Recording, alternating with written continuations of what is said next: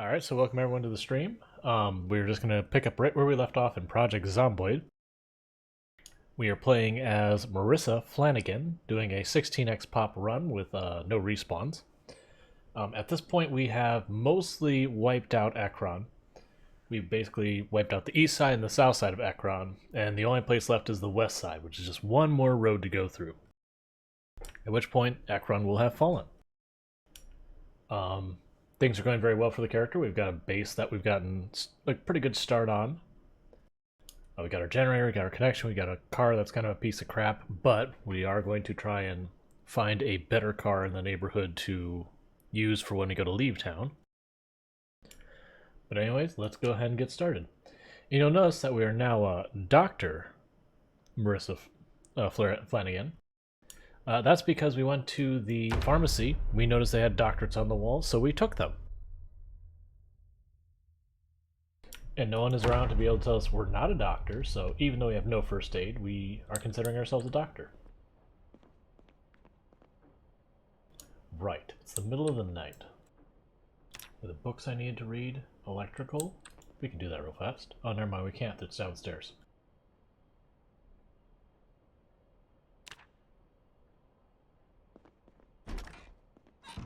Yeah, we survived coming up on, well, just over 2 months now. And at just a little bit shy of 4,000 kills.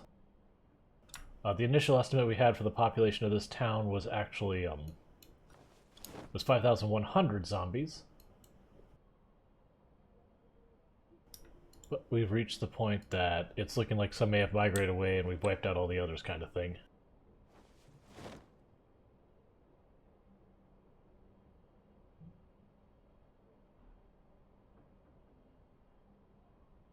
Alright, the rest of this in here is all garbage, frankly.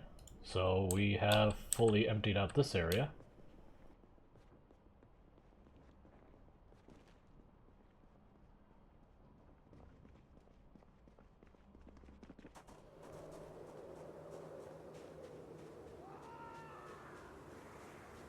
And we have had a weird thing in the game for like the past solid week. It's rained every single day. And on top of that, we've had 4 or 5 days of fog as well. No, it's not 4 or 5, it's like 3 or 4. But the weather has been unkind to us. 75%. Make sure there's no zombies following us.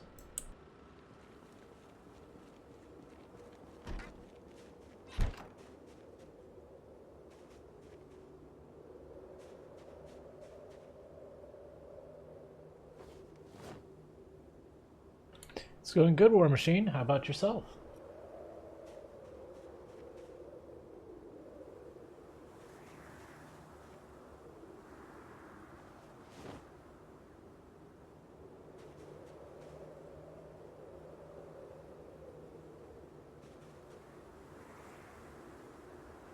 And our food's bled over onto other shelves because we just have too much of it. Good problems to have.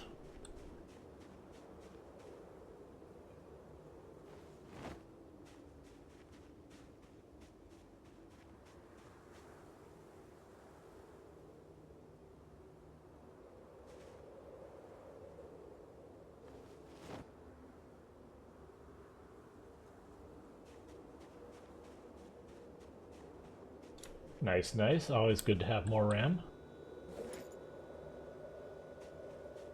Alright, we got more junk on us.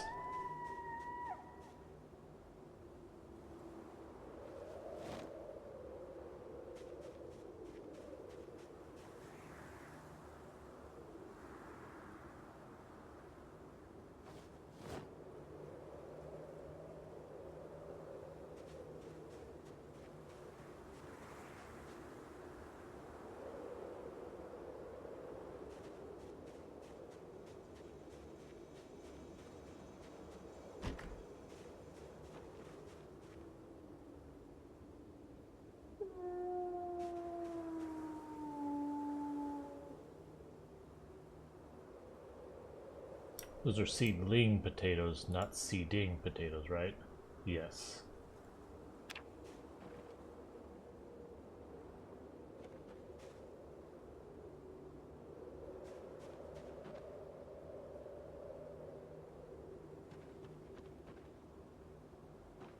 Okay.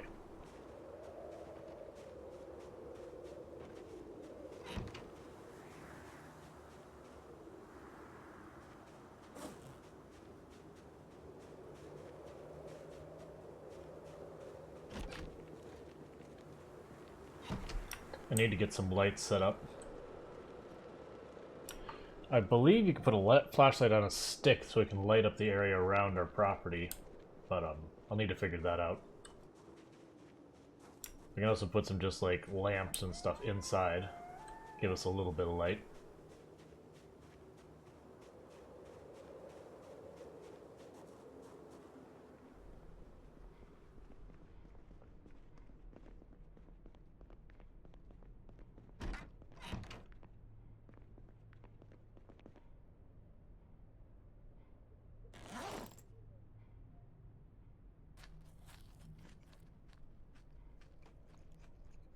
We're just going to read this book real fast as opposed to wandering around in the dark. No sense in taking risks that don't need taking.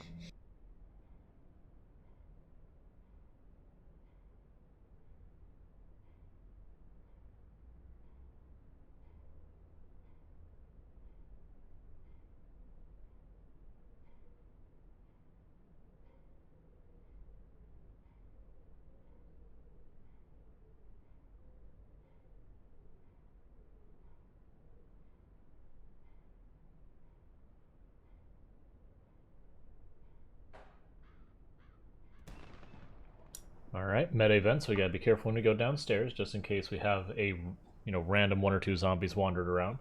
Not really expecting to see hardly any real zombie population in this end of town anymore. We pretty much wiped it out.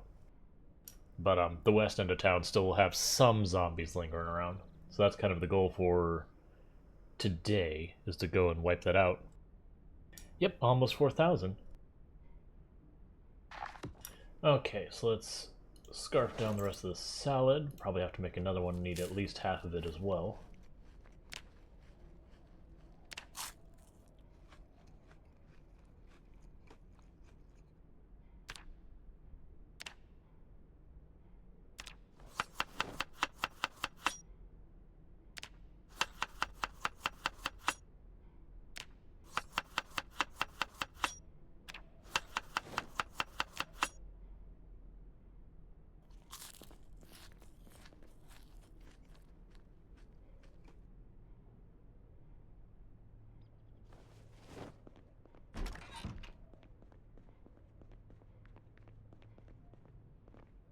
Do we want to take these counters downstairs? What counters are these? Trailer counter. Nah, we'll find something nicer.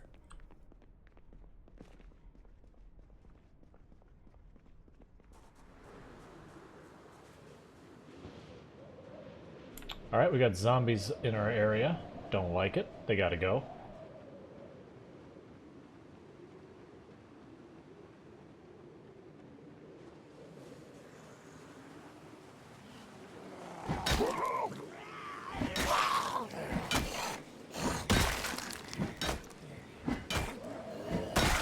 There's a texture missing from that plant down there.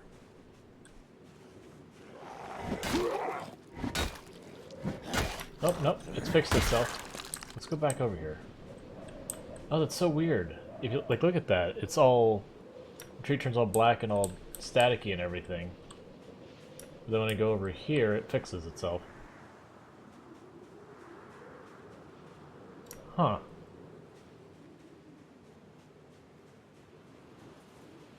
Cursed tree is cursed.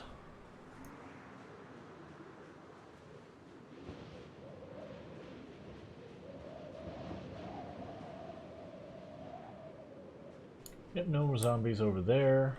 We want to put the book in the grill here, because they've read it, so we're all caught up on our books again.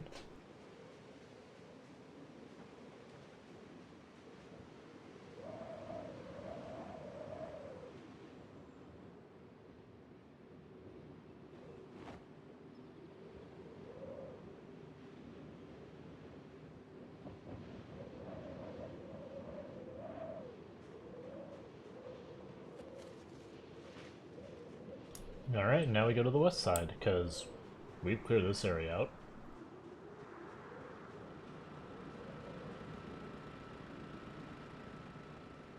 Like, we'll still have stragglers wandering around regularly that we'll have to deal with, but that'll be something that'll be like a problem that solves itself over time.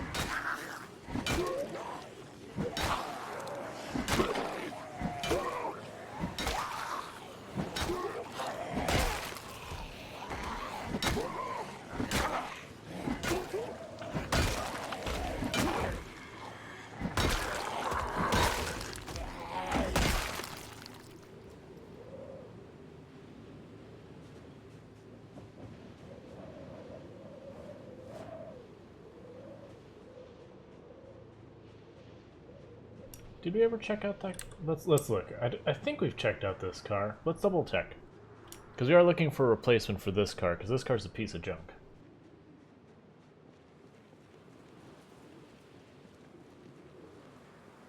Should be able to easily tell if we've already checked out by just walking to the back of the car. If it's open, we've been there. Yep, we've been here. It's got a tire in it. Hey, how's it going, Mukau?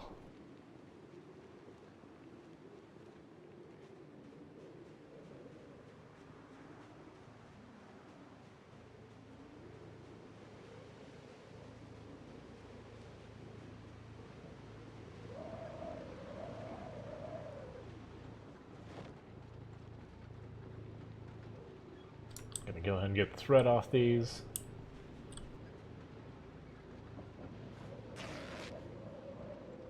Only gonna worry about when you got like a whole bunch of them piled up in one spot. Otherwise, I'll just leave it.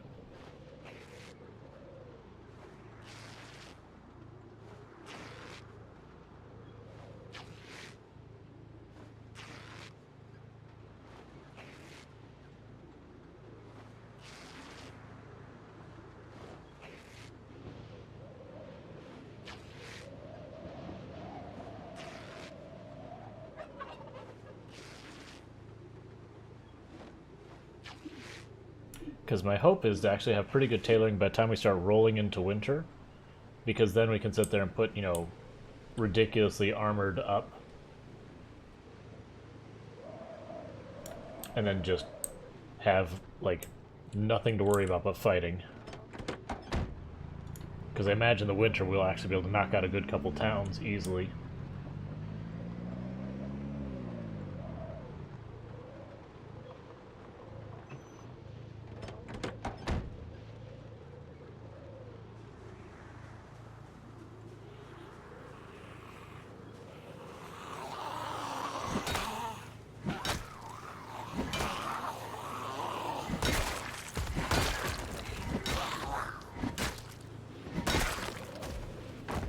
Welcome back.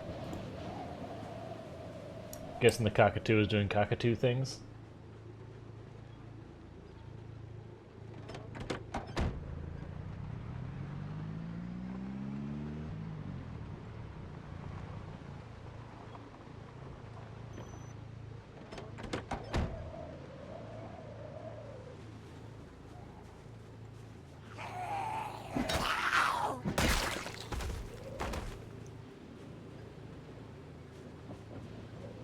Gotcha, gotcha.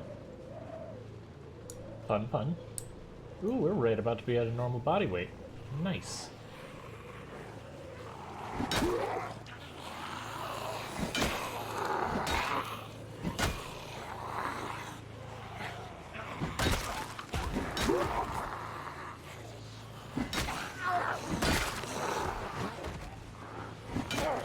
Alright, that one is a spear.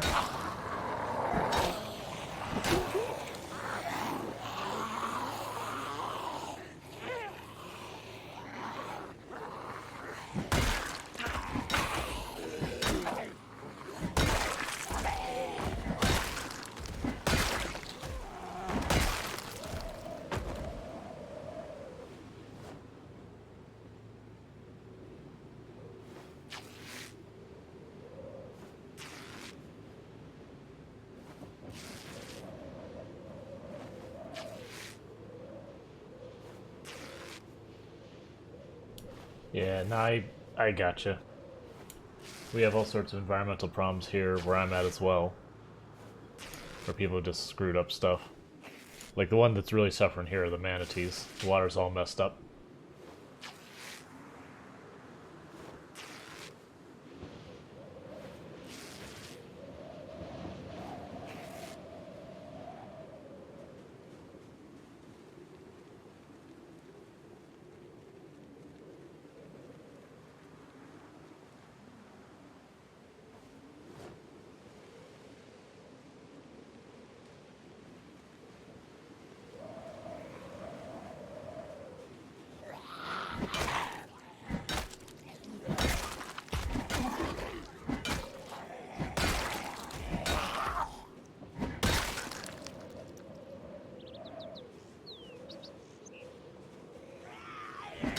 Oh, got another hunting knife.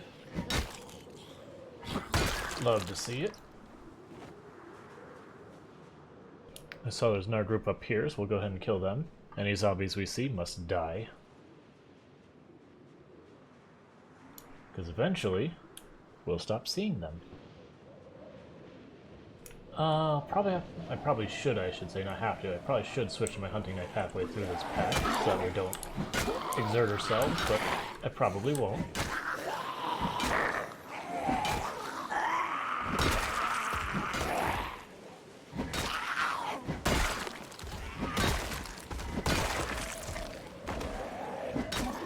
I say, one more hit and exerted. Figured that was coming.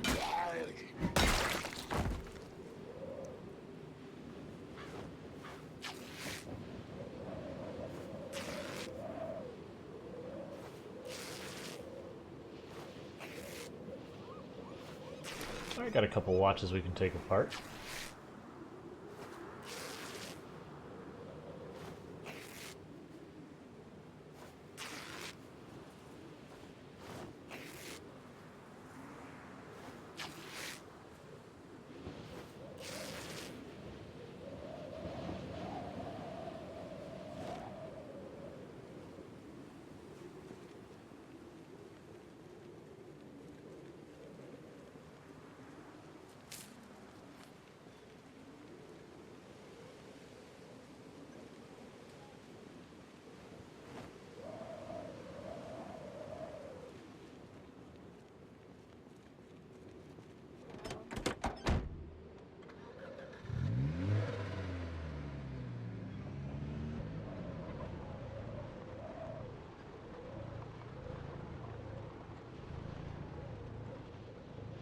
Just sit in the car for a moment, recover some stamina. We got a pack here, we got a pack down there. We'll poke around the houses, see if we got, zombies chilling inside. Oh, we're not recovering stamina particularly fast. Right, we read an entire book since we woke up and everything. Ooh, we got a bunch of flamingos. Gonna have to grab those.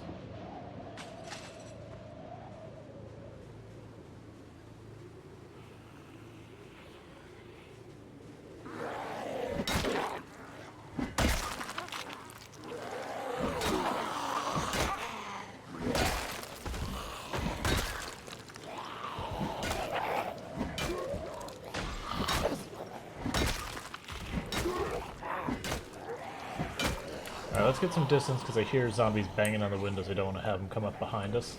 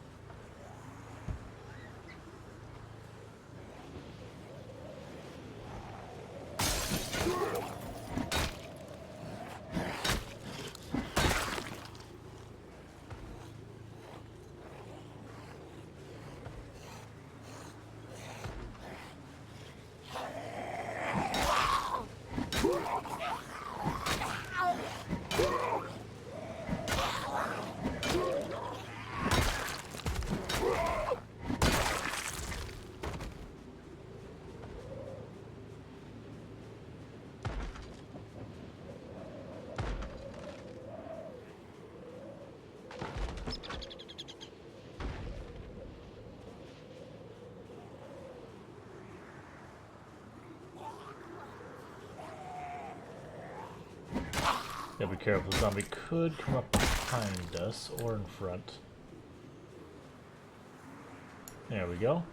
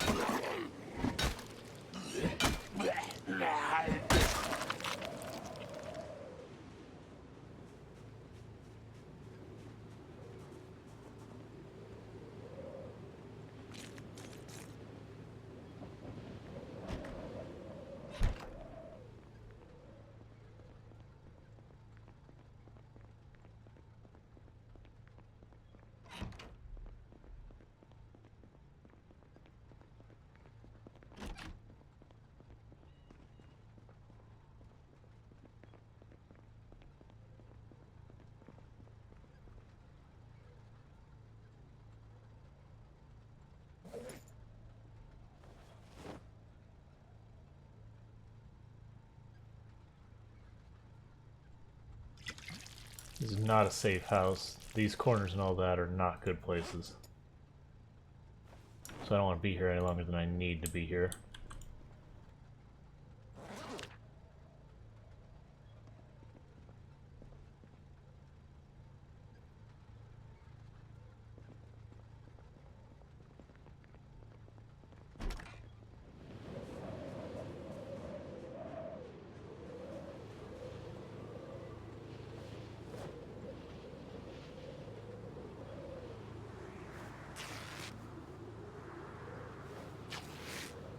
Gotcha. No, I think last night when we raided Ghost the Llama, he had said that the reset had already happened. I mean, unless there's another reset happening.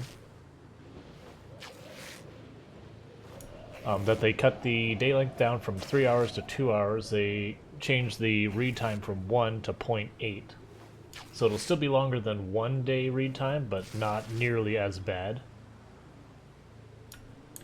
Ghost had asked if I intended hopping back on the server, and I do think I will at some point. But I'm kind of like committed to this run at the moment. So, you know, like, well, I shouldn't say commit. I want to see this run through one way or another.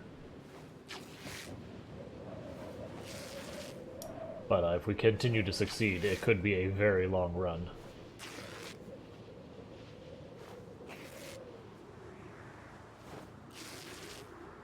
Yeah, that would have been, so 4 a.m. my time, about 13 hours ago that we got that information.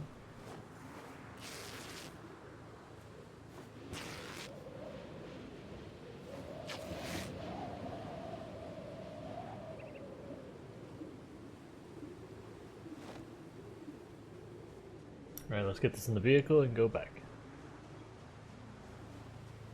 Yep. Yeah, and it sounded like they had just reset it when I talked to Ghost. Like, he was, I don't remember where he was, but he's clearing an area out, and he was saying, you know, I'm trying to avoid the area that they expected people to be building another commune or whatever.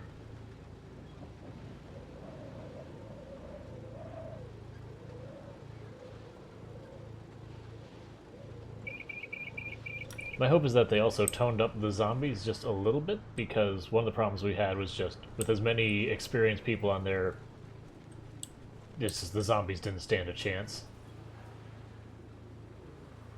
I'm gonna start with the one close to the zombies and work my way back.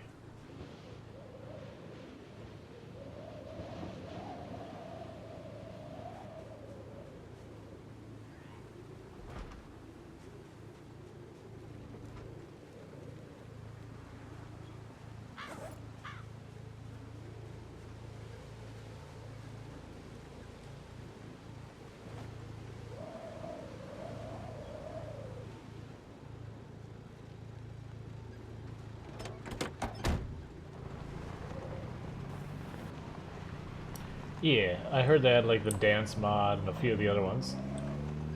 All of it sounded pretty good.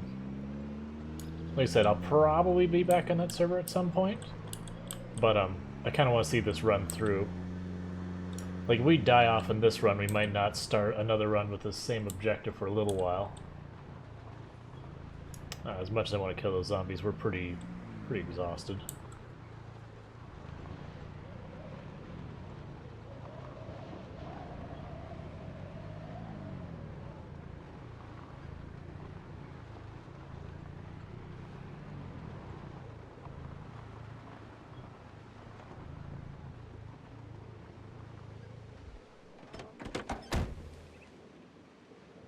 No tails? Cool.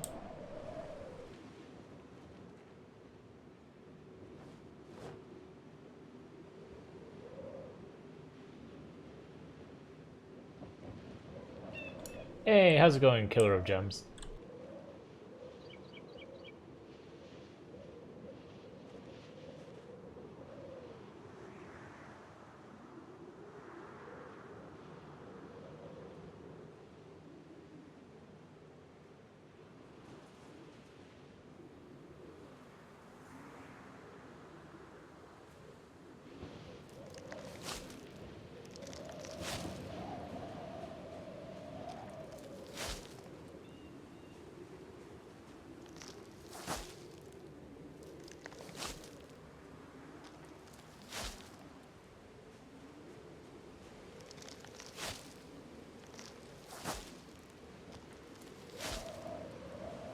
There are, I remember... Oh, it's a flamboyant of flamingos. That's right. Our flamboyant of flamingos is growing. I was like, I know what the name of this is. I just couldn't remember in the moment.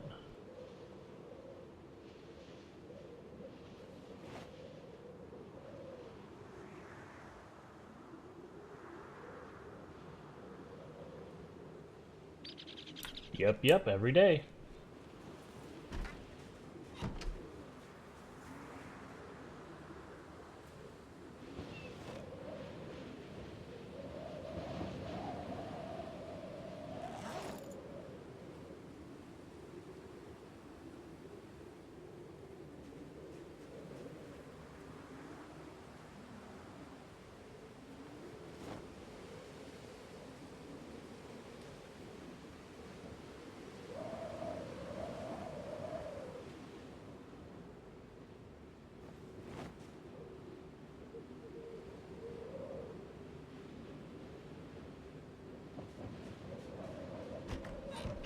Pretty soon I'm going to need to work on that tailoring. We're getting too much thread, and I can take the time to actually properly pile it up, but it takes so long.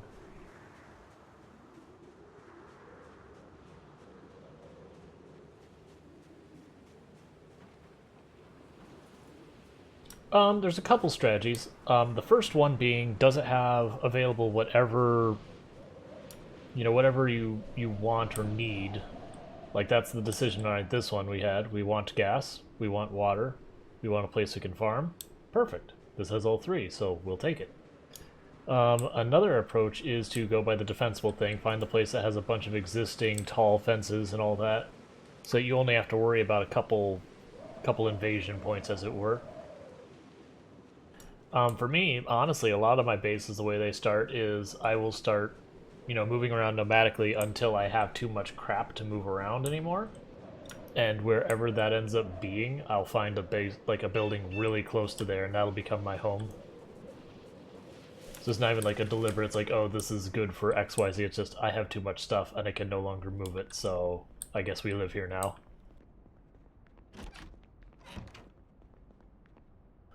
I want to not go to sleep yet.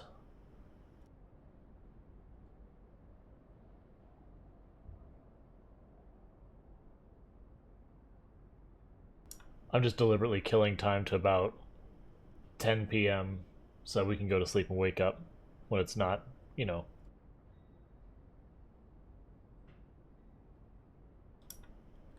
Alright, eater salad. Oh, I forgot to put down the cooking pot, that's fine.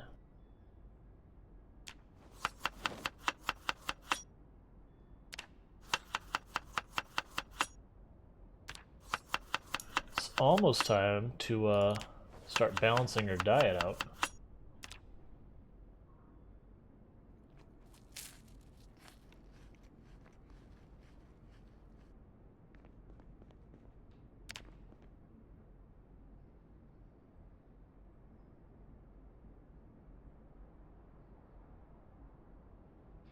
Okay, that's not bad. I wanted to wake up a little later than we woke up, but that's fine. We've already taken the stuff we care about out here.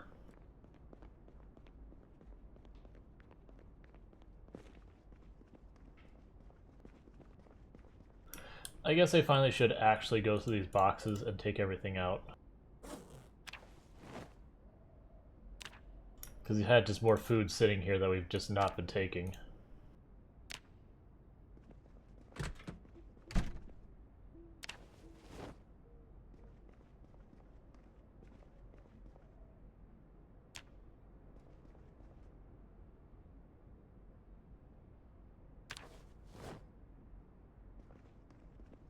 Just gonna leave that there, I don't care about it.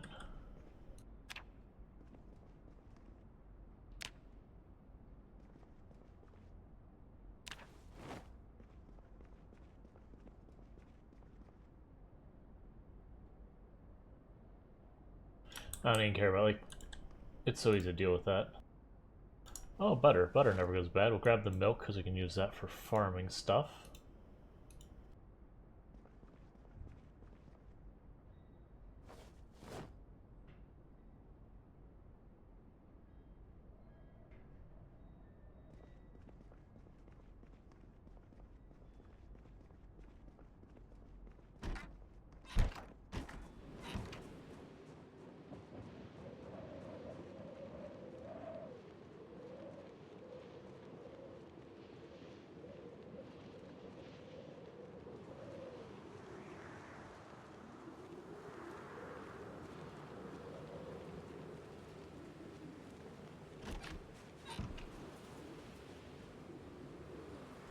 Let's see. So, food first.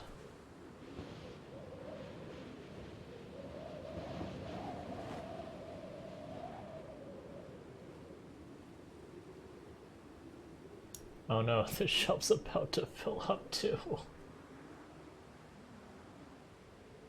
Yep, I can't put the water there.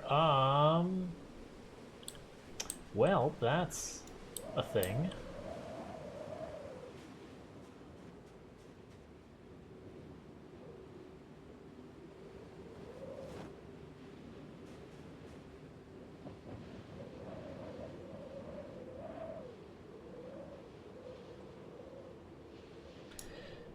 Yep. And we've already had our food has expanded more than once for where it's been being stored.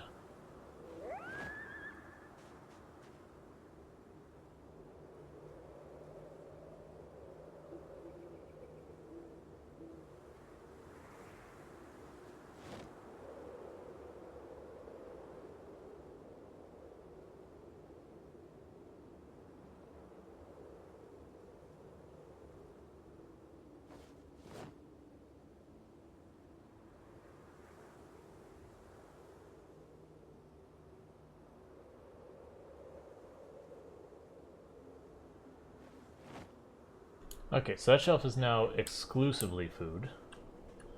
But where do we relocate all of this stuff to?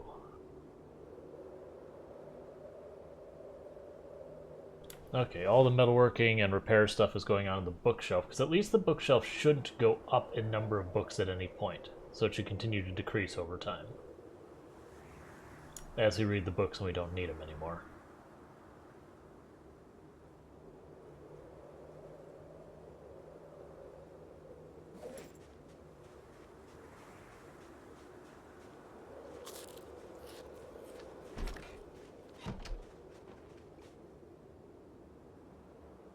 Hey, we get strawberries.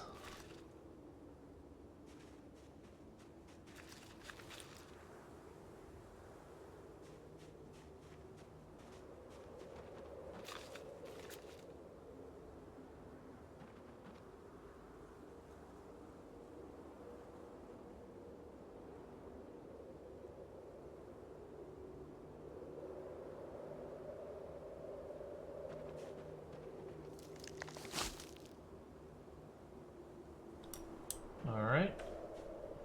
Oh, the strawberries don't need to be replaced. That's cool. That's handy.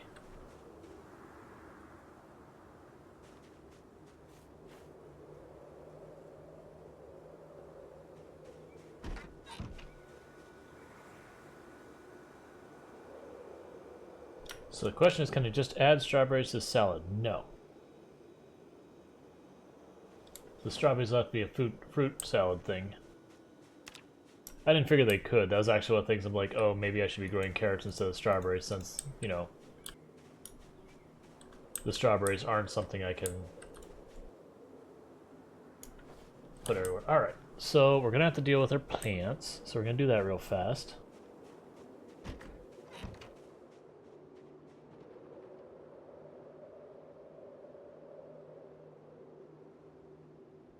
Cool, no zombies as far as the eye can see.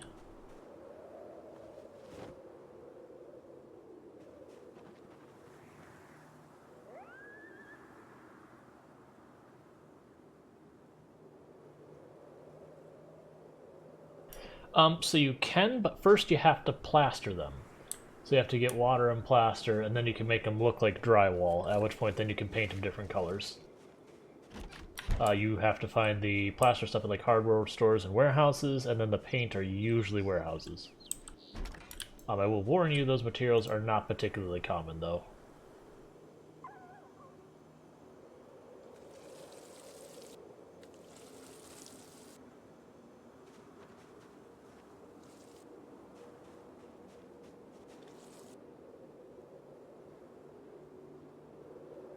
Okay, yeah, everything's still well watered, so I don't need to worry about it. It's just the one we replaced I had to deal with.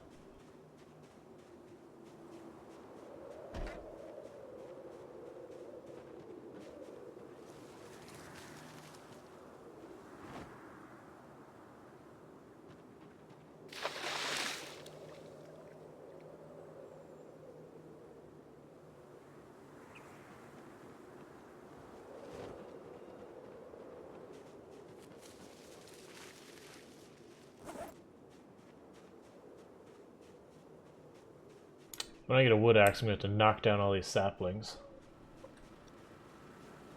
The good news then means I'm going to have wood available right here, which is part of the reason I haven't been focused at all on trying to do more base building now it's walled off.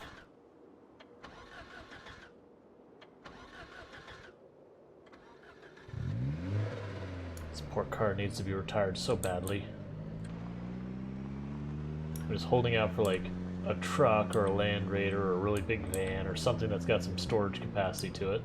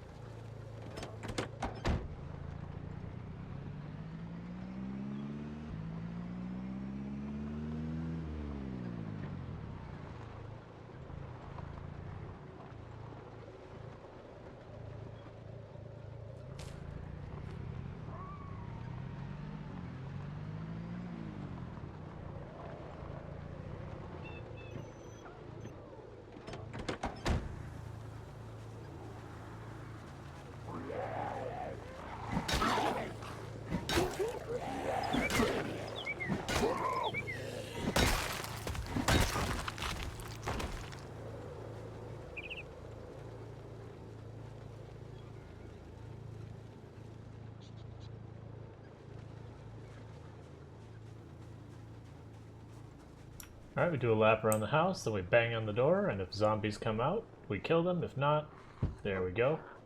That's what we're aiming for, is just to aggro all the zombies inside as best we can to get them to come out to us. It's just safer than going in there for them.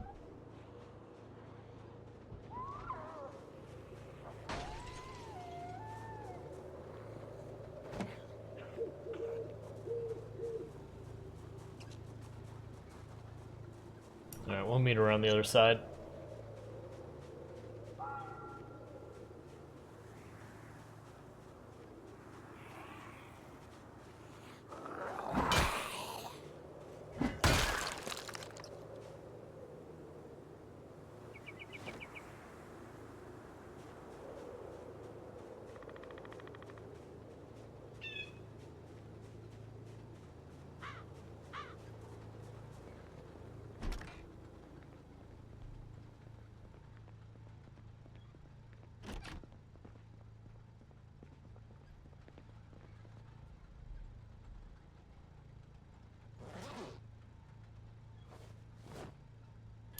I don't know why I'm still looting. Like, frankly, I can leave these houses alone, and if we find ourselves needing food or something, then we can come around and start looking for them.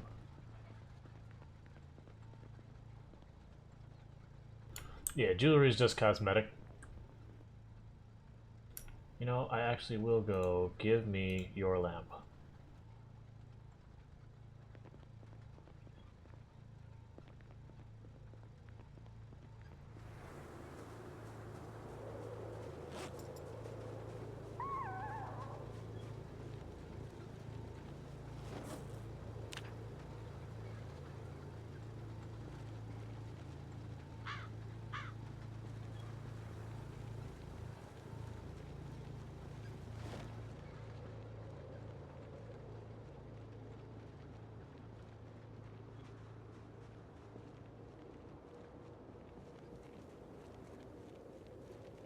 There's another How to Use Generators magazine, but we've already read it, so we don't need it.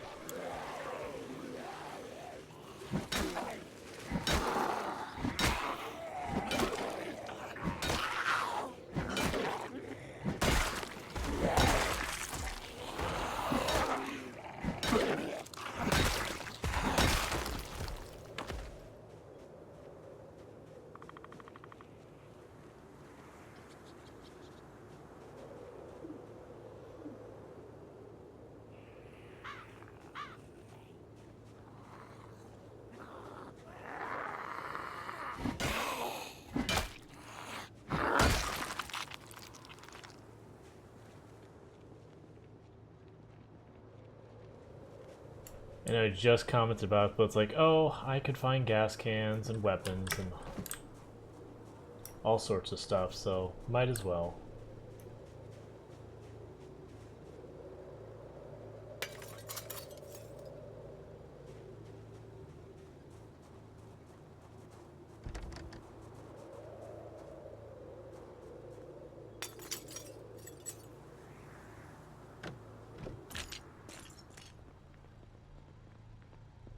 Because one thing I risk about going into these places is, one, it's more dangerous if we got caught in a fight with a zombie here. And two, we could have a house alarm. Now granted, I actually don't think a house alarm would be that big of a deal. Not right now, because we're basically just in, let's finish off what's left of this town. And in that circumstance, like, alright, bring all zombies to me? Sure.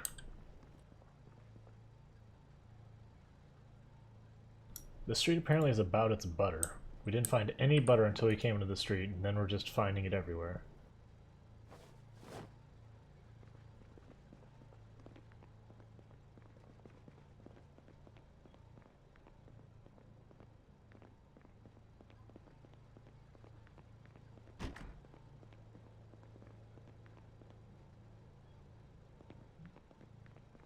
Right, I do want to check in here because there's a chance of finding a large backpack on one of those shelves. That's worth our time. Yep, that's what we did, is we banged on the door, we didn't hear anything, but you still want to approach with caution, because the zombies don't always 100% hear the noise you make. They just have a chance of hearing the noise you make. So there's a chance a zombie won't notice you banging on the door, you start walking around inside, and then they hear you stomping around. That said, you know, banging on the door first is still a smart idea.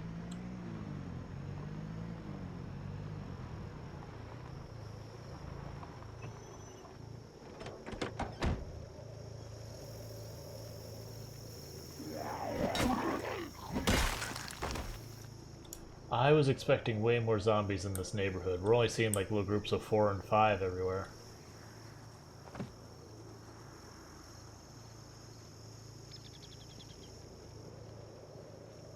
I mean, that truck's probably in better shape than our vehicle.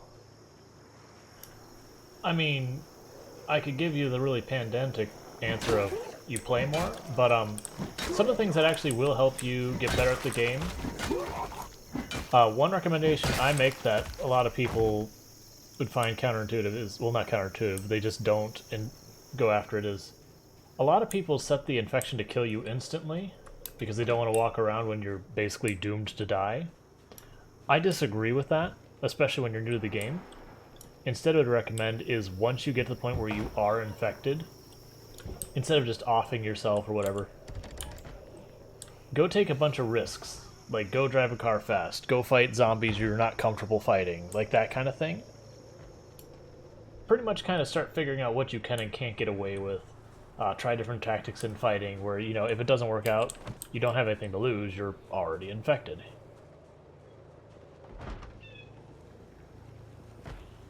Gotcha. That's fair. The first thing I'd recommend is play the tutorial. I mean, it's not an amazing tutorial, but it's really well done, and at least introduce you to a lot of stuff.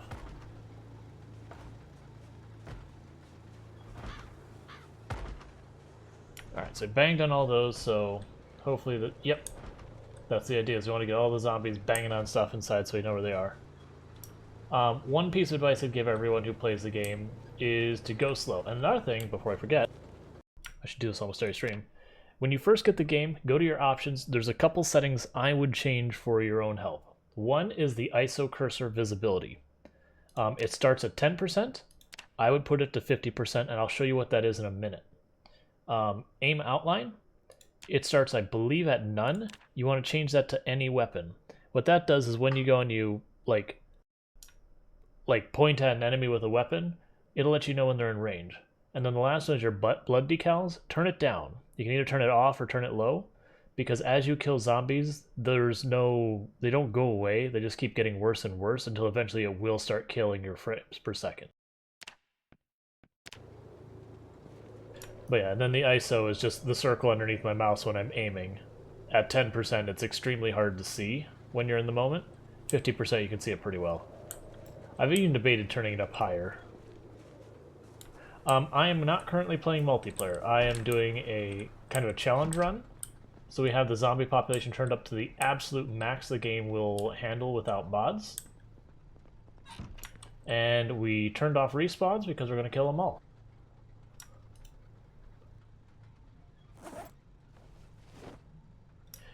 We already have a better pistol, but we'll take the bullets. I don't need another radio. That TV is going to come with us.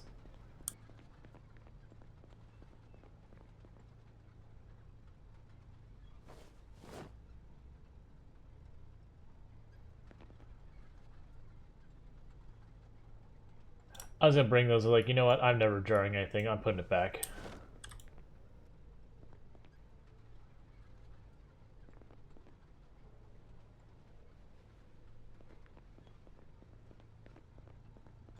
Oh no, by all means, we are a beginner-friendly stream and all that. Ask all the questions you like. You know, I will do my best to answer them. Just watching and staying alive. Ooh, we got another crowbar. Don't really need another crowbar, but I'm not going to complain about it. Okay, so none of the zombies have managed to get out yet. Let's grab this TV. And I'm grabbing it not because it even matters. I'm just grabbing it because it's a fancy TV. And we don't have one, so I'm taking it.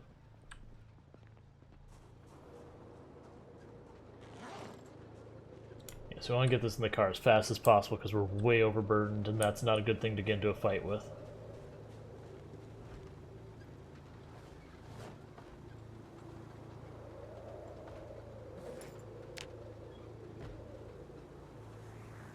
So the weapon shooting system. I don't have a gun on me,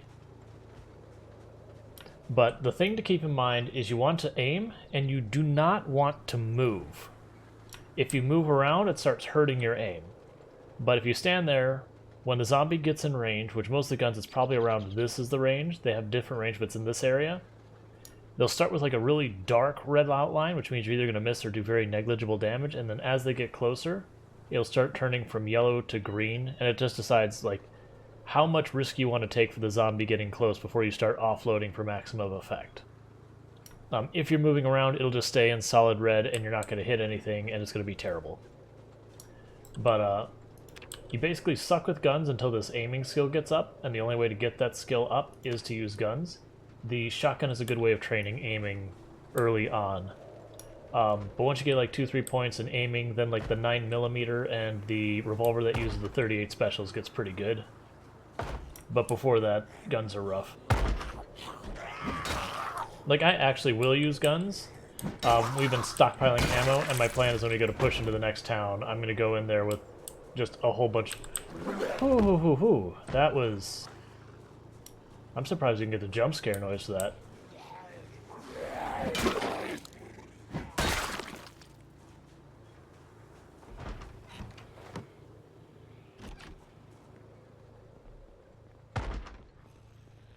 Alright, sounds like just one. Jump scare.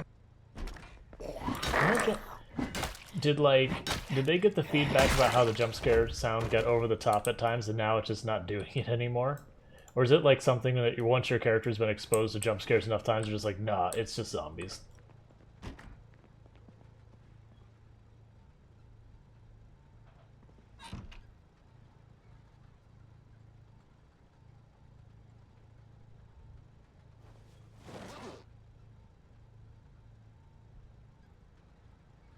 Let's see. Yeah, it's all fine. Oh, I should be using the spear when I'm not using a one-handed weapon.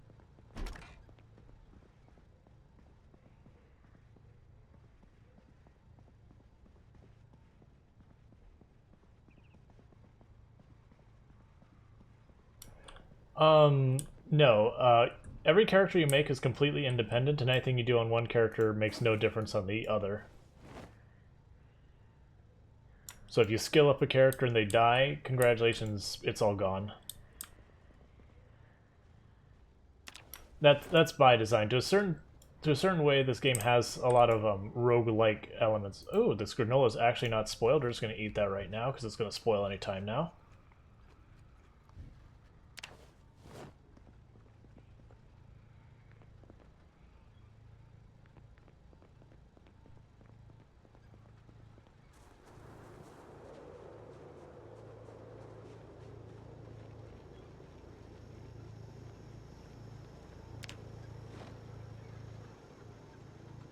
There is no way we're going to have anywhere to put this. I should keep my eyes open for, like, a large shelf. I don't think we'll find... Maybe we'll find them in the shed is a possibility.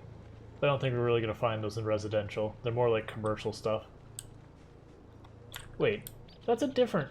So there's like a how you can use generators in one of these up here and down here. So there's like 2 on this one street. I mean, we already have it, so we don't need it, but just how many there are. You keep doing you.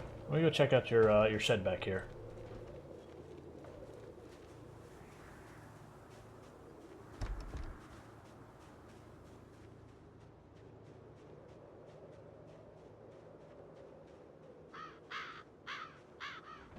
And I was just checking around back, make sure as I messed with this, I didn't have to worry about zombies sneaking up behind us.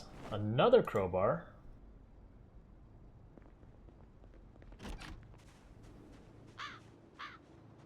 Cool.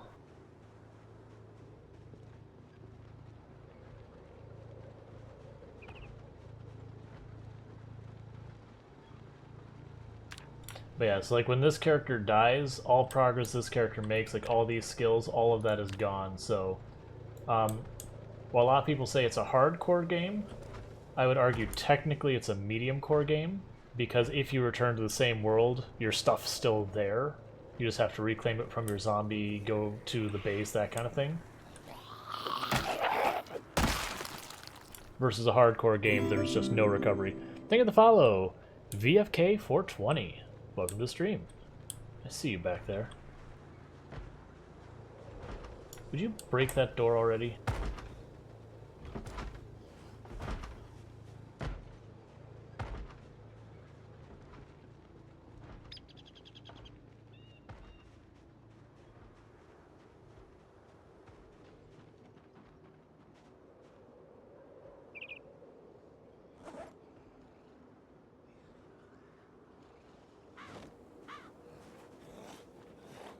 I just forgot. I keep saying you need to use this spear, so let's use it.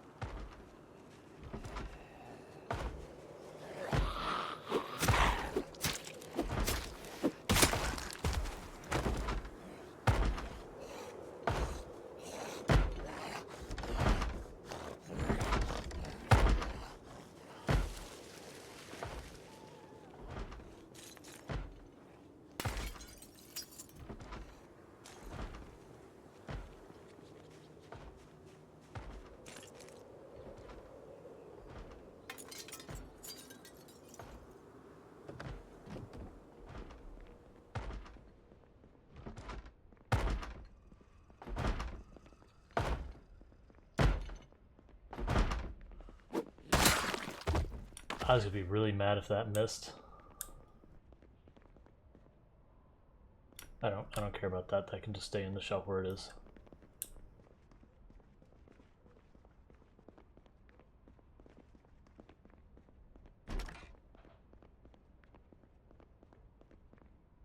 Alright, we finally got ourselves a fanny pack.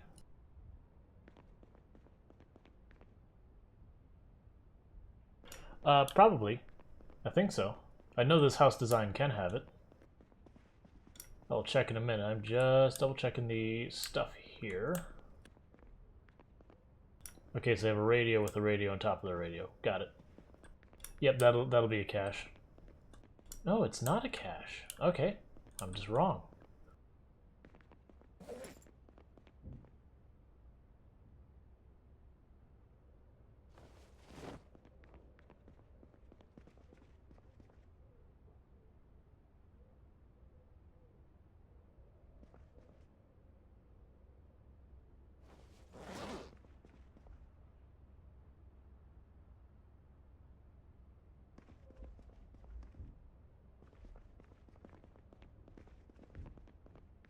Let's top off our water while we're here.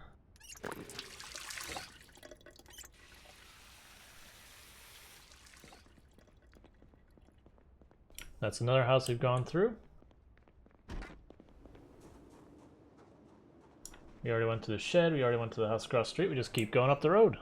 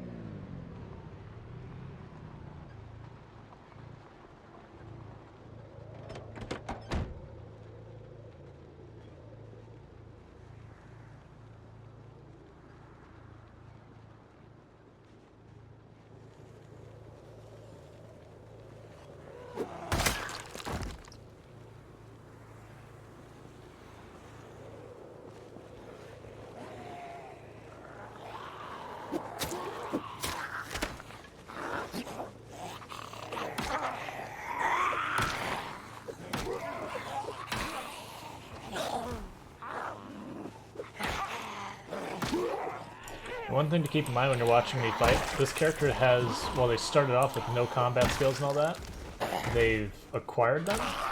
So, generally speaking, when you're fighting, you want to try and pull just one or two zombies, but just inching closer to them a little bit at a time until, you know, a couple aggro, and then you back off and let them follow you.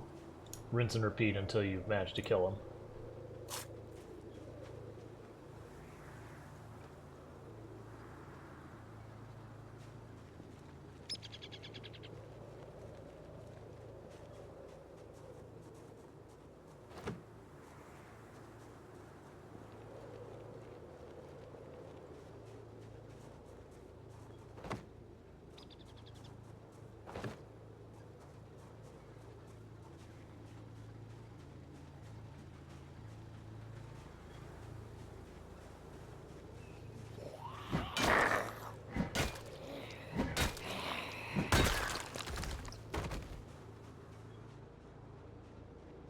We're coming up from the first turn here,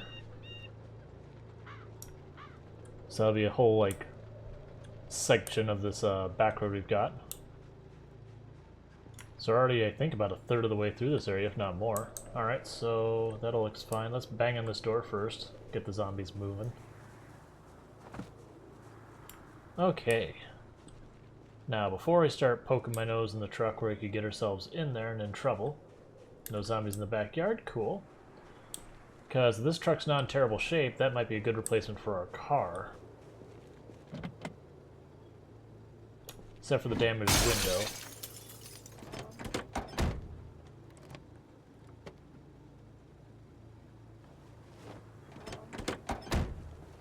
No keys and all that, so we'd have to hotwire it. Hey, how's it going, Boity?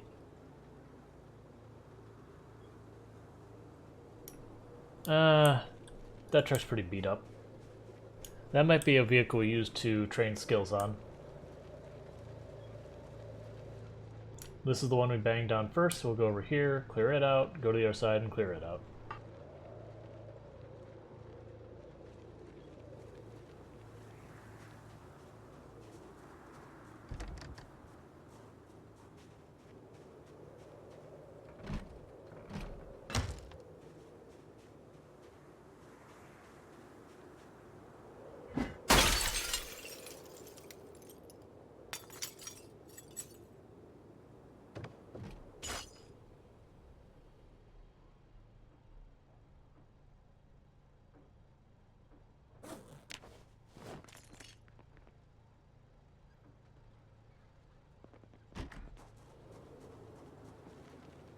Alright, nothing came banging on this door, so let's go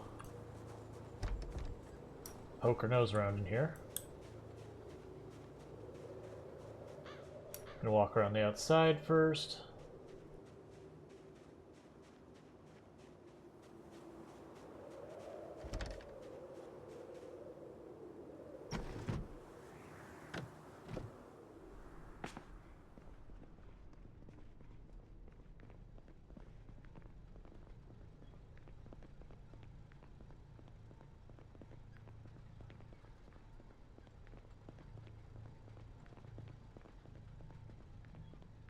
And making sure we're clear of zombies before we start picking up stuff and overburdening ourselves.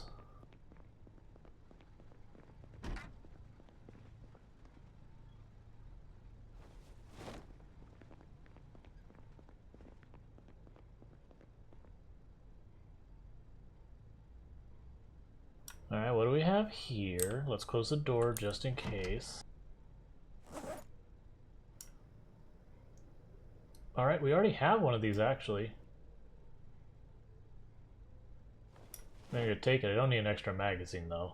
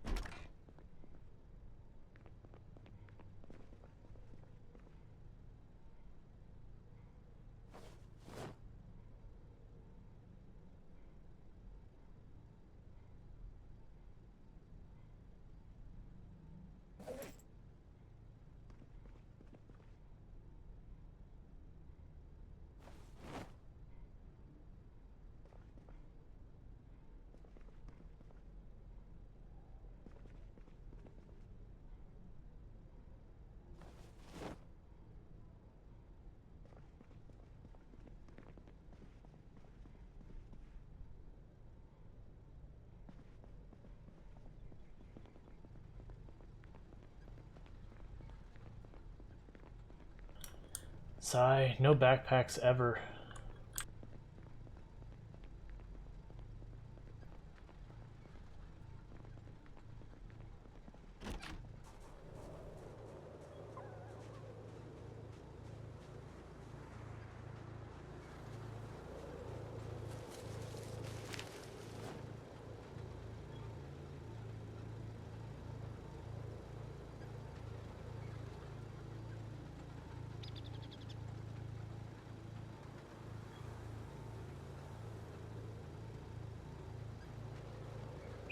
Alright, I'll check the house across the street.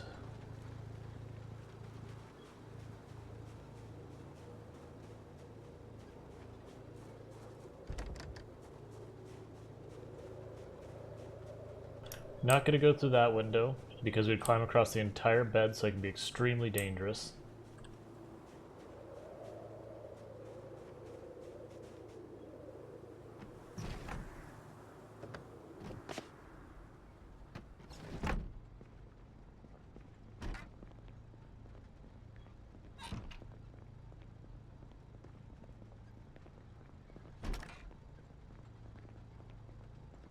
Because, like, yeah, if you go through this window, you'll slowly walk across this entire bed before you finally get control of your character when they land there. So if a zombie sees you anywhere along that way, you'll just walk in front of the zombie and painfully, slowly cross the room. And just watch yourself get attacked the entire time and can do nothing about it.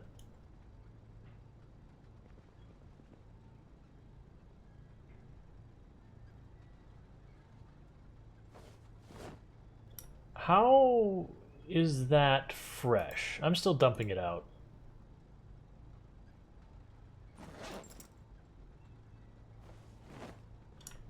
fresh pasta in my foot. We're at 2 months in and that pasta's been sitting on the counter. It's no longer pasta, it's just a congealed mass in a bowl.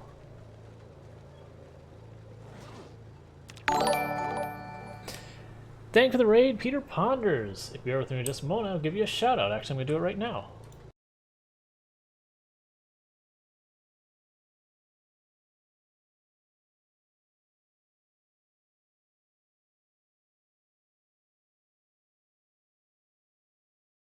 He kept trying to get me to shout out the wrong name, but we got it. So yeah, Peter Ponders does an excellent stream, also playing Project Zomboid. If you have not followed Peter, it is well worth following Peter. I definitely hop in there on a fairly regular basis to watch that stream. At the moment, we are doing an absolute max pop run, where we have respawns turned off with the plan of eradicating all zombie life. So we're looking around this town going, why is it so quiet? Well, we estimated there was about 5,100 zombies in this town before we showed up. But, roughly 4,000 zombie kills later, it's getting pretty quiet around here. Survivor house up on the next road. I didn't even realize there was the next road up there. So at the moment we're just kind of going through. We've only got about 2 streets left in this town that we haven't eradicated all zombies from, so we're wiping them out. And then Ekron will be basically dead.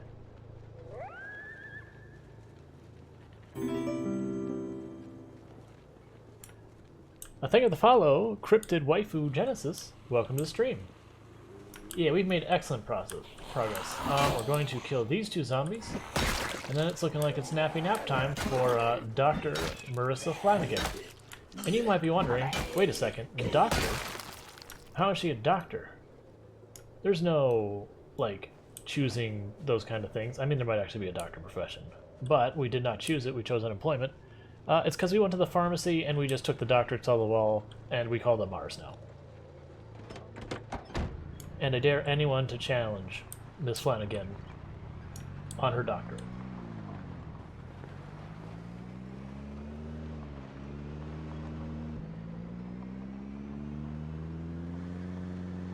But once upon a time, this was a bustling town with zombies everywhere you could look.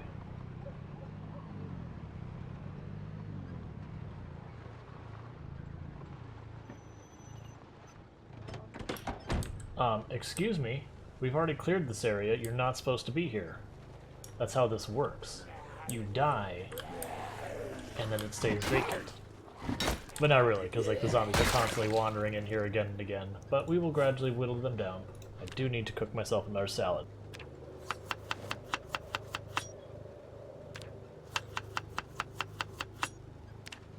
Time out, zombies. I'm making a salad.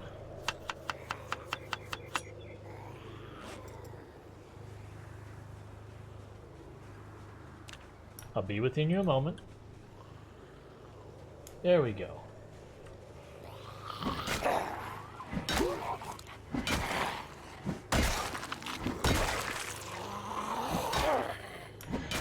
When we started this character, we started as weak, obese, and unfit. So when you went to our skills chart, we had absolutely nothing there, like nothing at all. But she has been gradually getting tougher and tougher. We're gonna kill this group of zombies back here. Like I shouldn't be. We're already getting sleepy. But I don't like when places I've cleared are no longer cleared.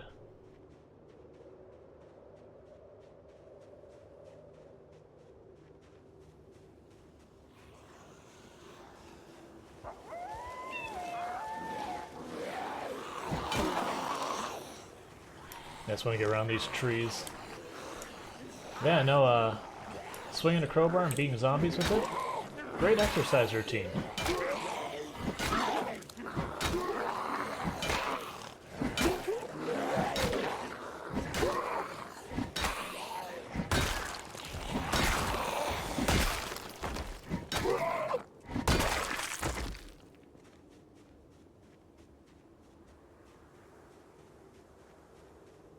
What trait set does a good doctor employ? So for our negatives, we took obese, unfit, weak, and slow healer. And then we took just a whole bunch of permanent good stuff, so like Cat's Eye, Dexterous, Organized, Outdoorsman, Wakeful, Lucky, Eagle-Eyed, Fast Learner, Keen Hearing, and Thick Skin.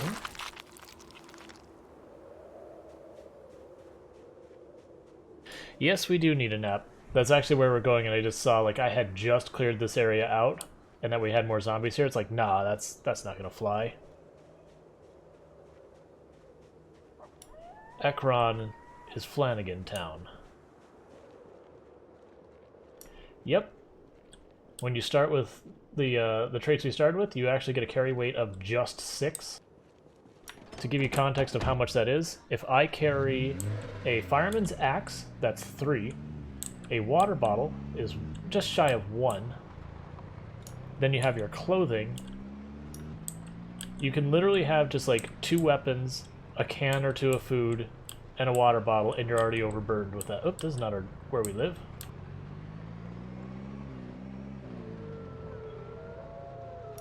Pretty much. Doctor, I died, and then I wasn't dead. What do you prescribe?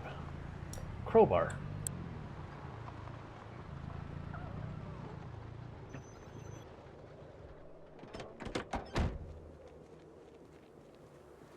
Yeah, that's the whole reason, like, I did this is, you know, people ask me, it's like, oh, is this a good build? It's like, no. That's a hard no. It is not a good build.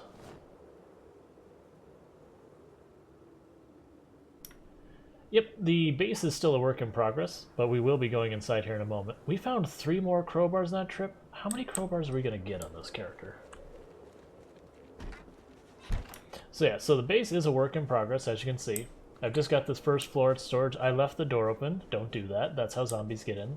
But outside this area, I've got an area where I can get water. I can boil it, so I have fresh water. We've got a nice little farm going back here. You can see the progress of carpentry, where we go from absolute crap walls to not quite crap walls.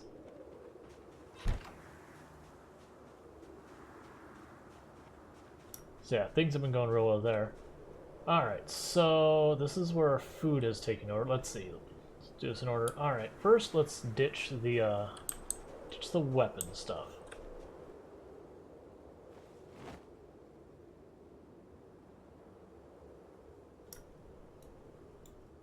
Most of this is food.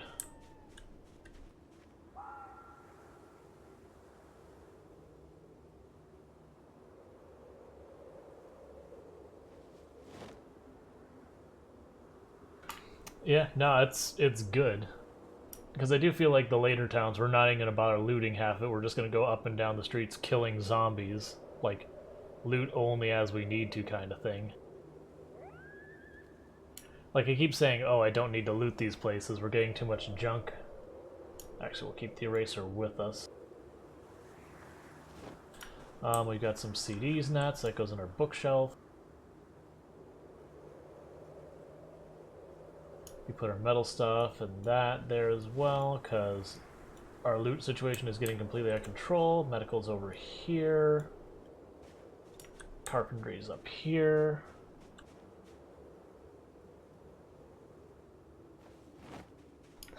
Meditation now.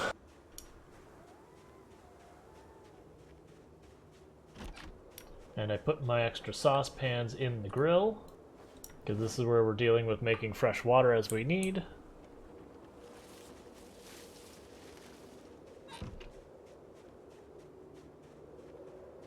Alright. Pretty soon I'll actually sleep in here, but we're not quite there yet. I plan on making a bedroom upstairs. And I could focus on carpentry and like really make the magic happen, but my hope is that we'll just find like a wood axe, and we got all of these saplings growing in around our base now, that I can just knock down those saplings and that'll be our source of wood.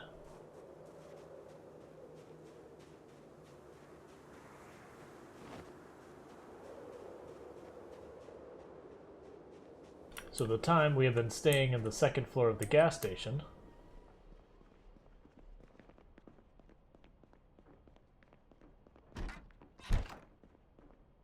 Yeah, I still got a bunch of tailoring supplies over there. At some point I need to work on that tailoring, because they're getting overburdened with supplies.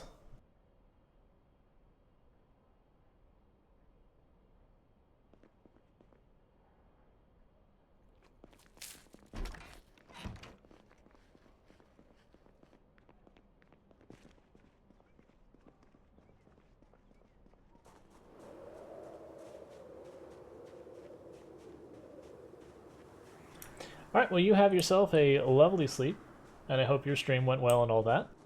And thank you again for that raid. I really do appreciate it.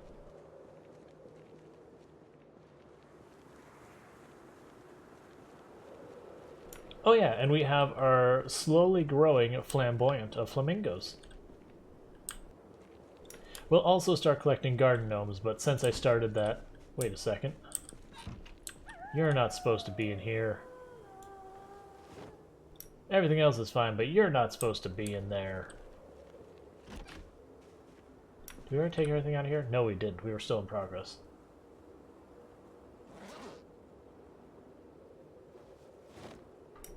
Well, thank you. I do appreciate it.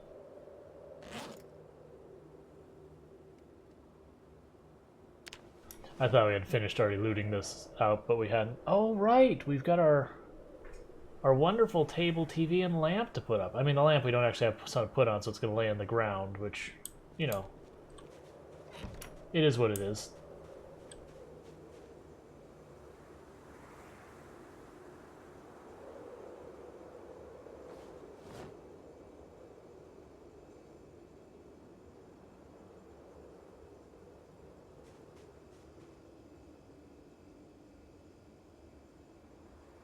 That's perfectly fine and safe. Don't worry about it. No, that's the medical line. The farming stuff's here.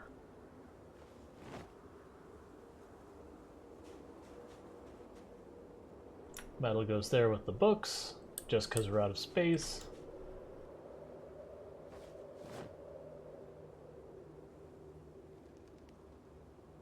I need to stop using the crowbars and start using some weapons that'll actually break, especially since the shelf is now full. Huh.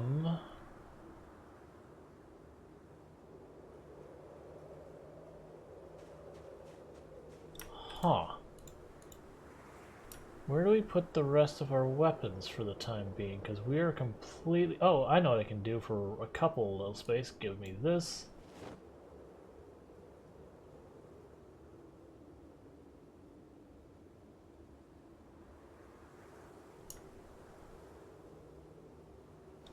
Excellent. And we can just go over here and put the propane torch with the metalworking stuff. Put the food with the food.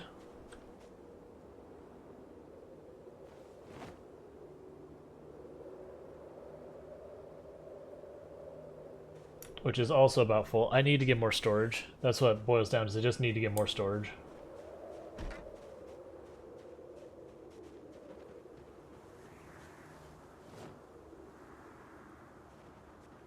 Getting pretty close to the point that I won't even be able to put stuff in that grill. We'll have so much fresh water in hand, which is an excellent problem to have.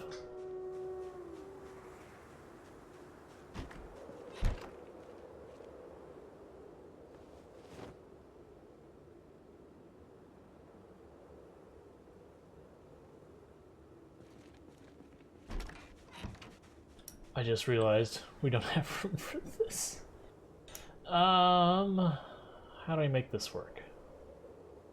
What do we have in the way of spare weapons on us? Are we due to carry more? Yes, we are, so I want to keep the axe.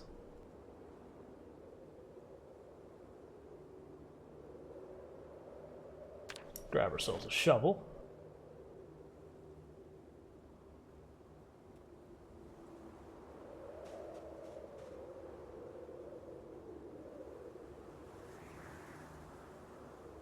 So 0.5 that way.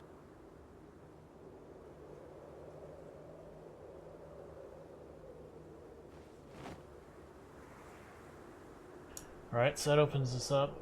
How much weight do we need to be able to get this in here? 4. So I need to lose some more weight off here. Sure. Give me.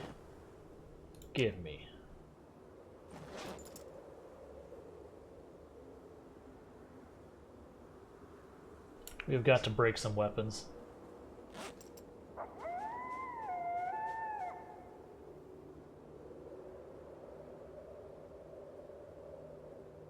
Yeah, you can put the TV over here for now.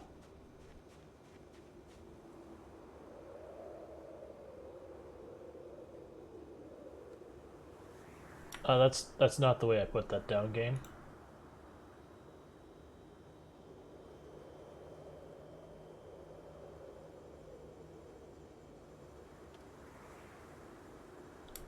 That doesn't fit on the stand right. It's somewhat upsetting, actually.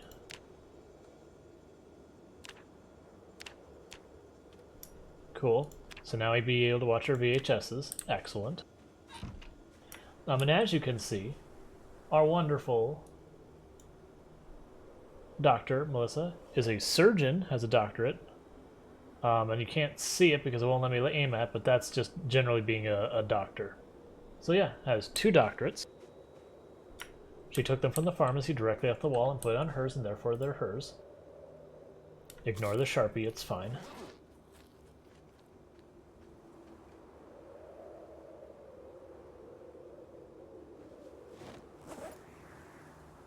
Oh, we got medical to get rid of.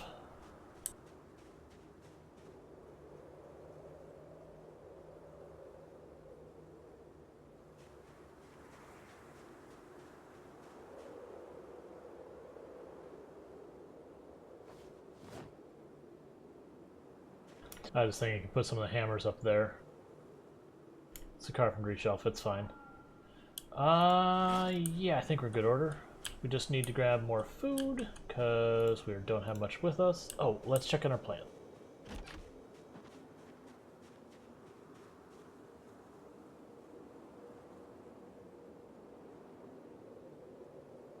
Ah, that one needs watering, okay.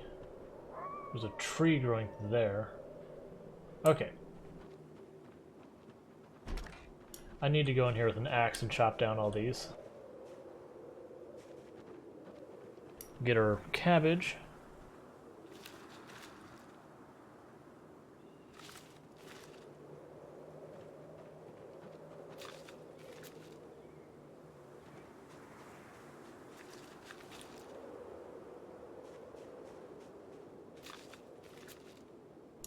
Yep, that's how it works.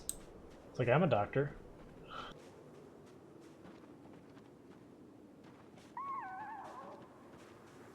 Alright, so we got a bunch of cabbage. Put those away.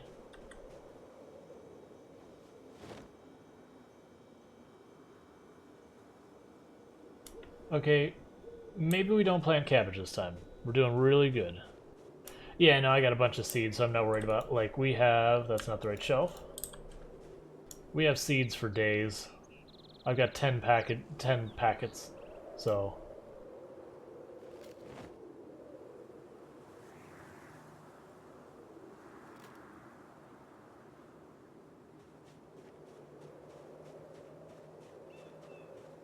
So I think instead we'll plant carrots for a little while because we're sitting on like almost 100 something, well, more than 100 something cabbages. Not from the general store, it was from the rural and farm supply store. I think we may have found some other seeds like in houses and that, but that was where most of them came from. Like if you ever need farming stuff, the general, or not the general, the rural and farm supply store in Ekron has everything you can possibly need. And in amounts that no reasonable person would need.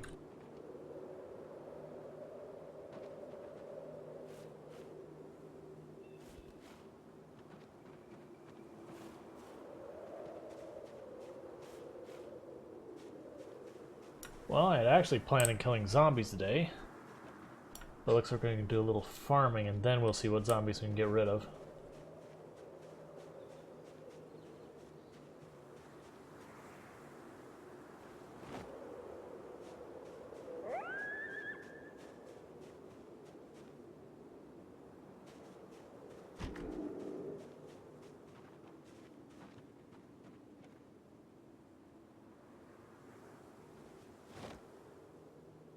And just the same thing here, we got 6 watering cans out of it, so I do not have to take multiple trips for watering, because that's very annoying. So instead I just grab an unreasonable amount of water, and just go water all the things. So this was parched.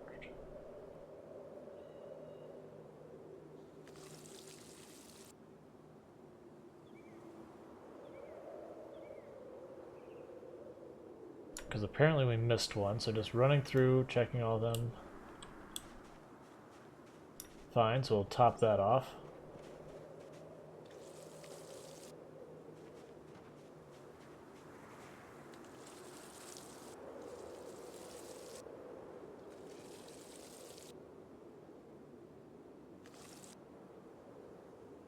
Apparently I have one that doesn't have seeds in it. Oh, the plants must have died. I'm not going to worry about it. We'll just, next rotation of broccoli, we'll put the seeds in.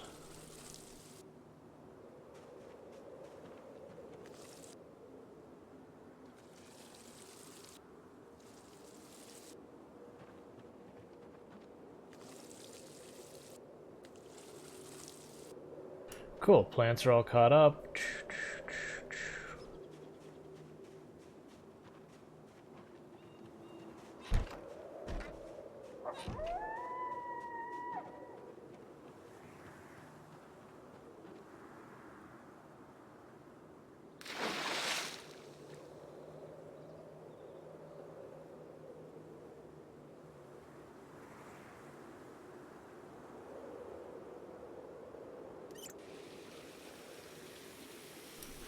And we'll have to, not now, but at some point we'll have to chop down all this crap and like put gravel down or something so the trees stop growing here. Because it's just going to grow a forest around us, which, you know, zombies could hide in and cause us grief.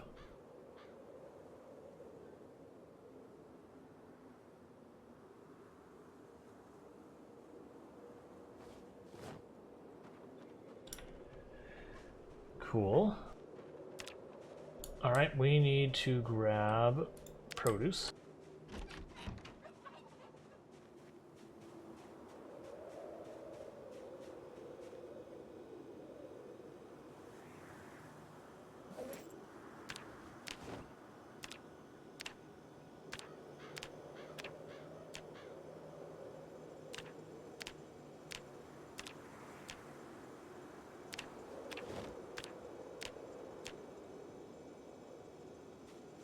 No, let's leave the strawberries in there because I can't put them in the salad with the rest of the stuff.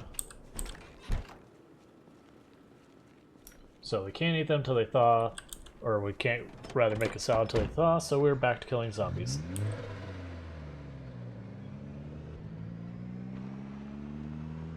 And I feel like what we're going to do is we're going to switch back and forth which route we're taking over to this area to deal with any stragglers that get all over the place, because we're going to have some of those for a while.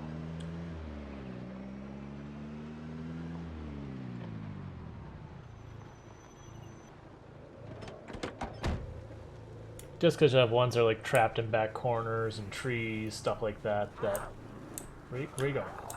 That'll end up getting out gradually.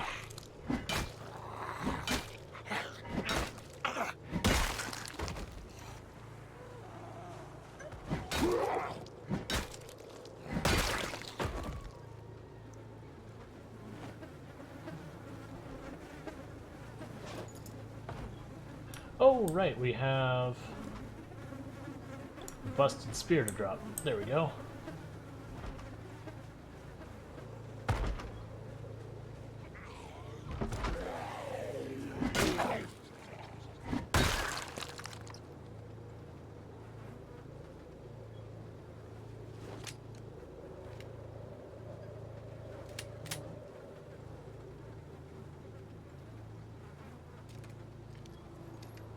I already got one of these guns in better shape, so we're just taking the bullets.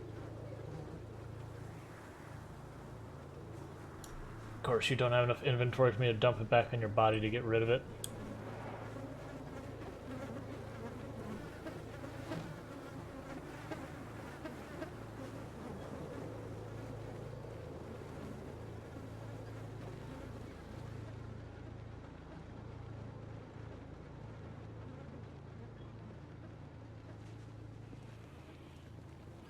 And we haven't looted even half the buildings of this main street because there's just no need for it.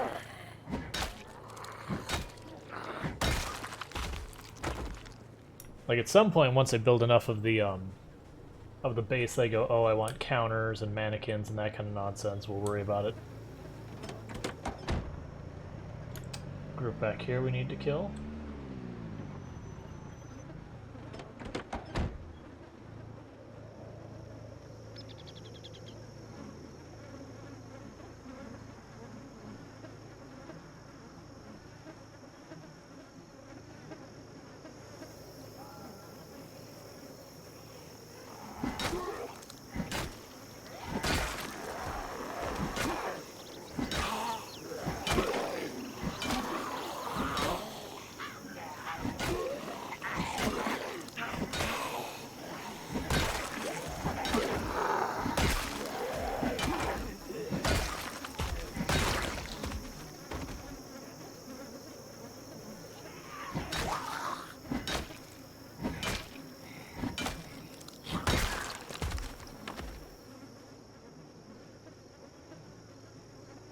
Yeah, so this is where we got almost all of our seeds. A couple exceptions, but mostly here. That place is really good for all of your outdoor needs. It's also got, like, in the back corner, it's got an armory gun shop type thing that just has an absolutely obnoxious amount of guns and ammo.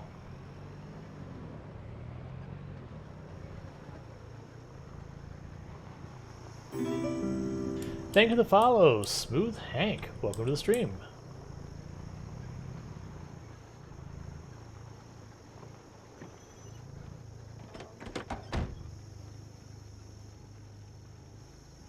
We're gonna start going north and work our way south. Ooh, propane tank, we want that. Do I have zombies on me? Yes I do, let's deal with them first.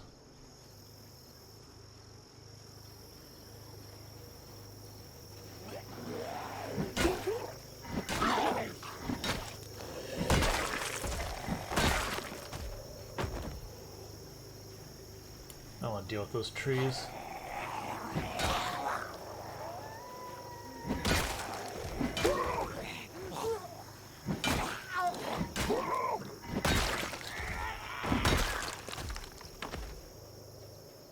Oh, that one had beta blockers. We want those.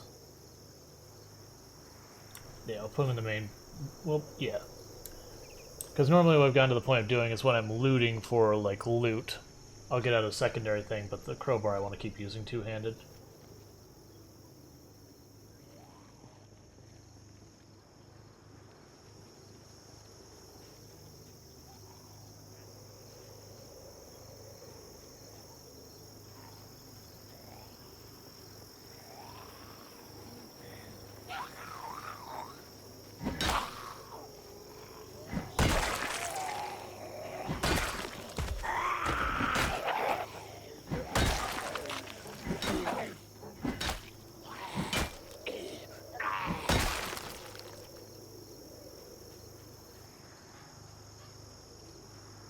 Alright, can we cook yet?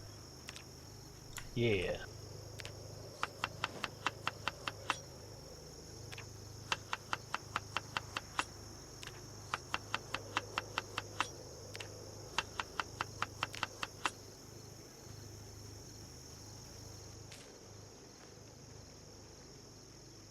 And I'm just going up north here to pick up where we left off. I thought this road turned in farther north than it does.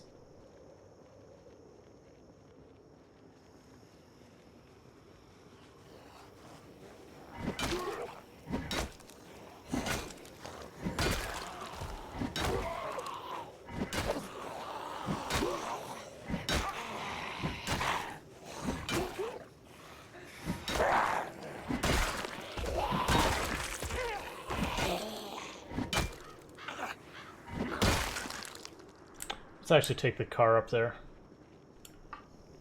We'll grab the stuff, then we'll circle back. But we definitely want to come by here and grab that propane tank to refill our propane torch.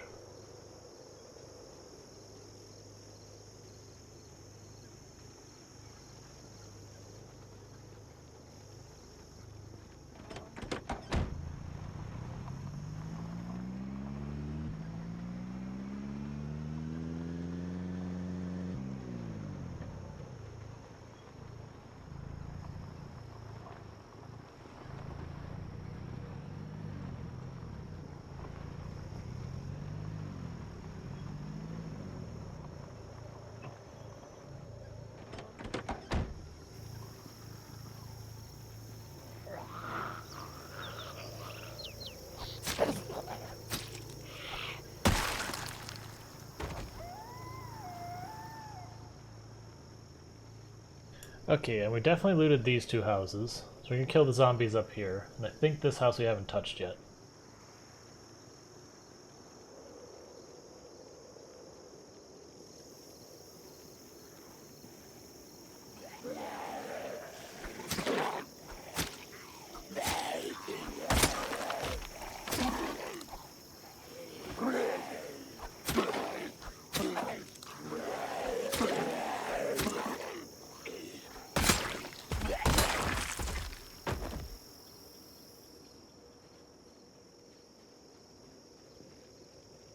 Yeah, because we did check. Yeah, because we go in through the side window. That's right.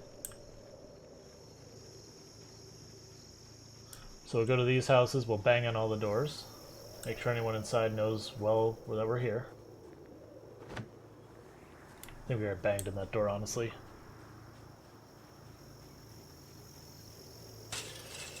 And we just switch to our knife. That way we don't have to wait for Stam to recover. Oh, they have a volleyball court. Okay, that's cool. Can I take it? I want to be able to take it. I don't need it, but I want it.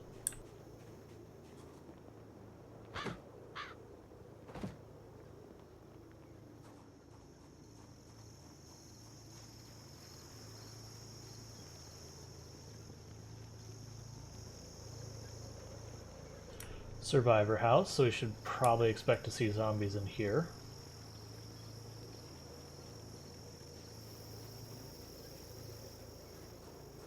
Unless they've already smashed the door down and left, then we won't.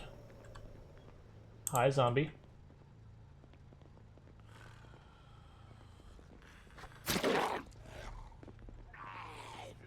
Follow me. I don't know who else is in there with you, so I don't want to fight in there with you.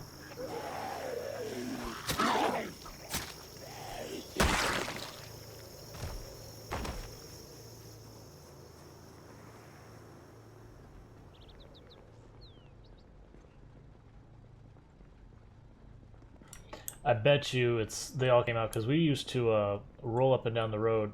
Don't like this. Roll up the road blasting our horn to try and draw out as many zombies as possible. So there's a good chance that's the reason there's none in here, is we just blast our horn, they all came out. Oh, top off our water. Because I feel no guilt in wasting the water here, because we're probably never coming back.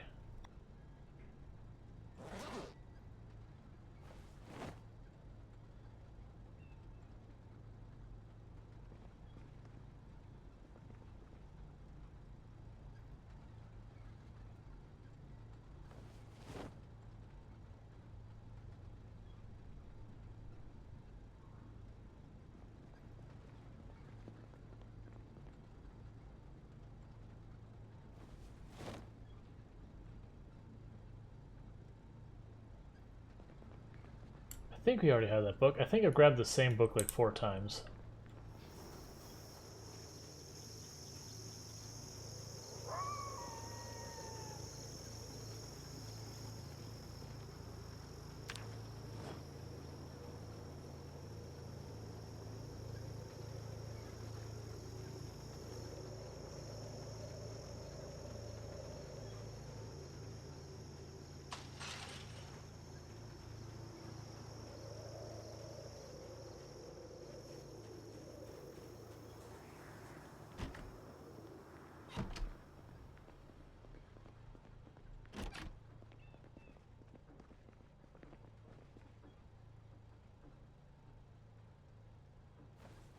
More food we don't need nor have room for. Excellent.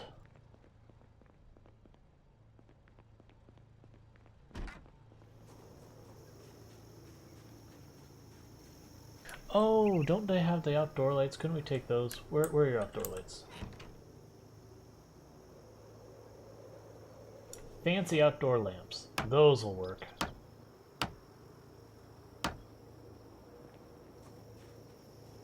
How heavy are you? 5? Alright. That way we can start lighting up the area around our property where we can actually see.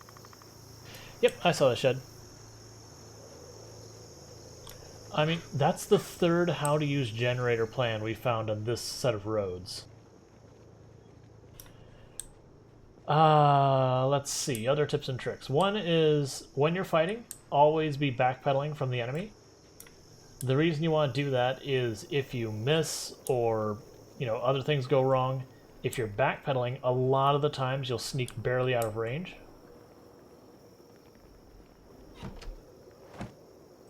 But you'll sneak barely out of range before the zombie can land a hit. If you're moving away from the zombies, a lot of their hits will just miss because you'll eke out a way at the last second, especially as your nimble skill starts going up.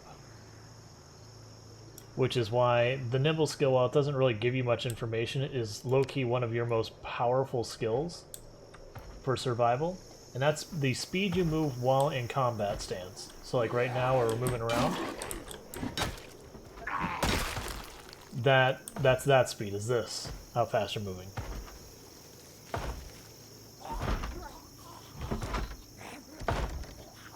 Oh, can't open it, it's locked, that's fine, we go around. Try side door.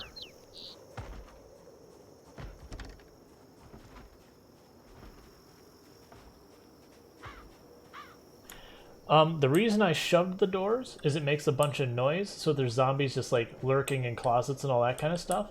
You're making a whole bunch of noise that has the potential to draw out a zombie that you would otherwise have to sneak around and find. And normally I like to close doors behind me, but I want to keep my exit, so that's my exit. I'm just closing the doors on the way by so we don't have other routes zombies can come.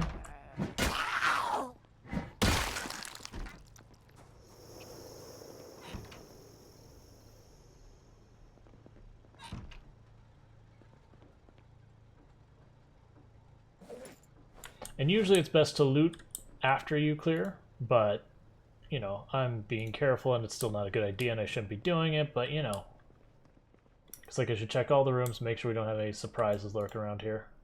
Because you never know when you'll pop in a room like that and a zombie will come up behind you and you won't get a chance to react because you missed a room. Why do none of you have backpacks? I just want a backpack.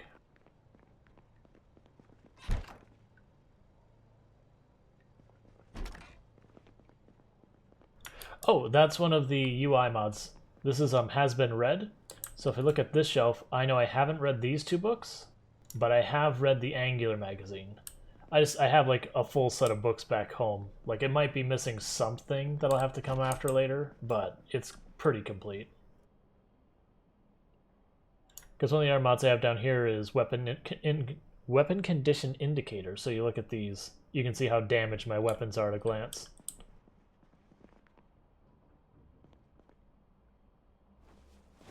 Grab the VHS. Ooh, we actually get to watch the cooking show. That'll be nice.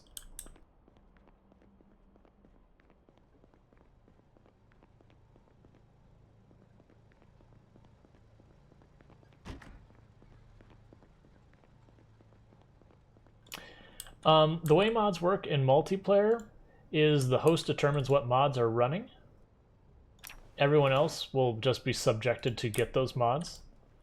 But what will happen is when you go join the game, it'll say, hey, they have these mods, and, do you want to install them? And it will basically require you to install them to join the game. You know what? Yeah, I'll grab the saucepan. I'm not grabbing any more rolling pins. We don't need them. They're just more weight.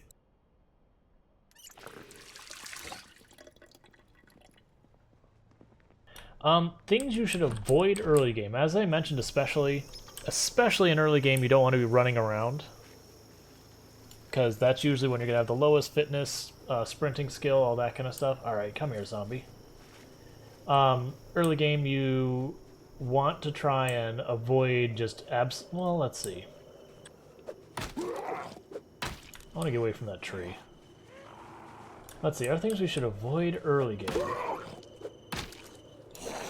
It is good to try to avoid doing too much like Pied Pipering of the zombies if you can help it in the early game. That's where you make a bunch of noise and draw the zombies in a direction, because what that ultimately does is it will put zombies in large clumps as opposed to smaller individuals. Sometimes you have to, it's fine. It's just to be mindful of that, because that can get you in trouble later.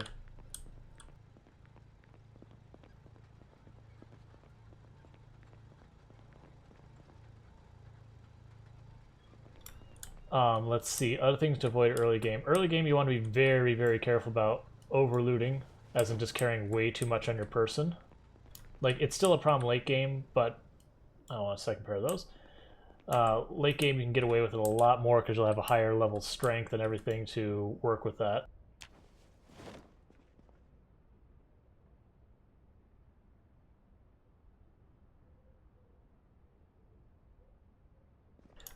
There actually isn't really that many mistakes you can make early or late game that could be too problematic. One thing I'd say is just a mistake, not early or late game specific, but just in general, is be careful if you're going to do burns and stuff with fire. It is destructive to the environment and all that, so far as it destroys buildings and all that, and it's very easy for burns to get out of control. And then you can have really good loot that just get burned away. That's one of the reasons why I literally never do burns. I've just seen all too often that like one burning zombie will walk into a prison or whatever, and then suddenly the entire prison is just ablaze and gone.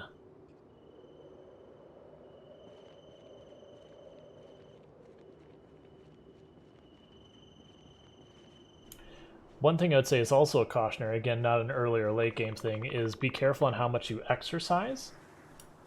Like, exercise is good, doing it frequently is good, but a lot of people think, oh, I'm low strength, low fitness, let me just slam exercise as hard as I possibly can. And then what ends up happening is they're fatigued and they can't fight zombies and they get themselves killed. Exercise is good, but you want to be strategic on when you do it. Know that you're going to have another day after the exercise to lay low and not fight too much.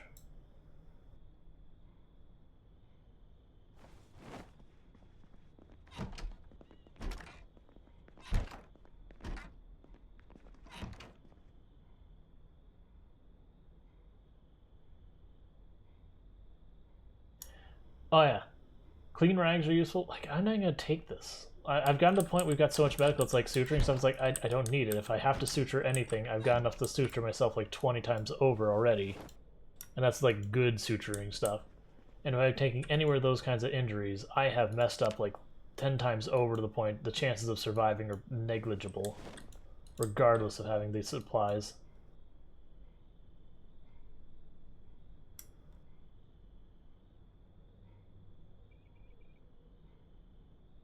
Must-have items versus trap bad items. Must-have items, basically generator, the generator magazine, your books, those kind of things, those are huge. Like, books in this game are absurdly powerful.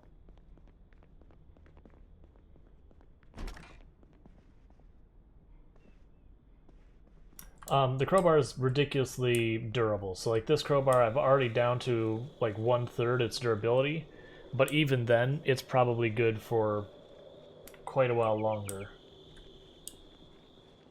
Alright, let's be smart about this. So I did this one, this one, this one. And we're getting really, really sleepy, so it's time to back out.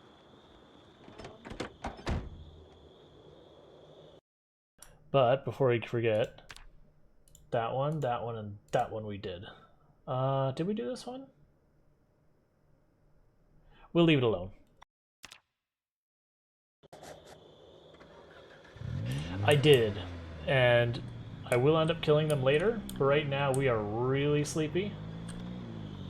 So we're not going to push our luck. That's one of the big things for lessons learned kind of thing is know when it's time to walk away, and I say this almost hypocritically because I'm really bad about picking fights when I really shouldn't.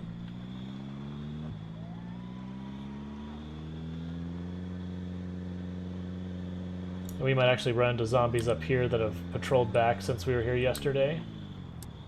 But as sleepy as we are, we'll leave them and come back for them tomorrow. Yeah, like those will kill tomorrow.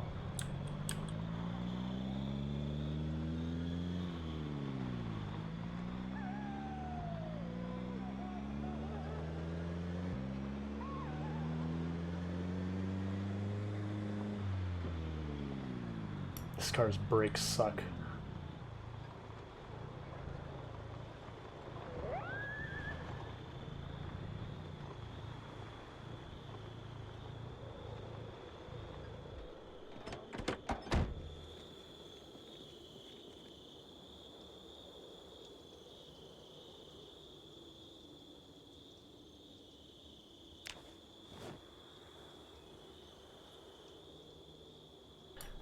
Items that seem good but really aren't. I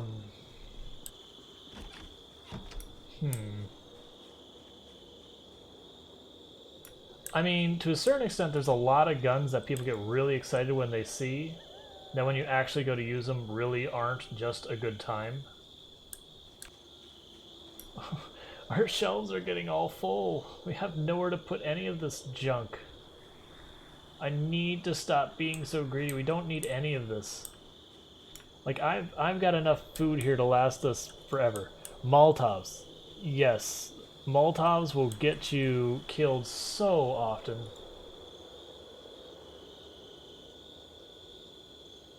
And you light the zombies on fire, and that's cool, but it takes them forever to actually go and die. So that's one of those ones that you throw a Molotov and you just accept you've burned down half the city.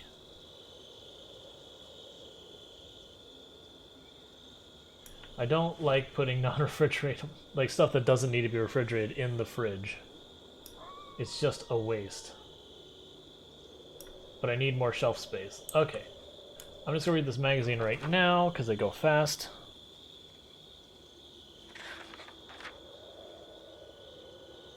So garbage cans are very useful. I'll show you here in just a minute once we're done with this magazine.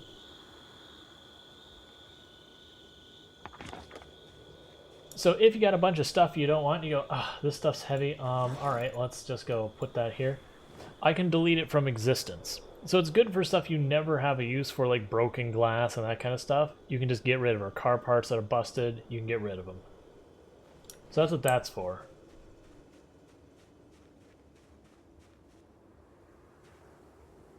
Yep. I run basically almost default settings with just some of the difficulty stuff turned up.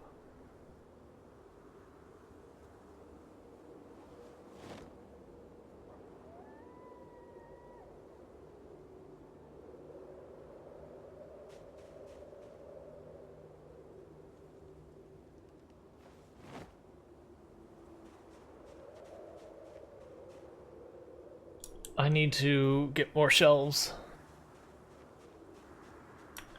You don't want to wear them. Like, you actually have uses for it. Like, you'll notice I actually have a big pile of dirty rags here.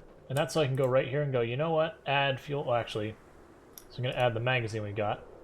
But what I can do is I can pick up the dirty rags and start feeding them into the grill as fuel. You'll generally end up with more than you could possibly want, but otherwise you can wash them off and then use them, and they're perfectly fine once you've washed them off. Oh, a thing you can do early game that's very helpful is you can rip up some clothes, and while the power and water are on, take a cooking pot, boil some water, and sterilize your rags. Now in real life, if you put a water bottle in a freezer, it usually will, sometimes it'll break. The water will expand and burst it. Let's keep the cleaver on us. Can't even fit the bullets in here.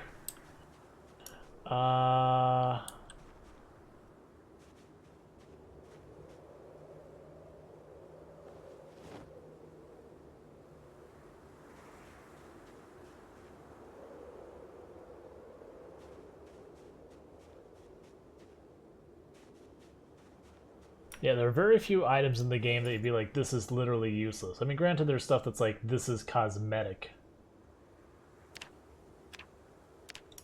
But there's a difference. Okay, let's see.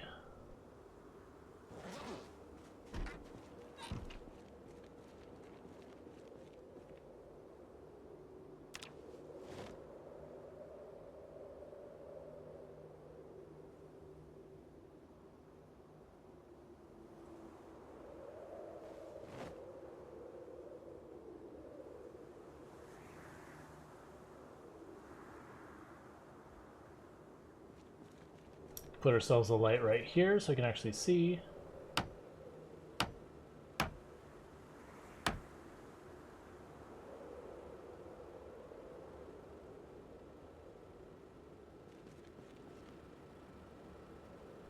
Why no light? Why no light?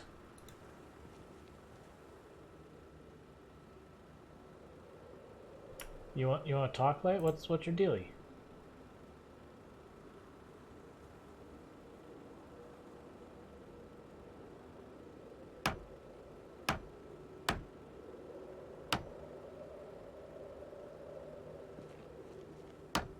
Like, it's okay if oh, you know, I bet you have to get a bulb. Right. That's fine.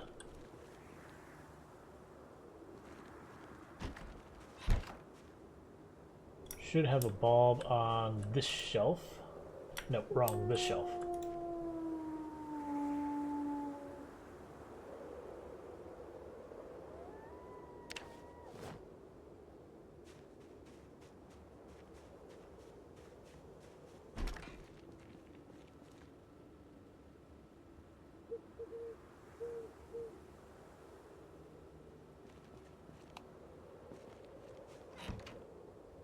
Cool. So we can actually start seeing that's full. We'll take this upstairs. That can go with us. Our meat cleaver to go here. Food to put in this.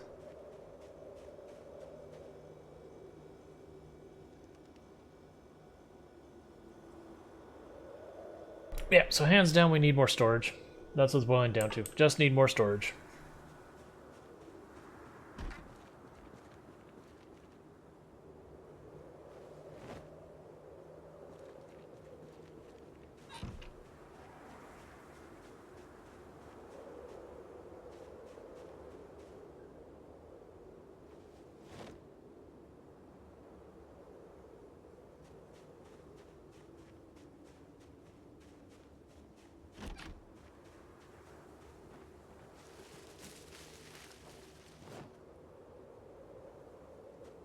Getting pretty close to the point that that grill is full. The Long Johns will come upstairs with us. Alright, generator, how are you doing? You need fuel yet? Nah, you're good.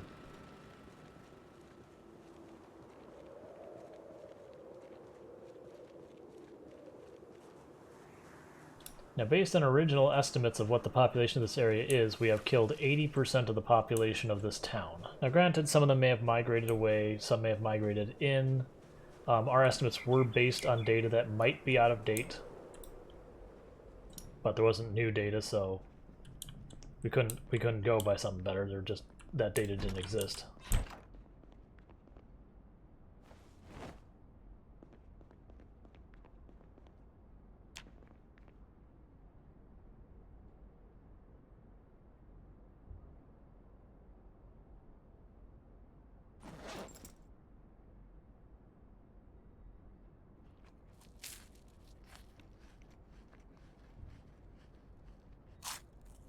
So we need to break weapons, like...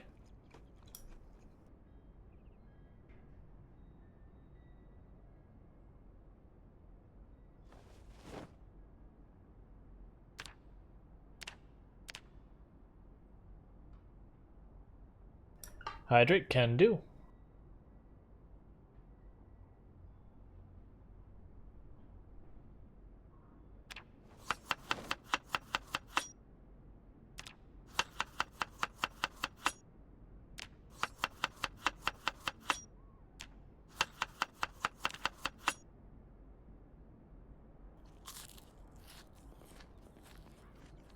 And the only reason I'm not going through this door is while the likelihood of a zombie showing up while we're asleep is very low at this point, it's never technically zero. So if I were to walk outside the door with a big thing of food in my hand, I would just stare at the zombie as it bit me because I was too busy eating to be able to defend myself.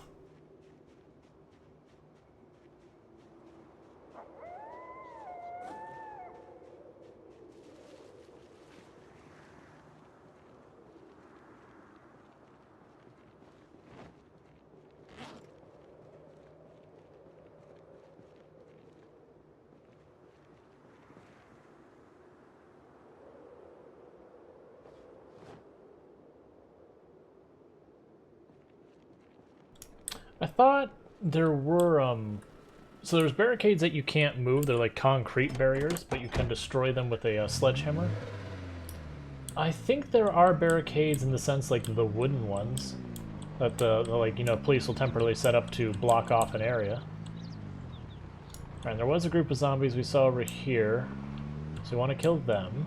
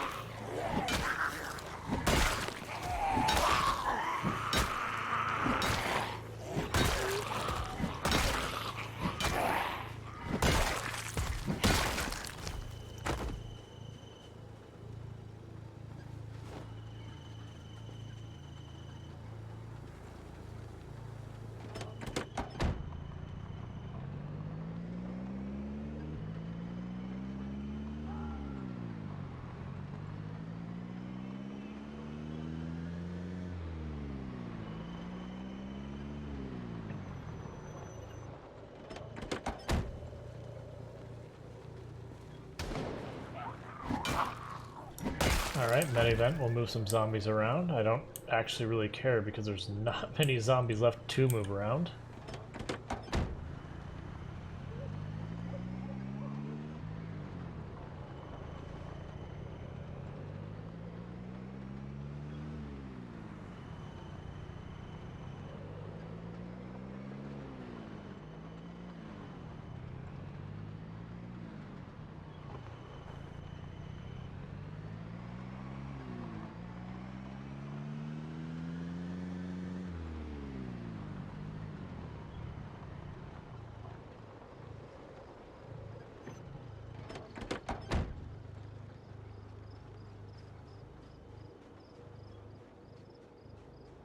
Yeah, I was hoping to get their attention before they got too far away. That's fine.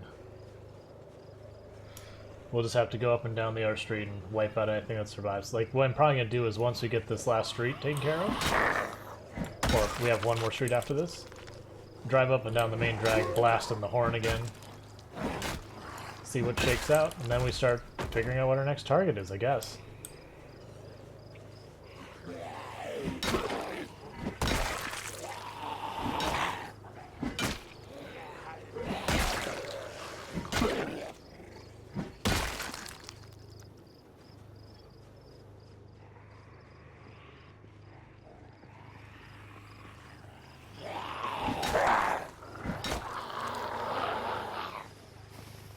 And just trying to avoid killing them in the road, that way we don't even have to worry about bodies in the road or anything like that.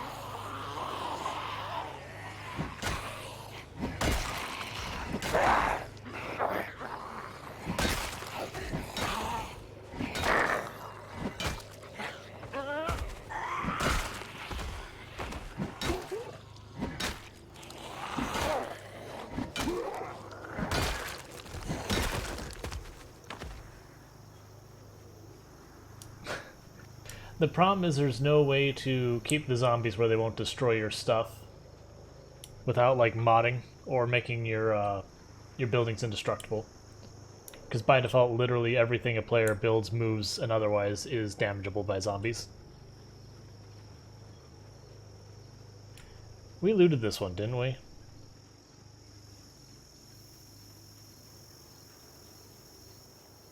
Yep, doors are all open. Yeah, we looted this one. So we're going to circle around back, grab this propane tank, because propane is what powers our welder, and I like welding.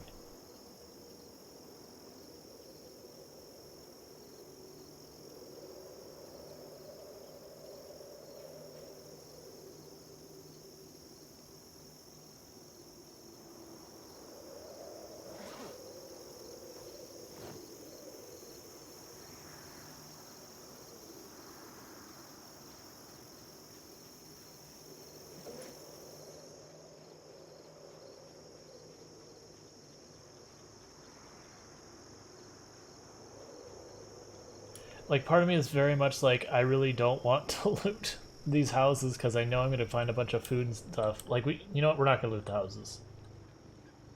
We're just not going to loot the houses. We're leaving them alone. We're just killing the zombies. We don't have the capacity to take the stuff that's in them anyways, so there's no reason.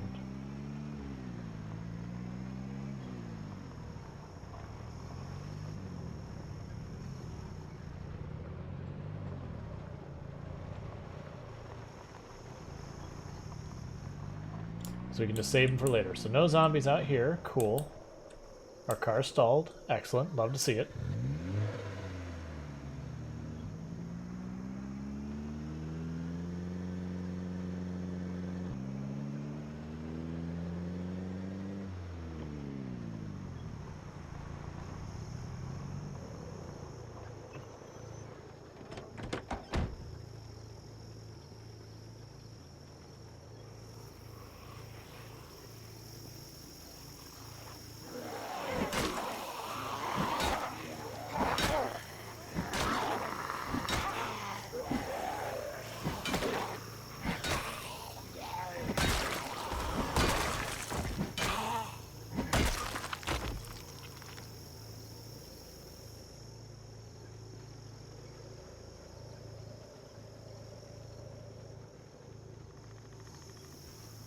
Did I ever check the trunk and the glove box in this car?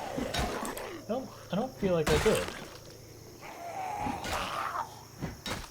I feel like we just grabbed the tire and we left.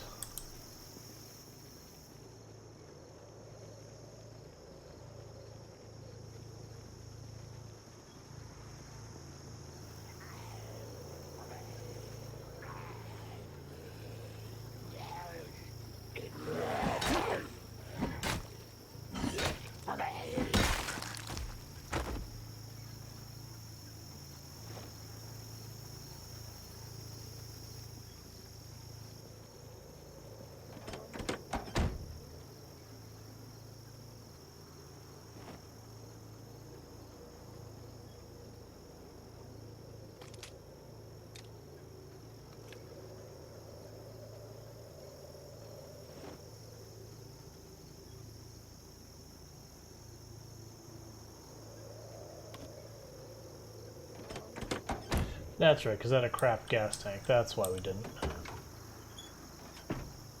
But it does have a gas can.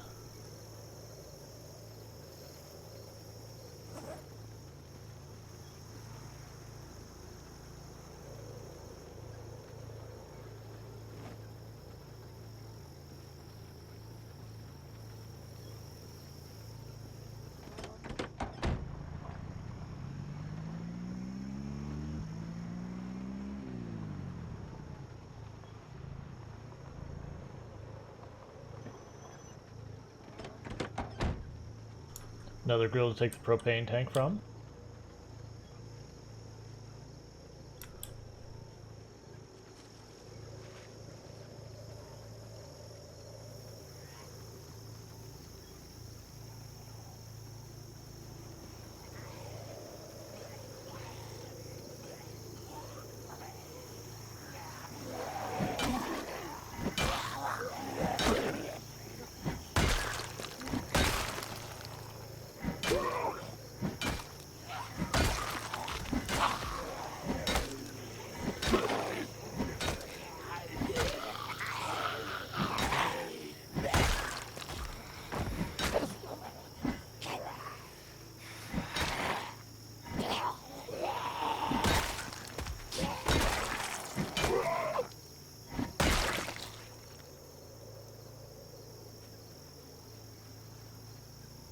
I don't think so.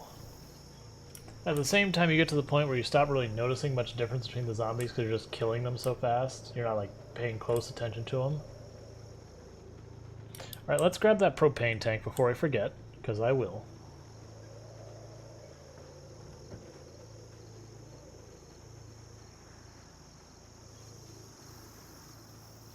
Probably. But yeah, not that I can think of.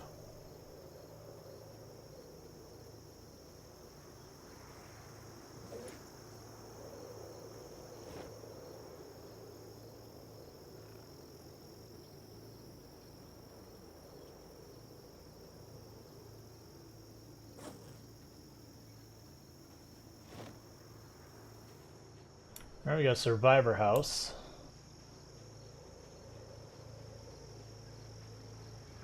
I'm going to check the survivor house just in the off chance it has a really good backpack for us.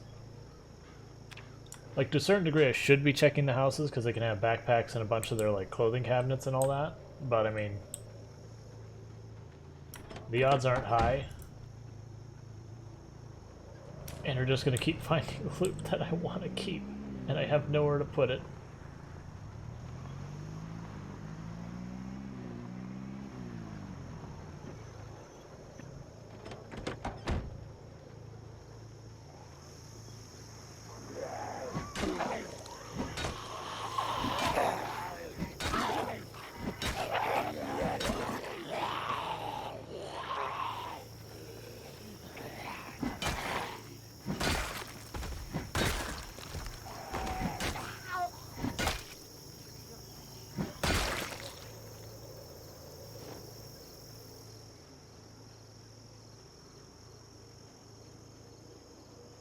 I guess the one that went in the backyard already got away. That's a little annoying.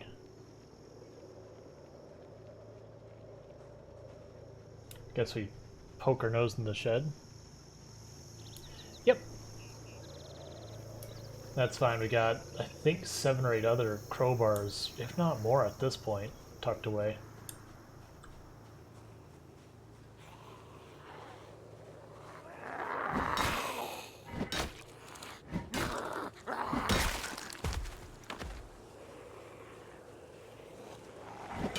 And because of how long you get between durability hits, I could probably kill anywhere from like 1 more zombie with this to like 100 more zombies.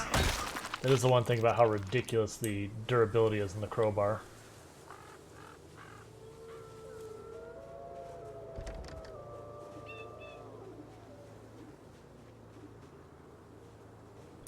Nope, no generator, not gonna bother.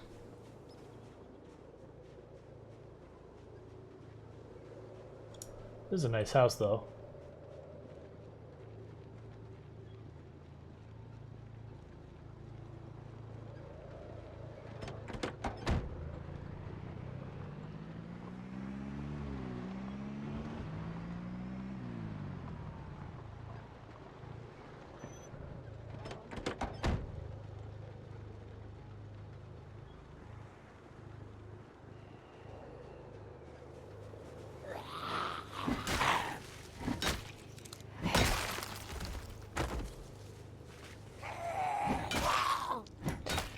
Not only that, but we, this is our 4th or 5th crowbar we've worn out, maybe 6th?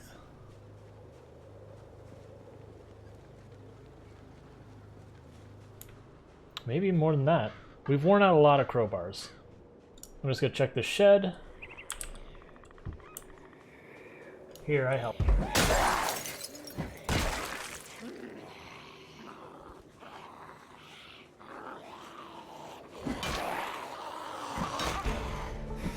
Hey, that's long blunt 5, I believe? Long blunt 5, nice.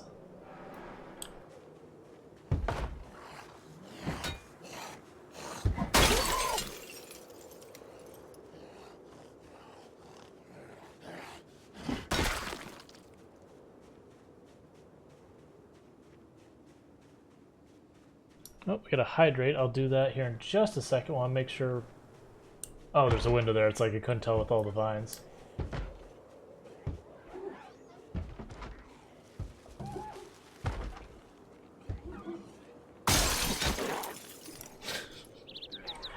Alright, that amused me more than it should, that it broke the window as we swung, so we hit it instead of the window.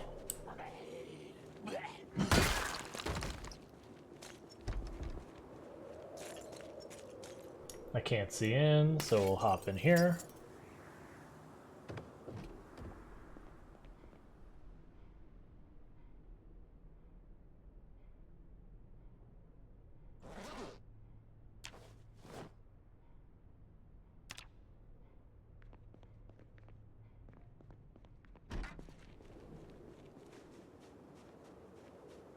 Okay, so I'm gonna go back over here, drop this off, let me hydrate while we're on our way.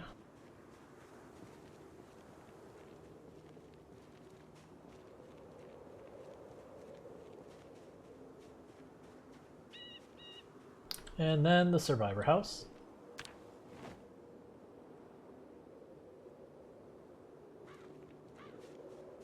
Yep, survivor house is next.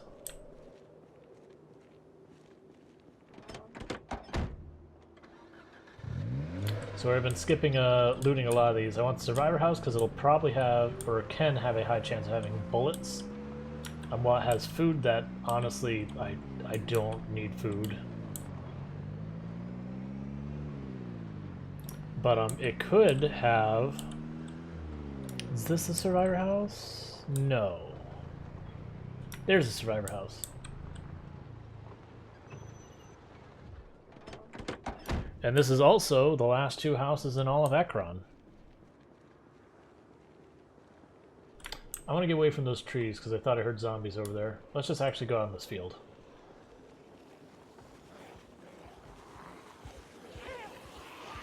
Yep.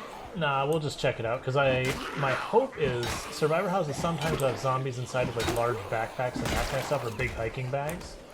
And that is something I will go out of my way for, is a nice backpack, because I have just the one regular hiking bag.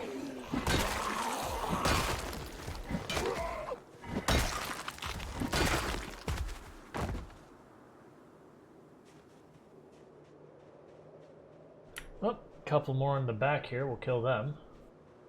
And I did hear that there are survivors, or there are zombies in there beating up on stuff, so I need to give them a little time to work out their frustrations on the doors.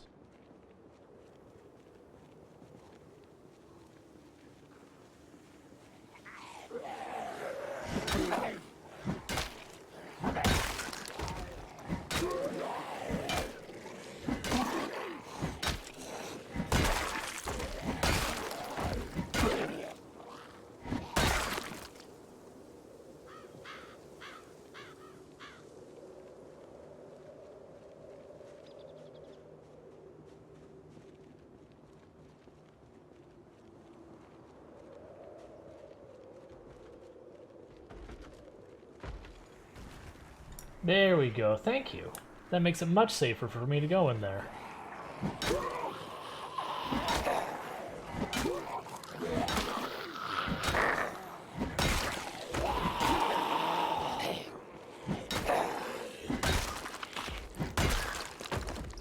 So yeah, you'll keep in mind, we've been on this last tick of durability on this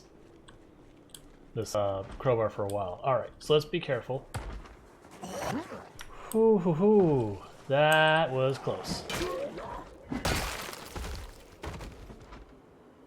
Alright, where are you banging? Let's not do that again. That room appears to be secure. That room's secure.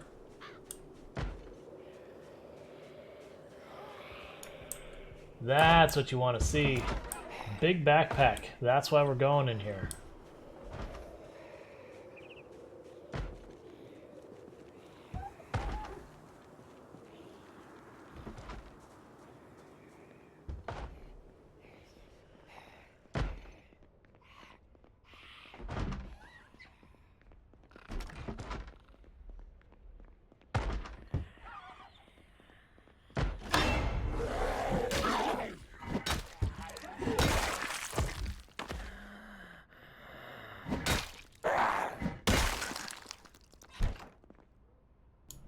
All right. Large backpack. Okay, so first of all, duffel bag, get out of my life.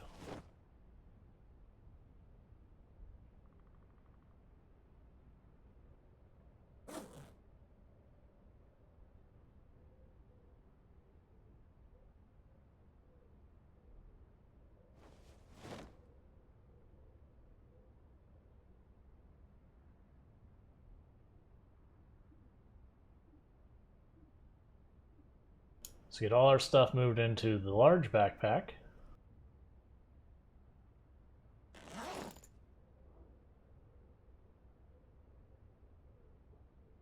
Put it on our back.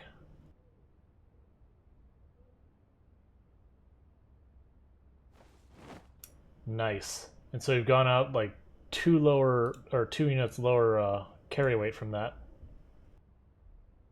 You know, I'm not going to destroy the duffel bag. We'll just dump it into one of these cabinets.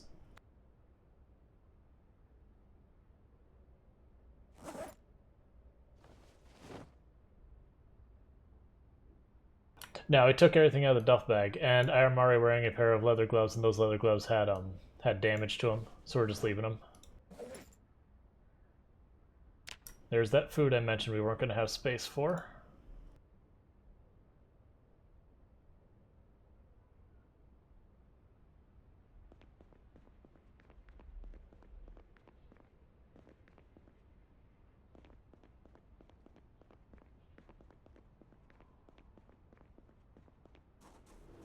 Oh, I just realized I actually do want the premium radio, because it'll have a CD player.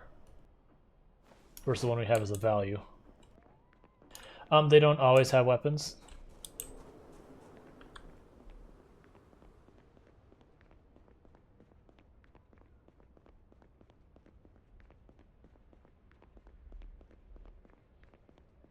Yep, no weapons in this one. We didn't have a secret stash or anything. It happens. I've actually had 2 so far this run. There was no weapons.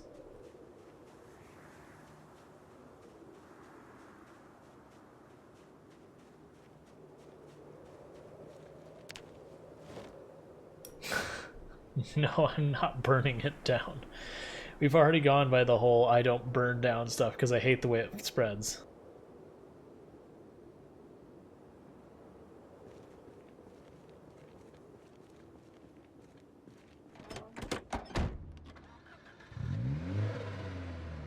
I'm not burning it down. I don't do burns.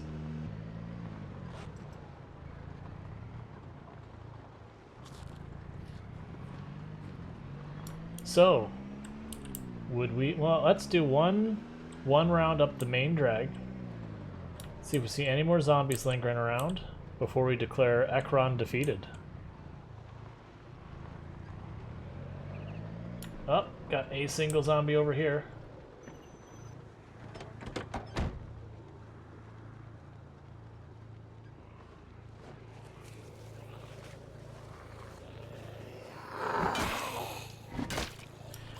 Well, we're going to do one lap real quick, see if any more zombies have snuck in, and then we're going to declare Ekron has fallen. Then we need to decide what town is our next target.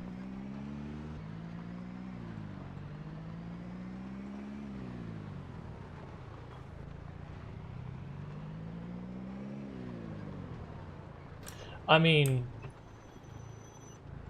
for us to do Louisville, realistically, we have to go through West Point. So at that point, West Point would be the next target because it's pretty much in the way. Oh yeah, we will. Basically, I'm going to go to south end of town. We're going to start honking our horn till just a little bit before we reach our base. And that way tomorrow, in theory, we should have like all the zombies out and about. Roseville. Roseville.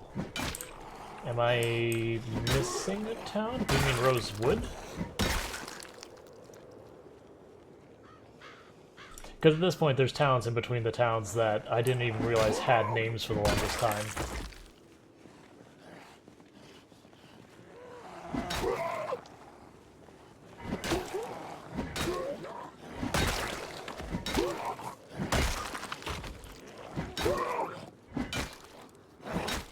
Oh no, it's fine.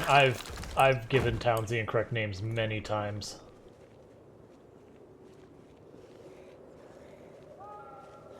Oh no, it's all good. I was just confused because, like I said, there are towns that, like, I did not know there was a town named Ekron for the longest time. Or for that matter, that there was a town called Dixie. I mean, I guess town for Dixie's being pretty relative.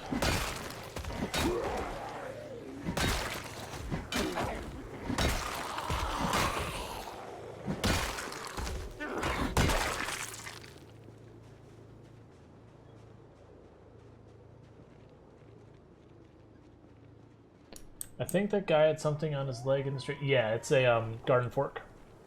Or not garden fork, hand fork, sorry. It's a pretty crap weapon, so I've stopped picking it up.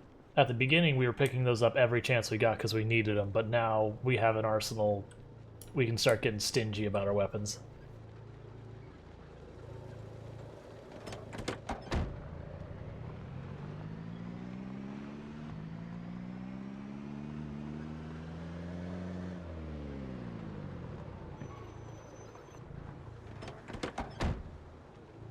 Yeah, we'll have some of this where the zombies, where we've cleared, zombies have wandered in.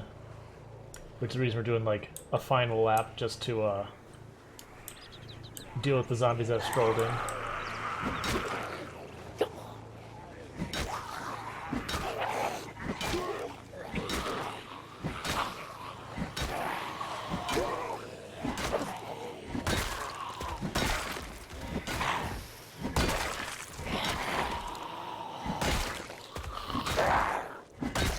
Still only 1 tick left of durability on the crowbar. Still going strong.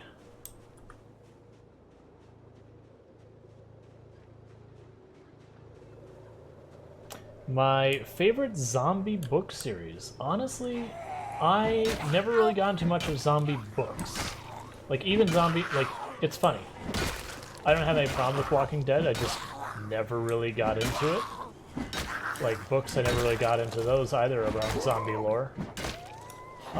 There's been a few movies I watched over the years, but like I was more into the more comedy side of zombies than anything serious.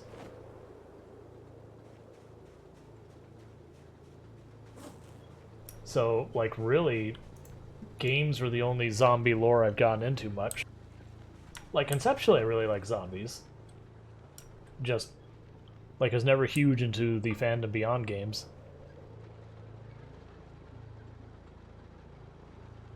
Yep. Depending on the type of books you're in, if you're into sci-fi, I can recommend the Bobaverse books.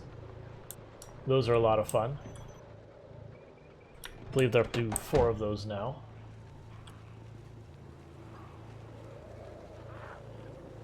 Oh yeah.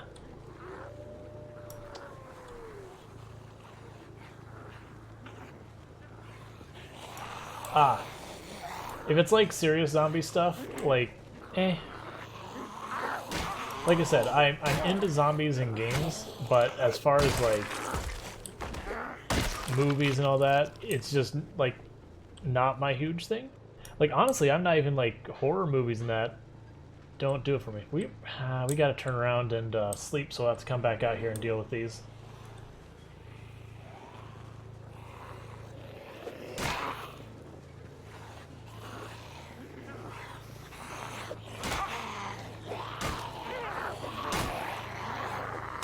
Yeah, I like how the Bobaverse books, like, one, they'll try and, they won't sci-fi it too hard, like, they went a long time before they got where they had faster-than-life communications, and I appreciated that.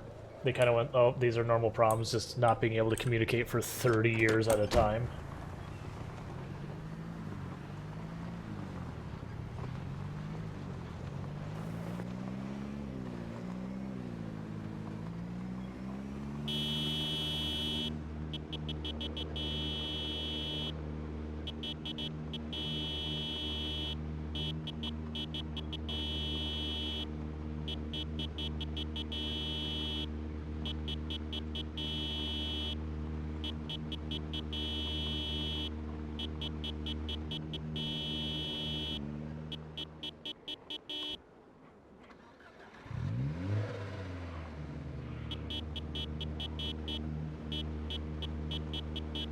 Oh yeah.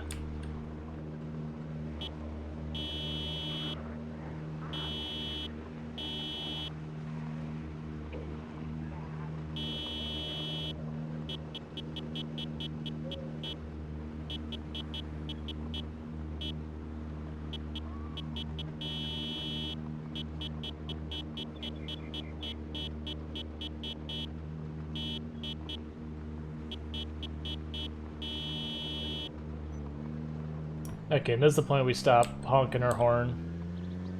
Because I don't want to draw them to my base itself. I just want to draw them out of the street. Hey, what are you doing here? Off limits, lady.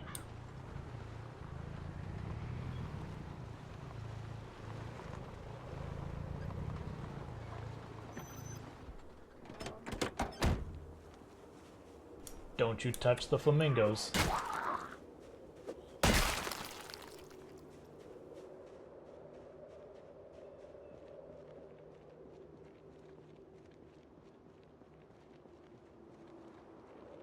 We won't worry about fighting all the zombies right now. We're just going to go ahead, we're going to go to sleep. We're going to go down that main drag, we're going to kill all the zombies we see.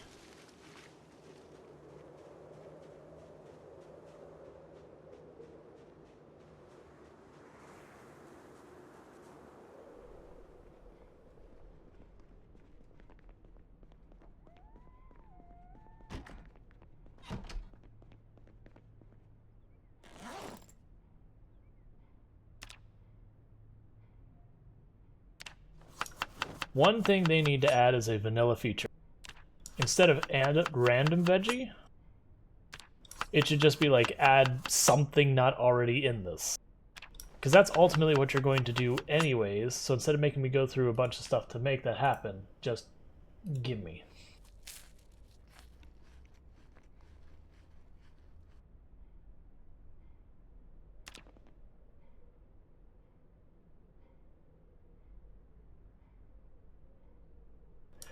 So they do. If you actually look at it, it gives you a higher happiness rating, and it'll also give you, in cases, a removing the boredom.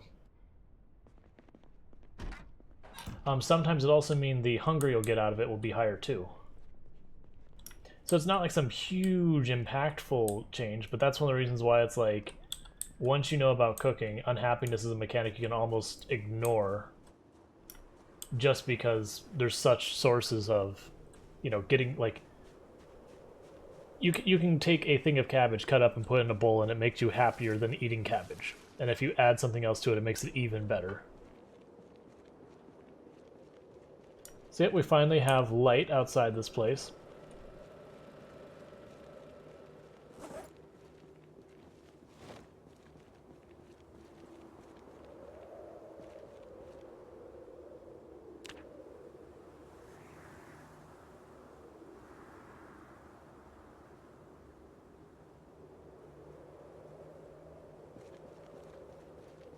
Alright, where on earth am I putting this crap?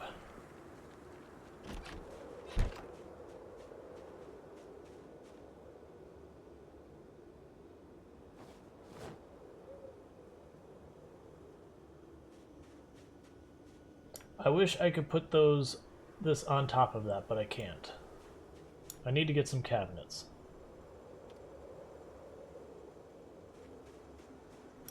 Alright. Our weapon stockpile is overburdened, so that's a problem still.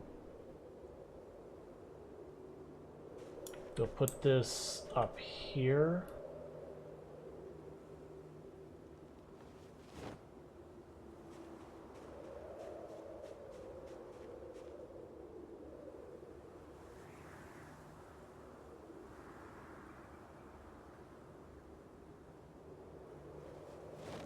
Have I listened to the Exponentiary Force books?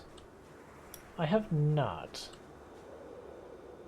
That's actually one of the difficulties I found on Audible, is it's very hard to find which books are good and which ones aren't. And most of the time I've actually been happy with the books I've gotten.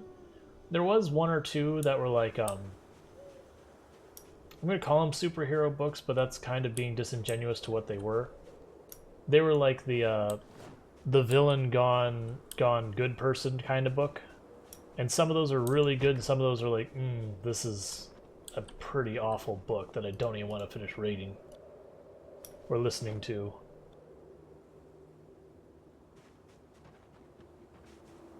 Like, they're books that have a strong female lead, awesome, but then you turn around, it's very clearly written by a dude who has no idea how to write for, you know, that, and it's just like, this isn't the way people act.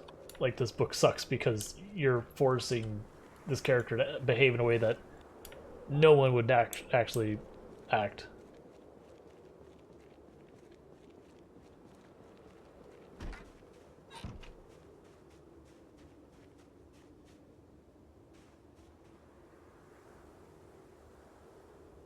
Ah, space is such a problem.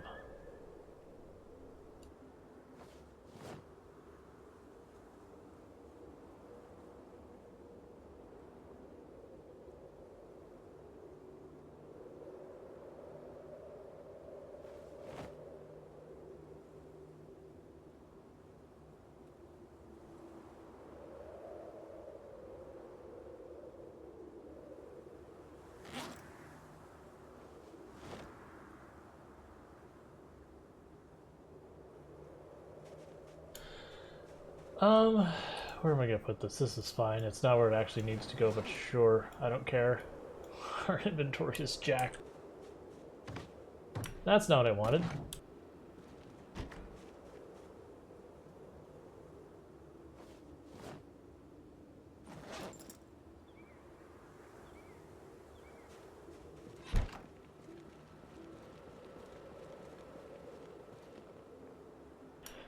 Oh yeah, no, that's fine. Like I think at this point in my Audible library, because I don't have a commute to work anymore, I am behind on so many books I already own.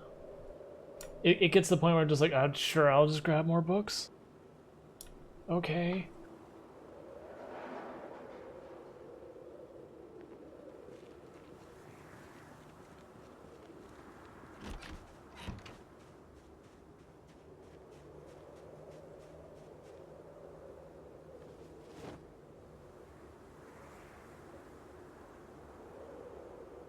There's also been books that I'll listen to. It's like I'm enjoying this book, but they're trying to like go over the top with some like sleazy stuff just in the middle of the book. I'm like, why is this here? It doesn't fit the entire rest of the book.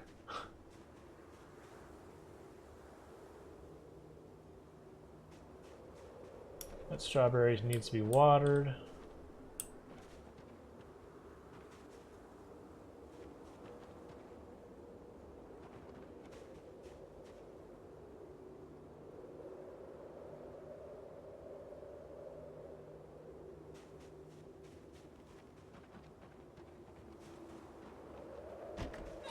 Alright, so next I think I want to put some lights for that area.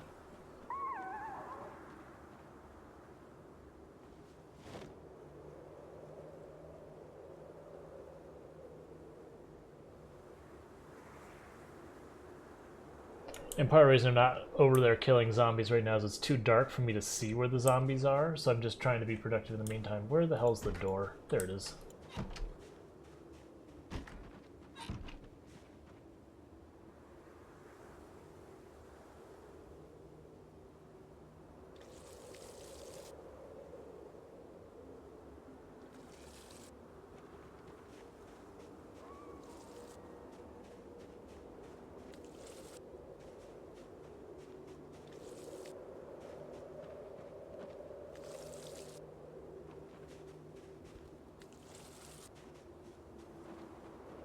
Oh yeah, no, I need to. I'm just being picky now that I have one fancy light. I'm going to use nothing but fancy lights. You know, aesthetics matter.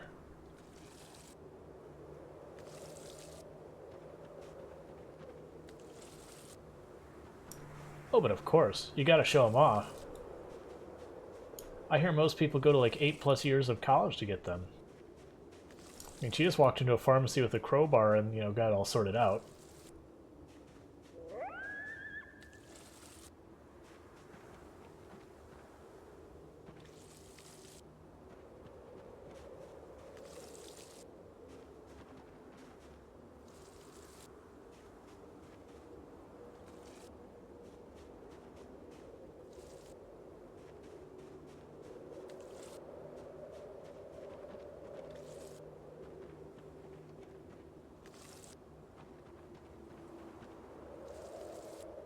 Now, by the time it's daylight out, we're gonna just go back to sleep so we can actually get a decent amount.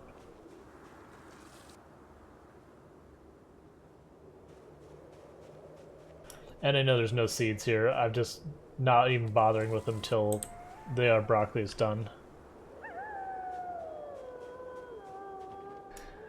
I'm probably not going to grab another crowbar. I'm going to try and grab some of our weapons that won't last as long, because our weapon storage situation is getting appalling, and I just really would like to start clearing stuff out. Because, like, I've got a whole bunch more crowbars, because it's one of, like, 3 things. Let's grab these pull cues. They're terrible, they'll break real fast, that's perfect. I shouldn't even be keeping them. But greed is greed.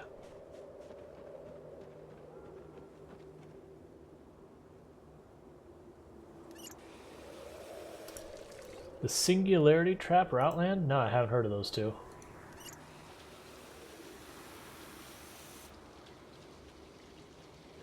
Oh, that sucks. Yeah, I've had, can't remember what it was. It wasn't like a cold. There was something I had, man, not a sinus infection, but it made both ears have ridiculous pressure, and it was absolutely horrendously awful. Ah, gotcha. Okay, I'll definitely look those up, because I've been very impressed with the author. I have heard some of his other books haven't been as, like, the Bobaverse books are kind of like his magnum opus so far as his books. And some of his other books are only okay, but I would still absolutely give him a shot, just because I really like one set of books, I'm going to give the shot to the others. You know, like, Ready Player 1 was a very fun book, and then Ready Player 2 was like, okay, it's alright. It's not terrible, but it's not good.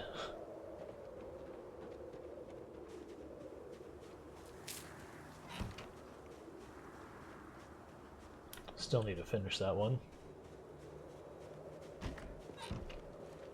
Alright, I'm going to see if we can't just go inside and go right back to sleep. That way we wake up and we get most of, like, the daytime hours. Is that a zombie just chilling by where we sleep at night? That's not cool. Excuse you, I know I have, like, no stamina, but if you could just kindly F off. Thank you. Oh, inside. That's actually kind of scary, because that's the fear, is going down those stairs and having zombies waiting at the bottom.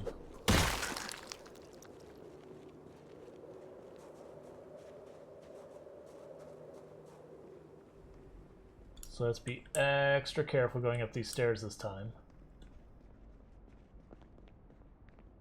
Looks like we're fine.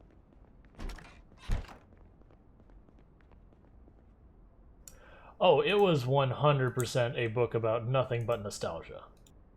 Like, no argument there. That book was like, let me just beat your nostalgia into the dirt. Alright, I guess we're just not tired. That's fine. We'll deal with it.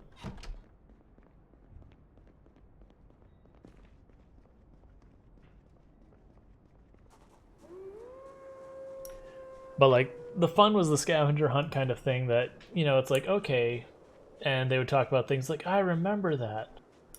But then when it's like, you had a second book of the same thing, it's like, I haven't, like, I have the book The Martian. It's one of the ones in the library I need to read.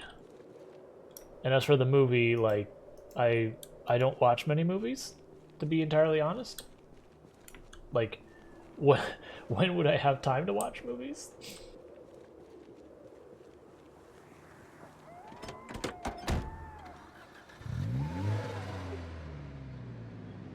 Well, we stalled immediately. Going good. I think that'll be our next objective. Let's find one of these cars in town that's in better shape than this piece of junk and get it up and running. It might mean we have to grind mechanic a little bit, but I don't want to be driving around in that car and just have the engine keep failing me at bad times. But everything from what I heard about The Martian is fantastic, so long as you make sure to first ignore the fact that while it gets most of the science right, that the setup of the entire thing just wouldn't work on Mars.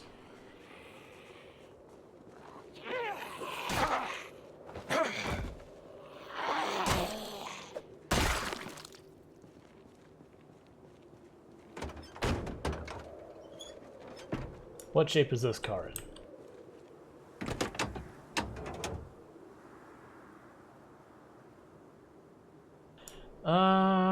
It's okay. The engine's in good shape. What about the gas tank? Gas tank's alright. So that's a possible upgrade for this. Maybe we'll make this the lot we dump cars in for working on.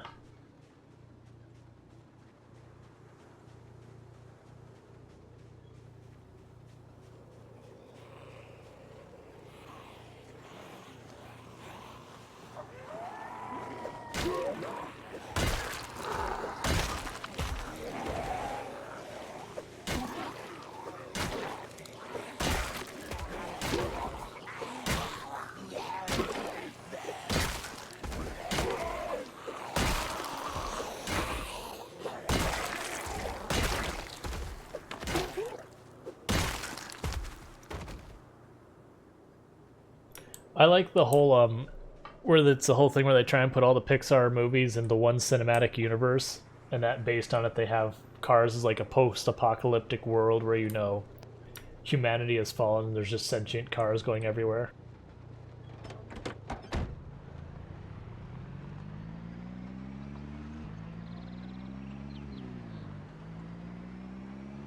Just drive right past them, then we'll stop. Like, I find all of that stuff very amusing.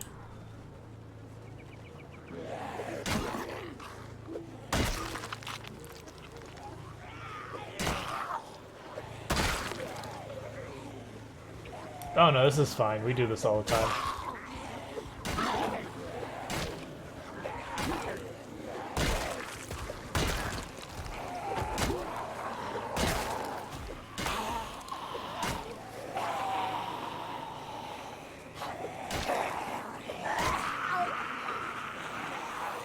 Circle back.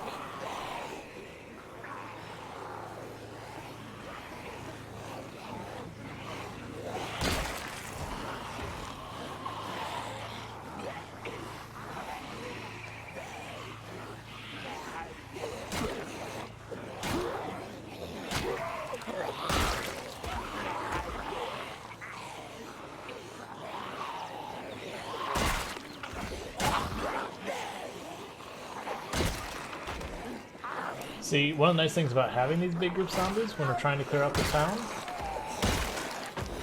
is zombies in big groups are very loud. So, they do the favor of getting all the zombies out of the trees and all that for me.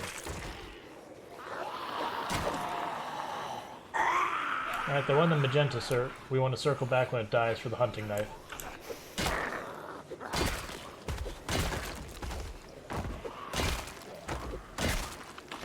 Alright, the one actually on the sidewalk and not the median.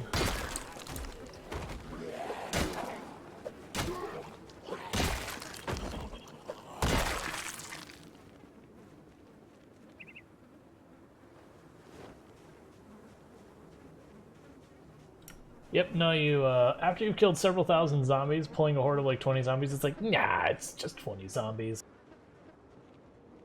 We got 2 more up here, we got 7 or 8 down here. Our stamina's fine, our shovel's not great. We got a group of 5 or 6 down there.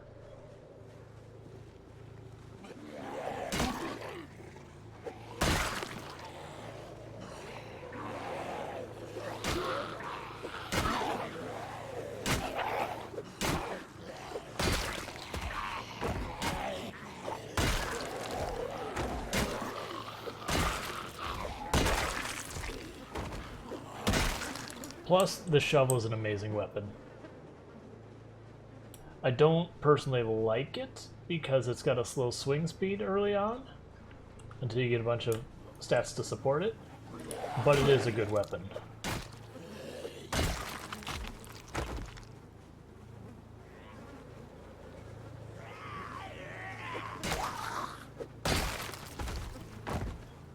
What we might actually do, so let's see. So kind of the big stops we have is we can hit Riverside, we can hit Muldrow, we can hit Mid-Ridge, we can hit West Point. I feel like we save West Point because the east side of the map's that direction. So part of me is thinking we go north, follow the river, go to Riverside, smash through Riverside, hit up the gas station stop to the west of Riverside, because that'll just take, like, we'll probably clear that whole place out in a day or two. Like, we won't even set up a base, we'll just drive there, kill it, and then move on. circle down, kill the middle map rest stop, go to the south, hit up, what is it, Rosewood, then Midridge, then Muldrow, then West Point. Sometime in there we'll hit the Dixie Cross, or the Dixie, trailer park. West Point, hit the mall at that point, which will probably be the big play. After the mall, we push up to Louisville, through the various little communities that are over there. So basically kind of go the map counterclockwise.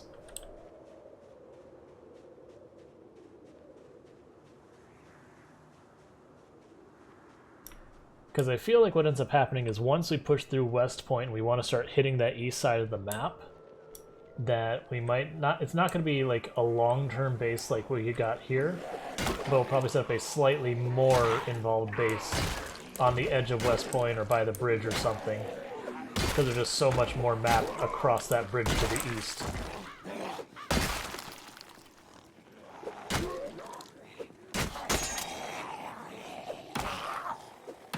What knife is that? It looks like a curved blade. I'm gonna kill you over here. It's either a hunting knife or... yeah, it's a hunting knife. For a moment I thought it might have been a machete. And I was getting a little excited about that. We got some terrible pull cues to break real quick.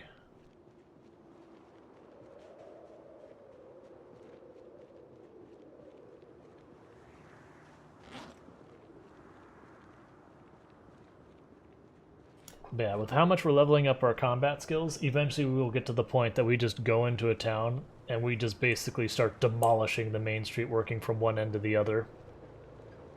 We're not there yet. But considering we used to have to pull these groups in like 2s or 3s and slowly whittle them down and only get through a couple of hordes before we were already tired, we've come a long way.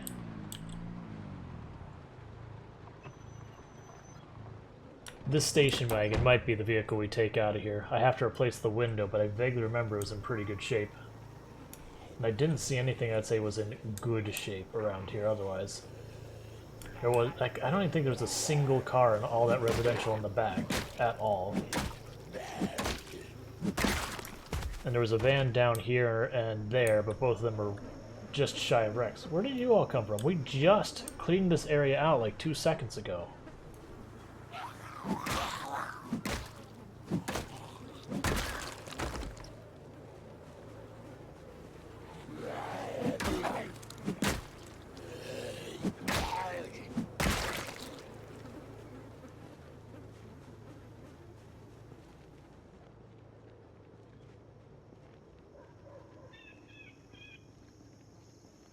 Yep, I checked. There was not a single police car, fire car, or anything here, so we'll have to get it from another town or out in the road someplace.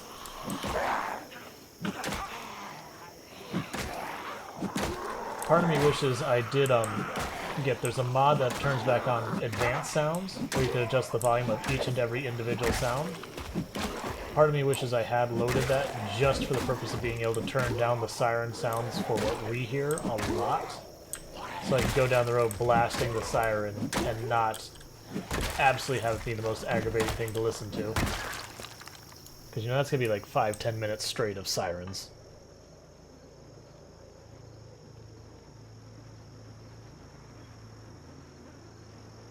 Yeah, this station wagon I recall being in good shape. Like, we busted the window out to get in, but that's an easy fix.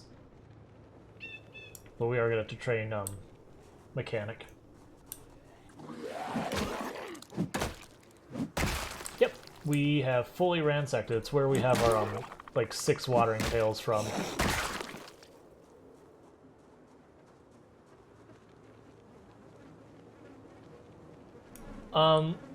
If you're talking about a server where you're hosting on your local machine, you just choose the host option on the left. If you're looking at more of a persistent server, like a dedicated server, probably the best bet is, unless you got a computer just sitting on your desk you don't mind leaving on 24/7, is to pay for a hosting service, of which, if you talk to Royal with Cheese, he actually has tried a few different hosts and, you know, type out, and Jax also hosts the server, might have some good input on who you can host with.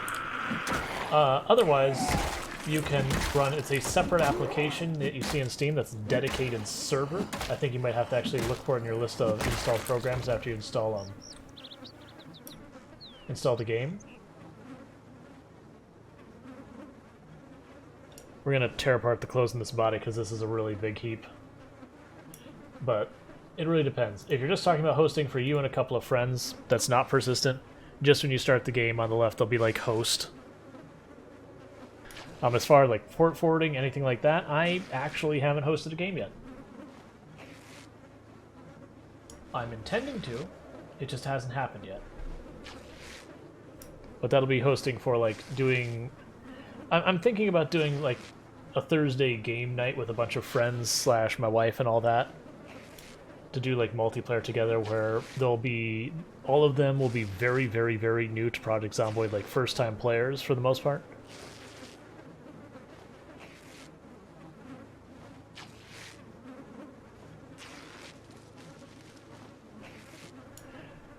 If it tells them that the mod is not installed, normally it gives them the option to install the mod automatically through the Steam Workshop, so long as they bought the game on Steam. If they bought it on another platform, I couldn't, I have no idea.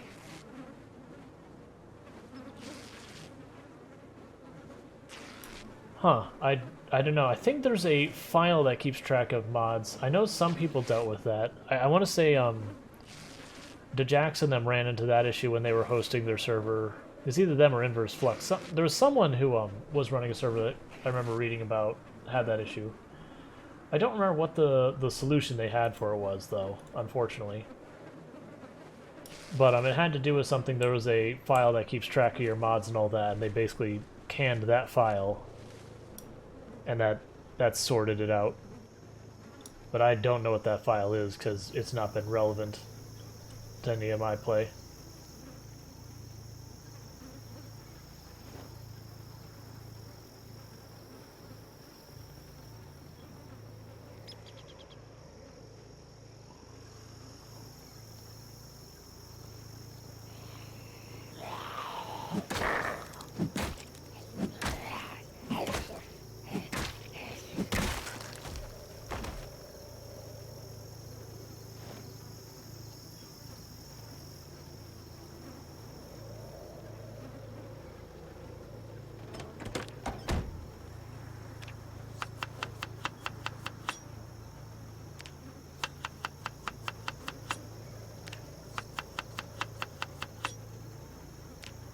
The other place is to potentially check...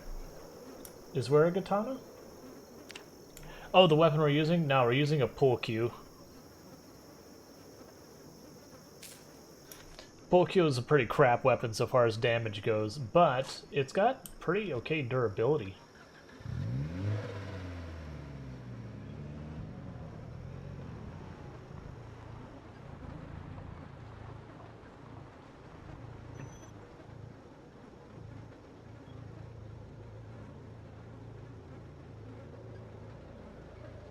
Just give it a moment for our stamina, then we'll get out and deal with this. Was not expecting this many zombies to come out of the woodworks from honking that horn. But, hey, this many more zombies not in the area. Like, the big problem with the pull cue is its damage is lackluster. Like, the range and attack speed's fine, just it doesn't do enough damage.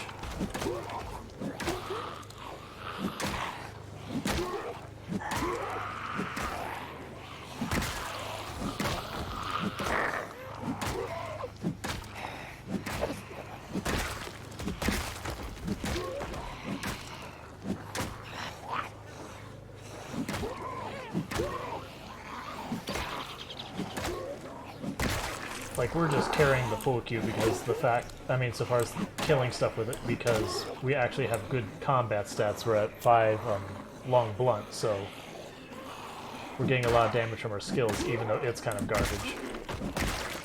But if I were to do the same thing with a baseball bat, we'd be two-shotting half these zombies.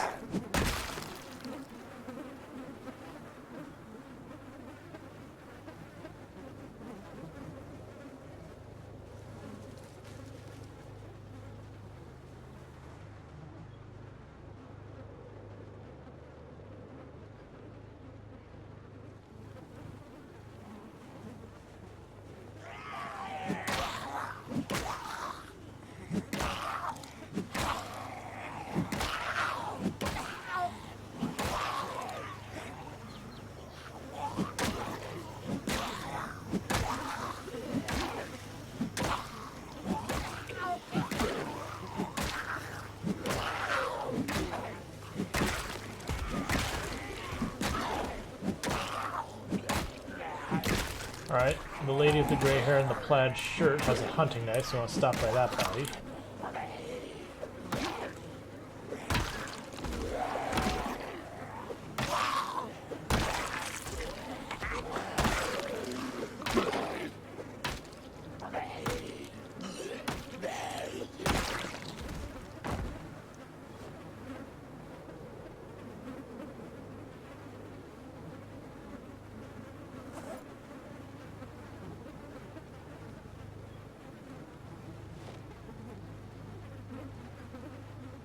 Dinner on the go. Haven't quite got started yet. Have about 15 more minutes before I need to get anything started. I don't want to turn around again, but I think we're turning around again and going back to sleep.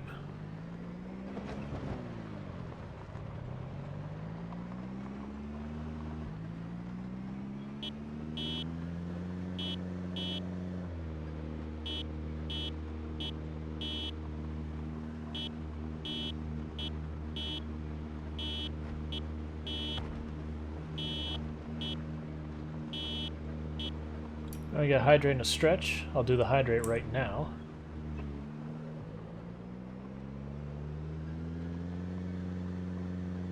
And I'll do the stretch here in just a minute.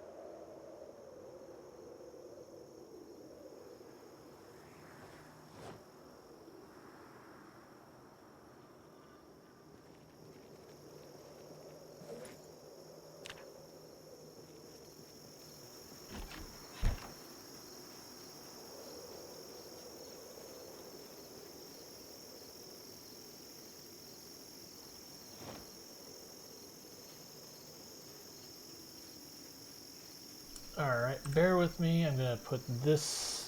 There's nowhere to put it. Oh, fine. We'll just have the tailoring stuff bleed over into the carpentry. Okay, give me 1 second. I'm going to pause. I'm going to do those stretches real fast.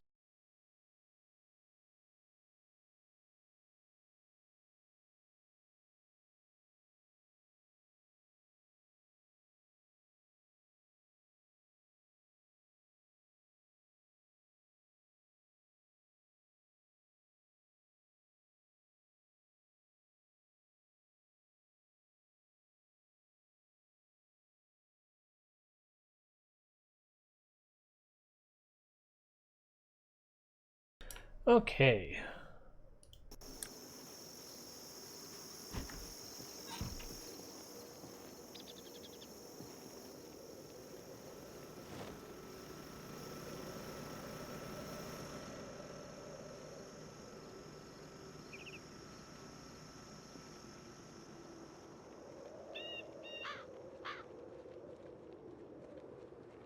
Soon enough we'll get a roof on there and we'll actually sleep in there, but we're not quite there yet. Because I haven't been working on the base building pretty much at all.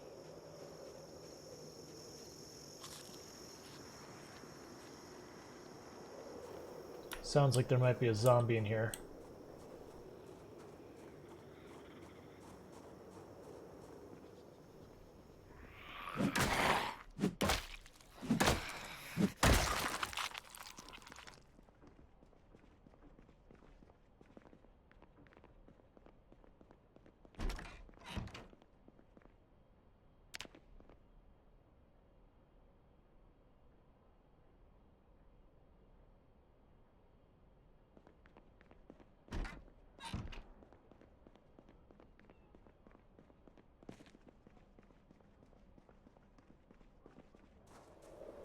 Thought I heard a zombie either on this side of the building or maybe inside the building. So let's wander over there and check real fast.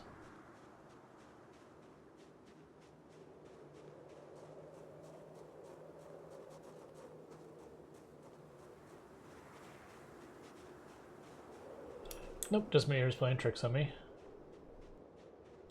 Kill these zombies that are right here.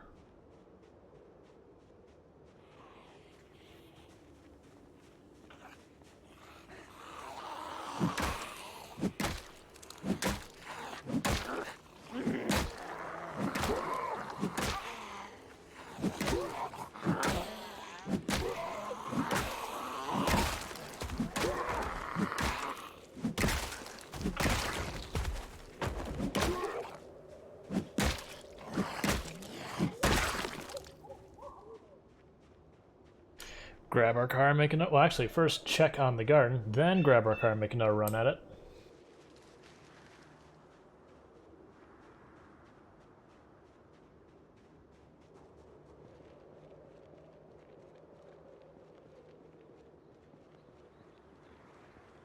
But thank you for keeping on top of me, making sure I am not forgetting to make dinner happen.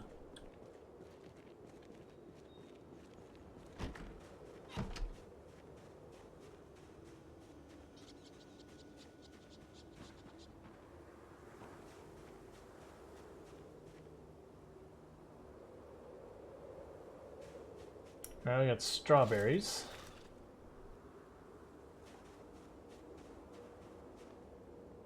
And none of yours are ready. Yep, you are correct. Happy wife, happy life.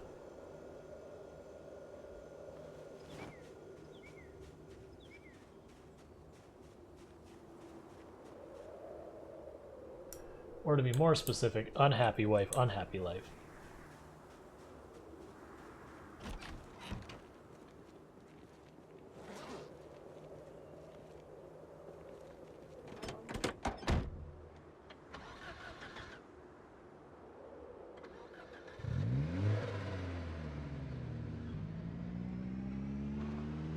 They're not worried about weapons at the moment because I think I have something like 8 hunting knives on us, or 6 hunting. We've stalled.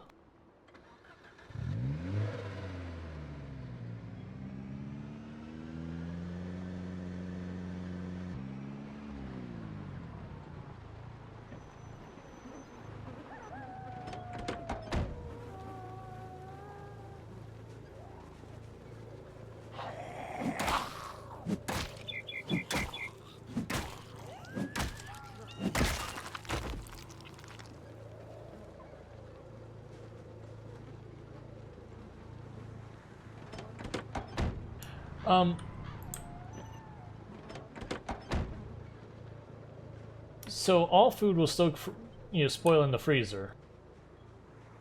It just takes longer.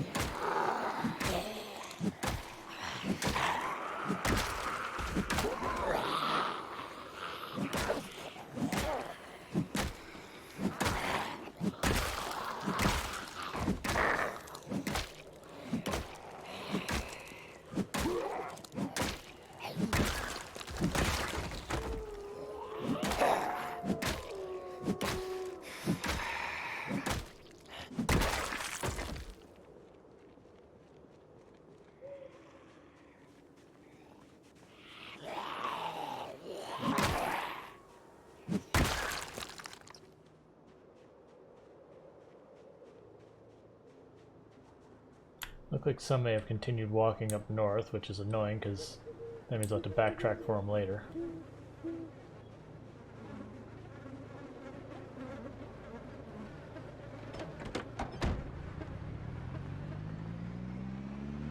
And we are no longer overweight.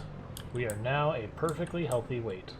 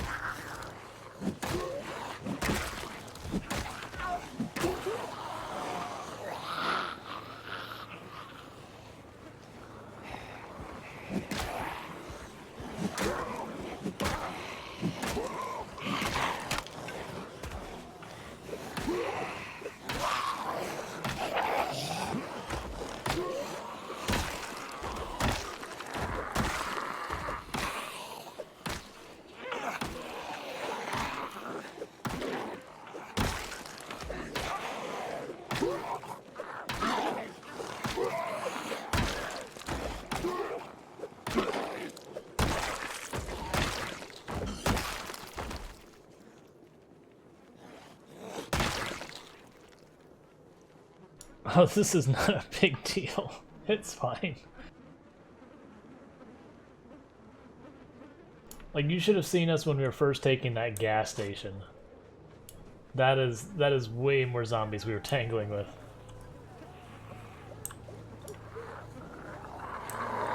I love how there's also a delay between, because like it's clear like when chat comes across versus you know what scenes. There's like 30 seconds, so like I had killed the crawler, and it's like, oh no, there's a crawler. It's like, yeah.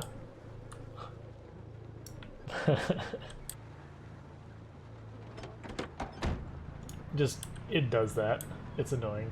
Oh, so I got zombies down here.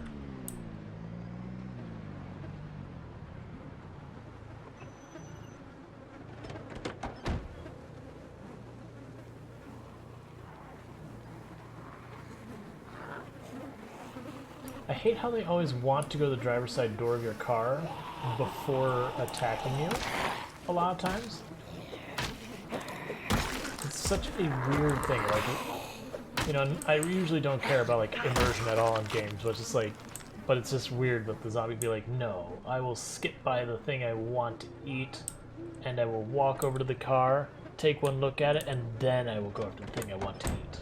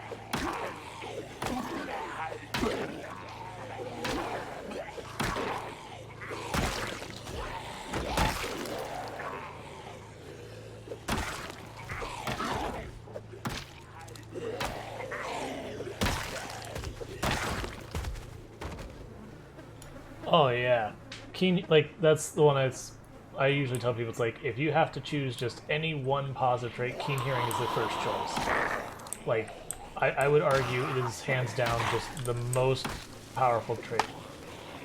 All right, we missed a zombie and we hit a tree. Lovely. Just slap, trying to cut down a tree with a nightstick. It works, I promise. I don't actually promise that I don't think it works, but still. We did whack a tree with a nightstick.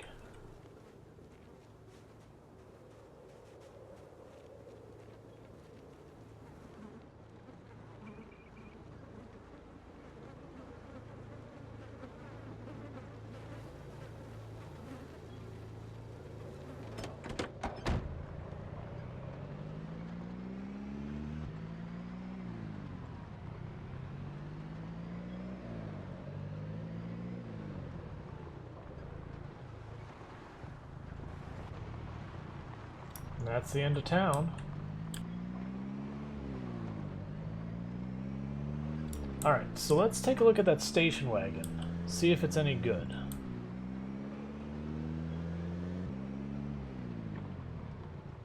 I want to say... Oh, zombie over there.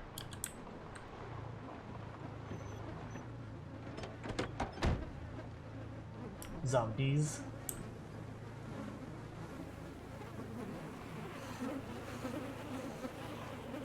Zombie over here too. We'll deal with them next. That's the only reason I don't like going out at night. You can go right past the zombie and not even realize they're there. Unless you turn up your brightness settings a lot.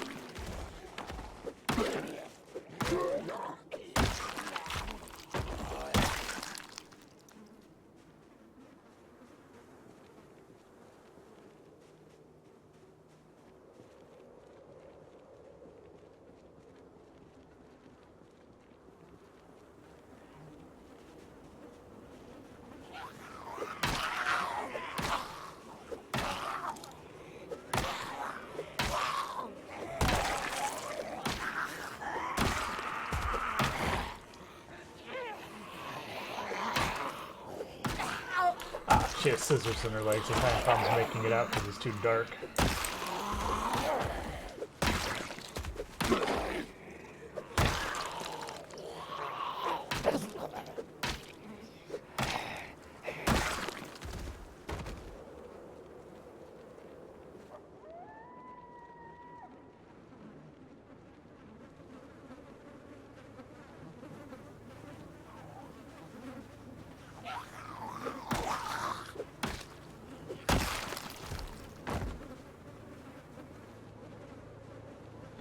Alright, let's take a look at this station wagon.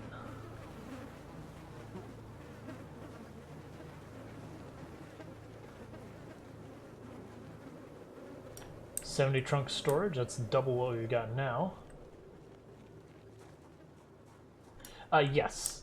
I believe when you hit 5 fitness it'll go away. Okay, so station wagon is... Yeah, we're taking the station wagon's the car we're taking. This is the one we're going to take. But we need to be able to hotwire it, and we are nowhere near that point. So we need to work on our mechanic skill. Oh, zombie.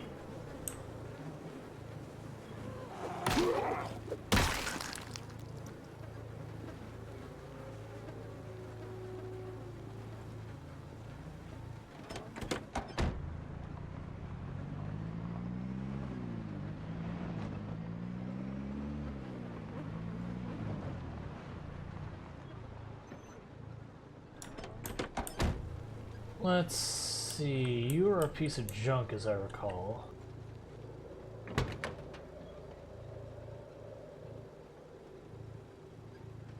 Yeah, you're pretty bad shape. Okay. So that might be our training car. Now in order to tow anything back, I gotta get rid of the trailer.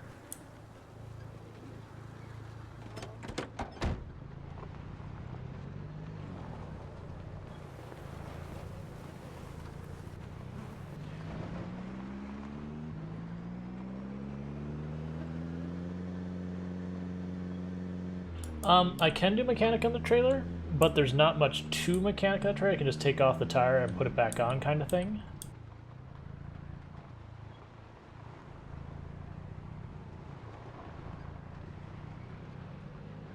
Versus if I grab like an actual car and bring it home, then we can just start pulling stuff off, putting it on, all that.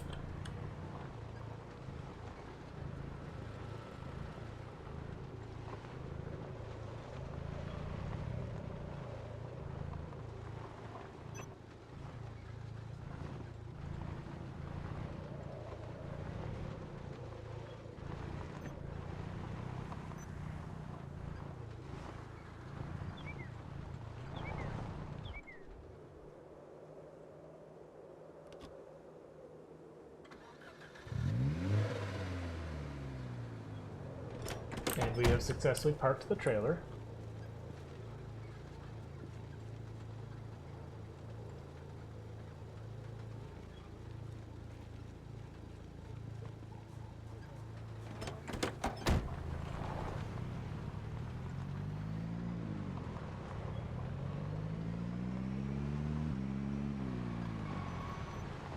I forgot. This turning radius sucks. The suspension sucks. The brakes suck. This car sucks.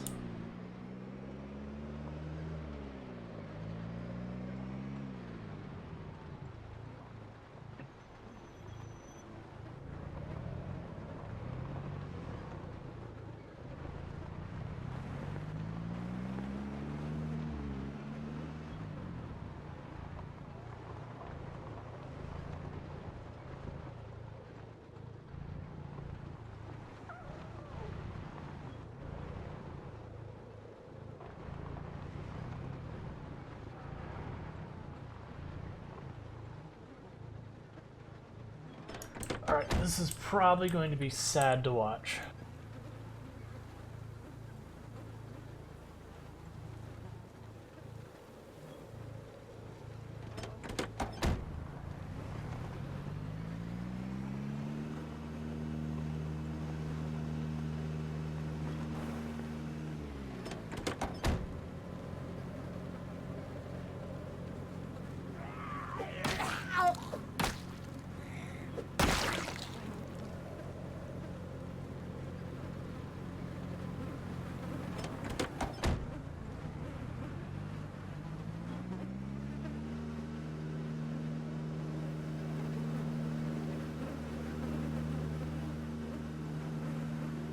I'm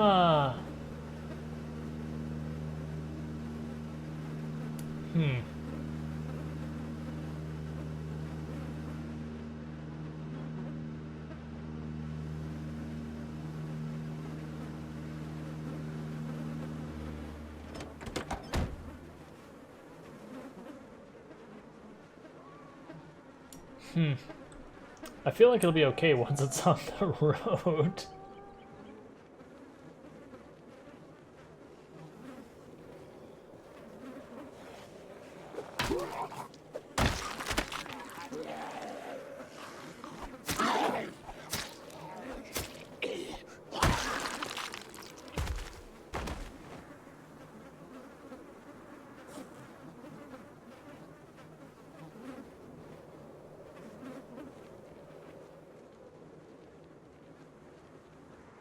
So the thing I have to be careful about is we can't look to the sides too much.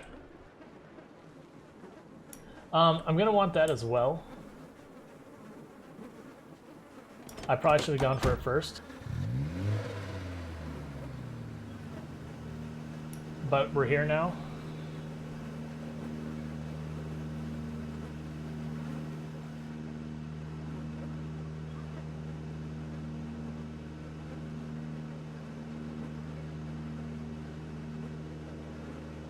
Come on, car. Just get to the road. Oh, we stalled.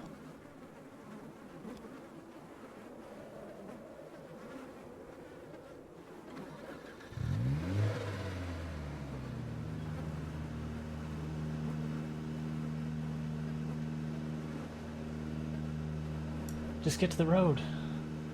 Please, just get to the road.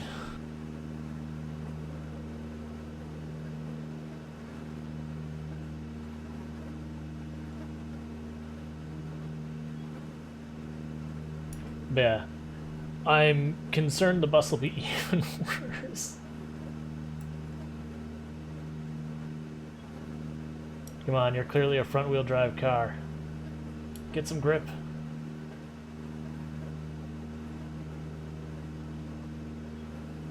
Come on, in real life this isn't this bad. There we go.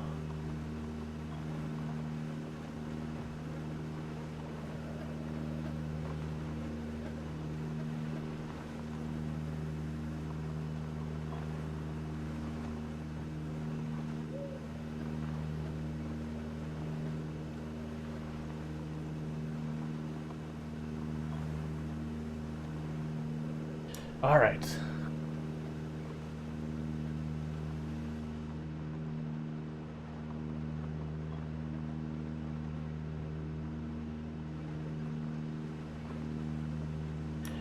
I mean, yeah, but if you put this in neutral, like, you can still pull it around. I'm not saying it's going to be great, but you're going to be able to at least move it. Now, granted, when we pulled it off in the grass, yeah, you could argue that the grass is like all... We stalled.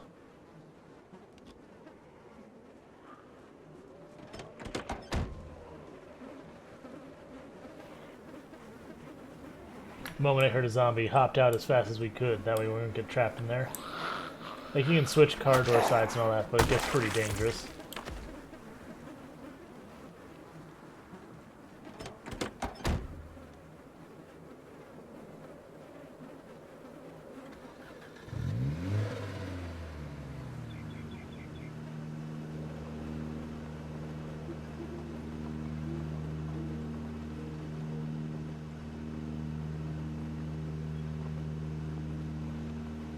Maybe. I don't know. I had, like, a real crap car that's able to pull stuff quite a bit bigger with it. Don't get me wrong, it was probably not good for the car. But, like, this feels rough.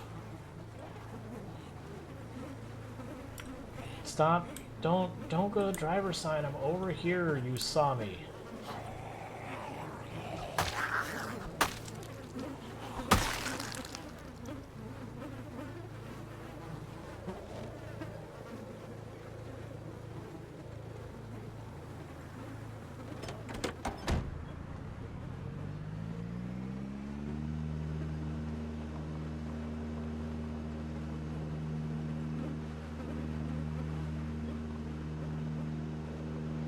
This is true. For all, like, this car is a piece of junk, so it could just be this car is a piece of junk. Regardless, like, it's not... The class of car isn't the real problem. It's the current shape of said car that's the problem. Stop. But, like, the don't stop kind of stop. Like, go kind of stop.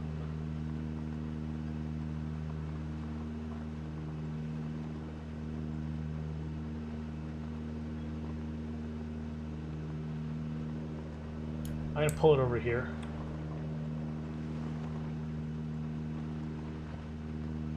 Because my concern is we're gonna get stuck. Yep, we are at that point, so bear with me. I need to take a quick, like, 5, 6, 7 minute break to get my dinner in the oven. So I'm gonna step away for a couple of minutes. In the meantime, make sure you're eating, drinking, stretching, and taking care of yourselves, and I will be back in a few minutes. You know what? I was going to just put this one up, but I'm going to put away the hiding screen one, just so I can show off the new hiding screen. So, there you go. I'll be back in a few minutes.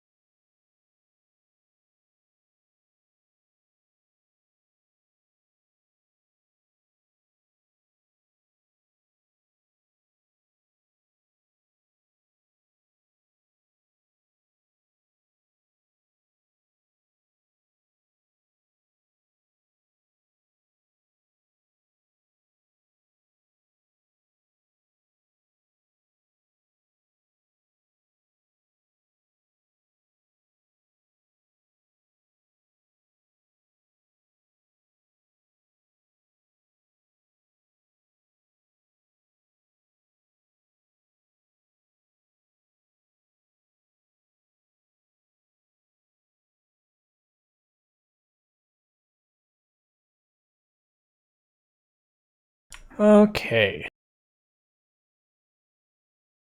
Wife got home as I was getting everything going, so she's going to wrap it up.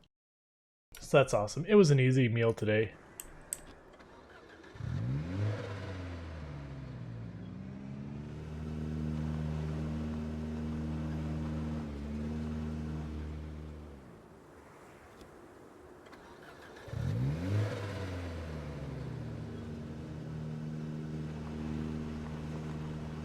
Come on. Come on.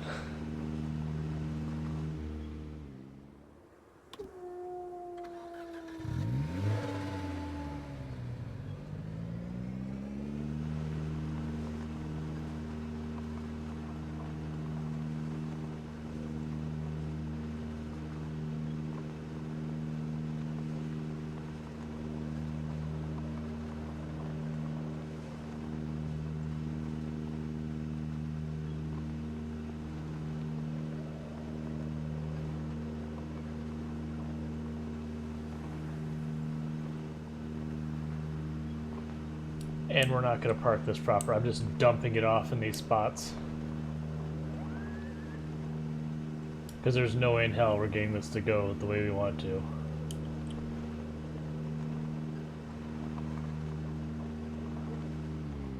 Good enough for me.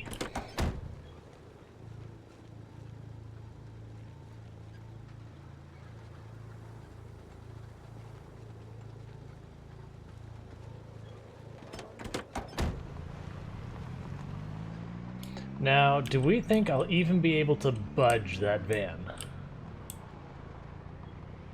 My money is on not really.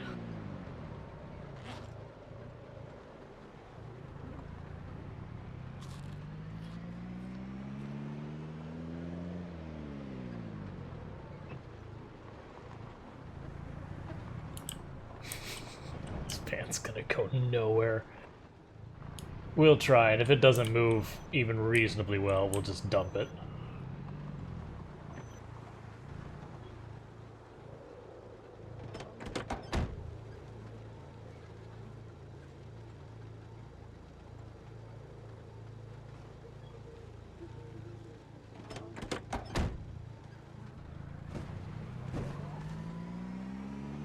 What was that noise? It sounded like we ran over a zombie, but there's no zombie.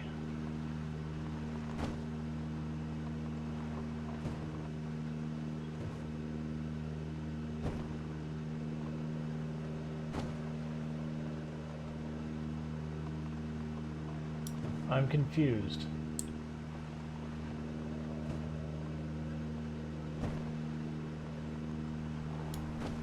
It's like there's a zombie inside the box that the van is in that's just getting hit again and again and again.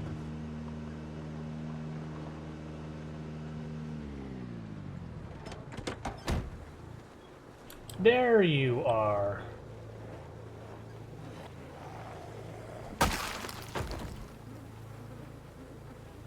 Because we climbed in that van before.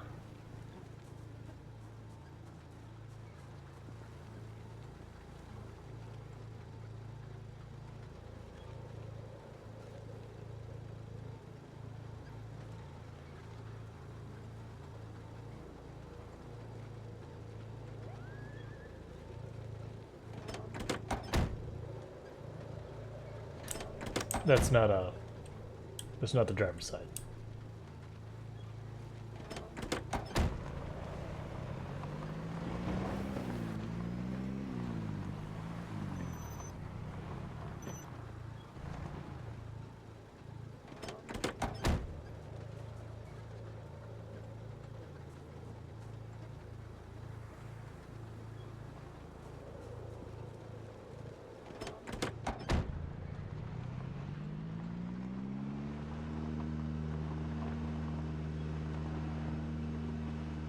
Okay, this isn't as terrible. It is terrible. But I think the station wagon fought me more.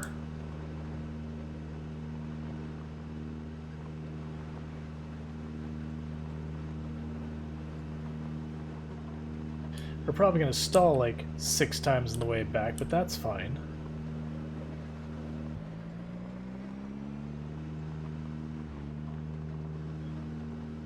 Alright, car, don't try and go into second gear. It's not gonna work. Just stay in first. First is a good place to be.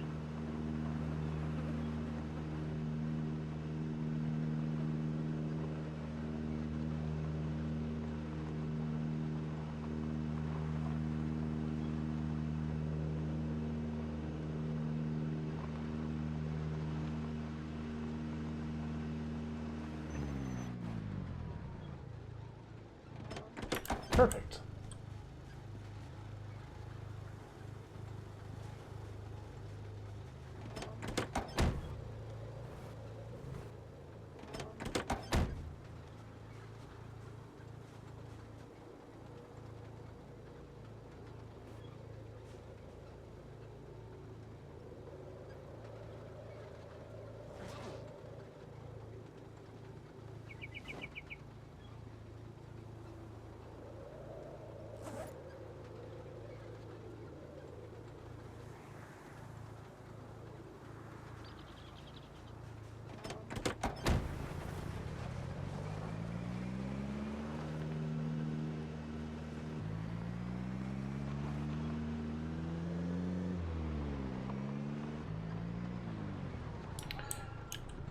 So, in the how alive or dead Ekron is, how are we feeling? Do we declare it dead yet? Or do we need to do another round and check for any more stragglers?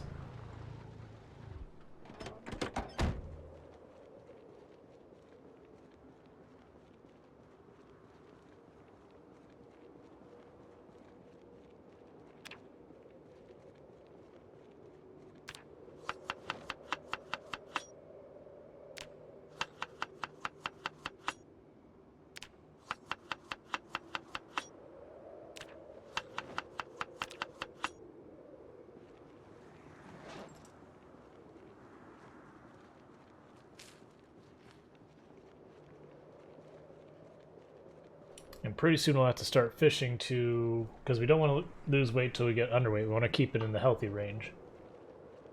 We'll have to start fishing to make that happen.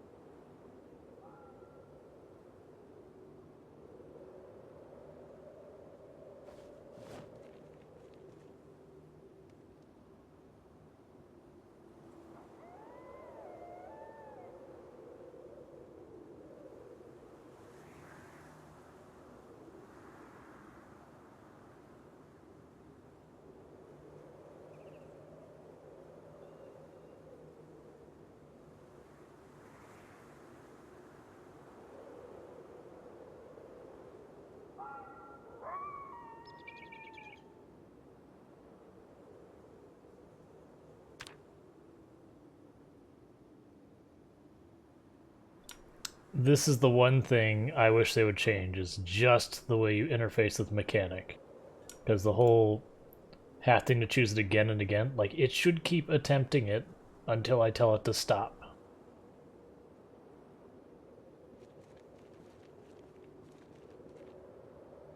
I did have a mod, yes, but because it's trying to make this run as vanilla as possible, so, you know, honestly, so no one can be like, well, you didn't do it right when we came to wiping out all the zombies in the map, I actually turned off a whole bunch of mods to make it, like, as vanilla as vanilla could be.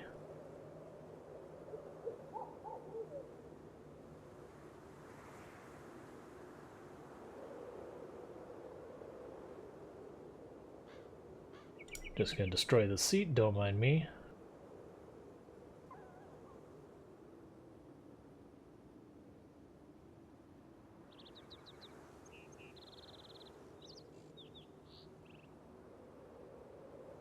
And this will destroy the seat if we fail.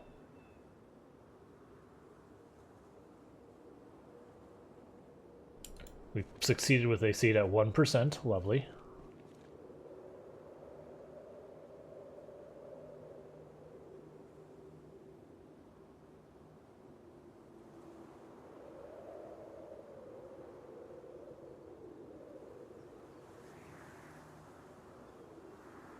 trying to remember what.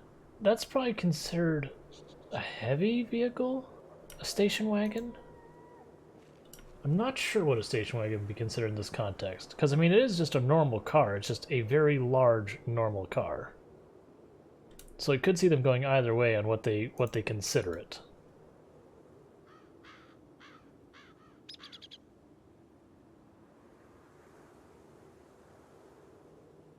Because if it's a heavy vehicle, then what we might want to do is pop in here, like go over to that thing and check out,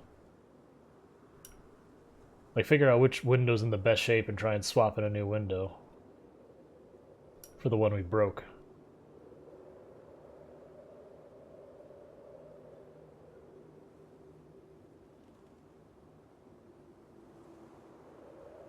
Starting to get sleepy, but I'm going to keep at it.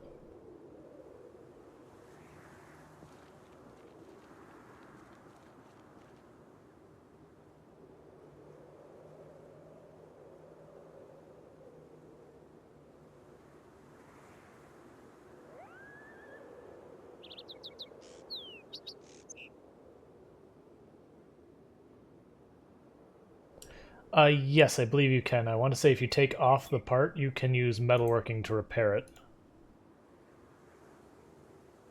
I think you might have to have a certain, like, requirement for metalworking and mechanic skill to be allowed to do it, though.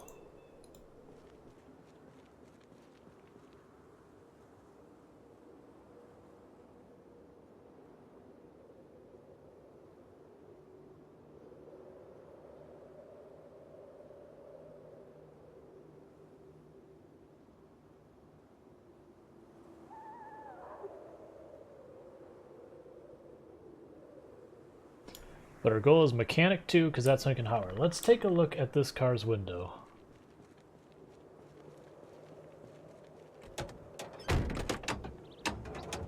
Because the driver's side window, if I'm not mistaken, yep, front left window. Yeah, everything on this car is in pretty good shape. So that's the reason why I was like, alright, we'll grab that one. Because all the other cars in the area are basically busted up.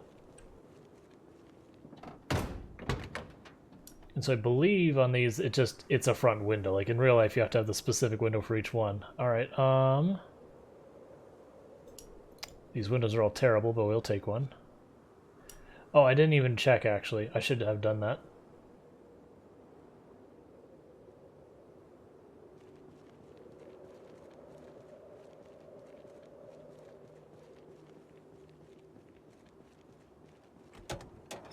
Like, for me, I would say the station wagon's closer to the van than a car.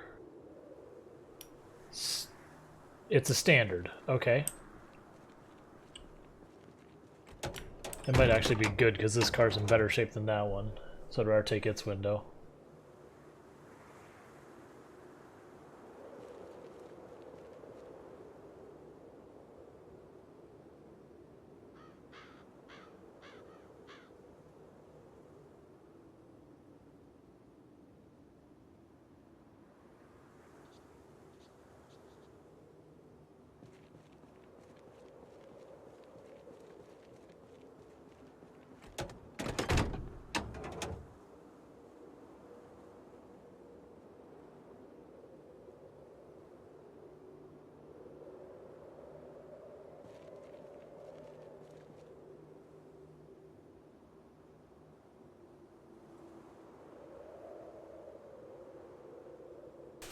Cool.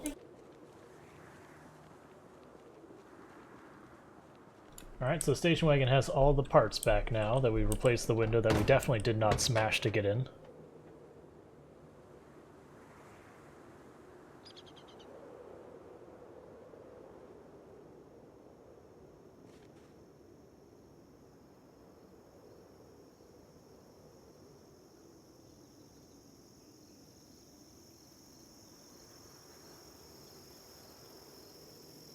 Remove all the stuff here first, then we'll go back to the other stuff.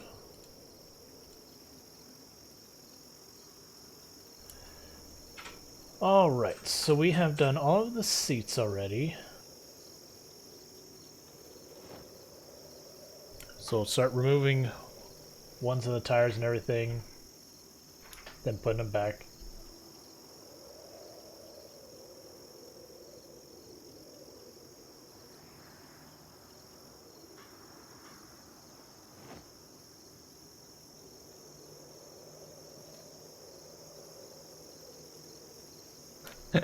0% chance of success. So we're just basically destroying the brakes is what we're doing.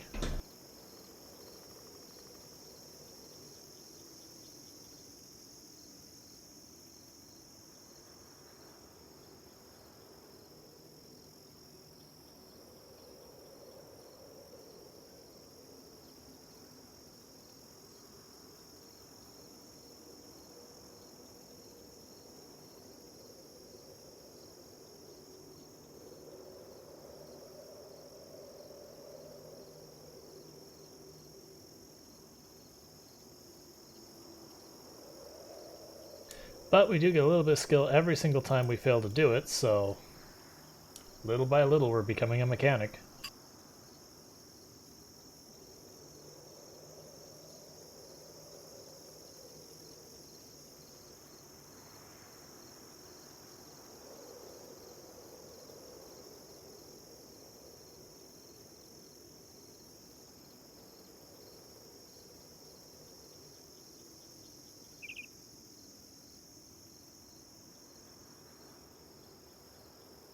But you get experience every single time you fail to remove a part. You gain just a little bit of experience. If we go here, we're at 69.22. So at 70.2. And then the first time per day, that's 24 hours, you succeed, you also gain experience. So you can keep trying to grind removing a part that you have problems removing to gain experience. But other stuff that, like the radio and that pops out, once you take it out and put it back in, since you almost never fail, there's not a value in continuing to try and remove it. Versus like brakes and suspension, you fail regularly. If you don't mind destroying them, it's worth it for the training XP. Alright, Mechanic 1, so that should put us up to 5% chance of success. Ooh. That's actually a number.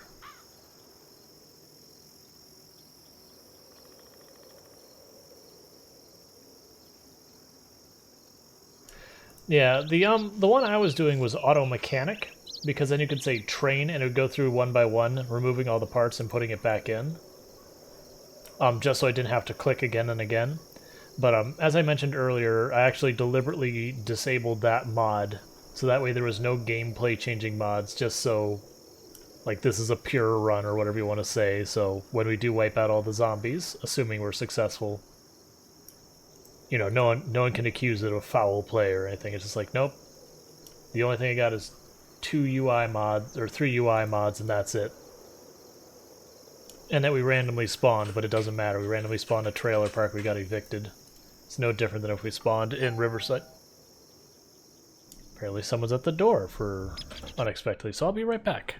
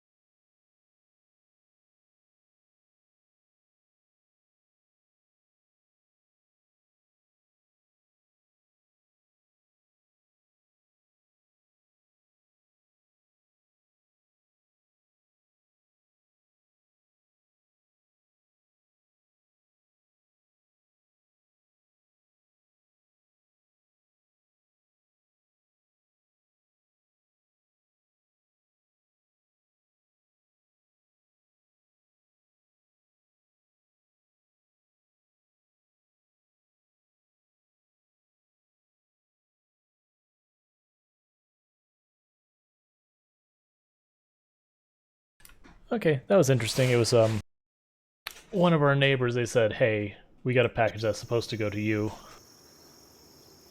And me and my wife are like, I have no idea, but it's got her name on it and it's got the address, so it's just a little weird.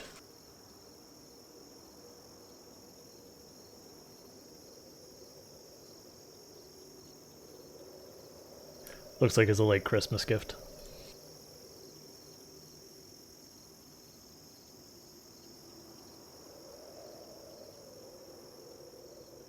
It was a late Christmas gift for herself.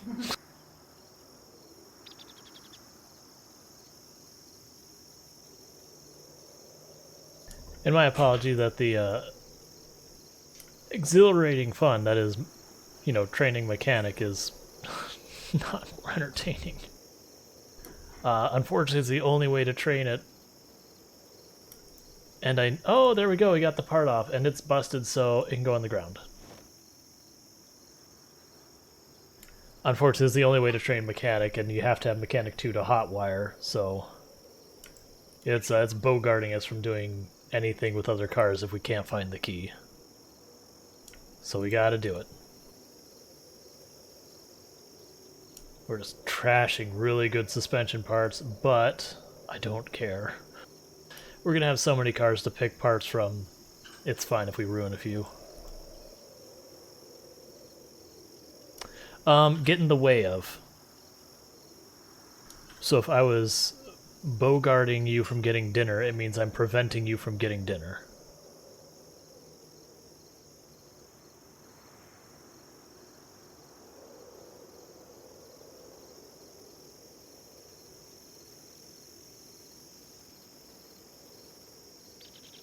Yeah, like this is way, like that's the reason I liked the auto mechanic mod, is it makes this part way less tedious. Because the other thing it lets you do is it lets you reasonably fast forward, because you can just sit there and go train and fast forward. The key though is if you're going to do that, you want to do it someplace safe, because otherwise you'll stand there and zombie will just stroll up and be like, oh, snack.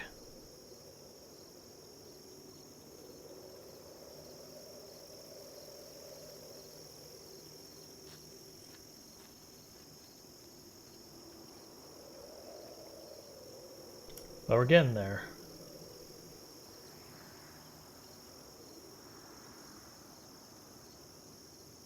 I have not. And that's actually one of the things I'm looking forward to, is heading over to Louisville at some point. That said, Louisville is probably going to be one of our last stops on this character. And if this character dies, then realistically what I'll do is I'll probably at some point just have a character go over there and just do that. If this character dies, I might actually hop on to the Deep Fried Brains multiplayer server. Hey, did we got that off? So Gat goes on the ground.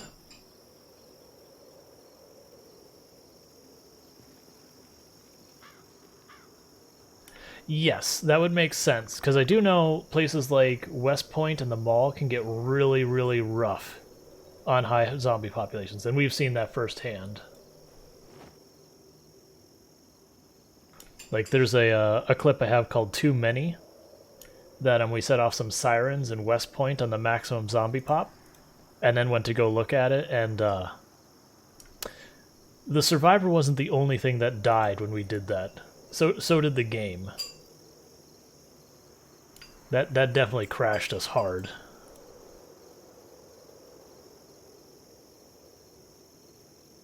But for that clip, it's exclamation mark too many. And we've actually seen way more zombies than we saw in that clip. For some reason, just that specific time, it was much, much worse.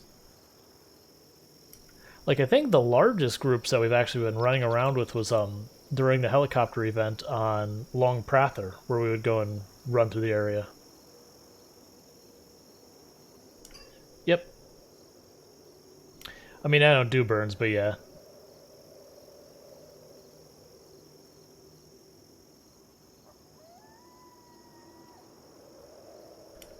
But yeah, the most zombies I've probably seen is we have a clip that I don't have a command for, but I probably should, for Long Prather, which was... We were dealing with a helicopter event on the highest population settings. I believe was the high, very high population. I don't remember exactly what they were. I think that was the ridiculously high zombie pop settings, and it's just, instead of no respawn, we had slow respawn, and it didn't set it right. But, dealing with the helicopter, we actually went through just an incredibly high zombie pop area, walking around just to keep them off of our base. It is very much bullet hell of zombies for a good 10 minutes. And there was a part where like we were cut off by another swarm going to the side. Hey, we actually managed not to destroy that part. I mean, we're going to now, but... you know.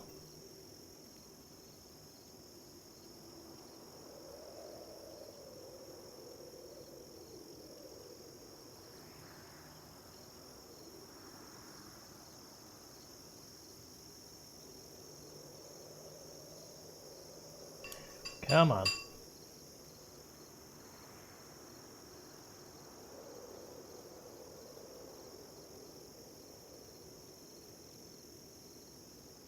And part of the downside is because we're destroying these parts, I can't put the tires back on for the experience for those, but continuing to fail on these is more experience than just one time getting the tires on. So it's not that big a deal. Especially since just doing this, we're already almost to the experience we want. Oh hey, we managed to not completely destroy it. Would you look at that?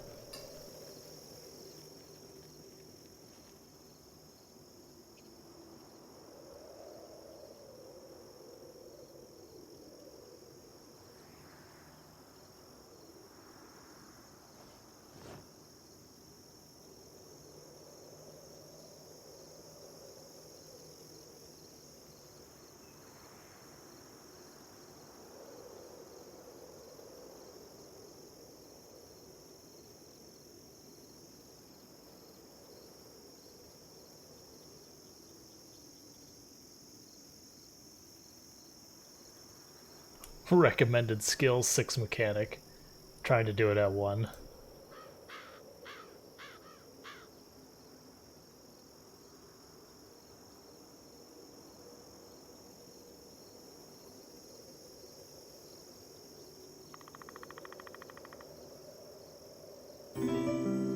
Thank you for the follow, Doc Mayo.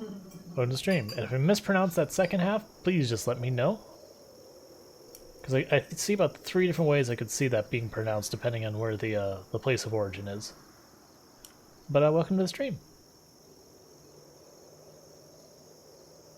Hey, we managed to not destroy that break. It is a short save. So, Maho?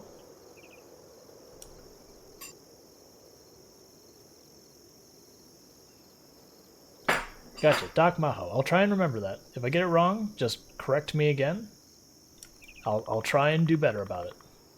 There's just a whole lot of people I've got to remember the names for. If we manage to uninstall and reinstall the suspension, I might actually get to put a tire back on this thing. I'm not holding my breath, though.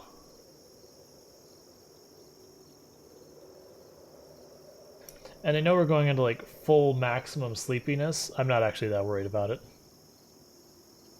Like, if it was nighttime, I'd worry about it, but I'm kind of using this as an opportunity for us to reset the character's sleep schedule. Sorry about that.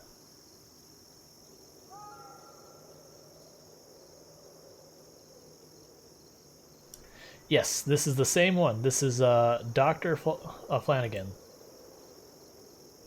Her doctorate was earned by means of crowbar and theft.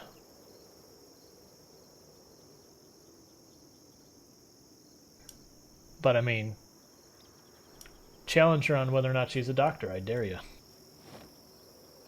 I recommend not doing it in a dark alley, though.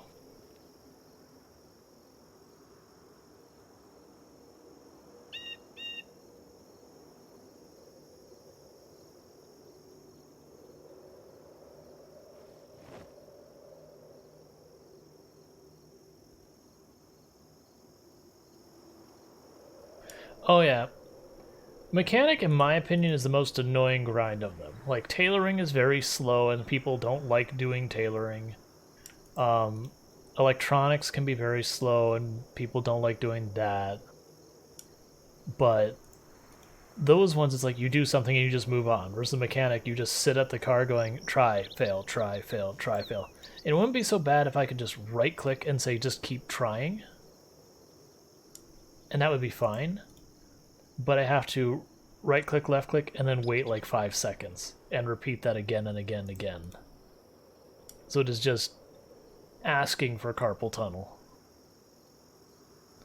Right, like fishing is a very tedious grind, but all you do is you right click and say fish, and then you wait. So yeah. And the only thing, like fishing would actually be a very, very fast and easy grind, except it only gives you points if you catch something. So at the beginning you catch nothing, so you're just waiting forever and ever. But still, the fact that you can just fast forward is so much. Oh yeah, it's a well-earned doctorate. She had to go through at least 5 or 6 pharmacy staff to get it.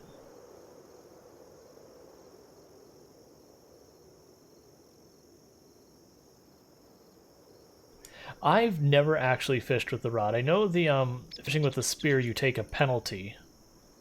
Like it's as if you're fishing with lower abundance, I believe. But it's like, but the spear's so easy to get. You just make a spear and then you poke the water and then fish come out. I mean, after many, many, many pokes. Okay, we're really close to having mechanic 2. And then this can stop.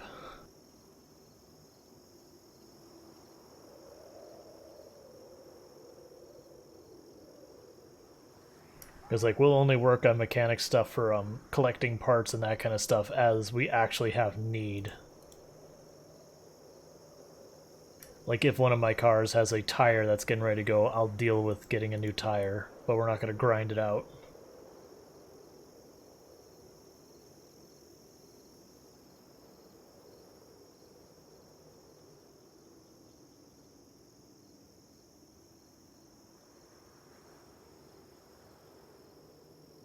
And I think for the base building, like acquiring planks, the strategy I'm going to have for that, so we're not just grinding out building a big base and this just becomes us building a base and not doing any of the zombie stuff, is as we come back and the trees have started growing around their base, we'll just clear out the trees around our base and then use that as our wood source. We won't go out of our way to build a bunch of stuff unless we have a particular need to do so, which I don't think will be a thing for a long while. I mean, ideally it would be good to get a bedroom up that we can secure, but I'm not actually that worried about. I'm under the impression the indestructible TVs and microwaves have already been patched. That they are quite destructible now. My understanding is that happened either at the multiplayer patch or even before it, and then just, you know, the videos haven't been updated. Like, you still get clicks on the video, so you still keep them there. So it's just outdated information, which is something that happens a lot with early access games. They'd be like, this is the best weapon because, well, that got fixed a year ago, so it's not actually. Like, there are still videos talking about the meta of short blades, which is fine. They did have... Oh, cool, we actually got that out. You know, they did have a period that they were meta. I would still say they're good, but very not meta.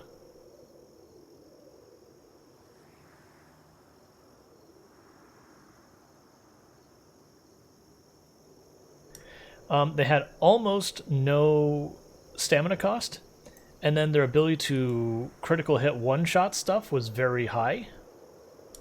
And if I'm not mistaken, you could just basically go through and effectively just assassinate again and again and again and just plow through enemies. Like, I never paid... Okay, that's good enough. Park goes on the ground. I don't need to do any more. We're not sitting there going... But, so my understanding is they kind of nerfed their opportunity for one-shotting quite a bit.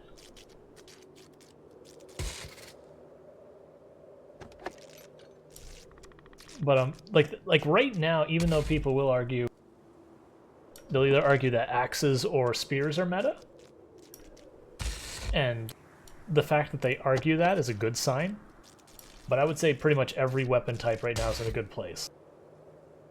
They all have their place in the spectrum. Right, I need a tank of gas.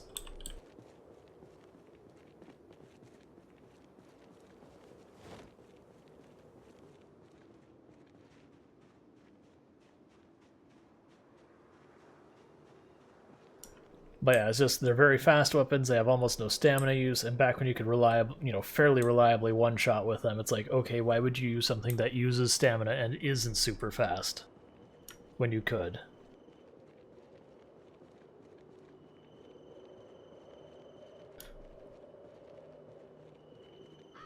Oh yeah, the garden fork, which a lot of people refer to as the god fork, absolutely messes stuff up. Like, don't get me wrong, where people argue spears are meta, it's like, don't get me wrong, they are a very strong competitor to be considered meta. Same with axes, where they have just such a high chance of one-shotting because of the high crit value. But I don't feel like there's one, it's like, hands down, this is meta, no contest, no argument. It's like, no, there's pros and cons.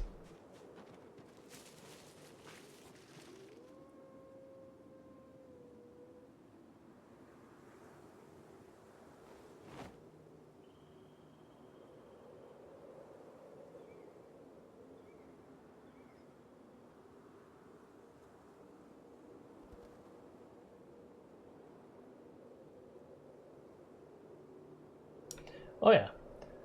Well, that's the thing I was saying is right now all the weapon types, in my opinion, are in a good place where it's like one just isn't dominant. You can kind of look at all of them and be like, well, all of them can be considered strong for their own things. So here's something I want to check. Okay, like I thought, you can't climb over when there's thick, because I was hoping that was the case, because I've been accidentally climbing and jumping over these walls left and right.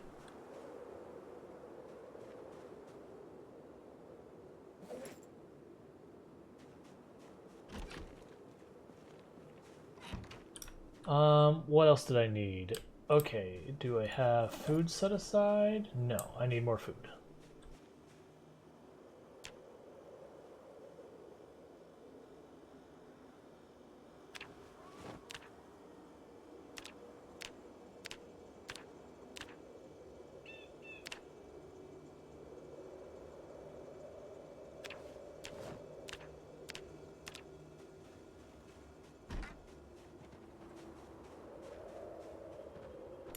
Okay, clearly nothing here is harvest ready or close. We're getting pretty close to when that's not going to be an option. I do need to start fishing.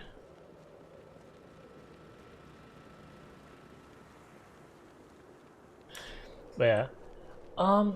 As far as like weapons such like go in the game, like I actually would sit there and say my favorite weapon type, I'm just gonna grab all of it. My favorite weapon type in the game right now would absolutely be the short blades. Just because like I do my builds where it's unfit, weak, obese.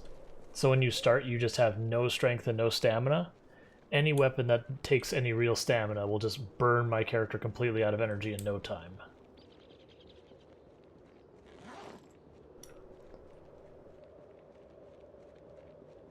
But that's just because of my playstyle. Otherwise, I still think my favorite weapon still is the crowbar just because of its durability. But at this point, like, almost all the weapon types, I have something I really like in them.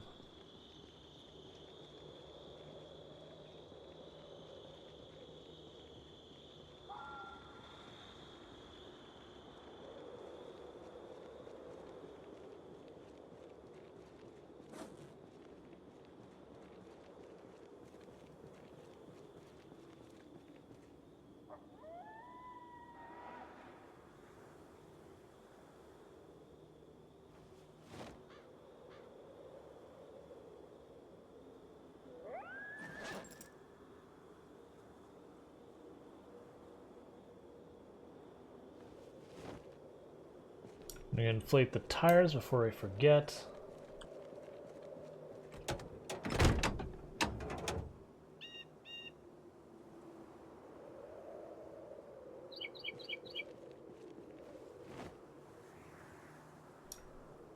To use a propane torch, you just need to find something that you want to use it on.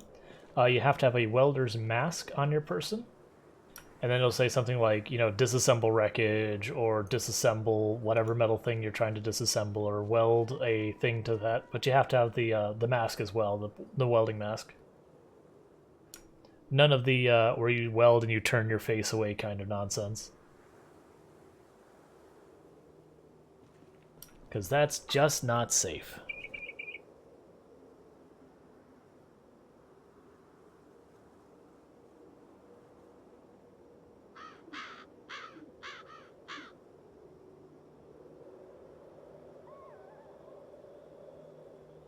Okay, so it's mostly good, but the one tire in the back was really, really low. Cool.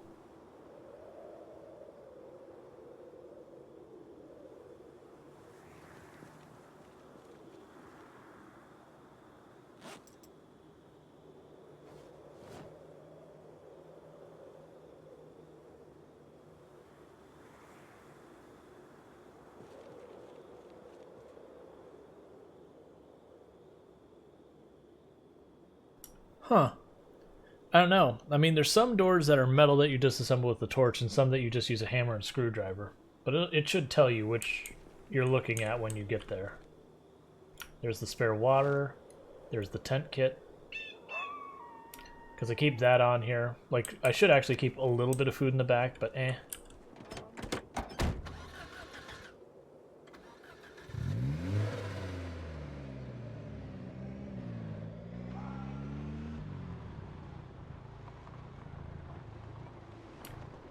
How are you full from one...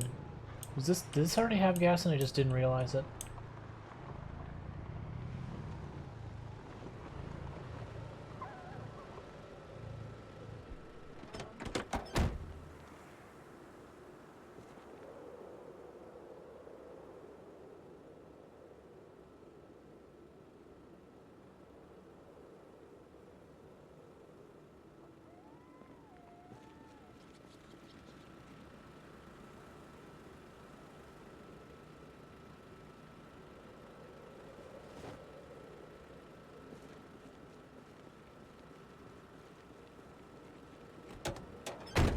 Yep, yeah, I don't know. Usually when people can't get to work, it's like, oh, well, you need a welding mask. Do you have, like, a really terrible gas tank? No? It must have... oh, that's right. This was almost full. That's how we got our first car, was this thing was nearly full in gas, so we took gas out of it so we could fuel up the car we had keys for. Right. I'll leave that. We'll deal with the trailer tomorrow. Because we need to go to sleepy sleeps. But by that, I mean, we're actually going to go and grab the Mechanics Intermediate book and read it, so that way we go and stay up late. So that way we're not waking up in the middle of the night again. So, Mechanic Intermediate. And I don't know... oh, we don't... oh, yeah, we do. I was saying, I don't know why Mechanic is in its own section versus all the other books. Like, it's got its own category for reasons.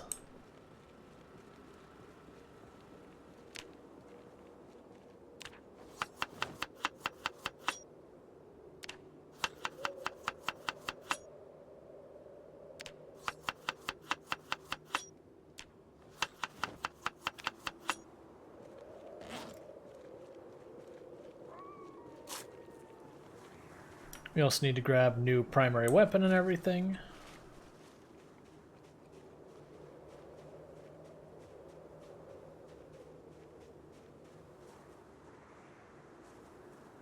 That tree out there, I thought it was a zombie for a second. Sorry about that.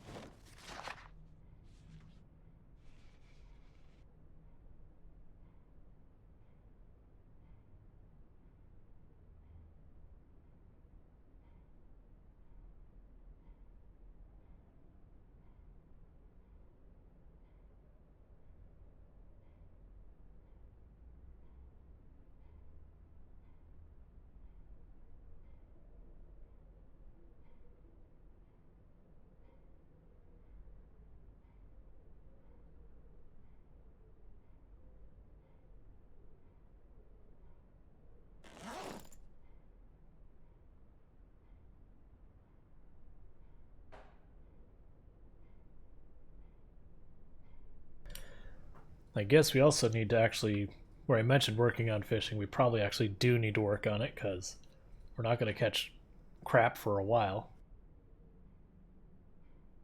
And we're already starting to lose weight. Because we're in the healthy range. When we drop below, I believe it's 75, then you're underweight, and we don't want to get that far.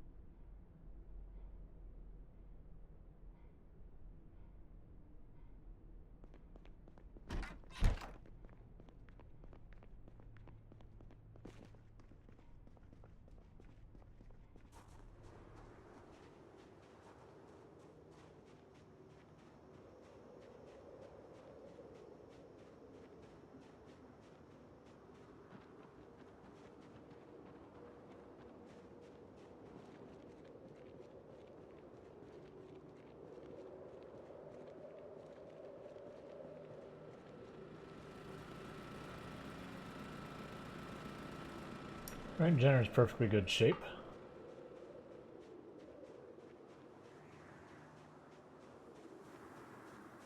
So let's start trying to balance out our food situation. So the good news is I have a giant pile of sticks here.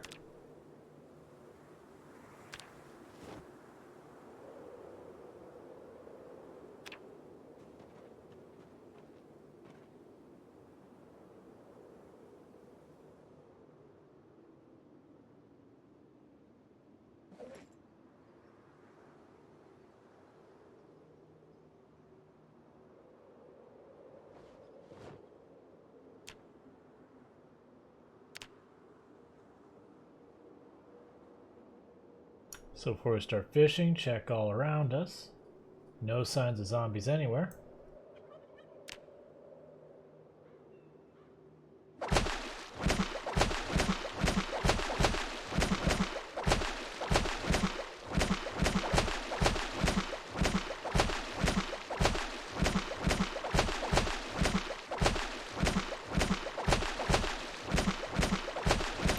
I'm going to lower the game volume sound for a minute.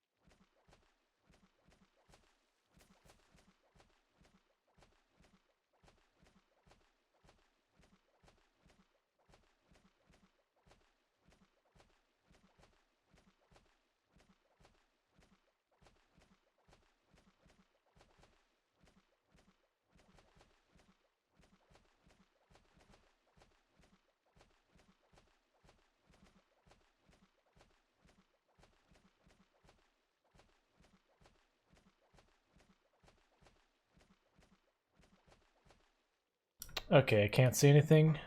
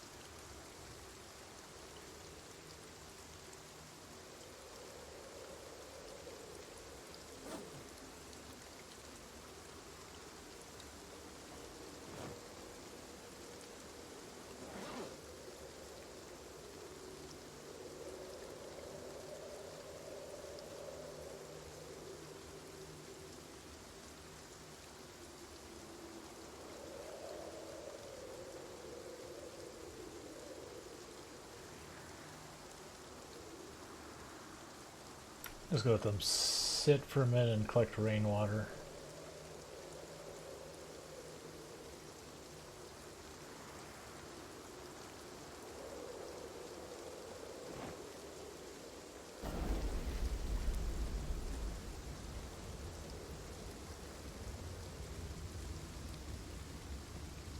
Yeah, that's another one of the sound effects I want. Ooh, we're about to hit our level in fitness. And strength's come along nicely too.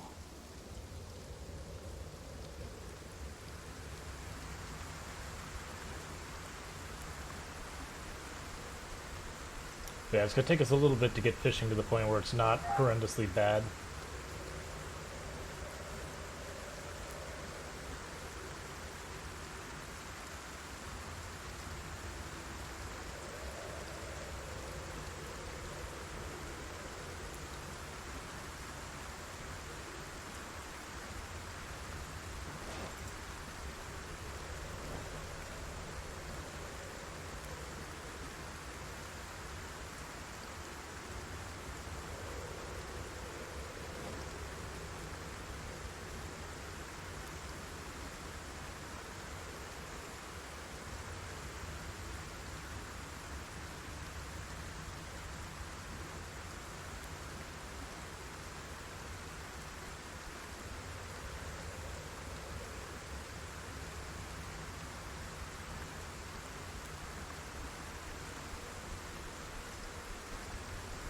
I have so many saucepans and the big cooking pots of water at this point.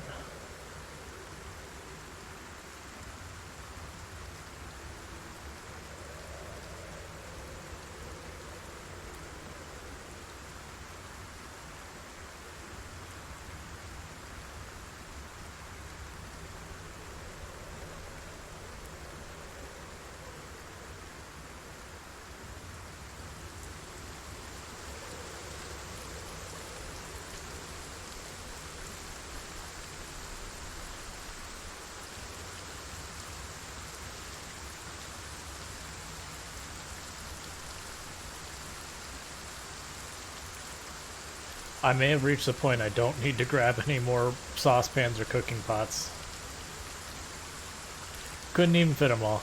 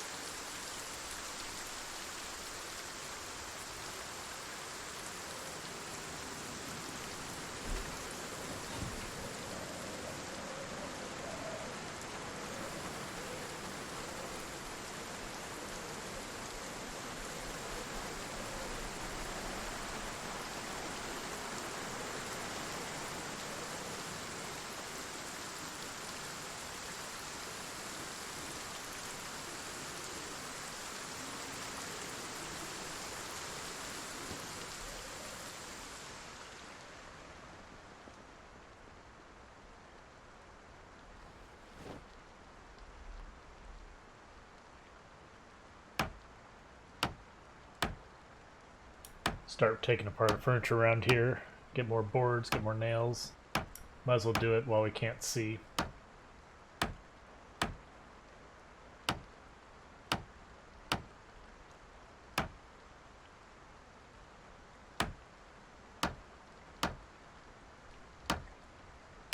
Plus it'll make this area safer because I'll be able to run out much easier. Not having to worry about getting snagged on a table or a chair. Well, not the chairs, but the tables. You don't bump into these chairs.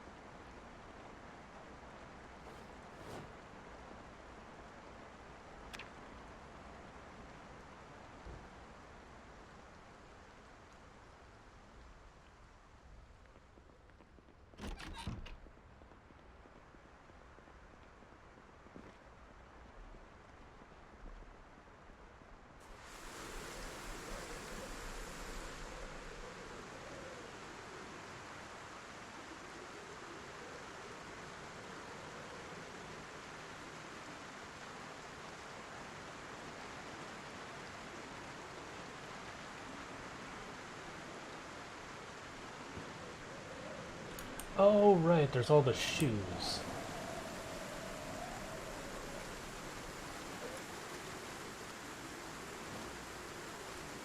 And this is why you trash can. Goodbye, shoes.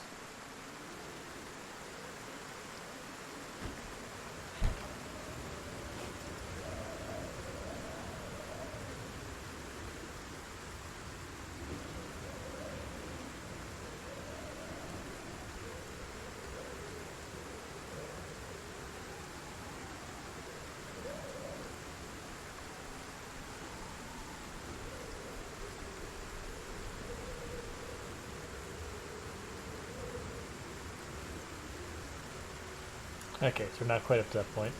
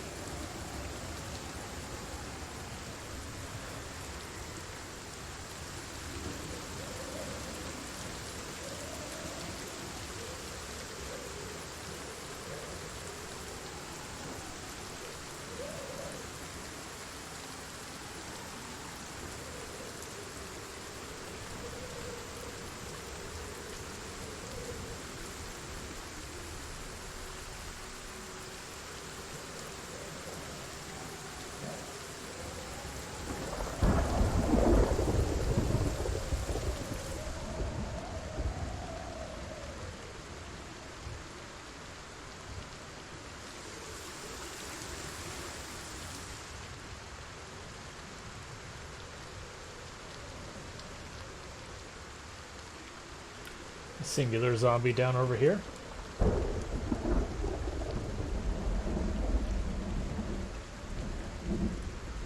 I take that back, 2. 3 zombies.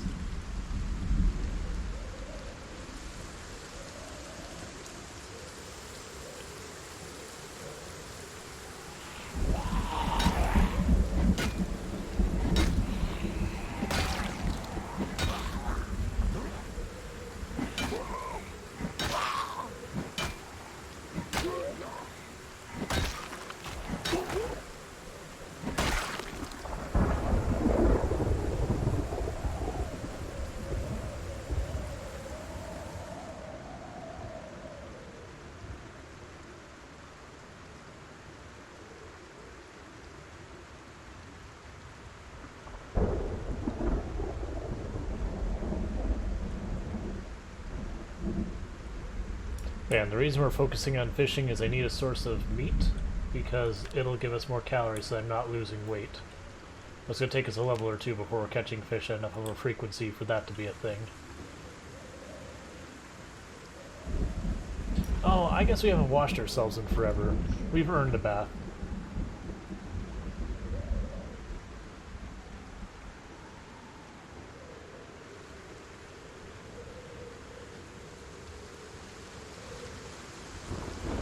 As they're very clearly like outside a really terrible thunderstorm. But we have the trait Outdoorsman, which means most weather stuff doesn't bother us unless it's super duper awful.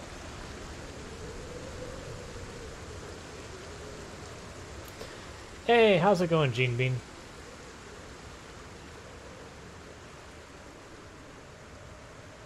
Alright. so we got that all sorted. I'm going to lower the game volume for you all again before I start fishing. That way I'm not blasting you all with the fishing sounds, because they're not pleasant.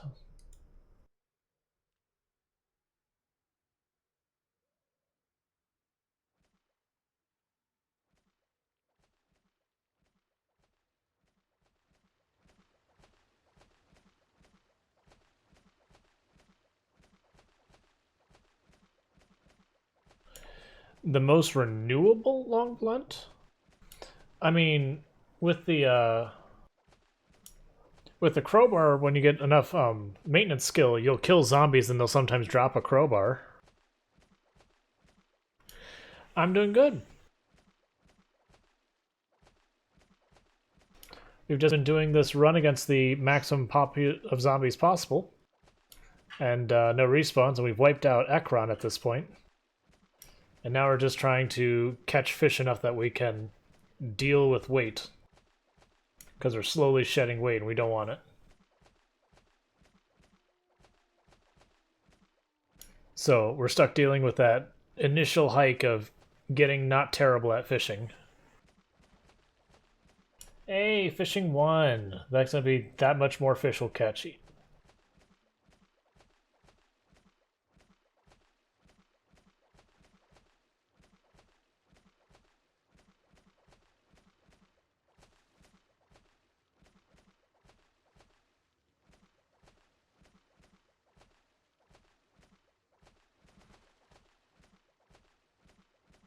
Big perch. Couple catfish.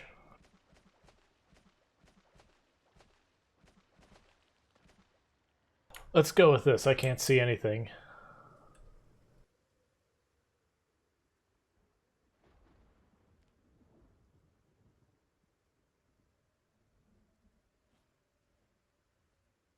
That, and I can't see because it's all rainy.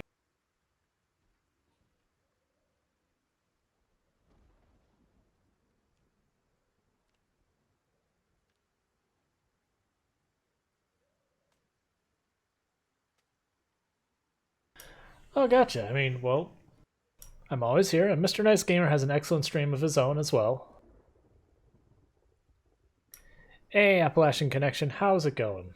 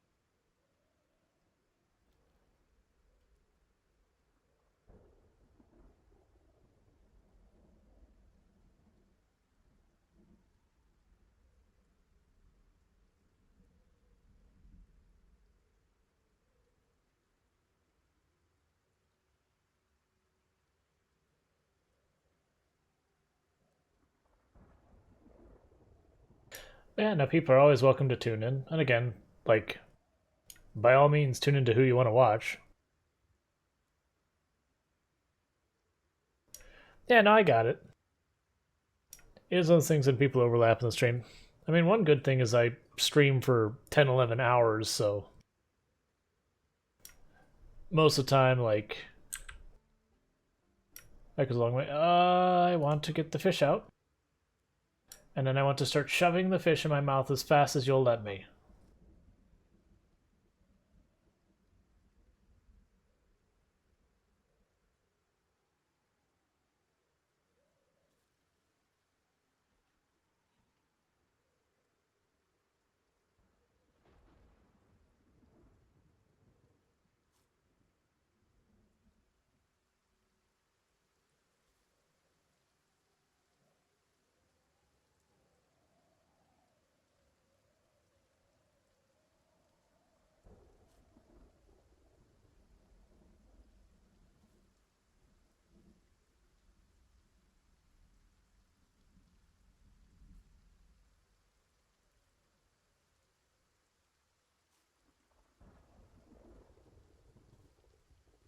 Yeah, what we're trying to do is this calorie bar. We're trying to get up. Oh, actually, we're getting really cold.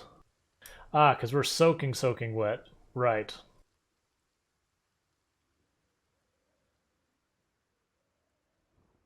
So let's get inside before we actually... Oh, my big backpack. If you get down to, I believe, it's 35 kilograms, you will start to die. Like, you'll just rapidly lose life.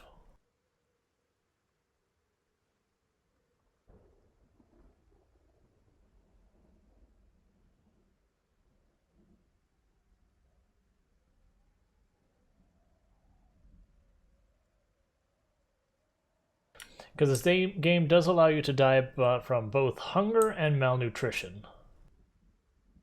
Alright, we've stopped. We've gotten to the point that we're not losing weight anymore, so that's good. That means we don't need to shovel the fish into our mouth as fast as possible. Now we can just leisurely eat it.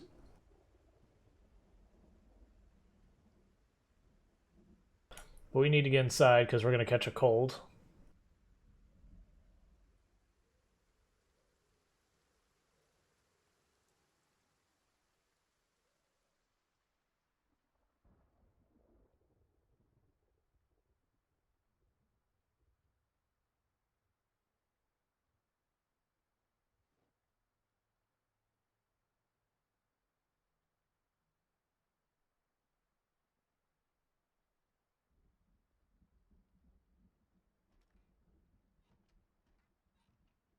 Oh, actually, like we have tons and tons of non-perishable foods that we could eat to gain weight.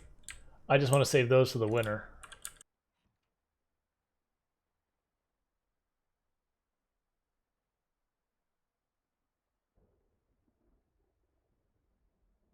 I have a feeling the storm's going to be here a while.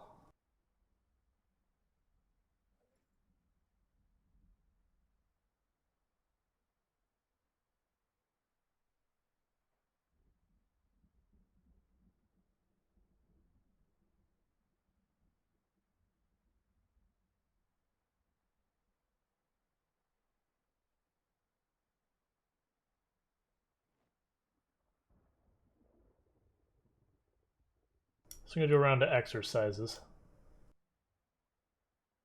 Help warm us up.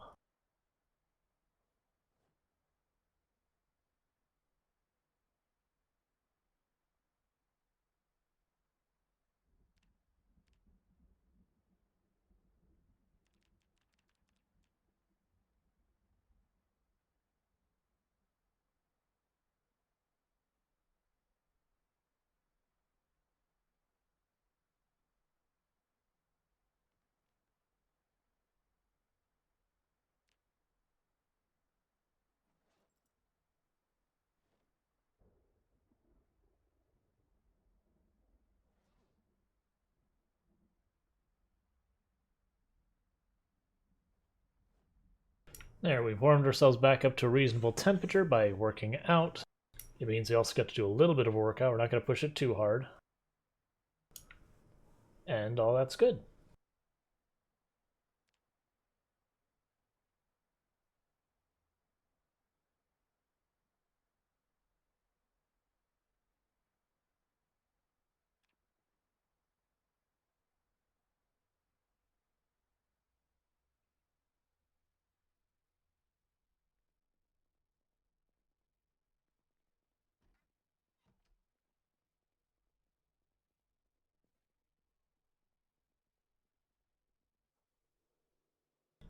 Okay, so we don't need to do more fishing right now. We've got a couple extra fillets and all that handy. So what I'm going to do is I'm going to do one more lap around town. It's been a couple days. We'll see what's worked its way out of the lurking corners and all that. Then we've got our car. I don't think we grabbed the trailer for these trips because we're not really looting right now.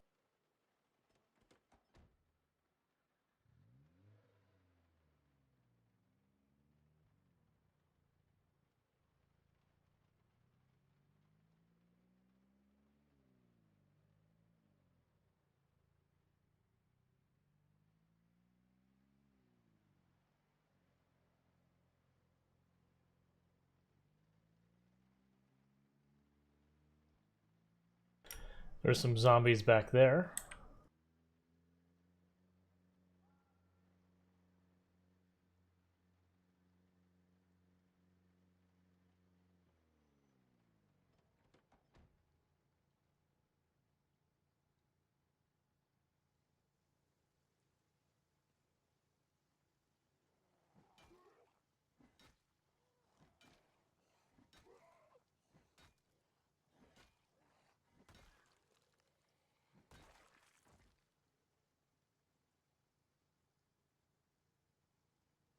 Oh, sorry. Yep, my apologies. Just turned it down because the fishing noise is too loud. I really kind of wish there was a... It used to be, several versions ago, that there was advanced sound settings where you could independently change the volume of every single sound in the game. So if you found the fishing sound too loud, you could turn it down. But they got rid of it because they wanted players to not mess with the sounds enough that they could figure out which sounds were too loud, too quiet based on player feedback. And they haven't put that back last I checked. And there's a mod that allows you to do that, but I didn't pick it up, and now I wish I had picked it up and loaded up for this. Because fishing is unreasonably loud.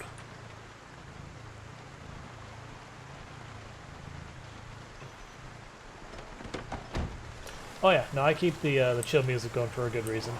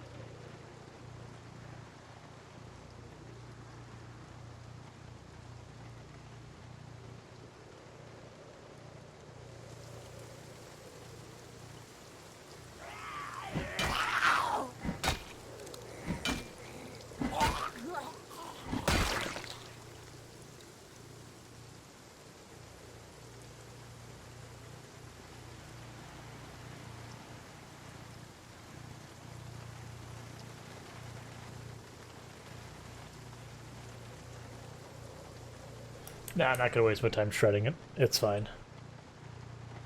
We've already got too many supplies. Oh, hey. Got one sneaking around out here.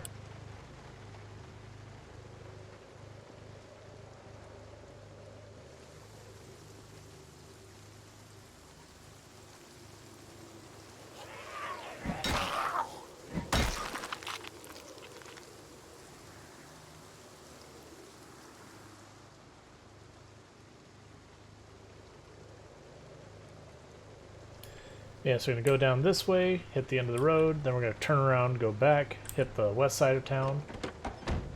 Basically, we can do that all in one run, like, because that's the thing, it's like, when do we consider the town properly eradicated? Because we're always going to have a couple of zombies stroll in from the woods and all that.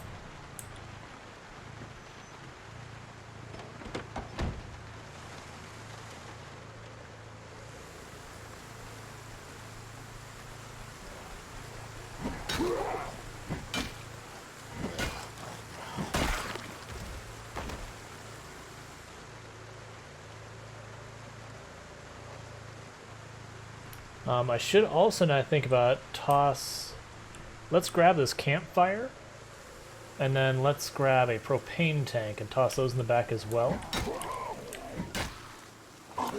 And the reason for the propane tank and the welder is that way we kind of disassemble wrecks off the road. Keep the roads clear for safer driving.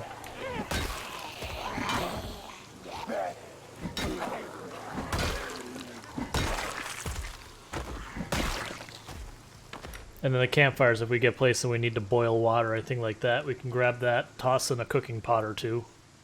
Same plan. Oh, more zombies in the backyard. Cool, cool.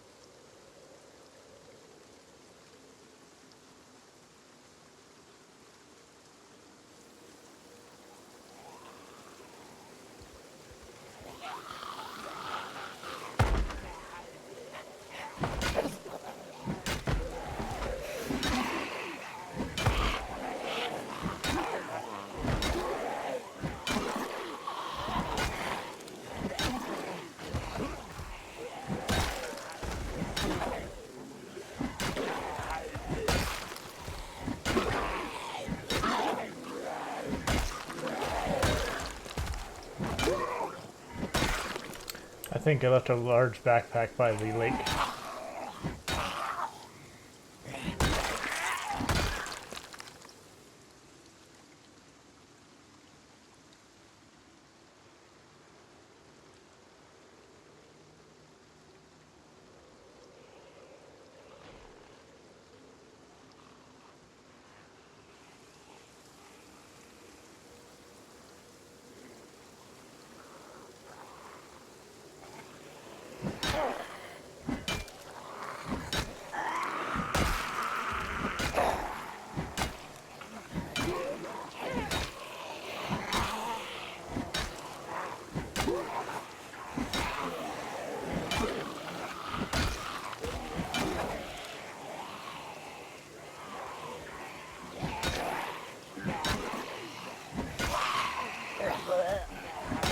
Alright, the one we just pushed over in the green shirt has a hunting knife, so we'll make sure to grab that when we actually kill her.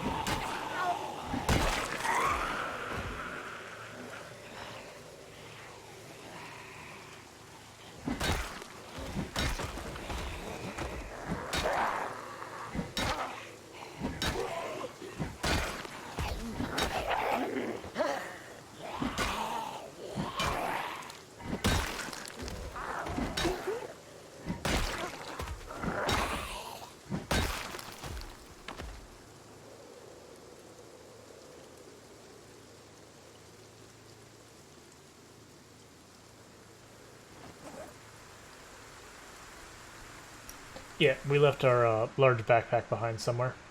We have to go. It'll be by the pond probably when we were fishing.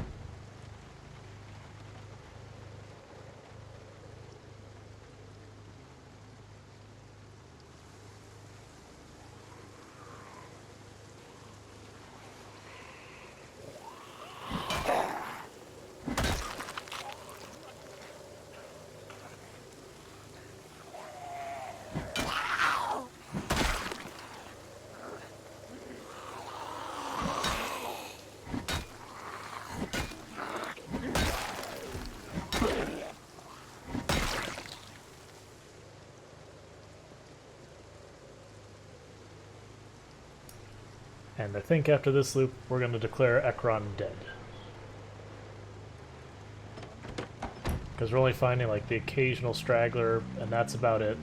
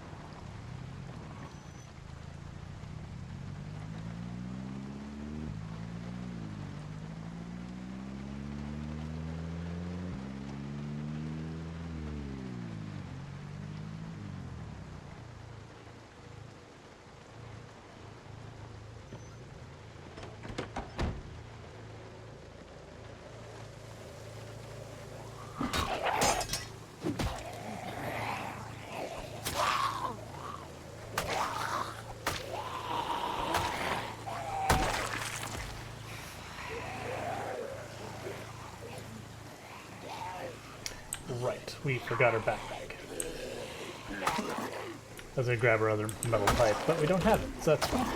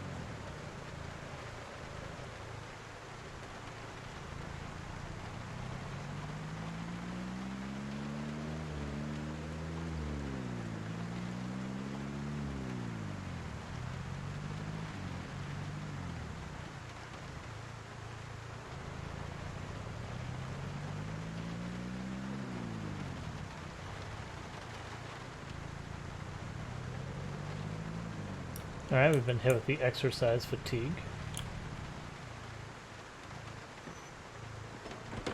That's okay, we'll kill off these two.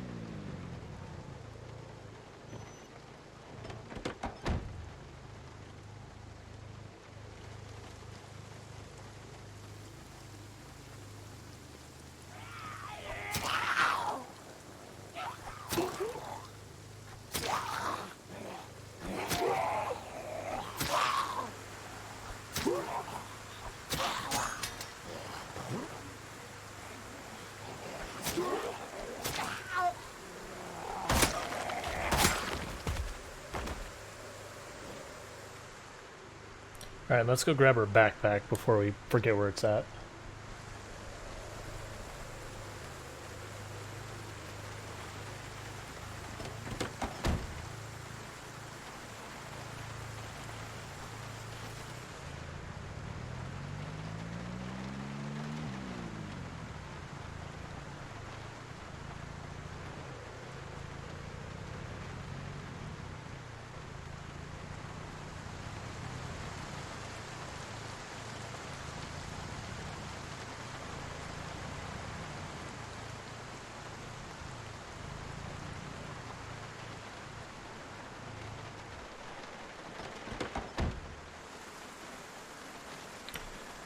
The flamingos are even behind the water texture.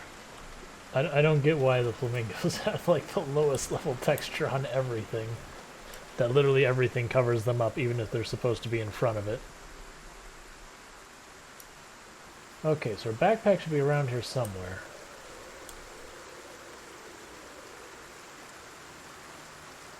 Oh no, it's upstairs. Right. It's upstairs from us working out.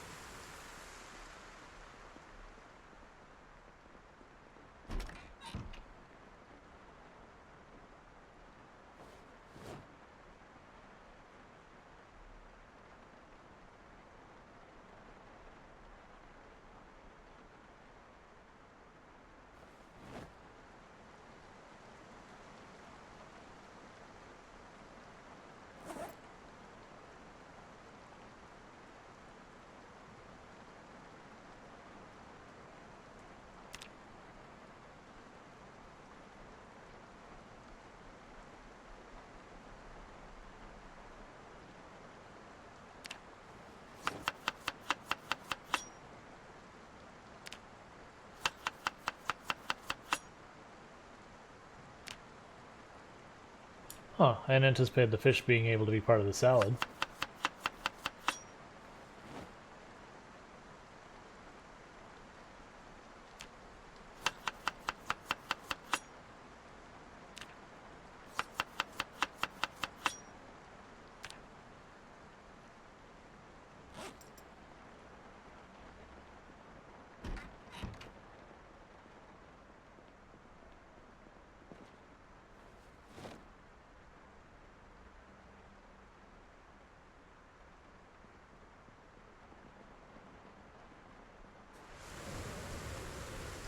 Right, we're going to also need to grab ourselves some extra primary weapons.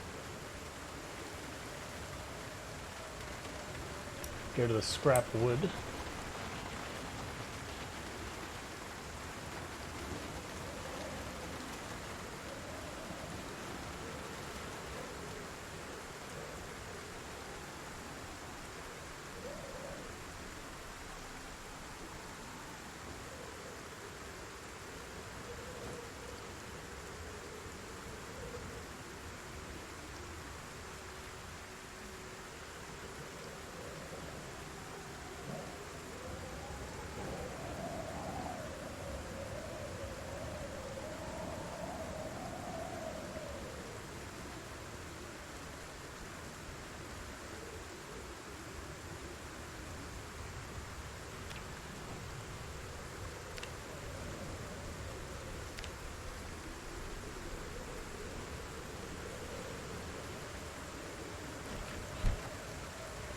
Let's see, what else should I bring?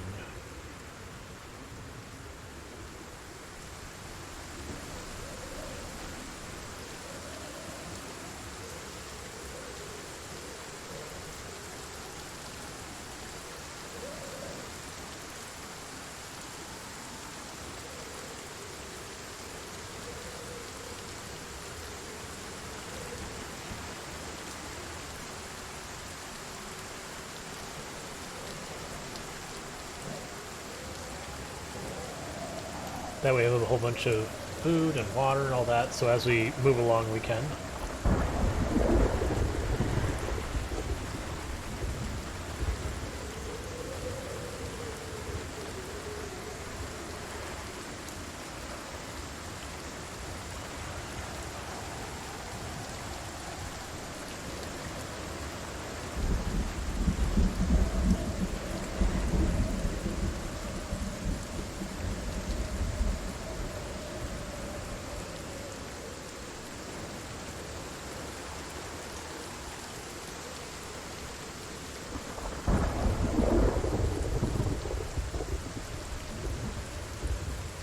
I think we're good with that for now.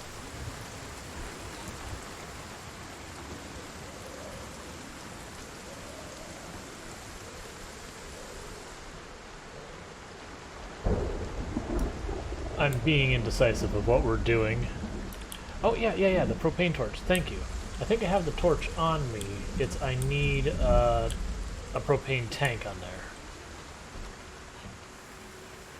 Which I don't remember which one. There's a spare propane torch over there, so grab one of the gas tanks, put it in the back of the truck. Thank you. That way as we see Rex, we can just take him apart and get him off the road.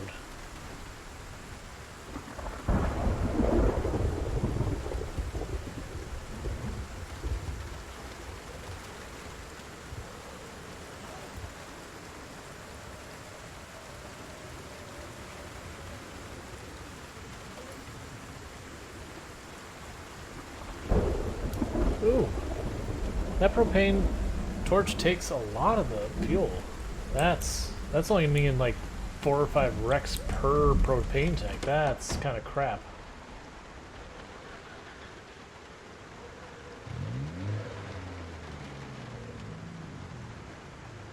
Okay, so let's pull up the map. So map kind of up, bright screen, to see where we're going.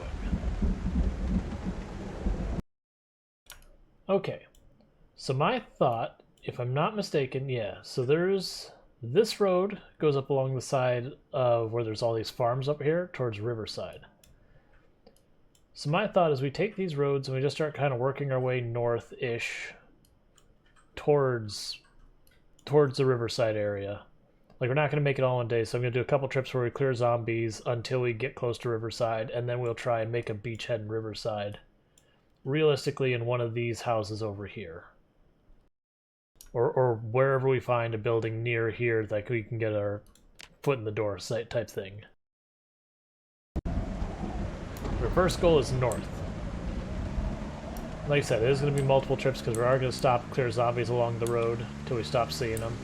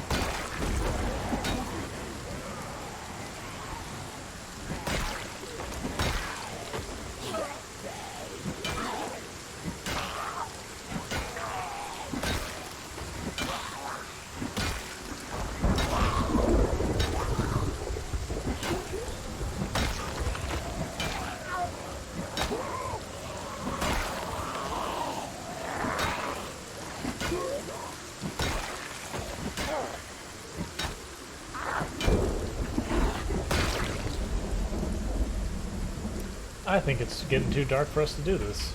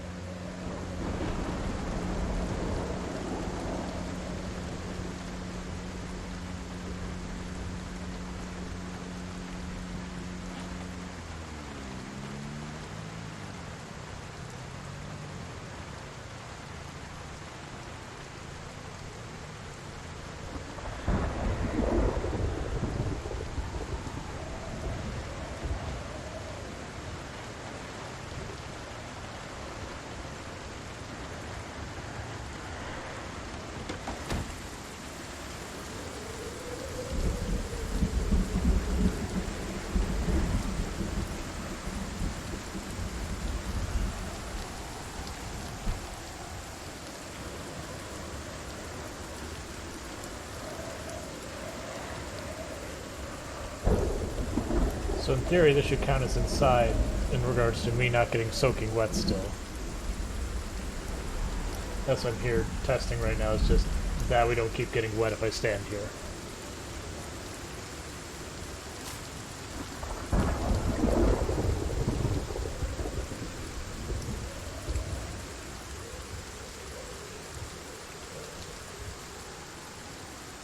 Just waiting to see if this goes down or up.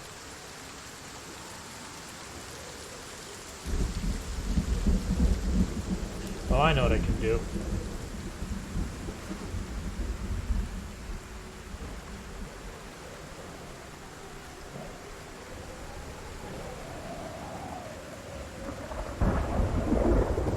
I think we have supplies upstairs.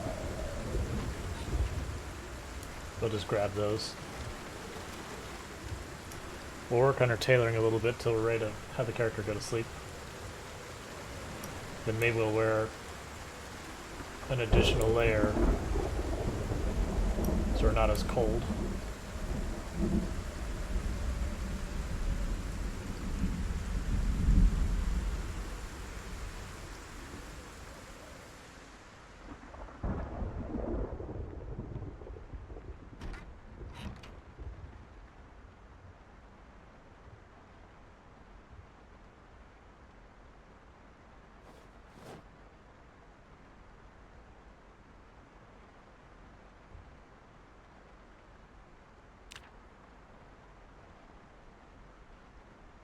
Alright, in the future, read the cooking book.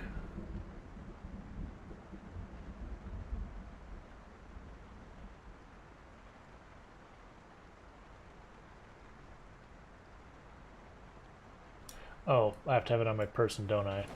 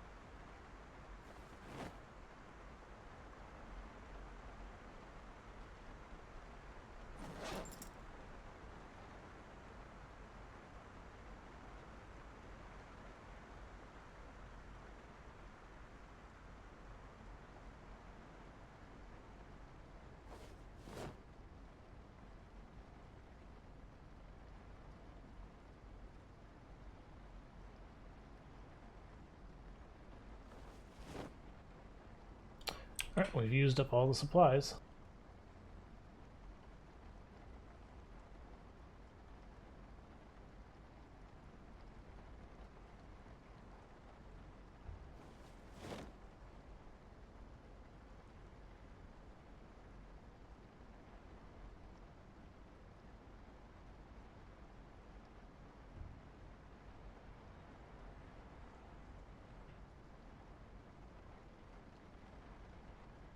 We'll take those downstairs.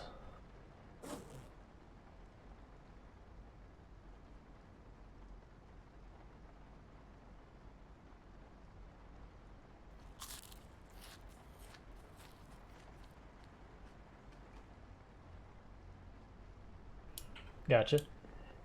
Yeah, I always get leery about some of those mods because it's very easy for a mod to go from, you know, quality of life to unbalanced. That said, tailoring in its current form, yeah, leaves quite a bit to be desired. Like, it's super powerful, it's just the leveling of it is not particularly exciting.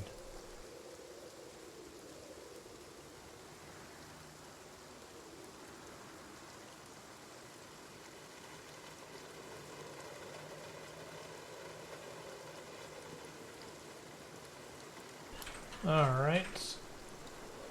So let's quickly ditch this stuff.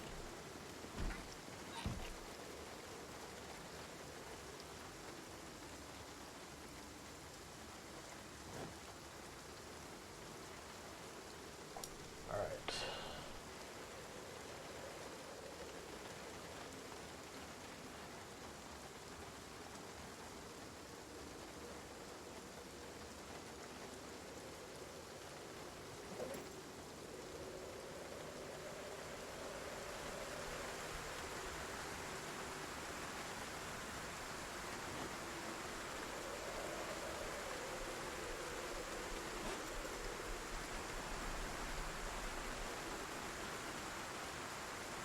So putting actual padding to give us some protection here.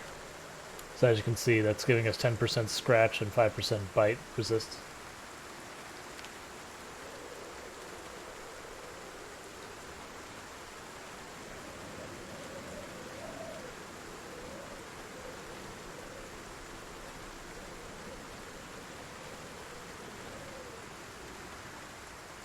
Just trying to give ourselves much better protection.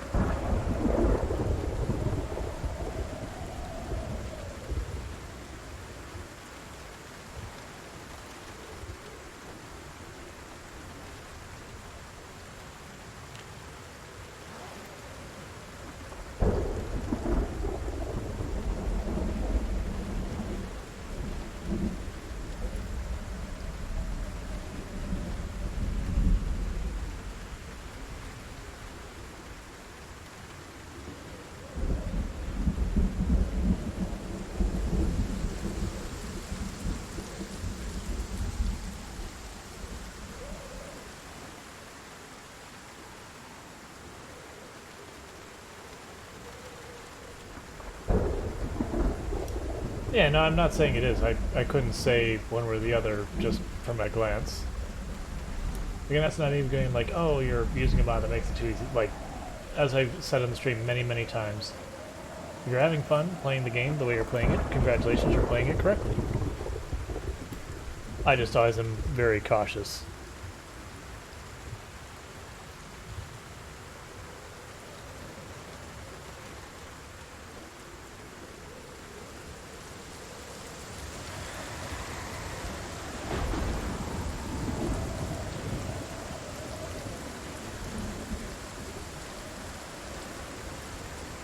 Alright, let's just go over here, sit on the corner, underneath the ceiling, and keep tailoring, because the storm sucks.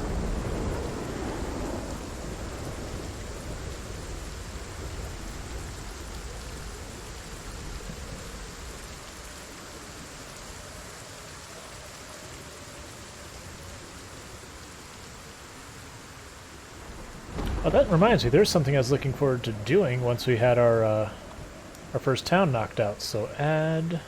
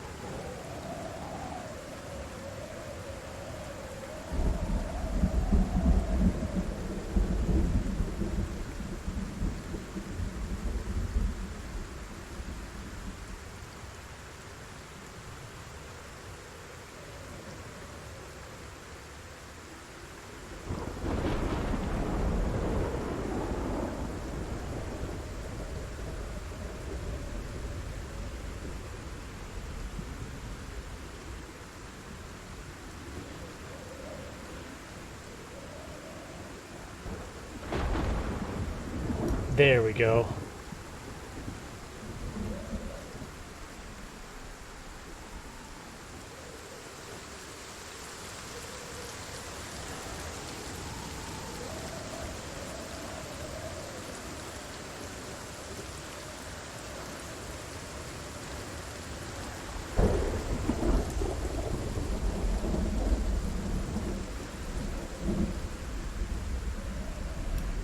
Okay.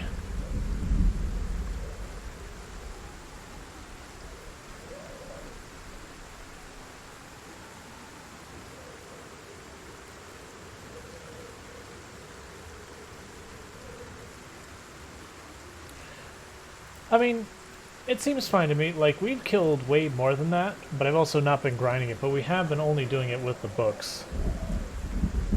Like, I don't think there's a correct speed one way or another. But,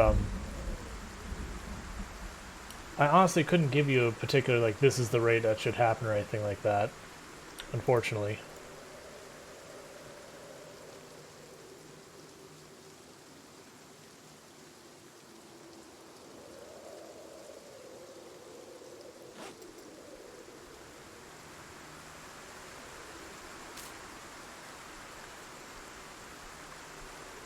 But it's not like I find it offensive or anything.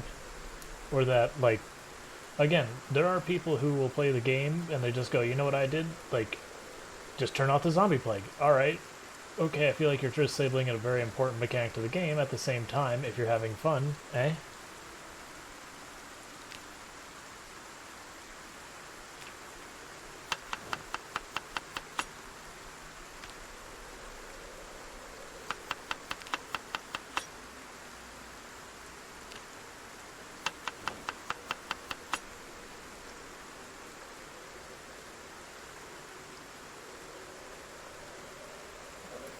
Need to grab more produce.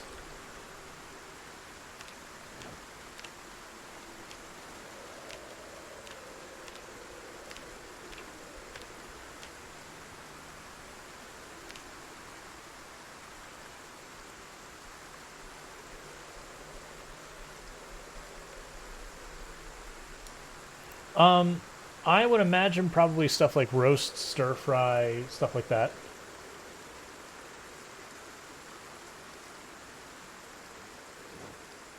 Sometimes you have to cook them, like cook the ingredients before you use them in other recipes, though.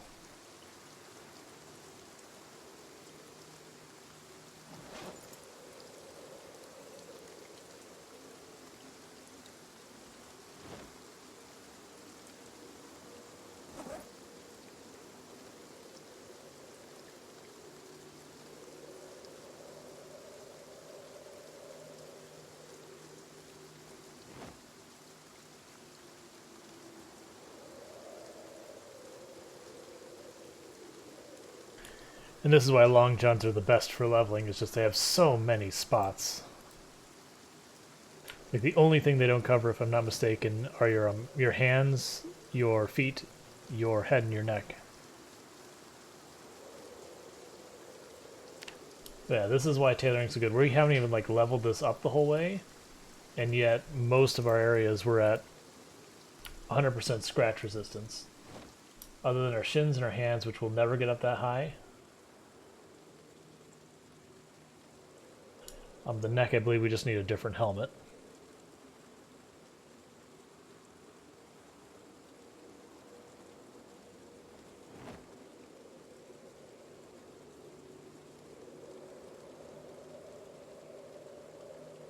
Scarf, that's what we're forgetting, yes. Need to find one.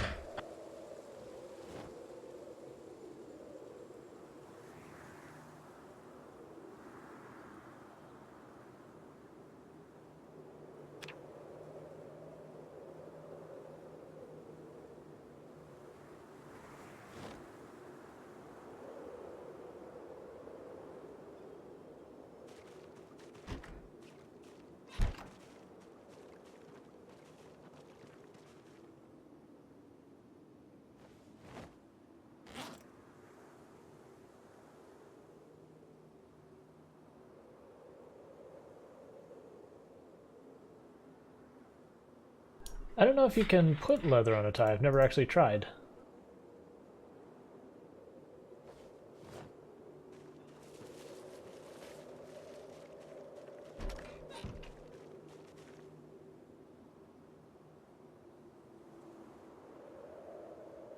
I mean, I'll have to once I see a tie. Like, if we can put anything on a tie, then we can put on a tie.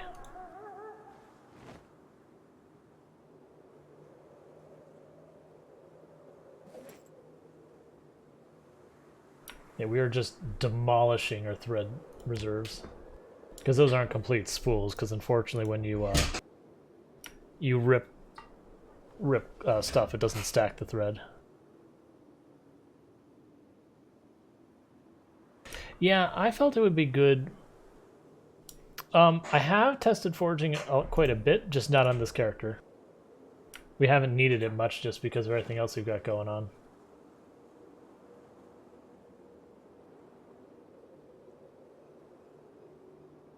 And we're basically writing this day off because of the storm. Hey, Scudo, it's going well.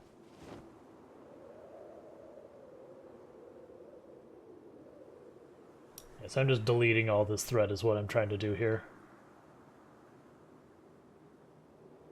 Since our tailoring shelf has been overburdened for a while.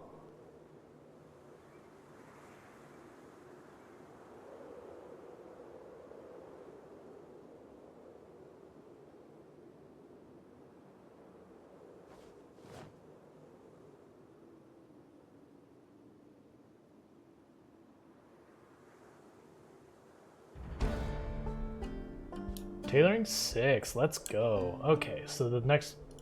We're not going to waste materials until we read the next book. We probably should have, but we didn't. Because the downside with the working out is it means we're also in bad shape next day.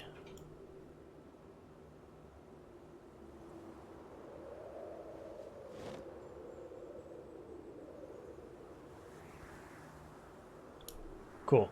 So we still have a lot of supplies there, but at least we're not overburdened with it.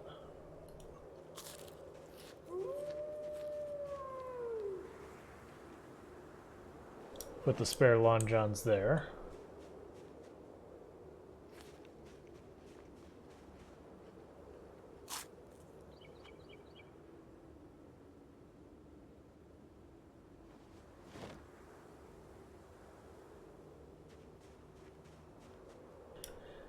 Okay, so let's see. Yeah, no, I probably should have. So we got a spare shovel, got some nightsticks. Okay, cool. So we have the tailoring. Tailoring is at advanced. We don't have tailoring advanced. Well, that's annoying. Oh wait, never mind. We've already tailoring expert. That's what we're looking for. Expert tailoring, which we also don't have, so that's fine. So cooking advanced.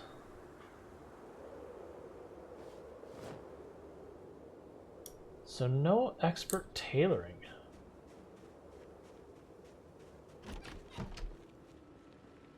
So that means that we just don't do any tailoring for a while.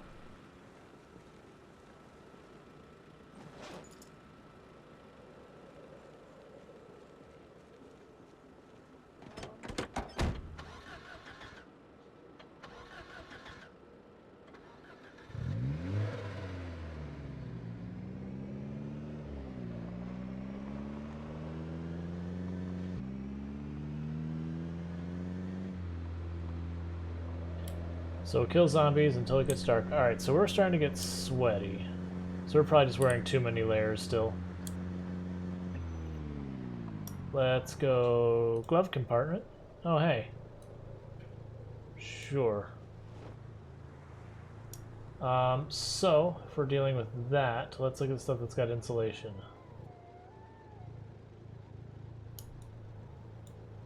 I guess we lose the leather jacket.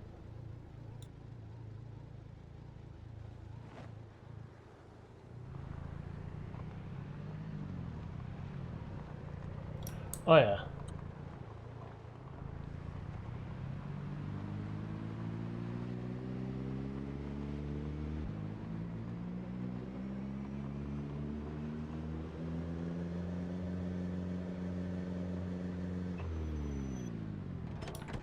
Yeah, no, the build we're on, this multiplayer build, which is build 41, is a masterful rework. Like, new animation, new combat stuff, new foraging stuff.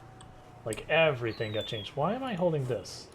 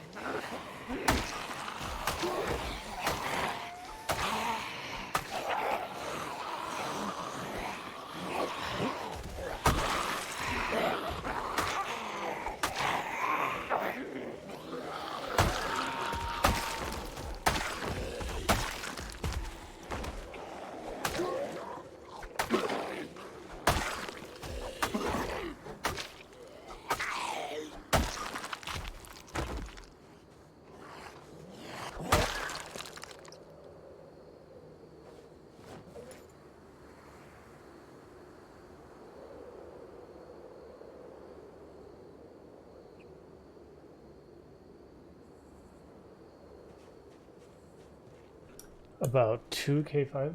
2k5 kills? We're at almost 4.5, just a little shy of. Which we estimate Ekron to have 5,100 zombies, but there's a good chance a bunch of them migrated away, or, you know, we were using that based on math that came out before the patch. So there's a chance just the patch has adjusted things. But to have wiped out the city for all purposes at like 4,300 checks out. And it could be that there's just that many zombies just out in the trees and the fringes of Ekron.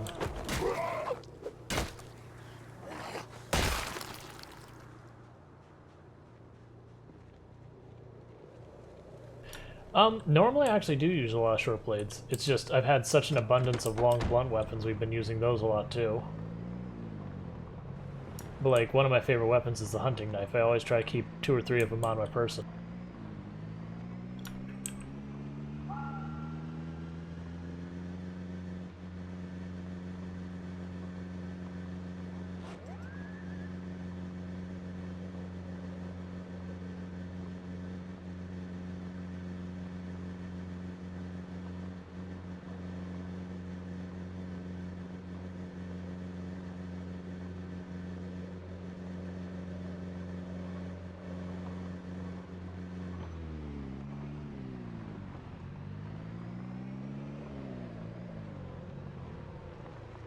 Like, really, the weapons I probably use the most is long blunt, then short blade.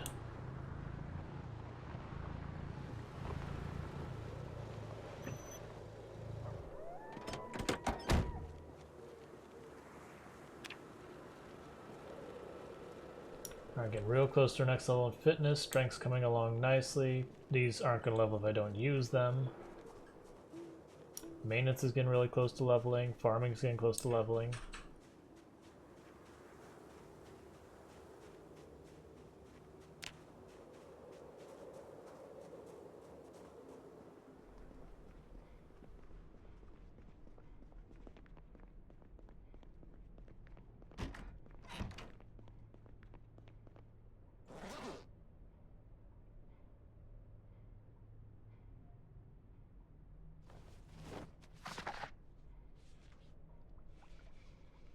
So we're looking for Expert Tailoring as a book we want.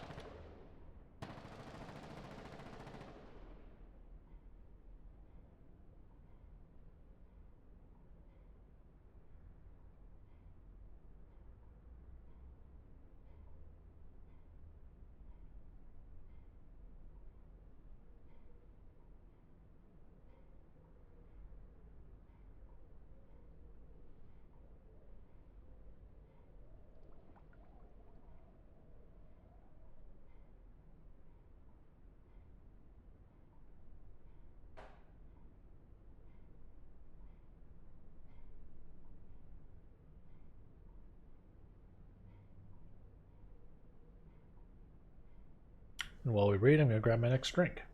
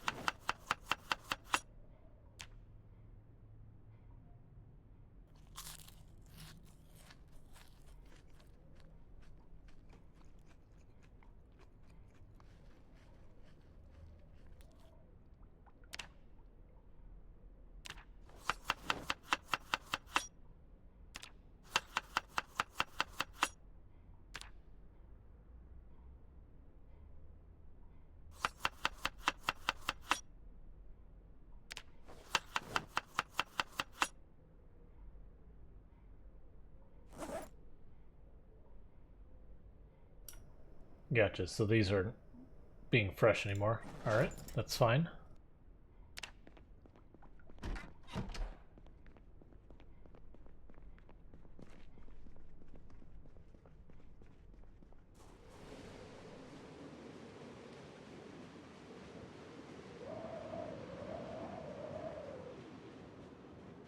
So let's check in our plants and all that.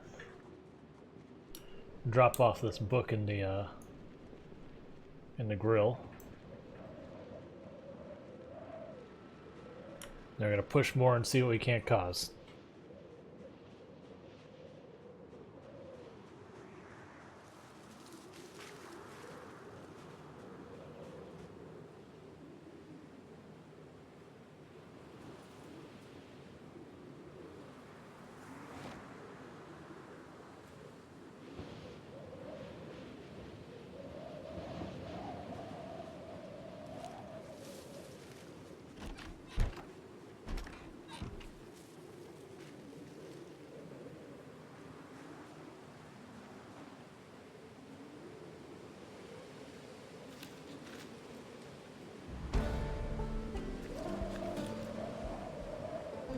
Alright, more farming skill, love to see it.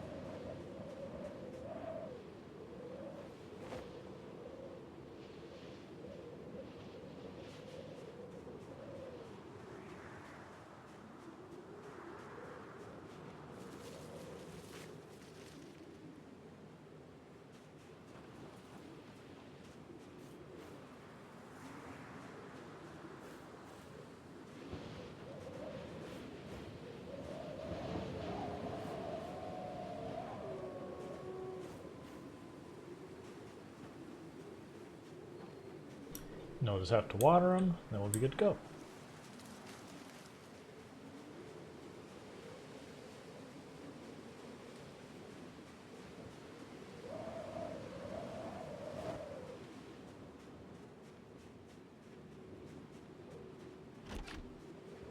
Alright, watering them, we'll just go ahead and grab all of them.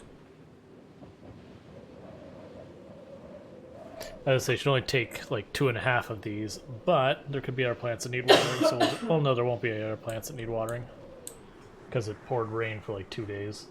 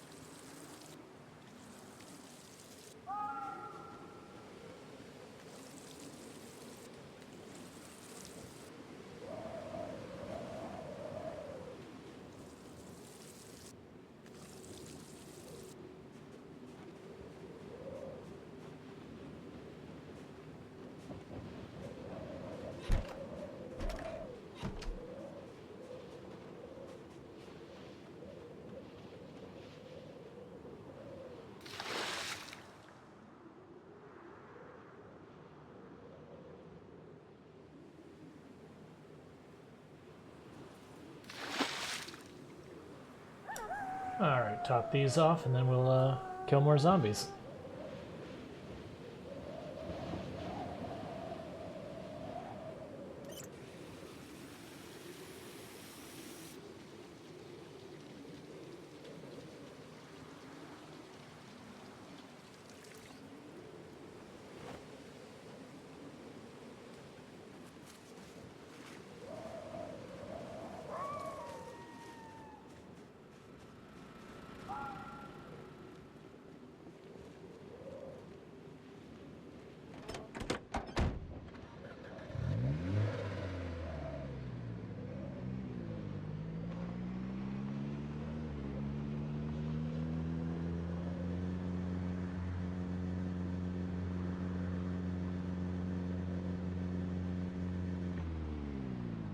Oh, before I forget, what is the frequency for the emergency channel?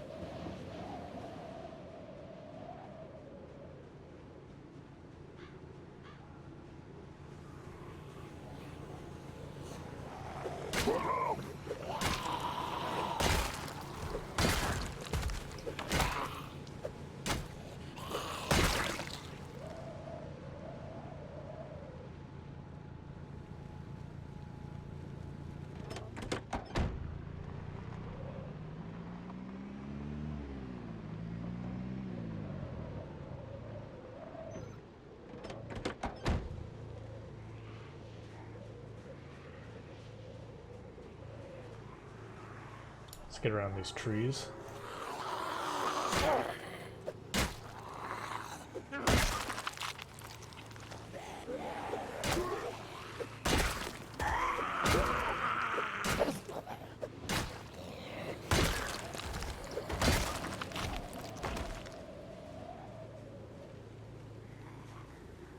Let's say there's at least one more.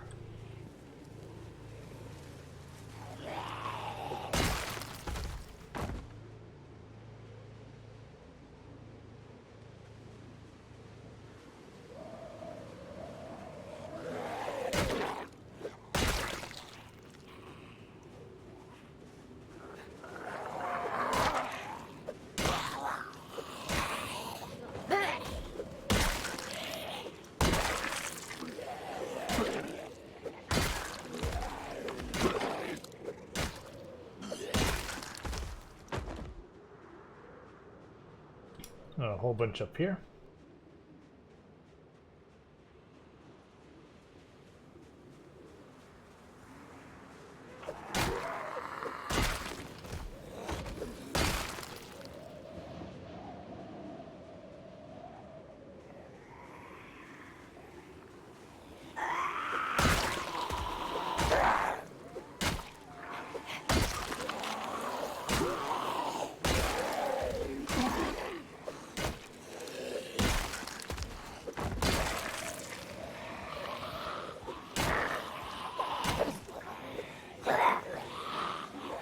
Let's not just miss. Missing is bad.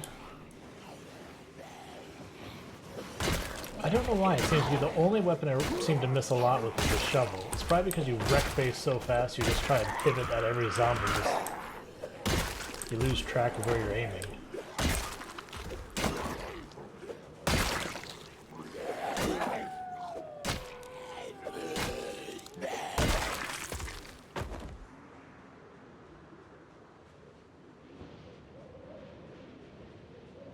Challenge? What's a challenge? Oh, why do I choose obese? It's just what I start each run. Like I don't it's not like it's a strategic choice or anything like that. Just the way I always start my characters is weak, obese, and unfit. And it's that way I start with 0 skills at all. So it's like kind of a 0 to hero type build. So when I look at my skills here, every point here I've earned. Like, I didn't start with anything for free at the beginning.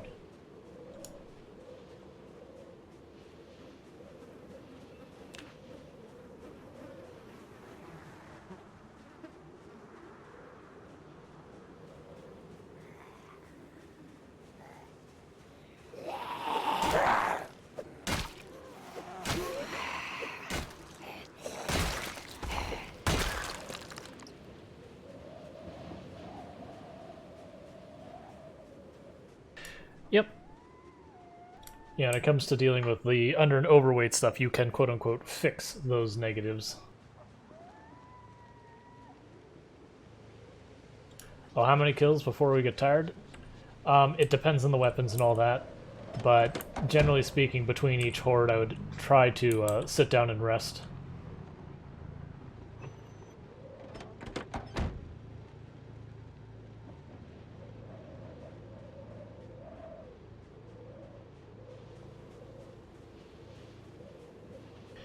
And we're going to keep kind of like killing along the way, and we should get farther and farther each day. But when we finally do get to the point where it looks like we're going to push into Riverside, I'm going to load up a shotgun and a whole bunch of ammo into the car. And we're just going to see how much of the population we can knock down before we even have to worry about anything else.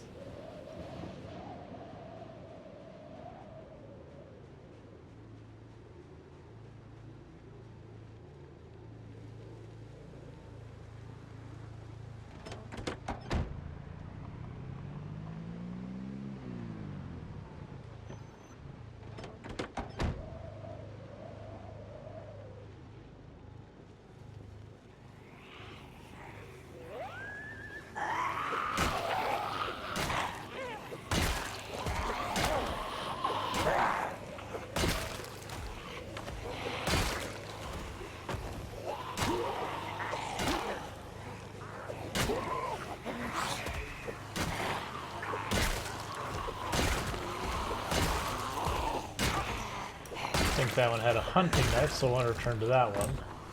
Assuming we can find it.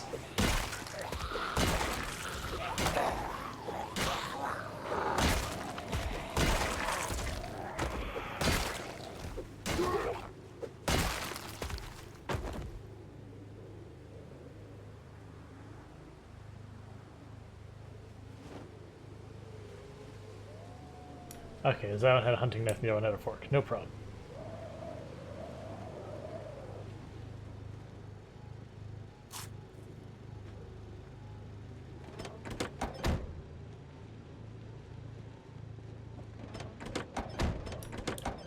Yeah, no, there is, I believe, a mod called something like adaptive traits that kind of goes on that idea that you can fix certain negative traits, and also you can acquire certain negative traits based on your actions.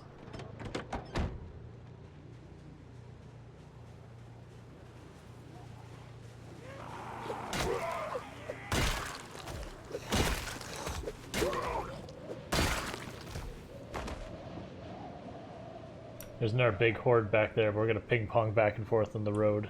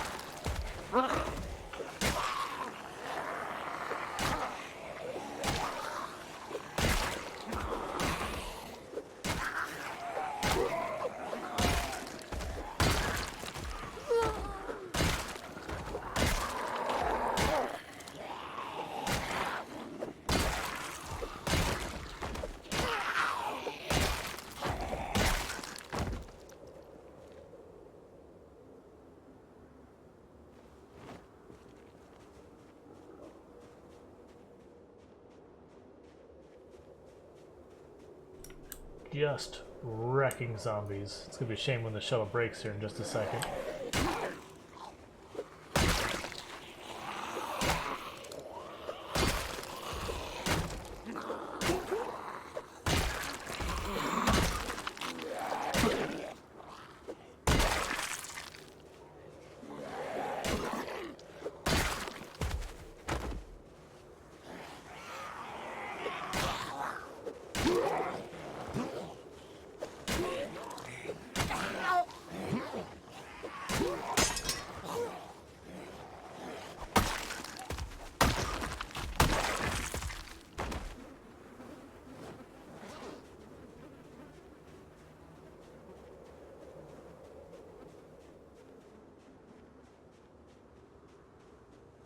It sucks it gets so dark you can't see anything.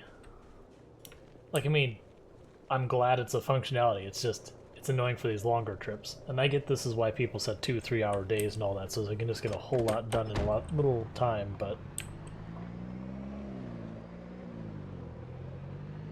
You're supposed to have these difficulties.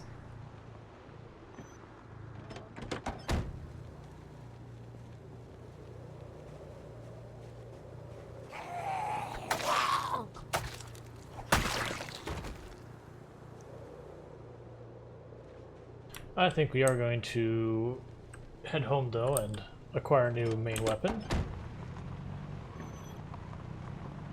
Then do another push the next day.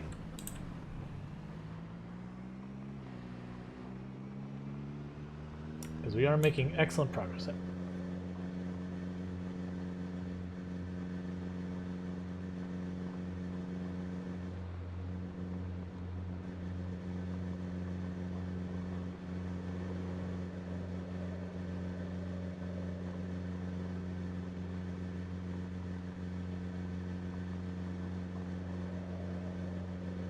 What I don't want to think about is, so if you do set yourself for a 24-hour day, read a book. Have a book take real life 4 or 5 hours.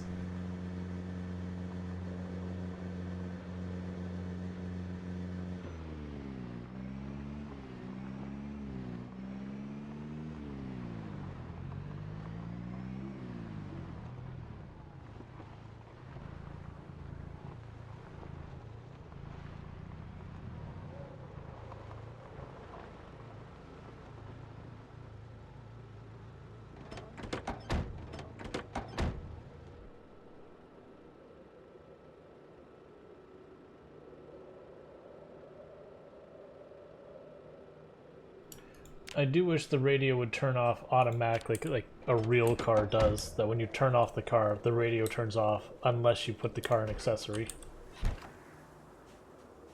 Thank you for the follow, Chudley19. Welcome to the stream. Alright. Some more, why am I looking there? Some more main weapons. Metal bar, sure. I want to save the axe. Saving the crowbar, because we're trying to knock down our weapon supply.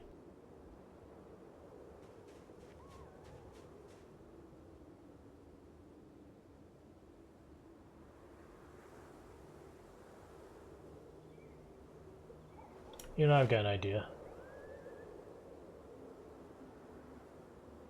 We'll grab a bunch of extras and chuck them in the back of the car.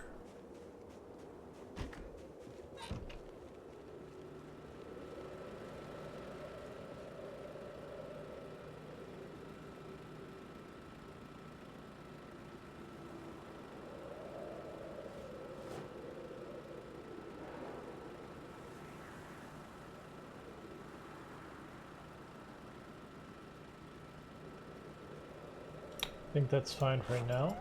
Let's see. Have a little more salad.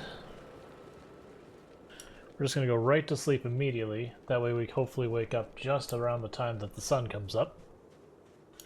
Do her once around to check on the farm and all that. Then get back out on our merry way.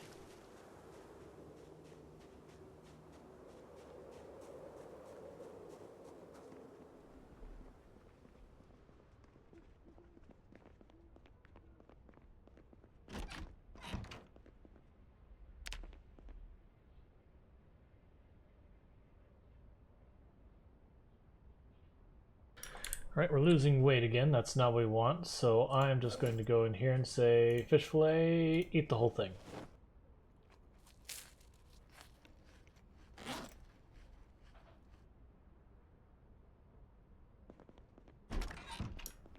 Looking like it's going to probably be time to fish again.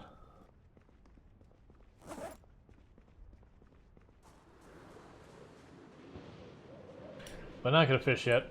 What we'll do is we'll wait till we're actually at the point where we're just losing weight, and then we'll go back and fish and start putting it back on. That way I'm not constantly interrupting this when we can keep making progress.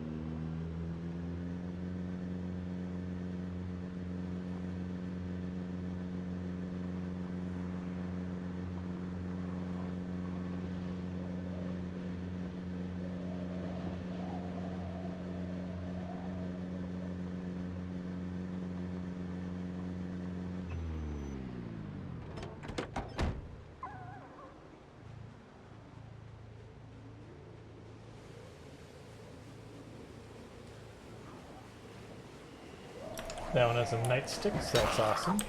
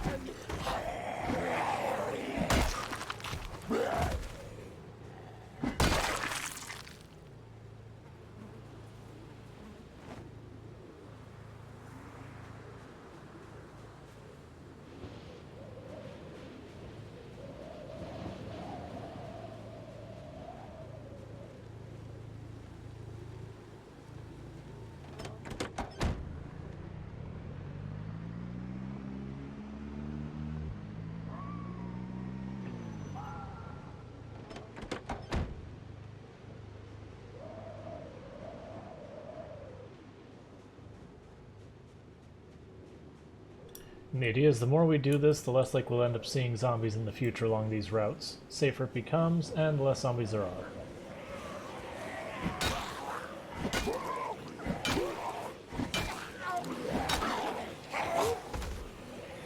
Like, with respawns on, none of this would be worth doing, but respawns are good, so kill them all.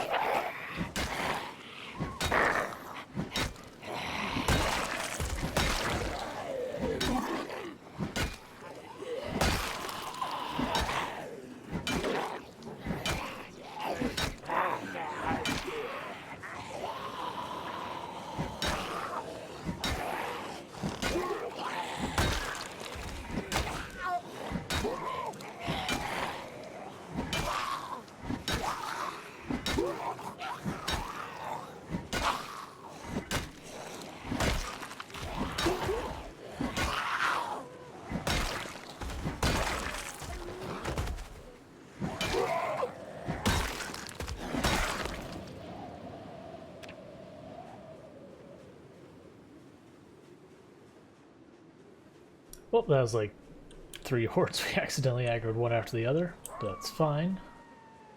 That is how this goes.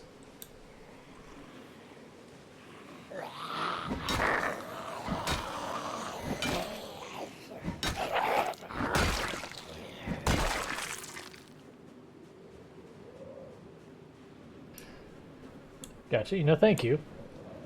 But yeah, no, we've been doing really high pops for a long time.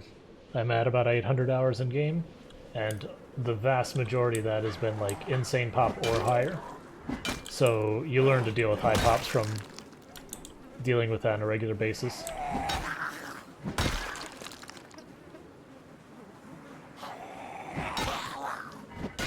And plus, because I'm used to where we start our characters as obese, unfit, and weak, I'm used to having no damage to begin with, so when I actually have damage, the game feels much easier.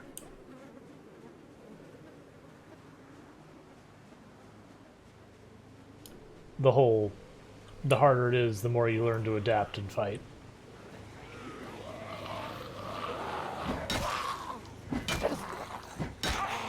Now granted, we're well into moderate exertion, and we're just going to town, and I should have switched my hunting knife way before that, but I'm feeling really strong now. And that is a dangerous thing when you get to that level, because that's when you start staying in fights you should leave.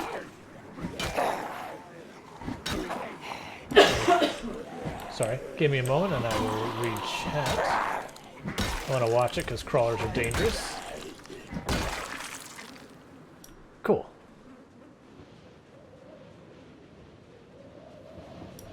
Gotcha, gotcha. Yep, no, intensely playing in solo, like that's what I do. Like, I've played a little bit of multiplayer, but solo is really where I'm at. So the first thing I would recommend, even before you worry about anything here, hit escape, go to options, and under display, the first thing is blood decals. You want to turn it way down or off. Because what will happen is those never go away. So if you leave it at 100%, as you kill more and more and more and more zombies, eventually, no matter how good your computer, you will eventually hit a point that it'll start having performance issues. I have mine at 10%. There is a good chance during this run I'll have to turn it off. ISO cursor visibility, you want to turn that up from, it starts at 10%. I turn mine up to 50%. You can see what fits you. I'll show you what that is in a moment. Aim outline, this starts at none. Switch to any weapon. And that's where if you notice when a zombie gets in range of me for melee, it gets a green outline around it. That basically lets you know which zombie you're targeting and how, like, if they're in range. So that's very helpful, especially early on, to know when, like, what the range is on weapons. Now the ISO visibility, you see how there's that little circle? That's actually where I'm aiming, not my mouse pointer. And so it makes it more visible, because the 10% it starts at, it can get really hard to see, especially on snow.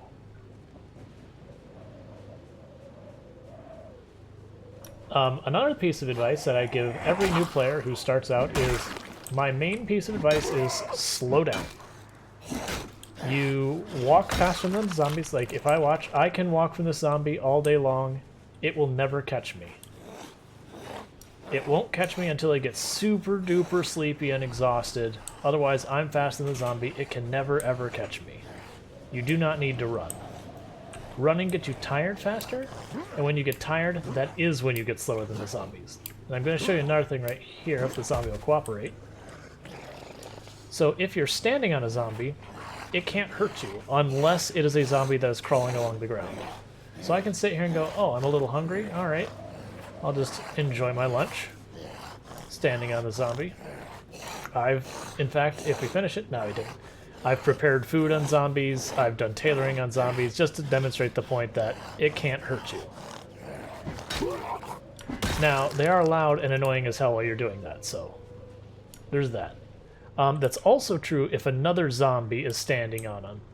So if I, like, knock over one zombie and the other zombie walks on top of it, the zombie on the ground is basically out of the fight until either the first zombie forces me to back up and gets off, or I kill the first zombie. That's one of the reasons why, generally speaking, you want to try and... here, let me kill the zombie real fast. Like, if I'm facing this way and here's where zombies are, I want them as much as possible to make a straight line from me, because if I knock one over, all the other zombies will parade directly across that zombie, and that zombie won't get to stand up until there's a gap in that, in that queue.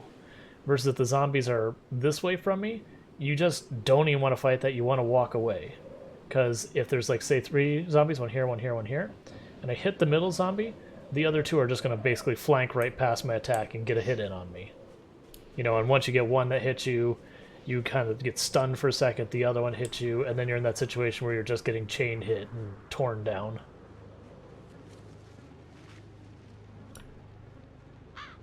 Yeah, you want to get as close to Congo line as possible. The zombies don't always cooperate, so if you get roughly a line, that's about the best you can hope for.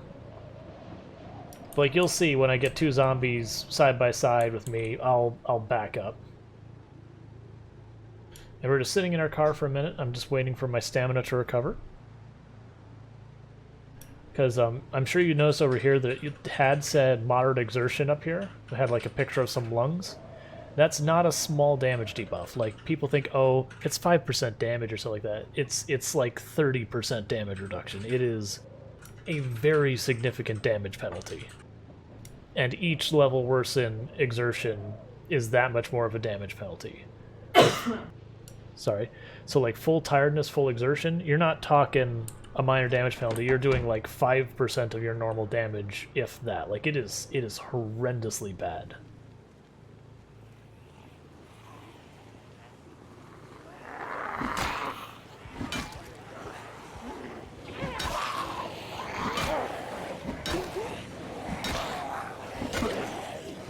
Yep, so we back up there. You see how they're all next to each other? That's dangerous to hit them there, because I hit one and the other two get to close the gap. And I can get away with a lot more on this character than you will when you first start. And that's because I have a couple of points in Nimble at this point. And Nimble is my ability to move while in my combat stance. So Nimble is effectively lets you get away with a lot of stuff you shouldn't be able to otherwise.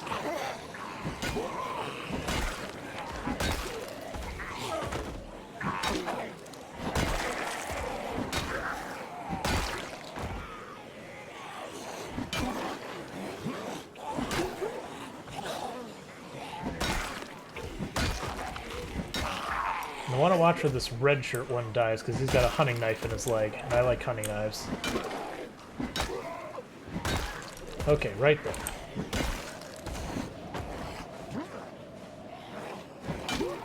And like, where sometimes you can miss with a weapon, and that's just it, it's too late. Nimble lets you sometimes sneak away after you've missed, because it'll be just a smidge fast enough to get out of range. So the hunting knife should be around here.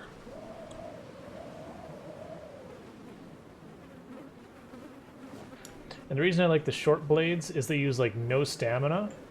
And what's so nice about that is it means when I'm getting low stamina, like right now if I were to keep fighting and I'm not being lazy, I would switch to my hunting knife and just fight with my hunting knife because I can just keep going forever.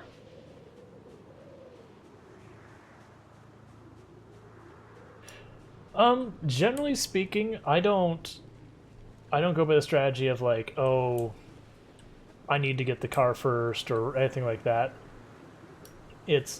I have kind of like a mental checklist of the things I want at the beginning, which is, you know, the herbalism magazine, the car, the generator magazine, and the generator. I don't focus too much on a base until either I've got too much stuff to reasonably move around, or I found a location that just says, no, this is where I'm building my base, I've decided. Or I hit the point that I've got the generator and the magazine, that's like, okay, I can legitimately build a base, where am I building it?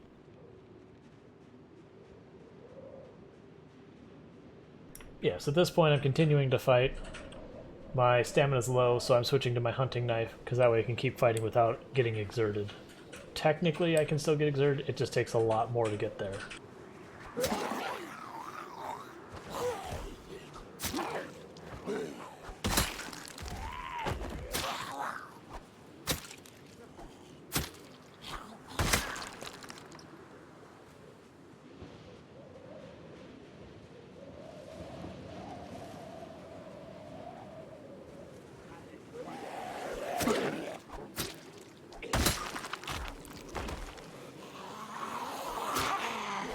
Another thing that helps is when you're fighting, backpedaling, so walking away from the zombies, it'll get you out of a lot of bad situations. Where like, if you miss and you're backpedaling, you have a chance of sneaking out of range in time before they can get the grab off. Okay, so to get the weapons in the 1, 2, 3 hotbar, so if I were to go on to find a weapon, like this hammer, I could say attach to belt left, and that would put in 2. And then belt right would be 3. This is the back. So big weapons go on the back, littler weapons go on the sides, and then the holsters you won't start with, but those are for guns. The guns and the other weapons, they can end up in different orders depending on which order you put them on, that kind of thing. Let me get in the car and then I'm going to kill this pack because I want to have my actual weapon for that. But they can be very helpful to have stuff there.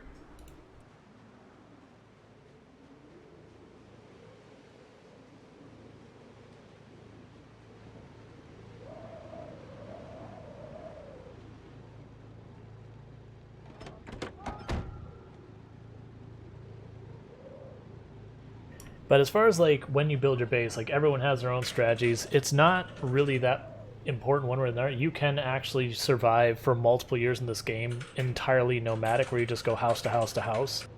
You know, stop once in a while just to read or do a little exercise or whatever. Like, that is a viable strategy. Thanks so much for the follow, Flatmaster. Welcome to the stream.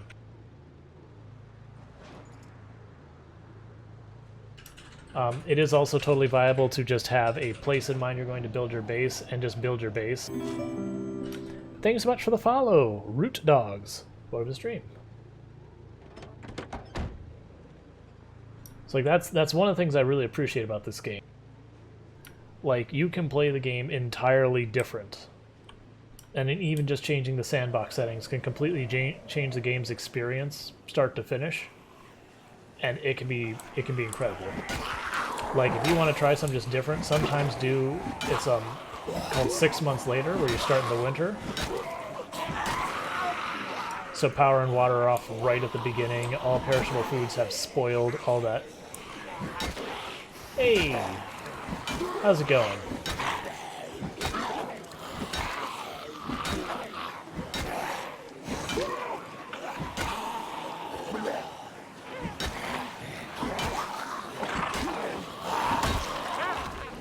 Ooh, that one was close. I overcommitted and I almost paid for it.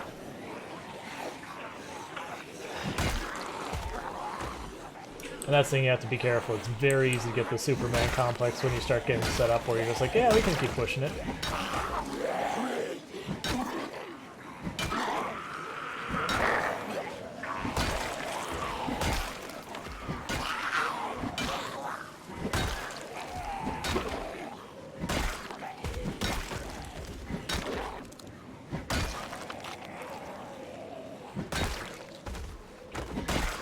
Yes, 6 months later is a higher difficulty. It's got higher zombie populations. My point in that was more is just, it's a different play style. Because normally you can sit there and go, okay, there's just so much resources around that you can just go, alright, I can just survive on the food I already have for a good while. With 6 months later, it practically forces you to be nomadic, where you just have to keep moving to get more and more food. Which means you have no choice but to engage the zombies. Because usually at those populations, once you get to any place of any real populace, sneaking around becomes an extremely difficult thing to do, to the point I don't try and sneak around at those populations. Because ultimately what'll happen is you'll have, like, a house you sneak into, it'll be the one with the alarm, and then you're just kind of screwed. Because you skipped everything and it all closes in from all sides.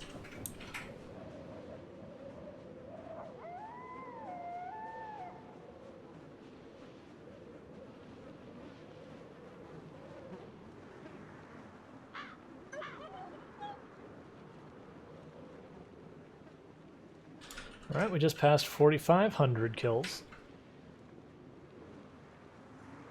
Just, you know, getting rid of all the zombies on this random road. And I did see the group way, way, way up left. I just need to recover my stamina again.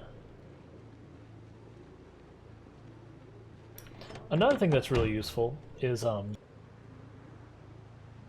we look at the radio in the car I've got set, this automated emergency channel.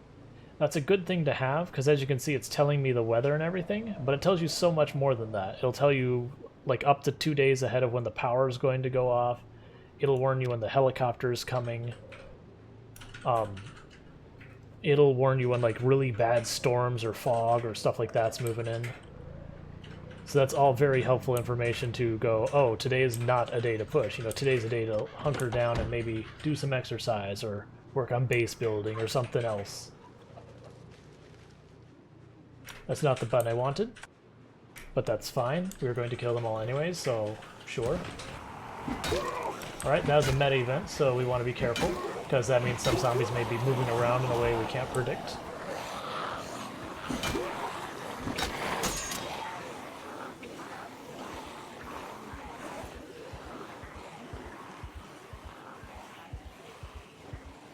Alright, so our character is panicking. We don't want that, because panic means less damage. We don't like less damage. We want all the damage.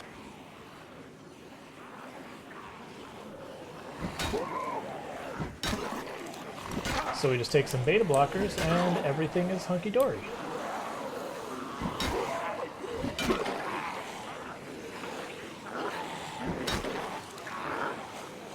And I don't like fighting this direction like more than any other direction because you can't really get a good gauge for range there. So it's very problematic.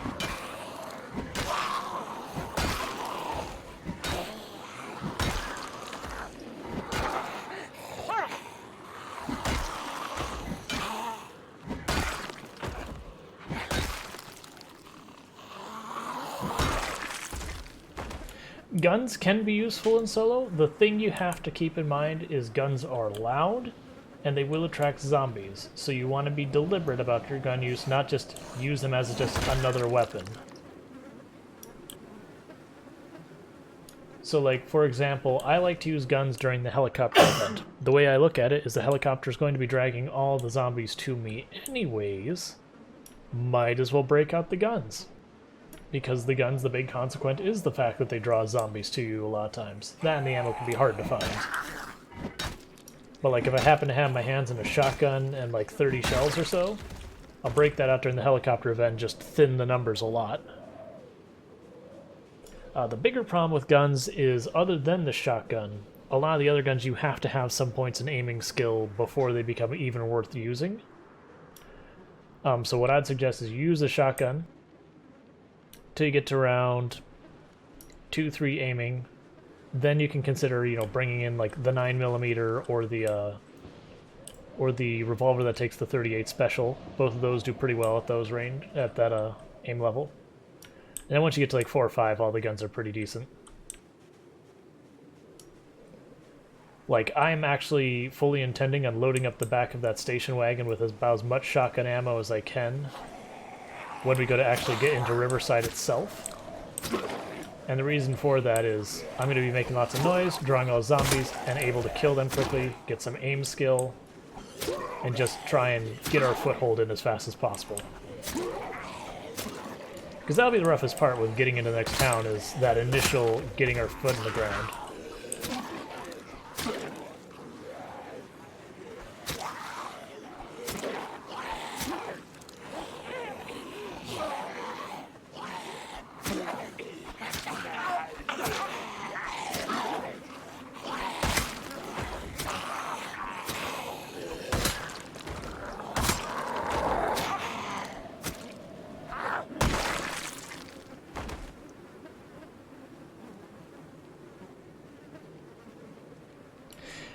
Yeah, no, they did get a major buff on the guns so far as their range. It used to be 250 range, I believe, was for the shotgun sound range, I think, when you saw it off.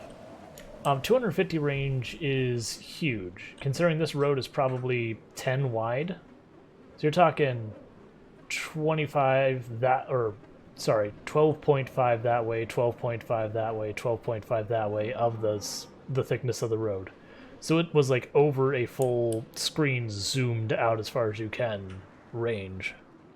But they cut it to, I think, is slightly less than half that range, which means it's a pretty decent sized circle, but when you're comparing it, it is a night and day difference. We're getting pretty close to tired. We're just going to keep knocking out these groups as much as possible. I'm surprised there's so many groups just out here in the middle of nowhere. But that's fine. We just keep killing them, and they keep not showing up. I am thinking this is, some of the towns got just too many zombies in them, that they just naturally get pushed out by each other. And so we're just dealing with all the zombies that migrated out of towns, which is fine, because it means the more we kill them, the more they won't collapse back into towns when we start wiping the town out.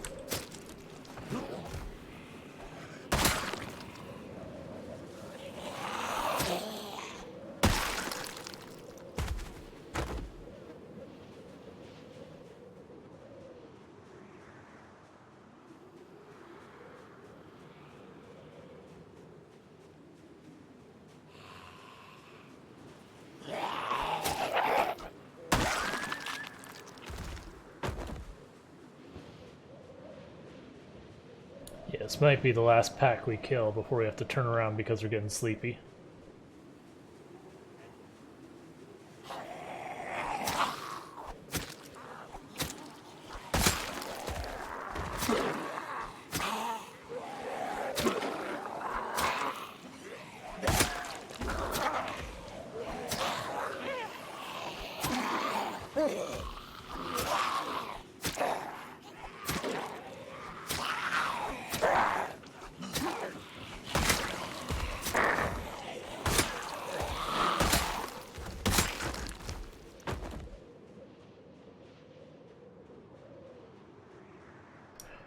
Oh yeah, the 9mm and the 38 special are excellent weapons. Like, when you get a point or two into aiming, they're fantastic to use because their audio range isn't that much.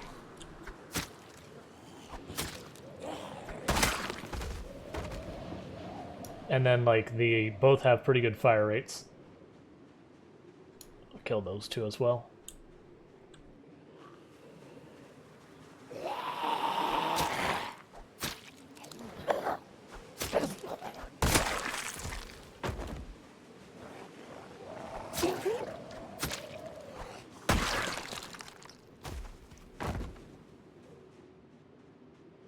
Not that pack. Getting a little bit too tired to take on something that big. Because, like, if you look over here, this is minimal display bars. It gives me just additional information. And that kind of tannish yellow bar is how sleepy we are. And that first tick is when we get drowsy. And so we want to back out by the time we get drowsy because it reduces the rate that our stamina recovers. In addition to that, it does impact our ability to fight.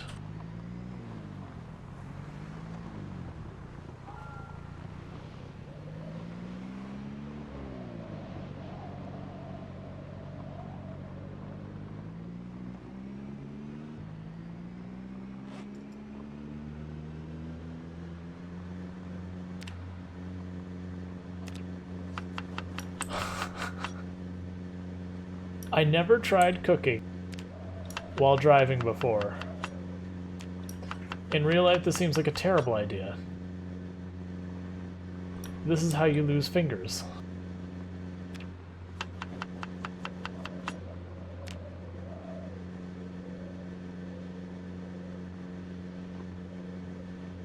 Alright, there's Drowsy. And that was the reason we were backing out.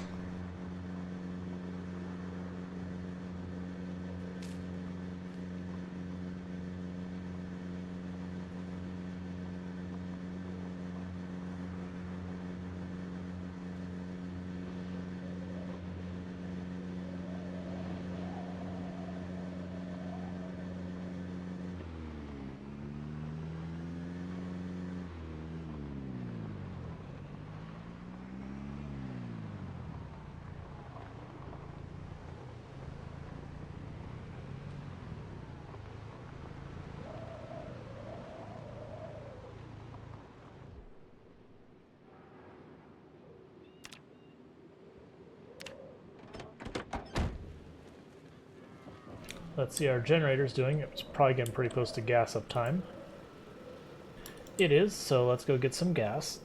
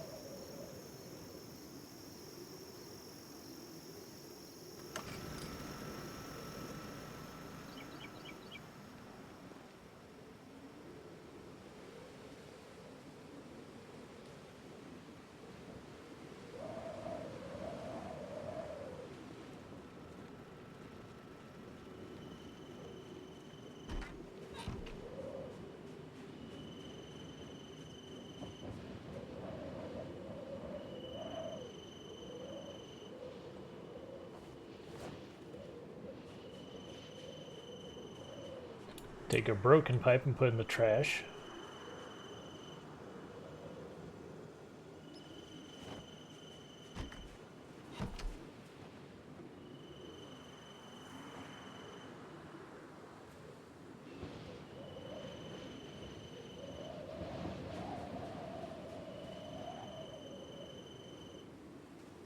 Okay, so nothing else needs dealing with here.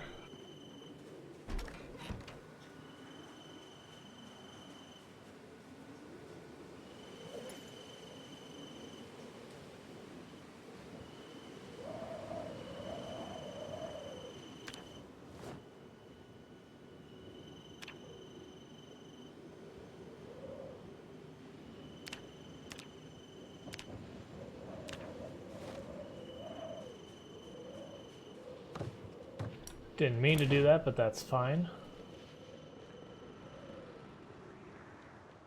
And I normally don't run anywhere, but at this point we've been clearing the area out so much, if I see any zombies it'll be just one. I do want to work on it.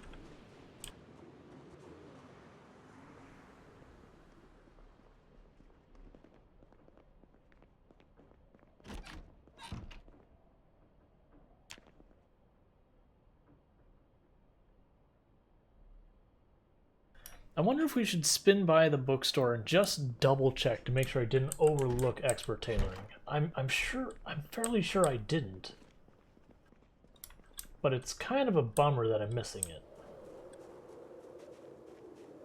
I think I'm gonna do that, and that'll just be like a another double checking to make sure the zombies are really gone kind of situation.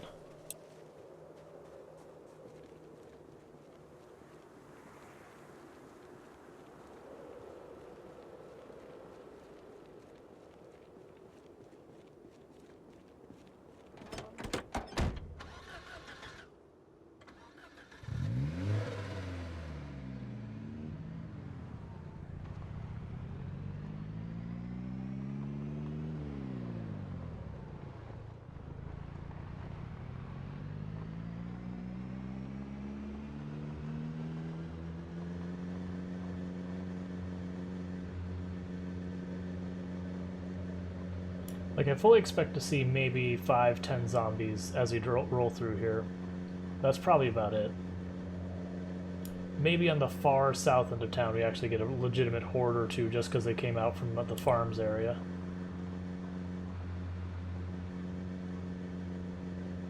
Or we'll see legitimately not a single zombie. Cool.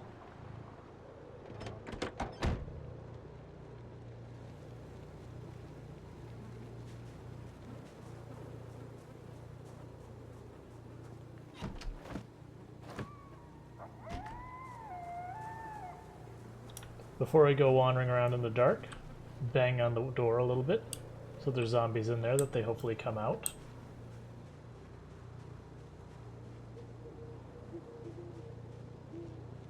I have an idea.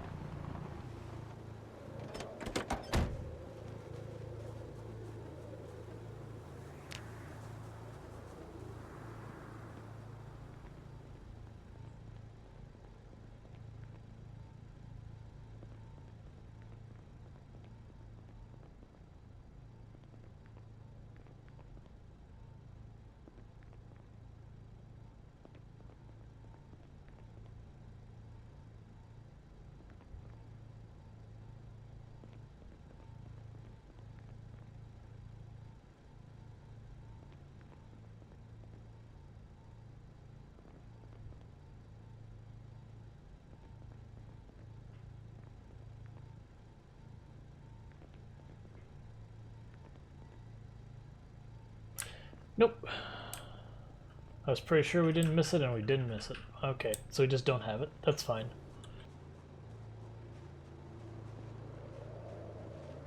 I'm trying to think if there's any place else other than just going like through literally all of the houses, which, if that's the case, I'll just wait till we get to Riverside. Go through their bookstores.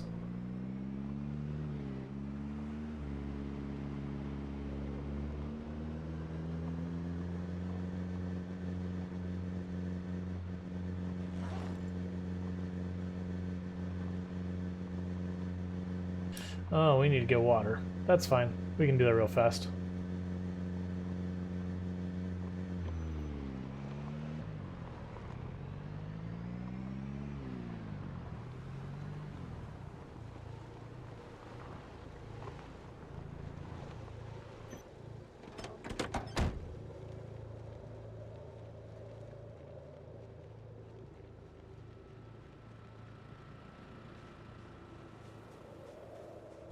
hydrate. Hydration achieved. You have caught me with my posture being leaned forward, so I will correct. Give me just one moment.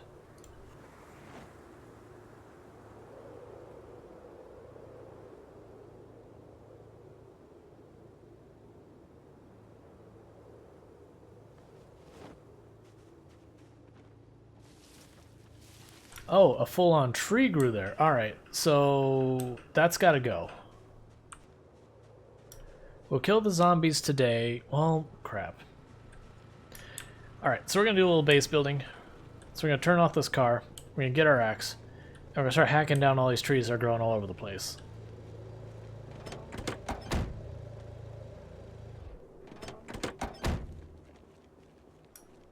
Oh, did your light bulb already go? Come on.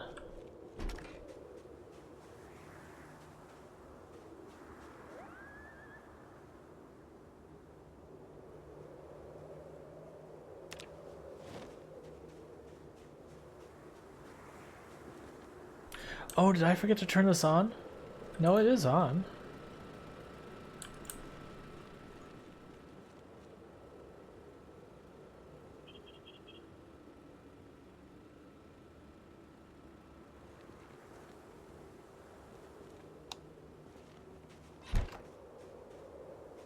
Grab another light bulb for a little light in here. These better not be popping that fast.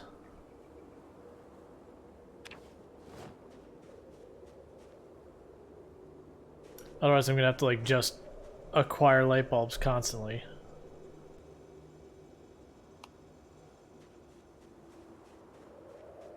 Okay, so let's get our axe.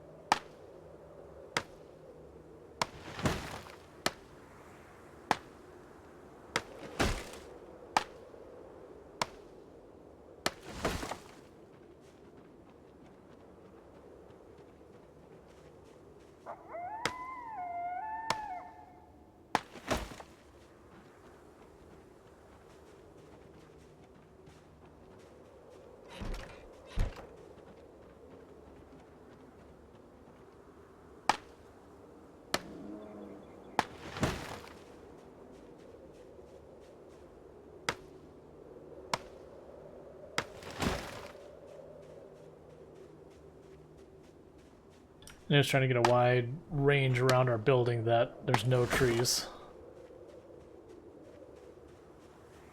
Because eventually they'll start blocking our sight, and if zombies do show up, we won't even be able to tell. Ekron has fallen. Like, we do get, like, the very rare zombie or two strolling around, but that's stuff that's probably coming in from the woods. Gotta start up the road towards Riverside. Have killed quite a few zombies along that route, but we still got a long ways to go. We just had a full-grown tree by where our water is, and I don't want to lose sight of my own territory. Just in case we have that one straggling zombie that just chills right here and I walk into it.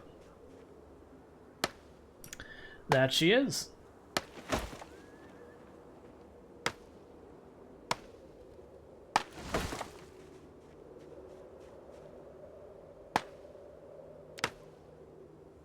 She's right about to be no longer considered feeble either. Just a tiny bit more strength.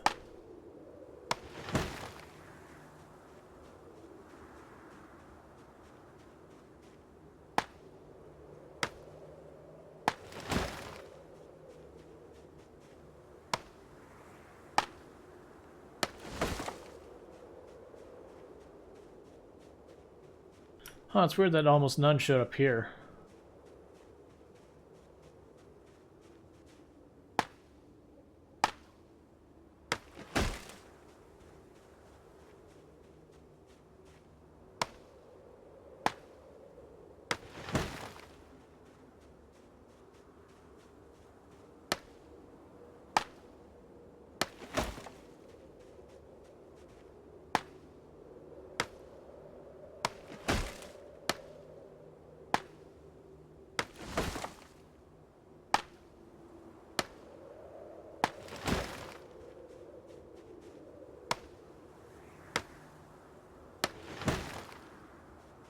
Okay, I think that's good. We've cleared a pretty wide perimeter to get rid of all the trees.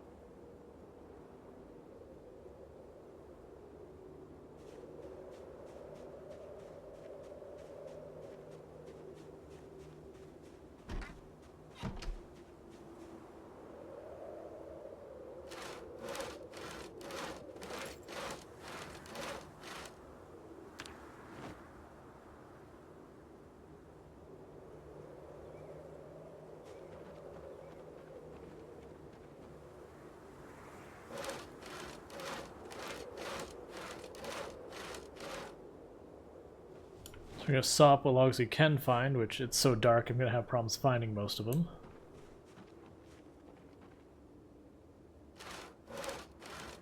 That's okay, because it'll be daylight soon and that won't be a problem anymore.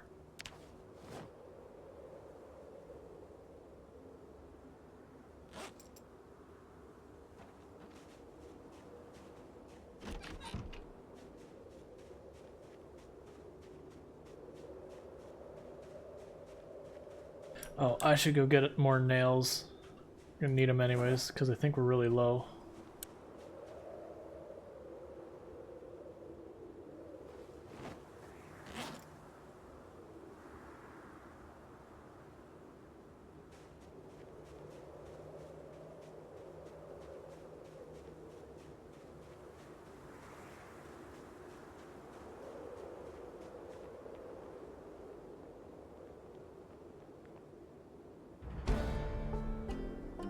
What did I gain a skill in?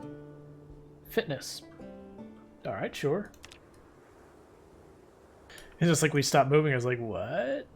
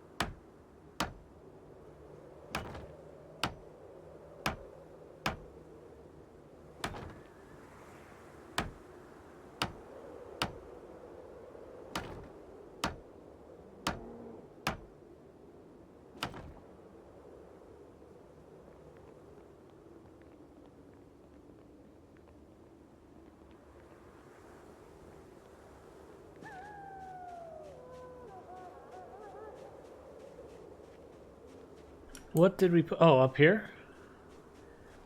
What? That's because it's Dr. Marisa Flanagan. We went to the pharmacy and we got our surgery doctorate and our regular doctorate. Like our medical doctorate.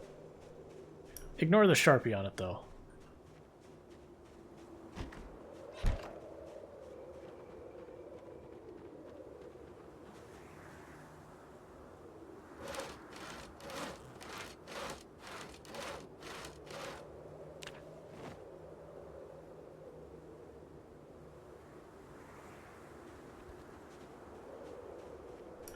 Like, some people spend a lot of time in college, and she just went to the pharmacy with a crowbar and took her doctorate.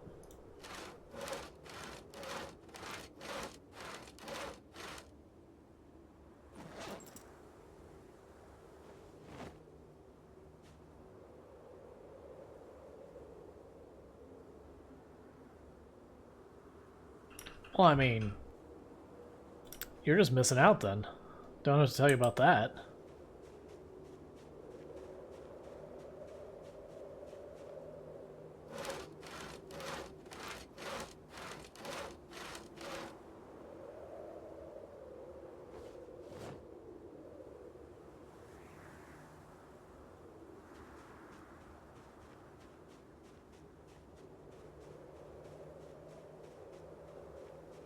Okay, so now I'm going to go grab our trash bags. We're going to put some rain barrels up there. Because my hope is that I believe you can make these spaces considered indoors, and then you can plumb.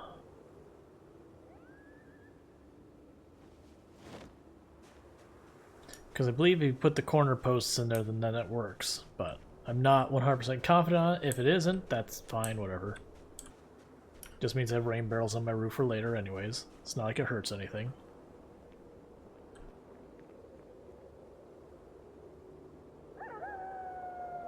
I figure though first let's add a fence. So put the wooden stake at the corner.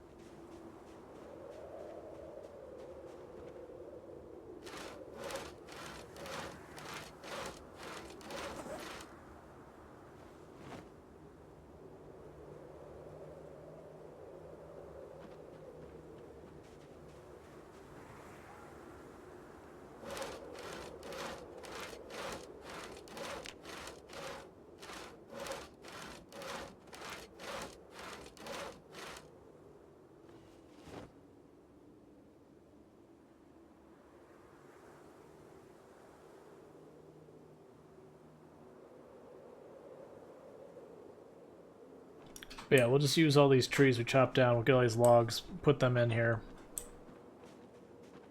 This is what we'll do.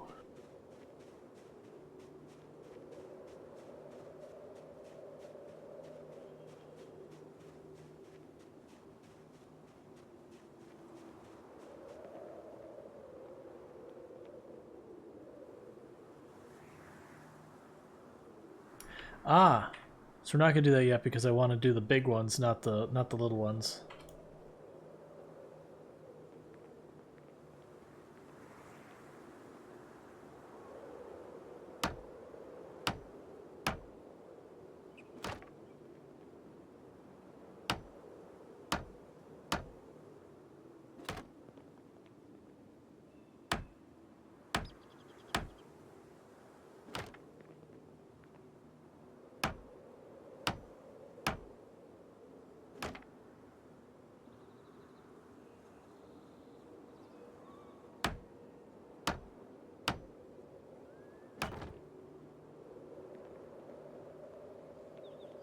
Yeah, so the plan is put a little porch back here. We'll put our rain barrels up there. Put a bedroom in here.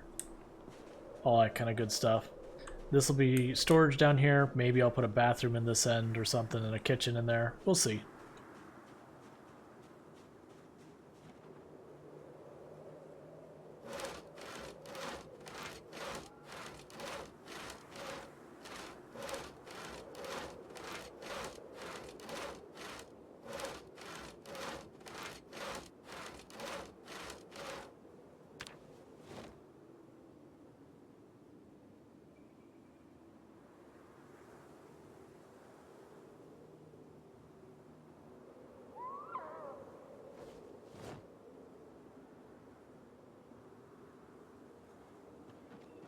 And we are just pushing on into like full-on sleepiness and absolute maximum exhaustion, all that. It's probably not the smart thing to do, but we're just base building, so I'm figuring worst case, I close the doors, we sleep on the ground if it does get too dangerous with like zombies sneaking about.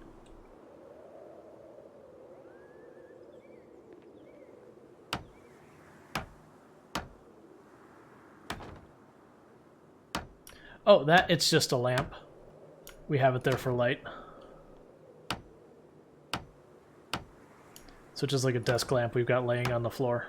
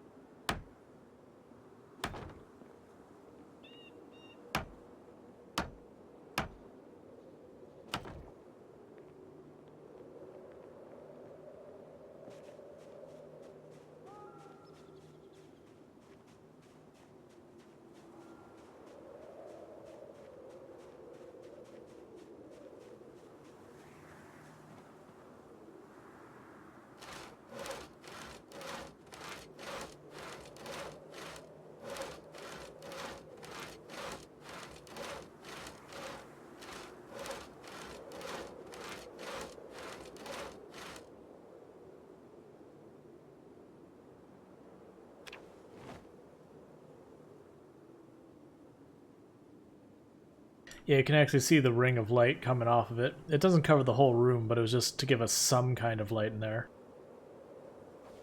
Because it's pretty dark.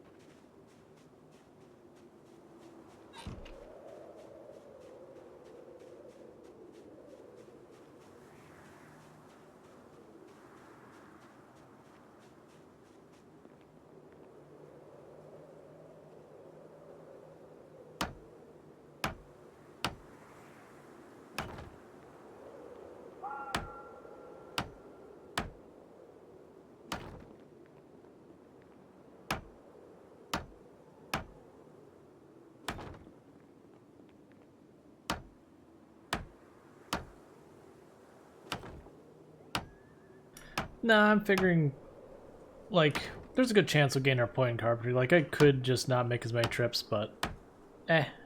You scared me. I thought she was going to walk right off the side.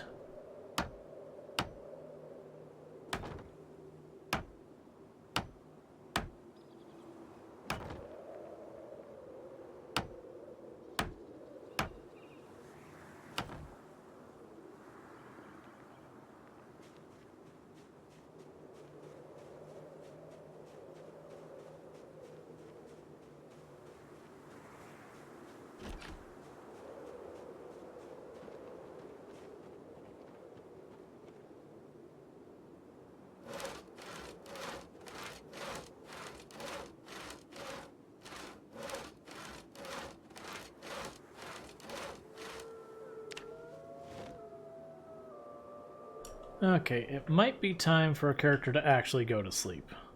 Because we're at full everything bad.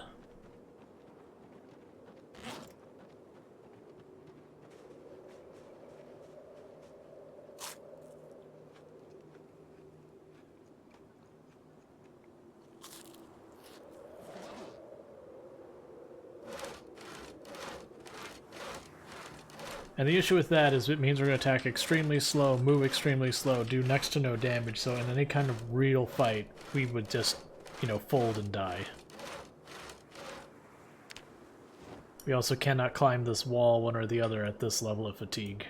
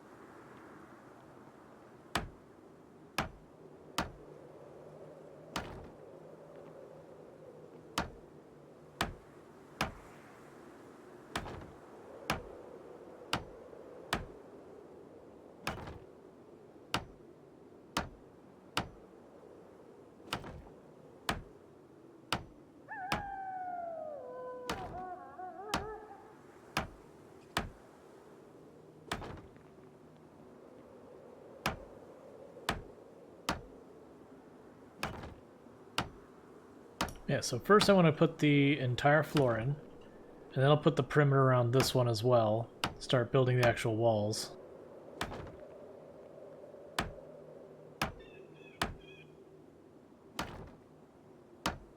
But the more of this I get, then it rains and storms, so I can stay downstairs without getting soaking wet. And I do believe when I fully sealing this off, like I might actually have to make the stairwell technically its own room, which would be fine. But then I believe I can make this enclosed space in the bottom considered interior. And if that's the case, then we can put a sink in and we can plumb to it and everything.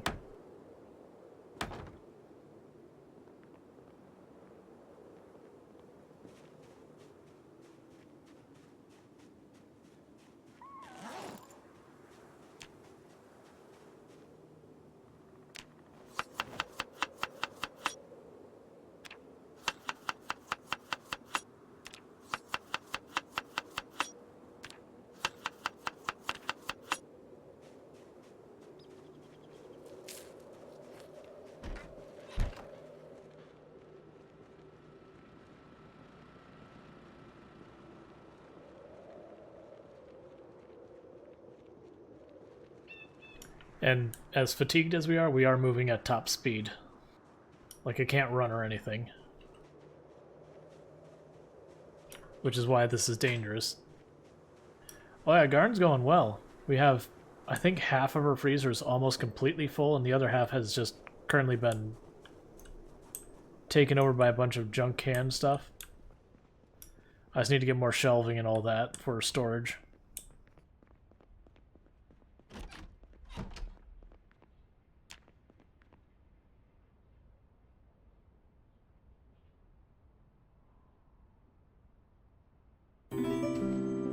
Thank you to follow, Sly Jaren. Welcome to the stream. But yeah, for those who are new, this is like the base building side of it. People joke that you can play this game very, very differently. Like some plays, like you can see where I was doing like meat grinder stuff and all that earlier, where we're just fighting tons and tons of zombies. If you were only watching today, you didn't get to really see that because we've killed most of the zombies in the area. People also jokingly say you can play this like it's The Sims with zombies. And this is what they're talking about, where you can just spend buku time just base building and all that kind of stuff. In all reality, you do a little bit of both. Like, you can just go, you know what, I don't like this part of the game. Like, say you don't like building the base, that's fine. You just take a building, you board up some windows, and you've got your base. I like building, like, the stuff. Like, right now it's very blockish, but you can go and plaster up your walls and paint them and do all sorts of stuff. And I know where there's a whole bunch of plaster, so eventually I'll go and clean it up. Currently I am playing solo, so there's no one else in the world. I do intend on playing multiplayer with, like, I'll probably hop back onto a server I played on previously, as well as there are going to be times I'll probably have like a game night with some friends. To have that. So that's one thing. Let's see.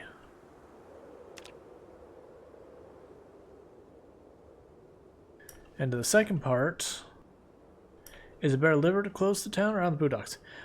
That is a bit of a subjective thing.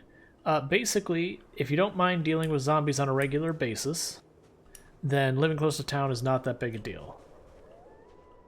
However, if you want to be just left alone and survive, then living out in the middle of absolutely nowhere means you can do so with very little interference from the zombies. I personally enjoy the fighting of the zombies, so I try and stick relatively close to towns. This town was bustling at one point, and then we showed up and then it stopped being bustling. Loss of sound? Let's see.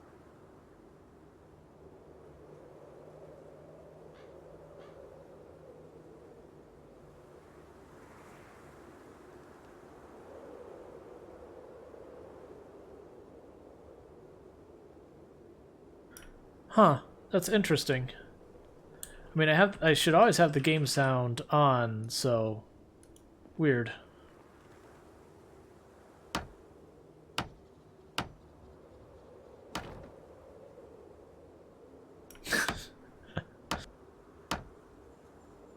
Lord of Uselessness. I love the username and then the question that goes with that username. And everyone knows, because you cannot kill cartoons without dip. So it doesn't matter.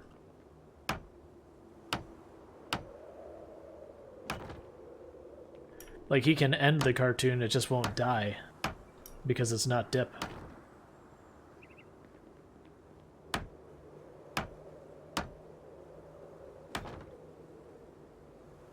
Thank you, thank you.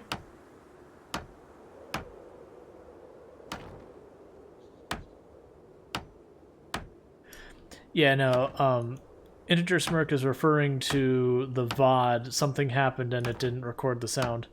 The good news is I do my recordings that if I go to put stuff on YouTube or anything like that, I do keep a local copy of my hard drive until the hard drive starts having storage issues. So hopefully I do have the audio for if I go to upload it to YouTube or anything like that.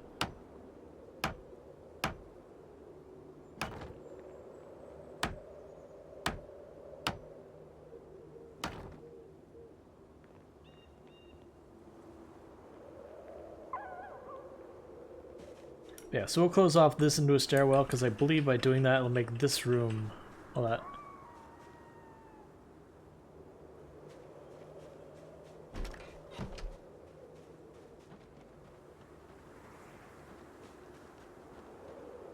Yeah, I was just going for the ridiculous Roger Rabbit reference.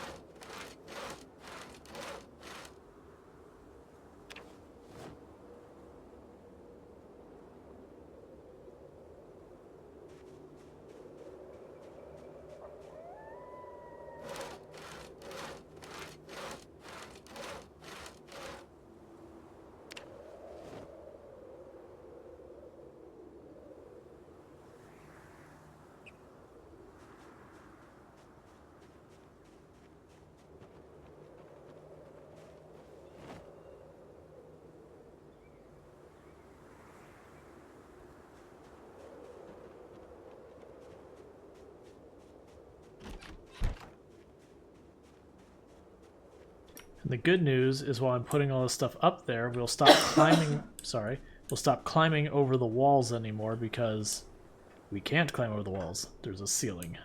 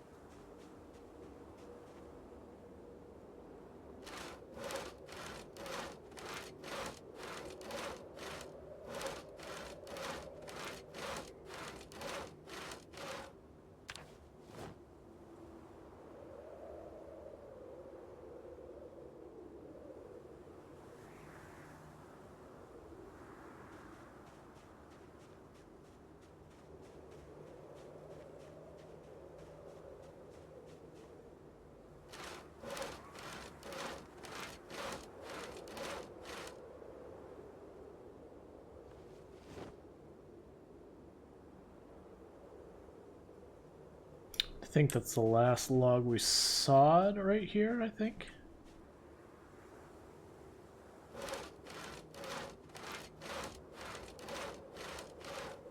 Yeah, eventually. Basically, we weren't going out of our way to do this. a bunch of trees were growing in the area that were going to obstruct our vision, which, you know, can be potentially dangerous and annoying. So we were just like, all right, let's just chop down all those annoying trees, build the base with the logs, and then we run out of logs, we'll go back to killing zombies. Oh, there's one more log, because we had one more log up here by the tomatoes.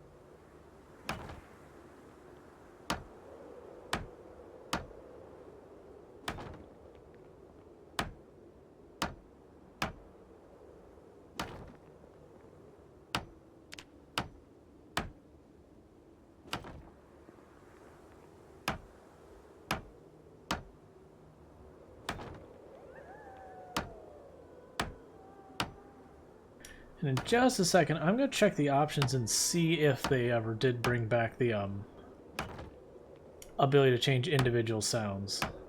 Because I would really like to turn down the sound for the splash when you're fishing.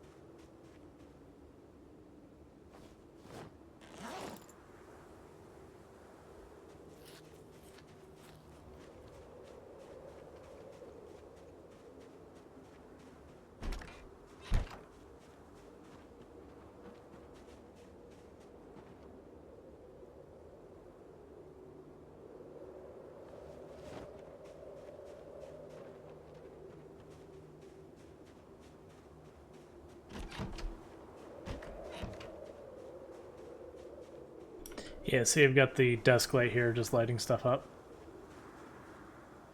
So we're not sleepy quite yet. We're doing alright on stamina.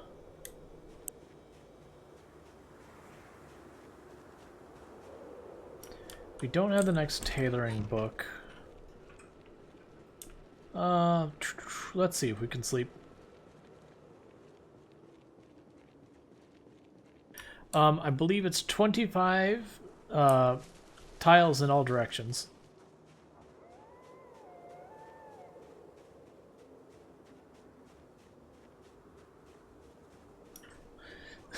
I know. Like that's the one sound. It's like, okay, so you had it so you couldn't adjust the sound so that you could, you know, adjust the volume by feedback. And I cannot imagine people weren't like, look man, this splash, like ear shattering. So let's see, options, audio. Yeah, nothing.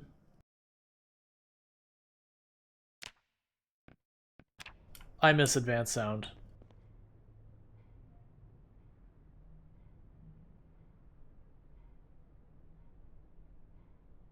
No, if you put the generator inside, it can kill you. You'll just die of carbon monoxide poisoning.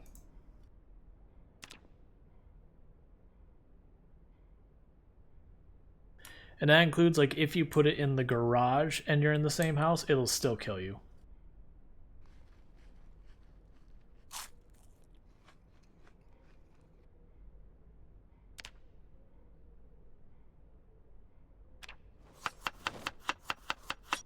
Yes, it is capable of going inside. It just is gonna kill you. And I believe when you put it in, it'll even have it'll have red text on the bottom that says, you know, it's dangerous to put this inside or something like that. Like it'll warn you that it's a bad idea.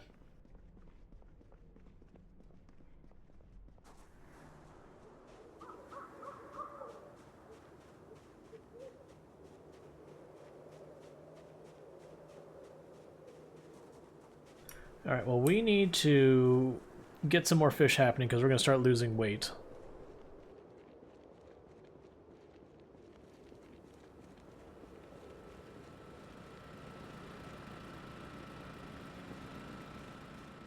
I hadn't heard the generator exploding thing.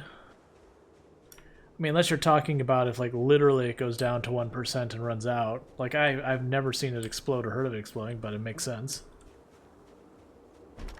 Yes, but for comparison, for example, that gas pump, each pump has its own amount of gas, and it's something like 64,000. It's like some ludicrously large number.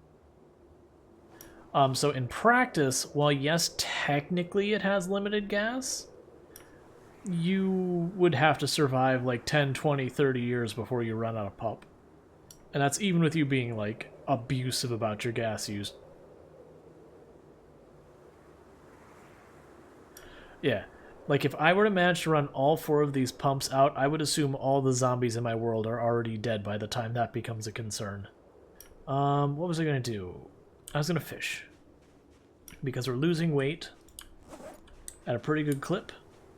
And we don't have more fish to just shove into our gaping maws. So, that goes in the ground. This goes on our back.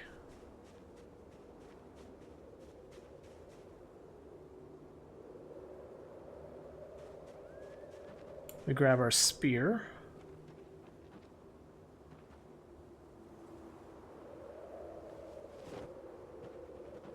Now, before I start shattering people's eardrums, I'm going to lower the volume for the game way down, so you're going to hear the music all go away. Or not the music, but the,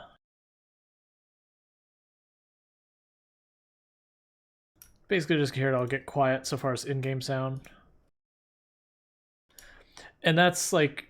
Oh man, it's so loud. Like, when I'm turning down the volume, it's turning it down for you guys, but not me. Because I'm turning it down in OBS.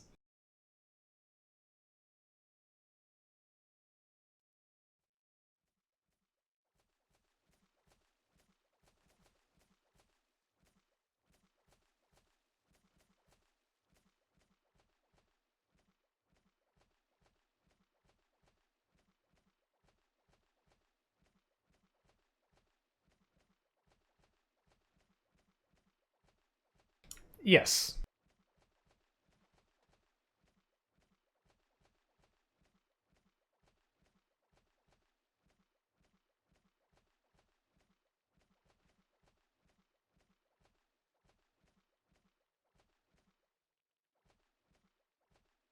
Yeah.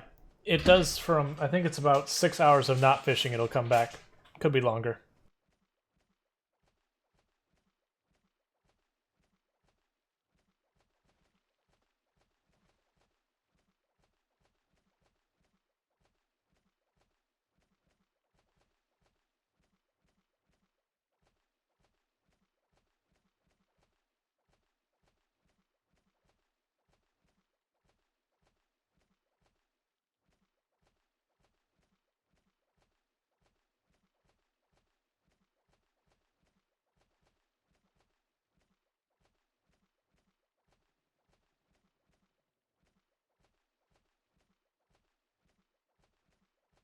Come on, one more fish.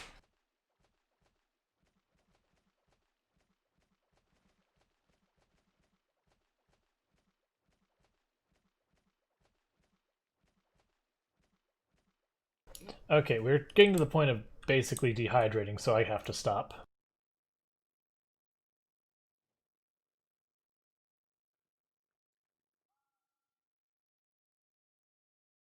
No problem.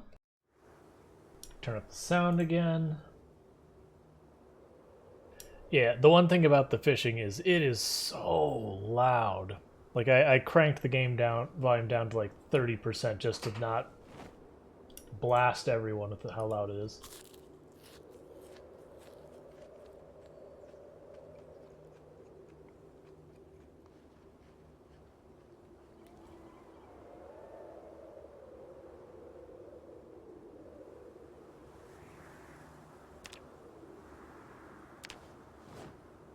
So we got 6 fish. None of them are probably particularly good, but that's fine.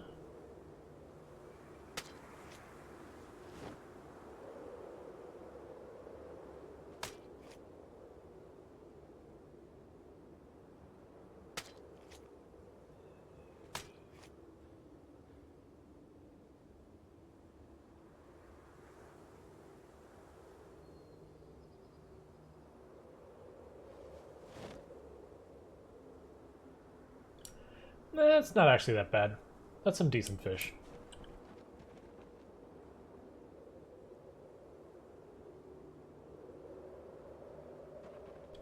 Oh, my backpack's back there. Okay. Let's grab the other shoes we left on the ground here. I must have already grabbed them. That's fine.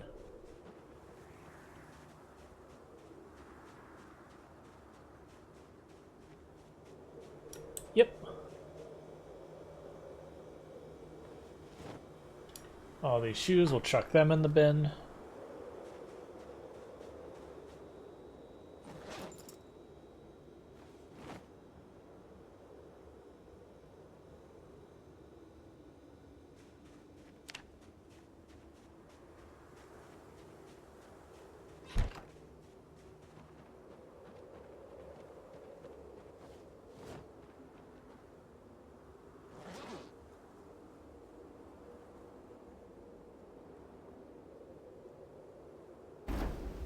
How are we doing on fuel in this thing?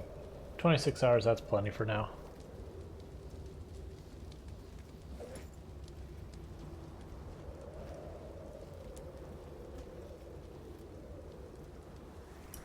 Oh, of course, anytime. But basically what we're doing is if you look at here, our calorie bar is like basically negligible. And that's because just eating salads has so few calories. And I don't want to drop below 75 kilograms of weight. So we can't rely on just salad. So what we're going to do is we're just going to make a whole bunch of fish.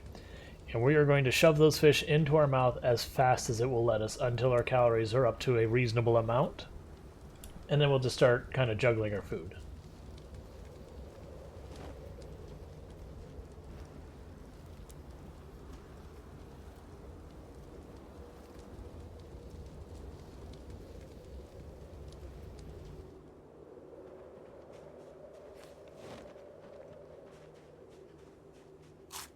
This graph, this is a mod called Minimal Display Bars.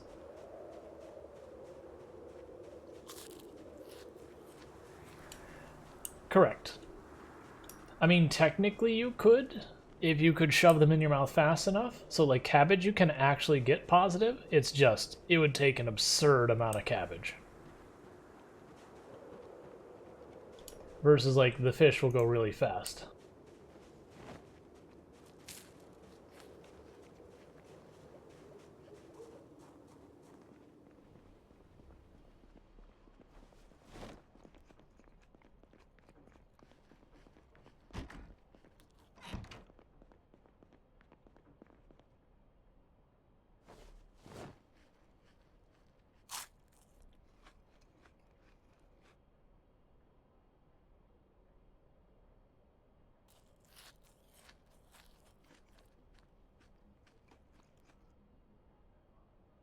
And then the challenge is your character actually, like, after I finish this one, my character will be like, no, I won't eat more.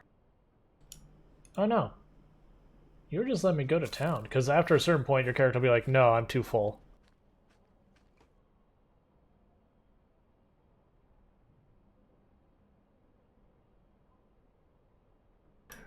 Right, but in the real world, we probably use stuff like salad dressing, all that kind of stuff. That, you know, all those oils have a bunch of, you know, calories to them. You have a lot of salad dressings themselves have tons of calories to them. Like if you were eating just a pile of lettuce. No? Not even? Okay.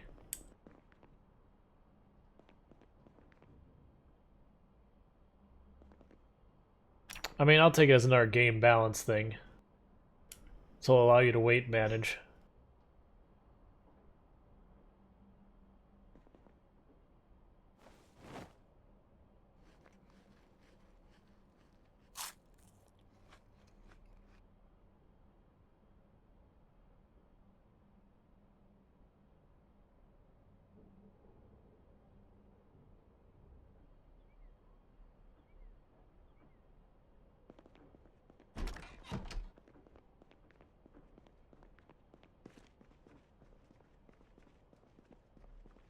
Just wishing my wife a good night.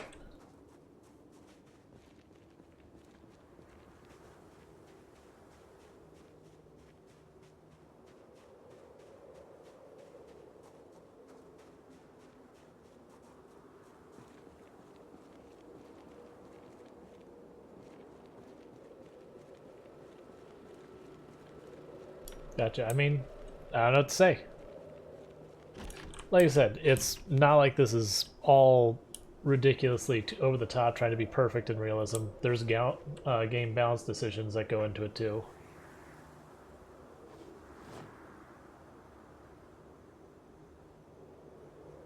Yeah, potatoes are vegetables. I mean, I guess technically they're tubers, but... Or if you want to get into it, they're a starch.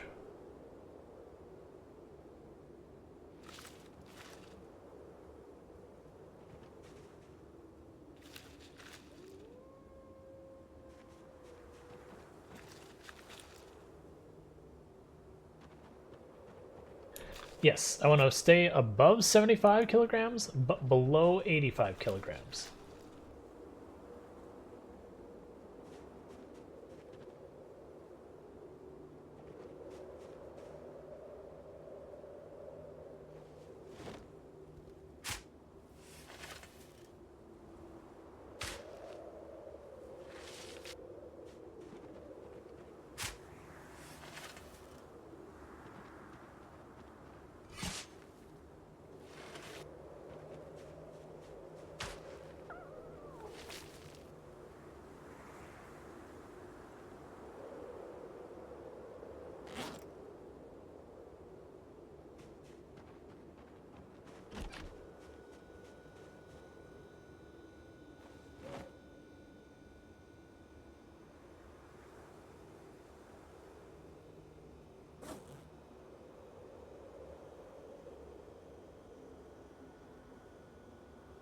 Nope, had some cabbage go in her pocket.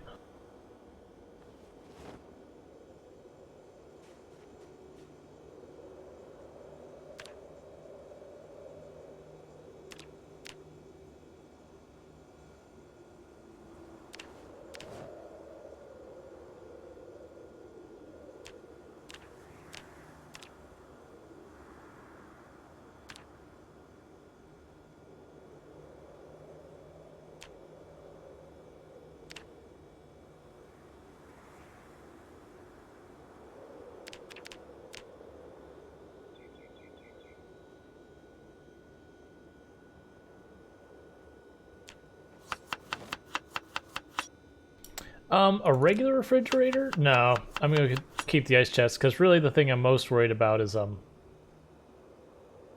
just keeping stuff frozen as long as possible for winter. Oh, I'm too close to the ice chest. Show me all the stuff in there, and I don't want to use stuff in there.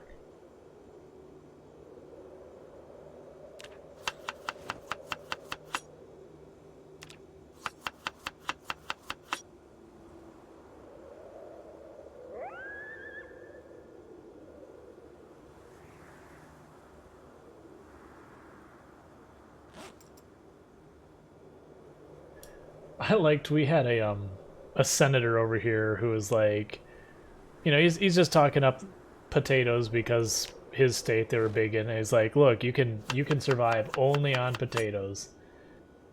And so is this whole thing. Yeah, it just with them frozen, like I'm carrying them with us to make salads and all that, so I just chuck them in the bag, they thaw out, and then I can cook with them when they're thawed. But so he's like, you can live on only potatoes, and you can. They're one of those ones that are referred to as a superfood or whatever. And so he's like, to prove it, I will live on only potatoes for a month. They got like 4 or 5 days into it. He's like, I am effing tired of potatoes.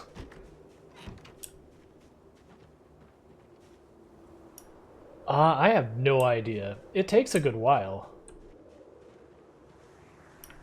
Like, he got to the point, he was like, really fudging the rules, like, just, lathering stuff in dressing and, cooking them in all sorts of spices to just basically make the potato as unpotato-like as possible. It was really hilarious. I think he quit out really early. It's like, kudos for the guy to being like, hey, like, I'm gonna show, like, with pride something my state's good at. And then just not really realizing what he was signing himself up for. Because, like, potatoes are delicious in how ways you can prepare them, but a full month, 3 meals a day of nothing but potatoes, it does not take long for you to get really tired of potatoes. I mean, that's probably true of every single food out there. Like, I'm someone who can eat the same thing frequently and be happy, but I mean, not every meal.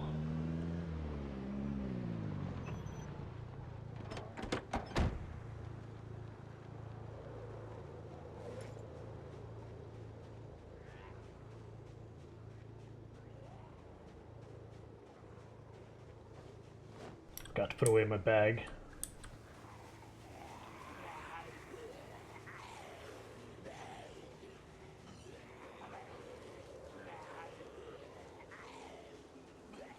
Oh yeah.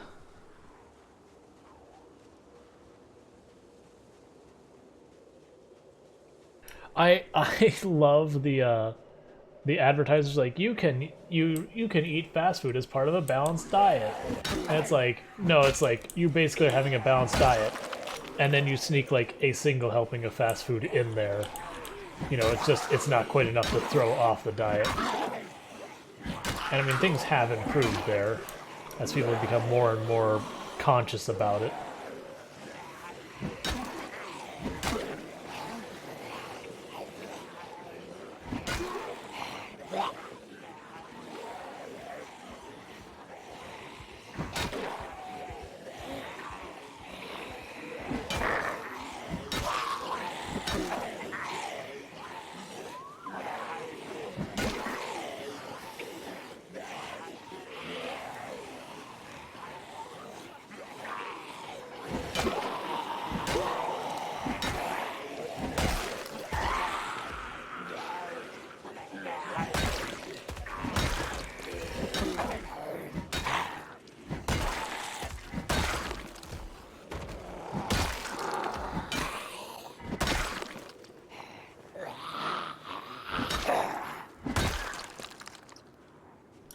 Okay. You looked away, everything changed in which way? Oh, the fact that we're just going up the road and killing stuff?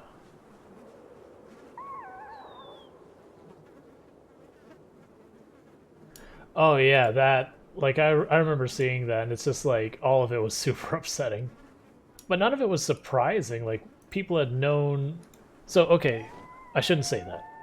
How bad it actually was surprising, but the fact that it was really terrible wasn't surprising. I do also remember getting in an argument with a former coworker that, like, he was getting his, like, chicken nuggets or whatever, and they're like, we're talking about, oh, hey, you've seen, like, the images of how those are made, where it, like, looks like soft-serve strawberry ice cream. And then they put into molds and everything. And he's like, no, none of that's real. That's a bunch of nonsense. It's just like chicken breast. Like, no. When have you seen a piece of chicken that looks like the state of Michigan? Like, what chicken is shaped like a little glove? That isn't a shape a chicken comes in. But he got like really upset about it and was going, it's like...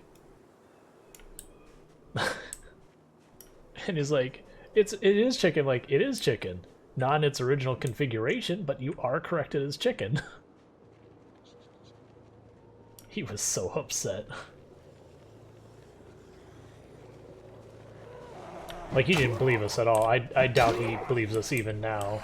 Like, this is years ago. Like, I haven't kept in touch, but...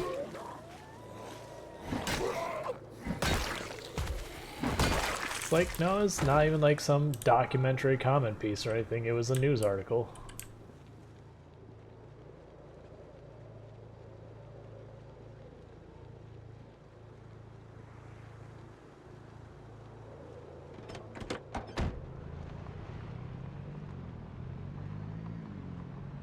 Yeah.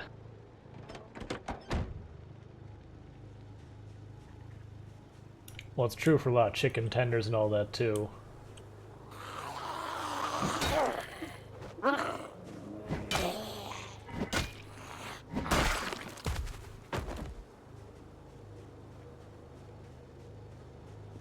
Well, that was, I don't remember the exact details, but it was like Taco Bell, I can't remember if it was like Taco Bell in Canada or in the US, but they got a lot of trouble because there wasn't enough beef in their beef.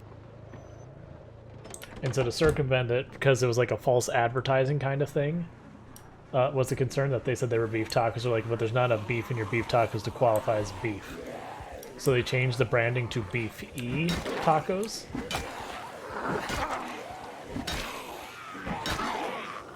And it's nothing like super insidious or whatever, it's like corn filler. But still, it was just... It's like, and you look at the percent of what has to be beef, it was like really low. It was like the teens % or something, and they still managed not to hit it. Which was entirely because they looked at the law and they went, okay, we'll put the minimum amount in, and of course, errors happen. So sometimes the mixture was under, sometimes it was over.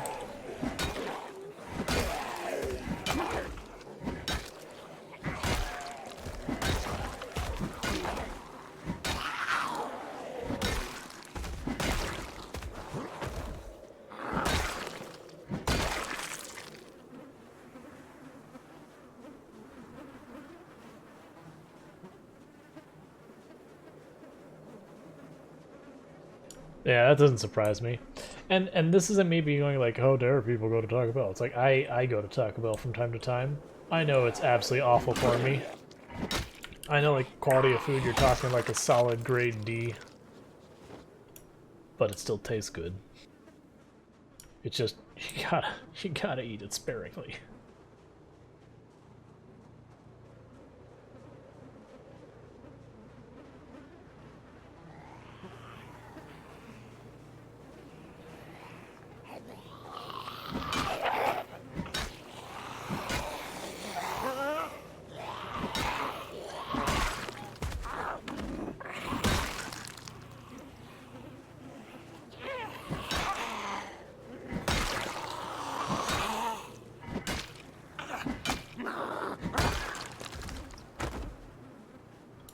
Yeah, like, don't get me wrong, like, so I'm not big on the chicken nuggets. Like, if I were to go to some place like McDonald's, yeah, that's what I'm probably going to get. But, like, not a huge one. Now, I'll tear up some Taco Bell.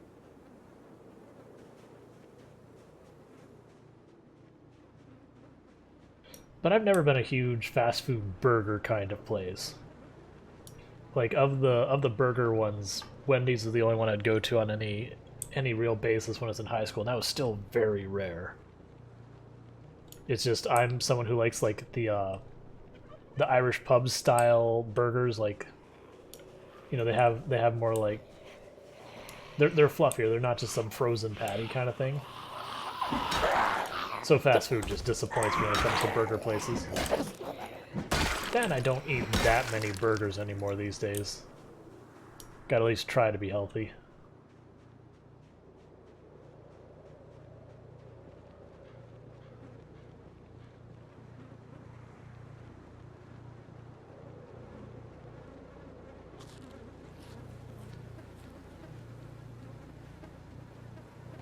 That said, I am super happy because there was like no pho or ramen places anywhere nearby for ages, and like is going, you know, I don't I don't go for pho and ramen all the time or anything. But the fact that I couldn't have it made me want it so much more, because it was like an hour drive to locate any. And then this past year, like 4 of them opened up within like they're like I drive to them, but I could reasonably ride my bicycle to them as well if I really felt like it. It wouldn't be that unrealistic.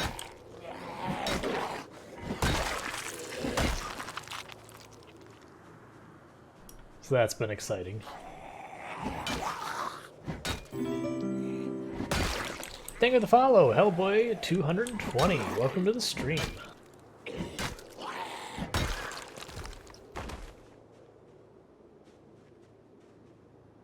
And one of them's all like silly. It's so we have what is the name of it? It's the Supa Saiyan. Is one. It's a ramen place. That one's a bit far, but that was one that was like.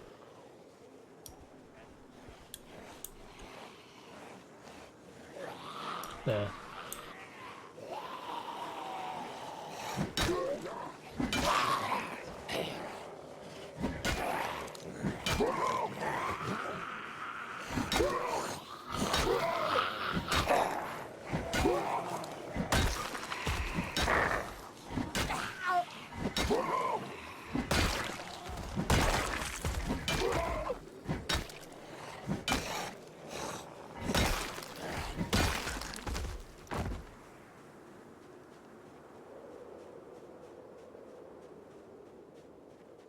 Oh yeah, when you have like a sore throat or a cold or something, like soup is where it's at.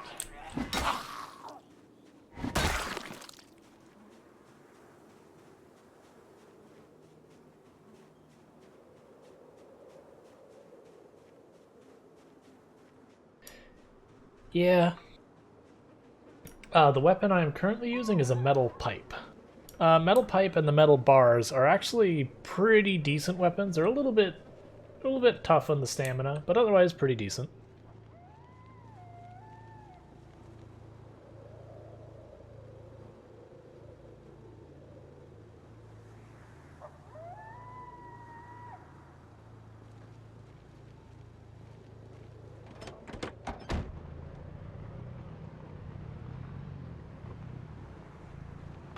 PZ is also who says, "Oh, you're 2 months, 6 days into the zombie apocalypse. Well, someone made this soup and left it on the counter, you know, before the end, but it's still fresh and drinkable." It's like, I don't care what kind of soup. If it's anything more than like salt water, that crap is gone. Like, it might be still edible from the standpoint of not dangerous for you, but it has gone bad.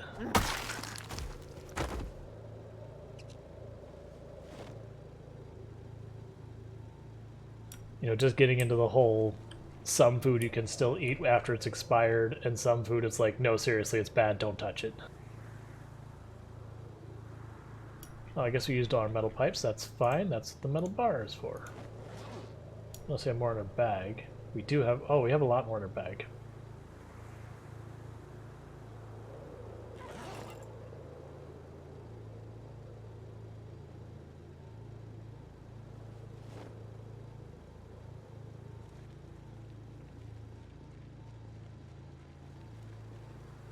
Yeah, I've had some excellent vegetarian food. My I don't know if he still is, but my younger brother went vegetarian for a very, very long time. And I will say most of the stuff that he found and made was really good. The only stuff that caused me problems was the stuff that they would, you know, is very clearly like substituting something meat, like it'd be like vegetarian steak. It's just like, no, I don't need a block of tofu with barbecue powder on it. Please. But like vegetarian enchiladas, where basically they just sub out chicken or beef for like, you know, beans and stuff like that and corn and that. Oh man, that stuff gets good.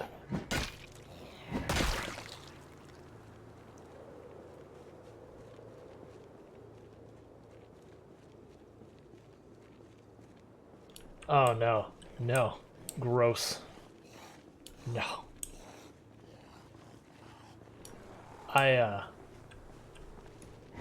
I prefer not poisoning myself as a means of getting a buzz, eating long since expired meat.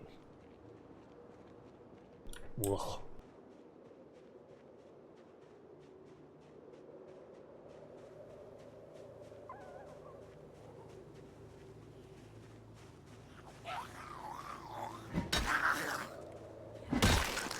Yep, now I've just come to accept when it's a vegetarian dish that is made as a vegetarian dish, awesome.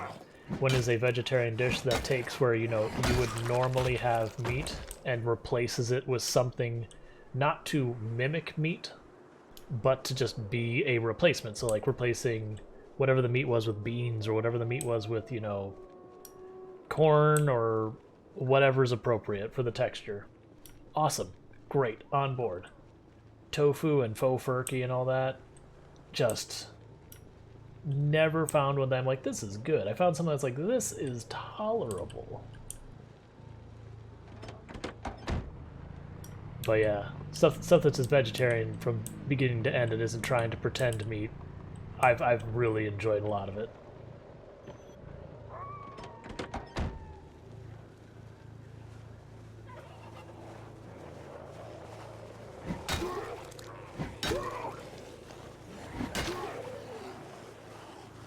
Like, for example, a substitute for burgers is they'll do lentil burgers, where it's like lentils, onion, usually some type of pepper, like cayenne or whatever.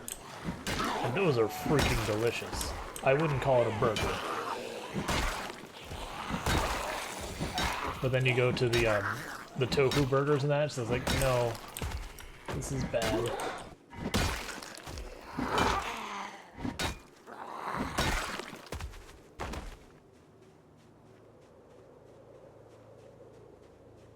Yeah, and I do understand they've gotten way better, and I've not honestly given them a fair shot since they've gotten way better. Like I haven't tried the Beyond stuff. I haven't done that because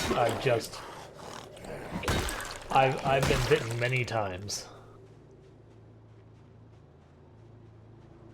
I think the worst one was my younger brother made vegetarian meatballs. It is the first time I had a tofu kind of thing, and everything else he had made I had found quite delicious. So I was like, oh yeah, so shoved half of that thing in my mouth and was just immediate regret. And I'm someone who can eat stuff that I really don't care for normally, but that was one of the ones like, oh my god, like I just want to get whatever this is out of my mouth.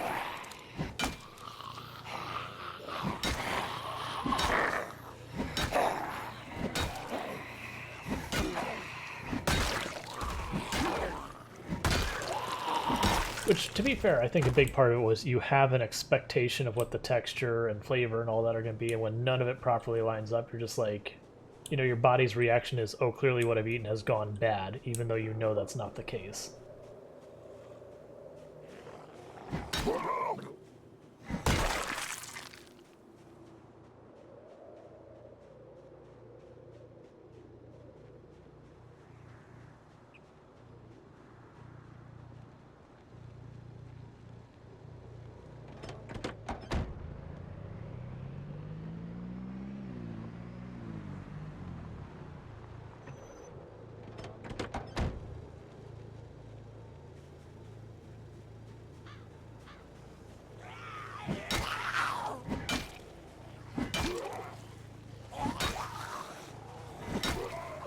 Oh, 2 hunting knives, alright.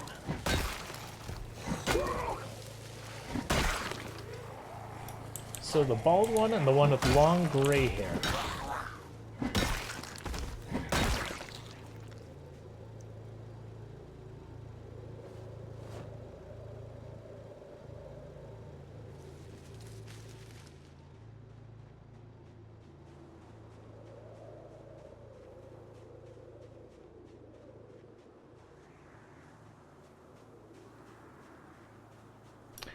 I have done very, very little trapping. Not on this character at all, but just in general, it's very rare I trap. Because usually it's like, okay, if I need to gain weight, fish. If I need to lose weight, you know, grow stuff, forage for stuff.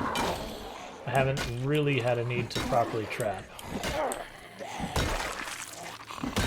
But again, I do appreciate that, because for some people I'm sure fishing is just not their not their jam.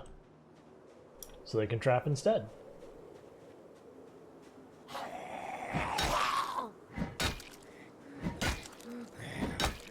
There's also, I'm sure, people who they want to set up a base somewhere that's nowhere near water. So fishing is just not a viable option on a real level.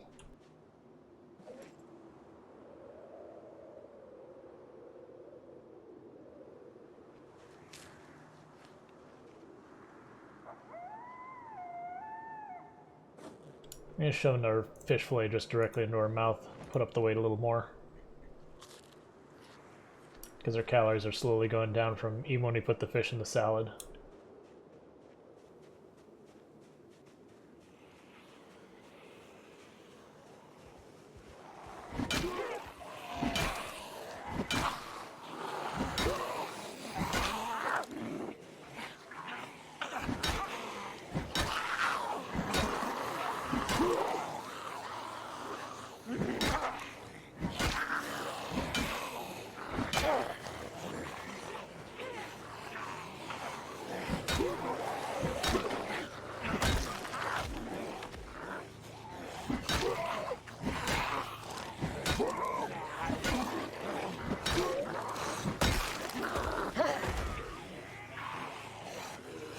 Got these trees here, I don't want to mess with them, so we're going to cut across the other side of the road.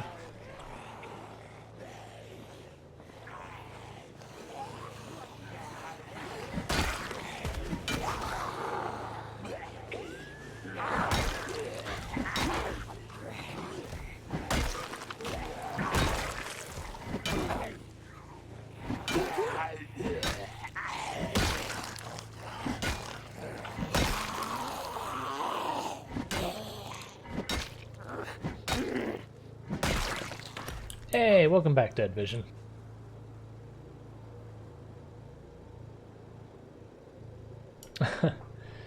I mean, so you can still trap like birds, just about you can still trap birds, you can still trap animals, you can fish. Like there's lots of different means of getting your calories. You can even use like,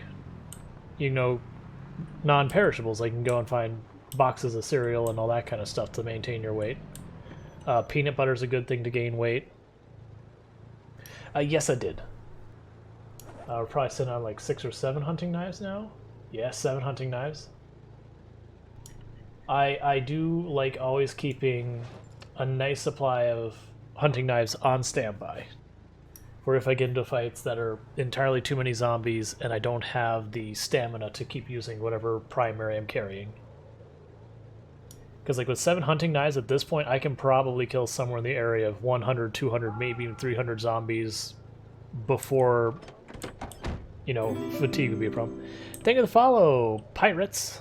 Welcome to the stream. Like realistically, we get sleepy before the hunting knives fail us.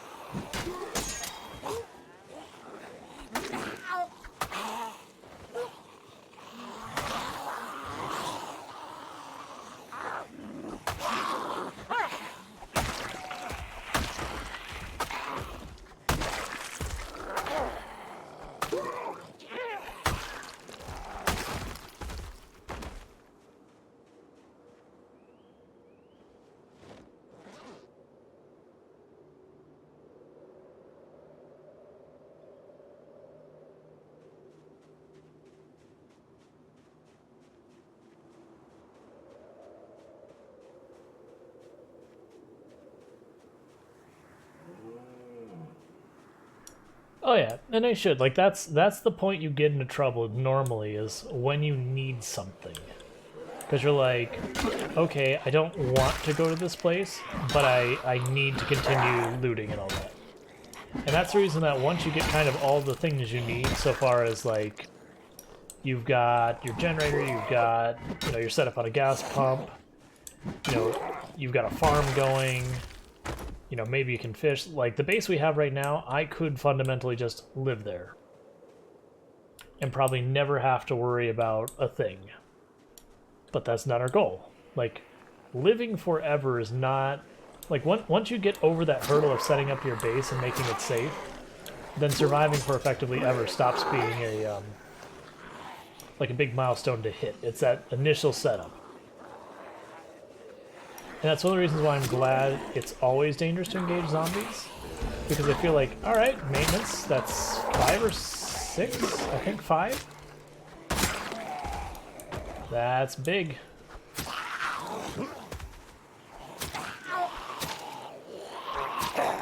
But once you get past the initial setup, like if you don't force yourself to take risks, the game gets much easier. Unless you know you have settings that make it particularly difficult, like more than one helicopter or lots of meta events, respawns, that kind of stuff. Like that's one of the reasons why I haven't really been returning to that CDDA run, is because it's like we've hit that point where it's like, okay, you know, my character can just live in this base for effectively ever. I only have to leave the base once, maybe a month to get gas. The end goal for the character here is to make all these things that are running at me right now, the zombies, to make them not. We do have respawns turned off, and our goal is to wipe out the cities. I'm not going to go sulking through every single forest and tree looking for them or anything like that. We're just going to hit up all the major population centers and basically see how many zombies we can kill before we either A, die, the most likely outcome, B, we stop finding zombies in any real level, so, you know, there's not much to hunt for, or D, we just get so bored of it we decide we're not going to do it anymore.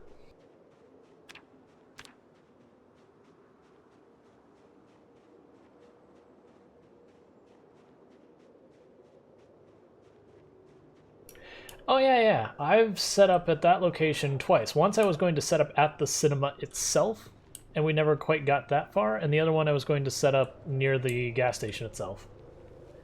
Man, that's not a bad location, because there's water right there for fishing. Plus, the drive-in movie is really kind of neat.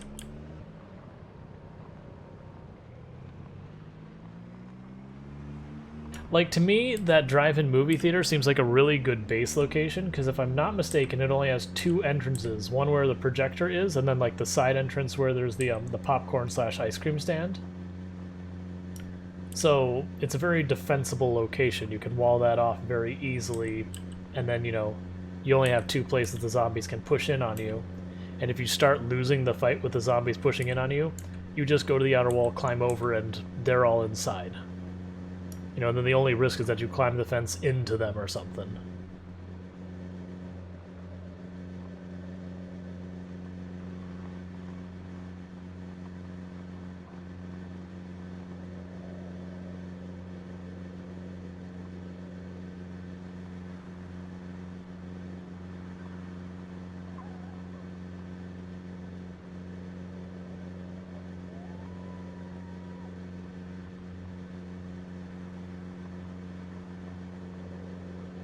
But yeah, so we're going to keep doing these laps back and forth where we keep killing the zombies and push farther and farther towards Riverside, knocking down the zombie pops. When we do get close to Riverside, we're going to load up a shotgun, all the ammo we've got for our shotgun, and we're going to see how much damage we can do in Riverside before we either get pushed off, get sleepy, or actually manage to run out of shotgun shells. I'm thinking, with the frame rate what it is, it may be time to turn off blood decals. So bear with me.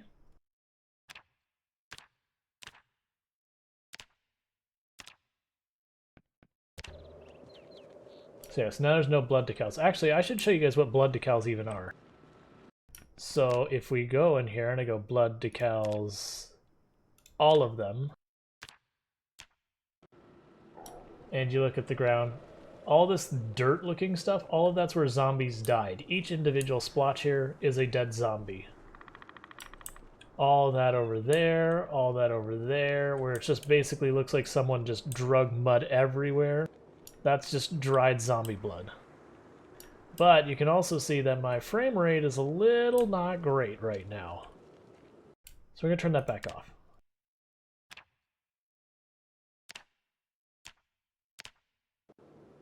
Much better.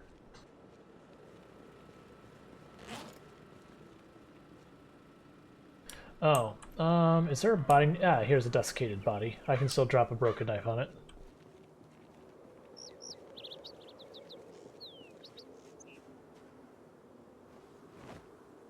Yeah, I mean, you could use the projector station as like, because I think the upstairs has like a little kitchen or whatever to it, if I'm remembering correctly. But yeah, you would build most of it. Is there anything I need to drop? Oh, that CD we can get rid of.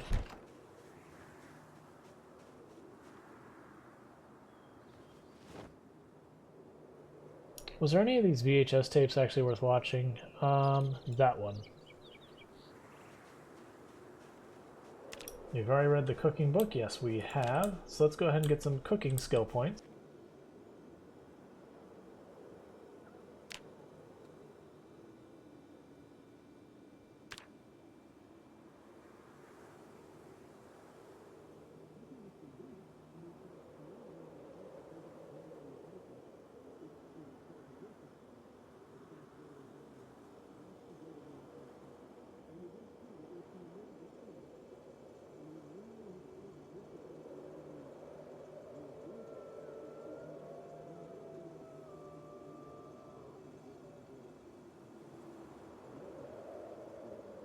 Yep, so watching the VHSs for skills, free skills.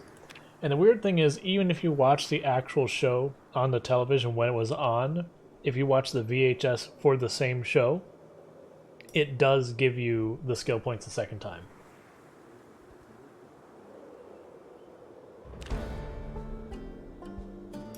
Yep, it is the same show, but for whatever reason the VHSs let you double dip. I don't know why.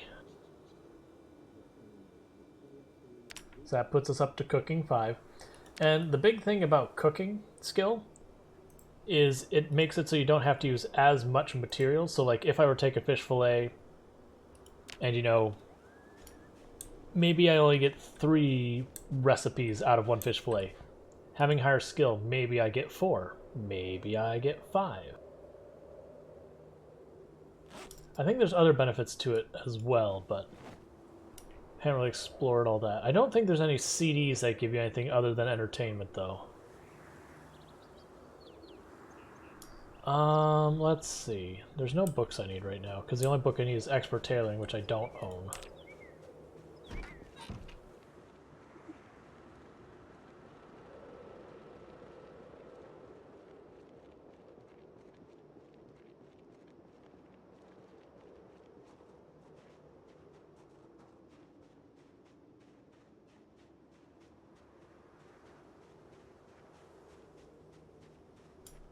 Oh, interesting. Then yeah, that'd be huge.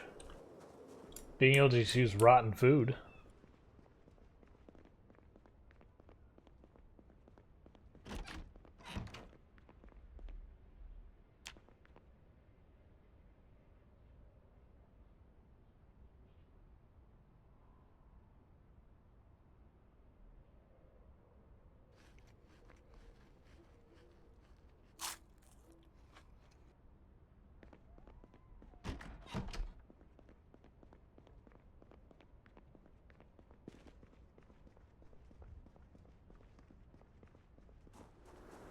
Yeah, because that was fine. Like, you could just make, like...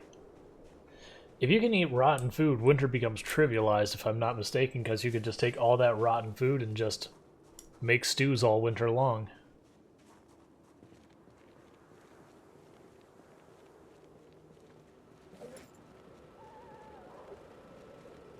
Just gonna gobble down an entire fish fillet all at once.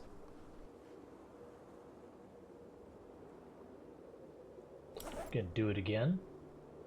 Because I'm trying to get it... Like, I actually want to see potentially a little up arrow. One little up arrow is all I'm looking for.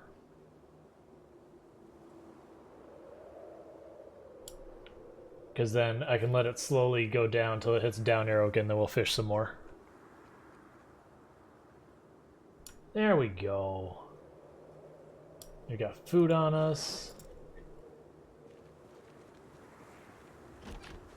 I did replant those potatoes and watered them, right? Am I just not remembering it? No, I didn't sow anything. Alright.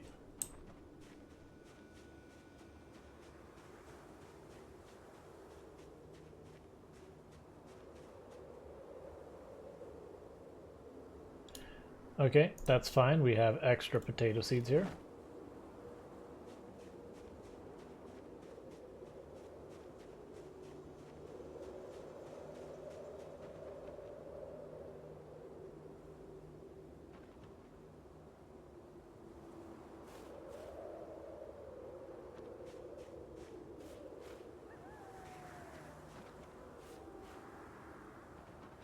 Yeah, keep in mind, if you get up to Carpentry 4, you can make rain barrels to deal with your water problem. Now, for fishing, that won't be an option, but you could always go into trapping. Or surviving in just like canned goods and that kind of nonsense, which is also totally viable. Like, it's one of those things that's like, okay, in theory, eventually you'd run out. But there's enough canned goods in the map to survive a very long time before that becomes a credible concern. Yep. Alright, so we need to water those, so we need at least 2.5 pitchers.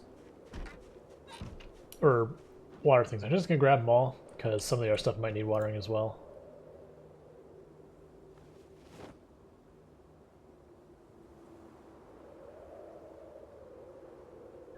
I mean, basically the idea is you probably don't want to wait till October. Like, you want to do it before October, and the reason being is some of those plants take like 30 days to grow, with the exception like, you know, cabbage you can wait until pretty late. Because when November rolls around, you stop being able to farm.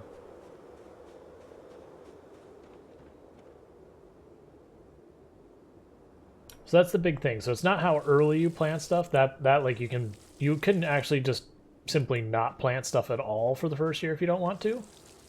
It's just anything that hasn't grown when November rolls around is going to die.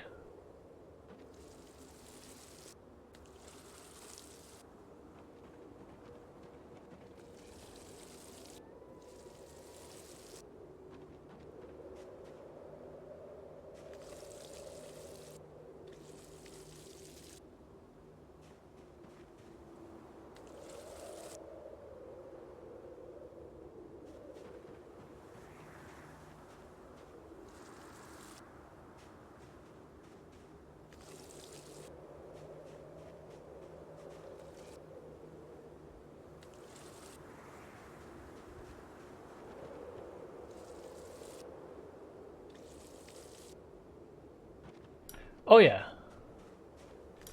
Yeah, as long as you're talking about looting as in regards to going to houses and getting it, yeah, absolutely. You could survive a number of years that way before it'd be a concern.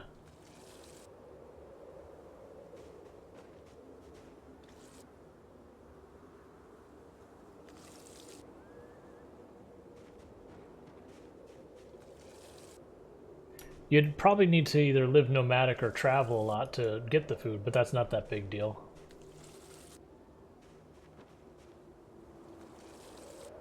Oh, this cauliflower looks like it's ready to come up. Yep, so you got cauliflower coming up too.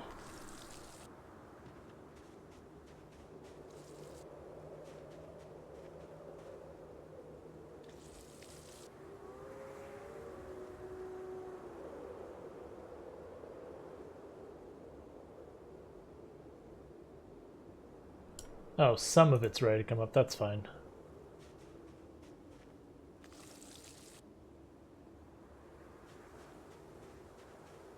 I'll just wait till more of it's ready.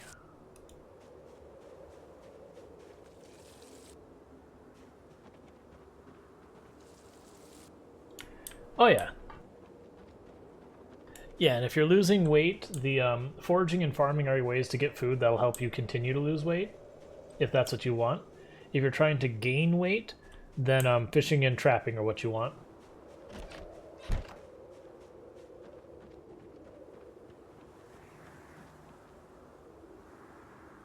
Let me do this the lazy way. So we'll walk over here, drop our water bottle on the ground, go over here. Where's our water bottle? Drop that on the ground.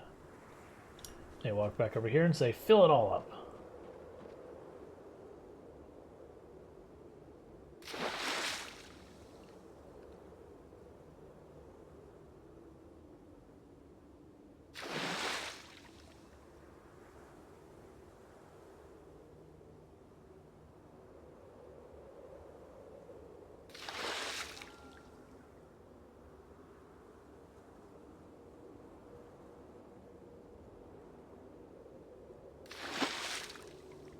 Yep, that's true.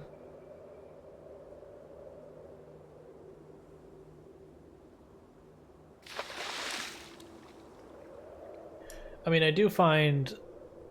I've found it faster, like if you're trying to get to normal weight, I believe brute forcing gaining weight versus trying to brute force losing weight is the faster, but I would argue losing weight is easier than gaining weight in the sense that you like unless you're going out of your way to eat food that's higher in calories, you just lose weight.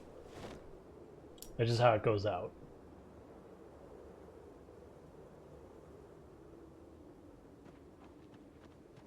Alright, the only reason I grabbed the, I put my waters down was that way, because if you just say fill it all up, you'll accidentally fill up your water bottles with tainted water, and that's a good way to get yourself killed if you're not careful.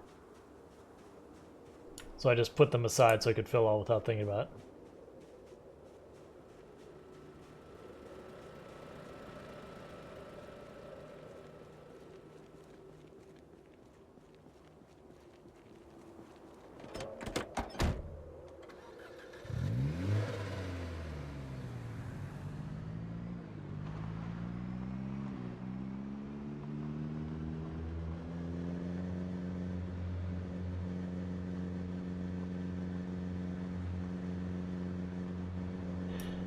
Actual time, let's see. This is what, our 4th stream on this character? 5th stream? 4th stream?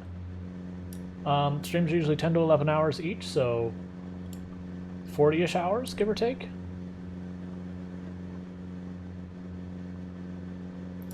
I mean, each day is 1 hour, and then you do a little bit of fast forwarding, so it's less than 1 hour. Usually I think in practice it's probably closer to 30 minutes. Because you end up fast forwarding through the night and reading books and stuff like that.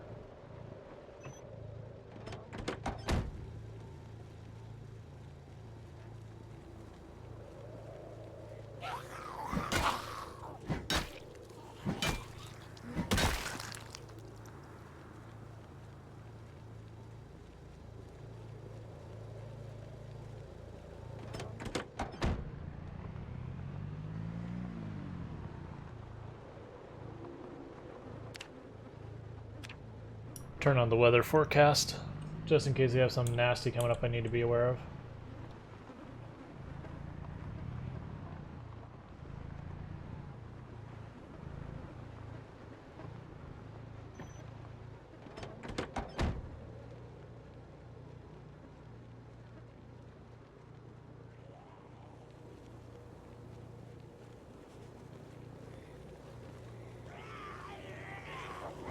There's a group of zombies migrating, and I want to just get rid of them while they're in my sight, versus bumping into them later.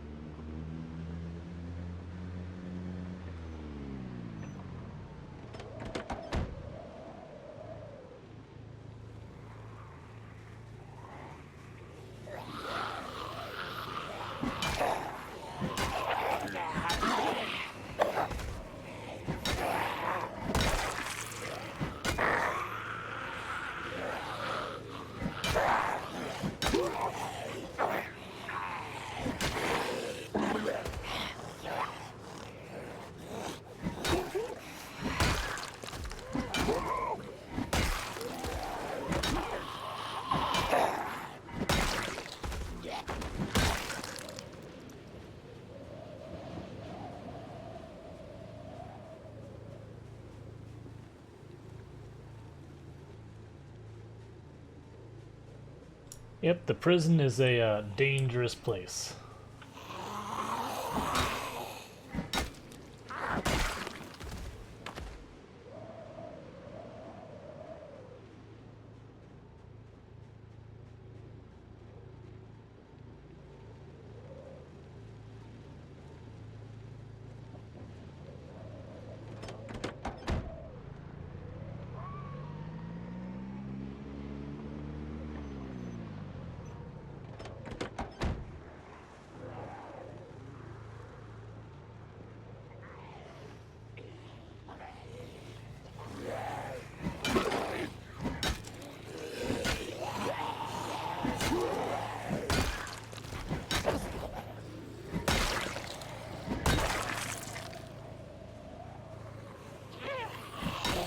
Alright, she has a hunting knife on her, so we'll come back for her body.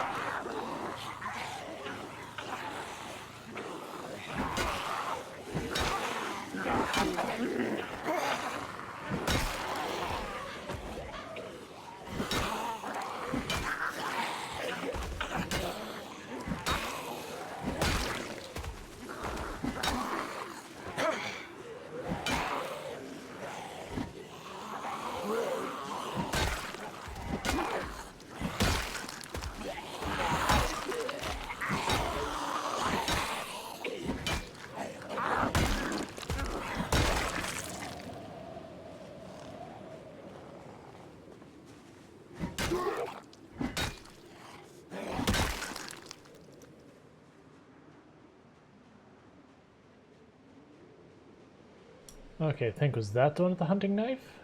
I believe it's this one here.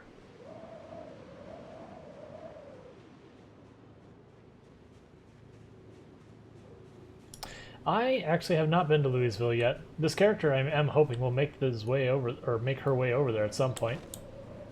You know, assuming we're still just knocking down zombies, eventually that'll be where we go.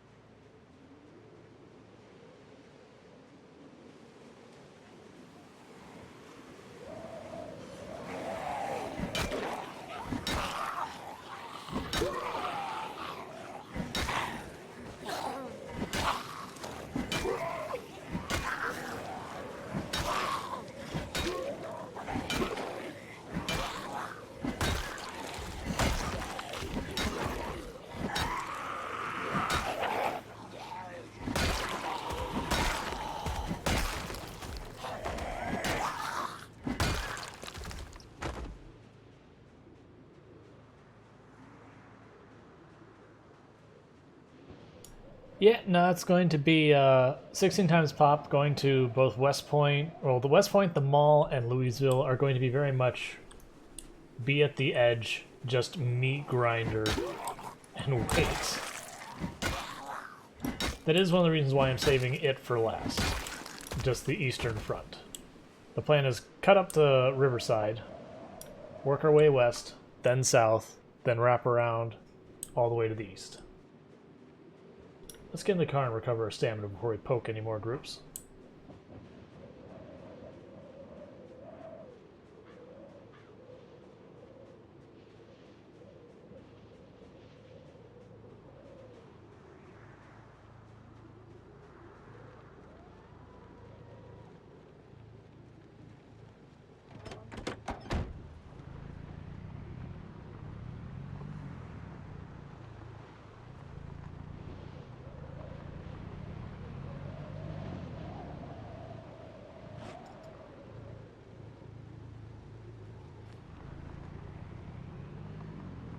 I don't feel like going through all the trees to get them. I'll wait till they come out.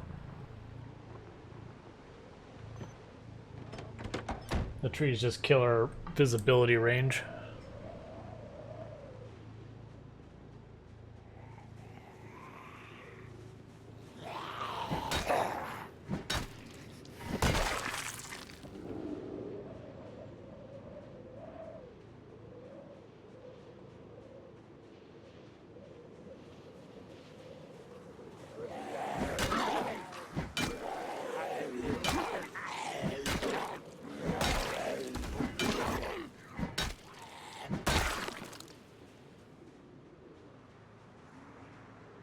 I still don't get why there's so many zombies back there, like, just along the sides of the road, like big, big hordes. Not on the road, just chilling out in the grass.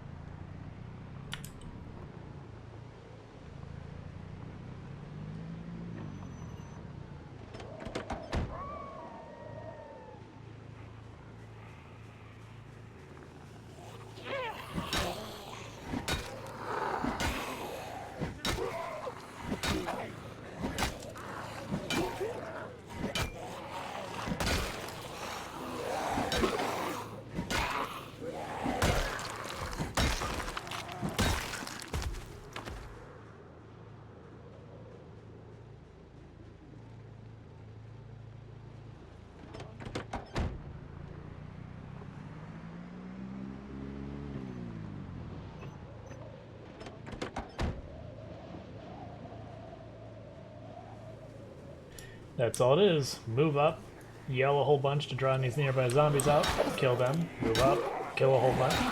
Next day you come by, maybe some show up, maybe some don't. Just keep moving forward. And eventually we reach Riverside.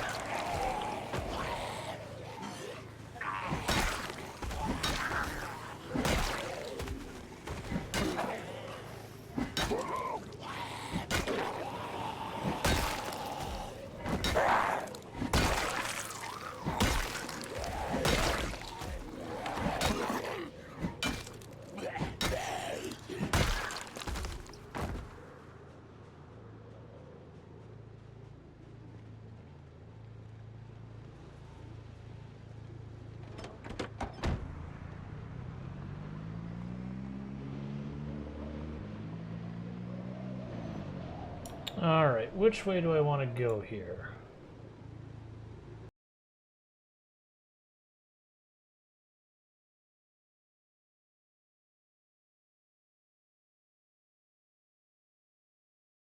I feel like we follow this and just go north.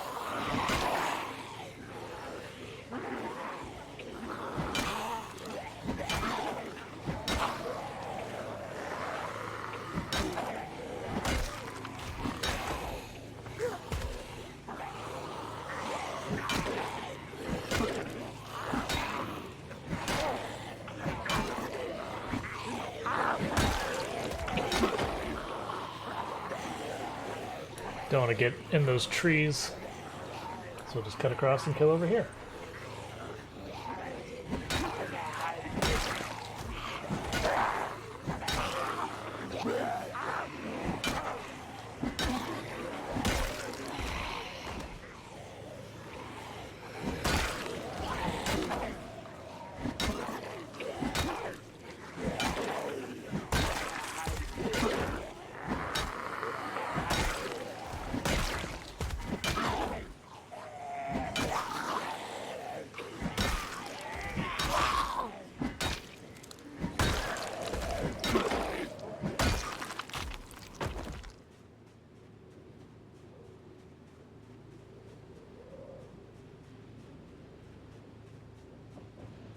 Now I got a couple of wrecks on the road, so I want to get those off.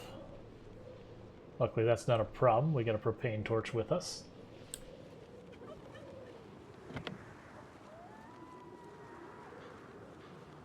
Oh, these aren't full-on wrecks, are they?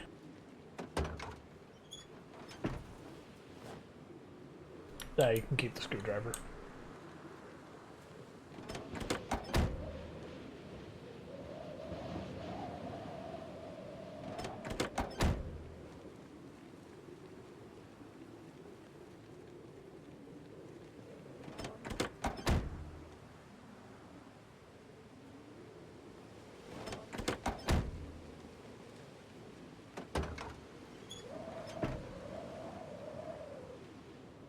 Yeah, they're not even considered wrecks because they're still functional. Alright, well we just drag them off the road then.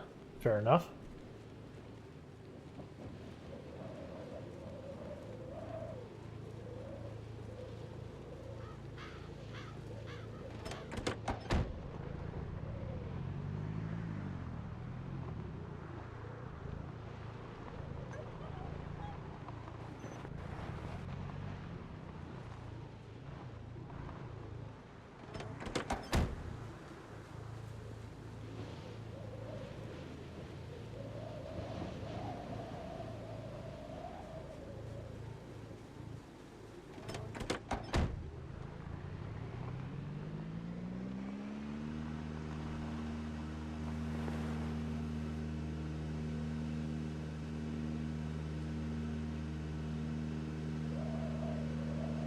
Oh, right, I can hotwire.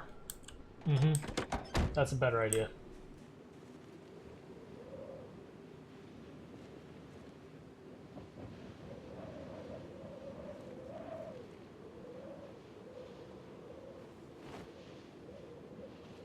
Thank you. I always forget that because I don't usually take the time to train up to be able to hotwire.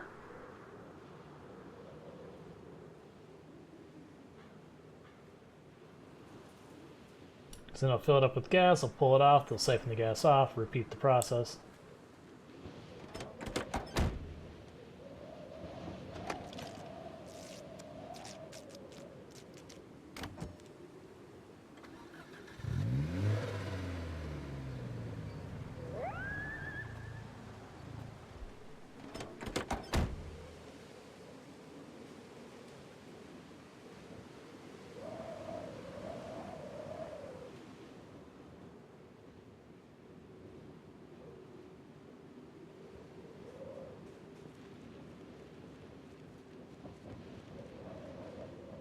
That says it already has gas, which works out because then we can just siphon the gas out of it.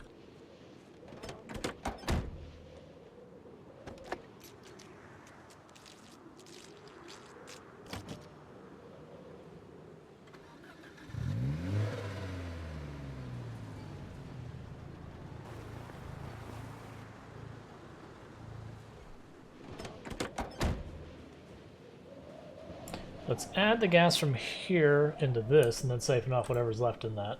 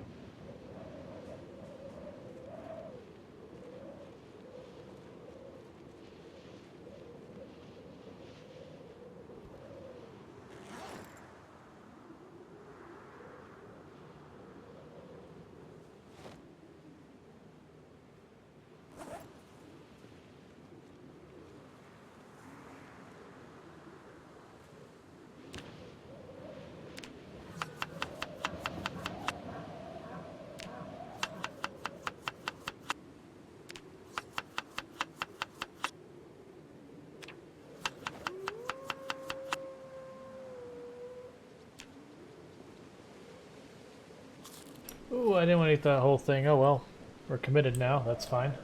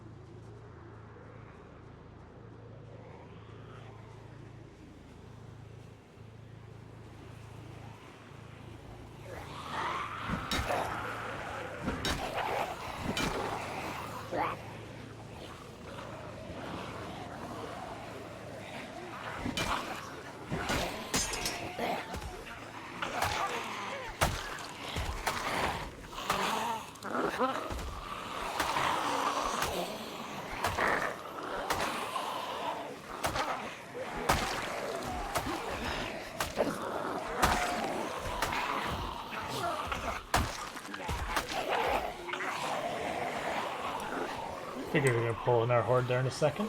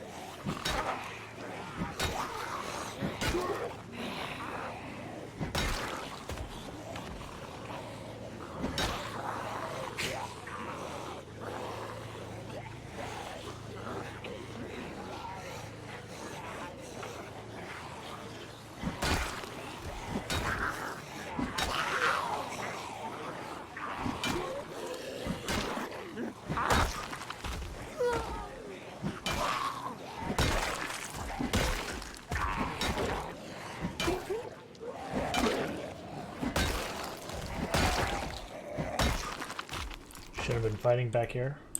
That's why. We could have backed right into him. Just wanted to finish the group off without having to do another lap.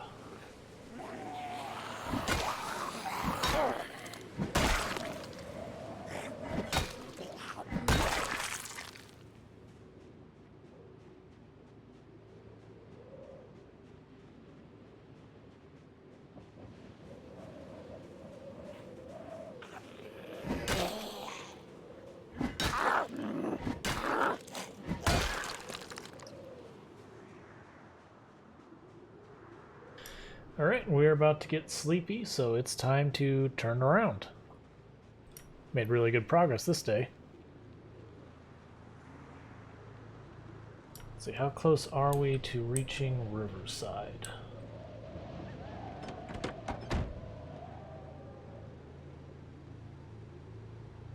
So, yeah, so we started here, so we're about a third to a fourth way, depends if you count the country club.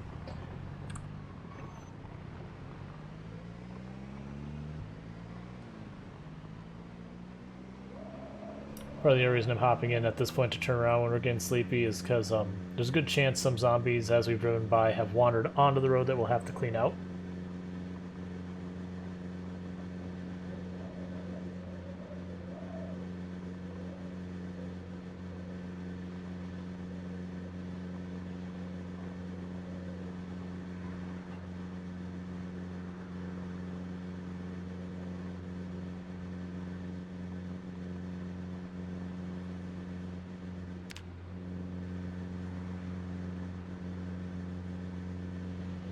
Skills are all coming along nicely.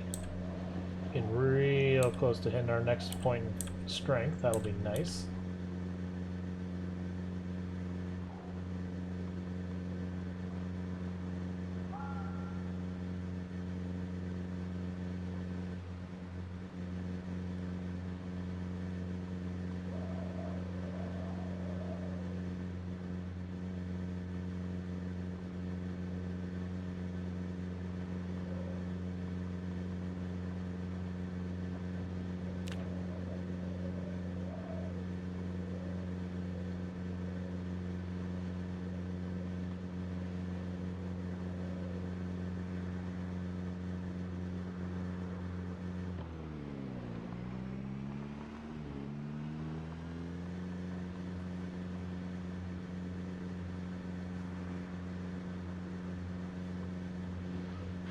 It's pretty early for our character to go sleep, so what I'm thinking we'll probably do is when we get over here, we might just have our character do some fishing, get ahead of that, because we'll end up needing to do that again soon.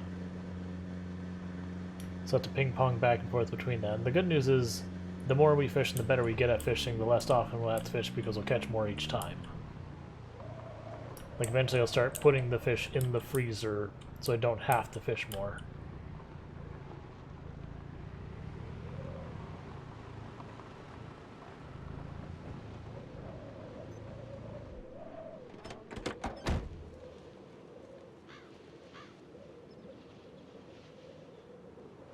Probably want, yeah, let's go ahead and top off the gas tank.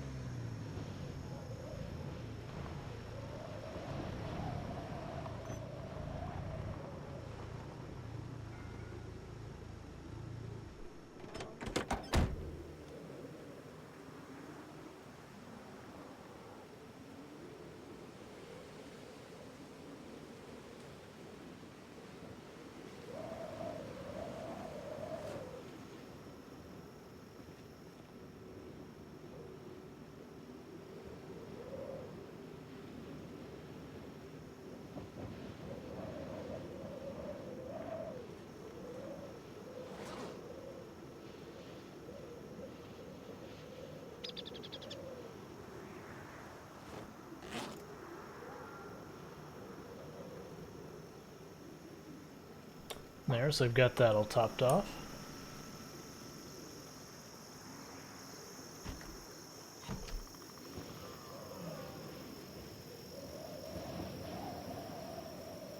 Let's top off our water.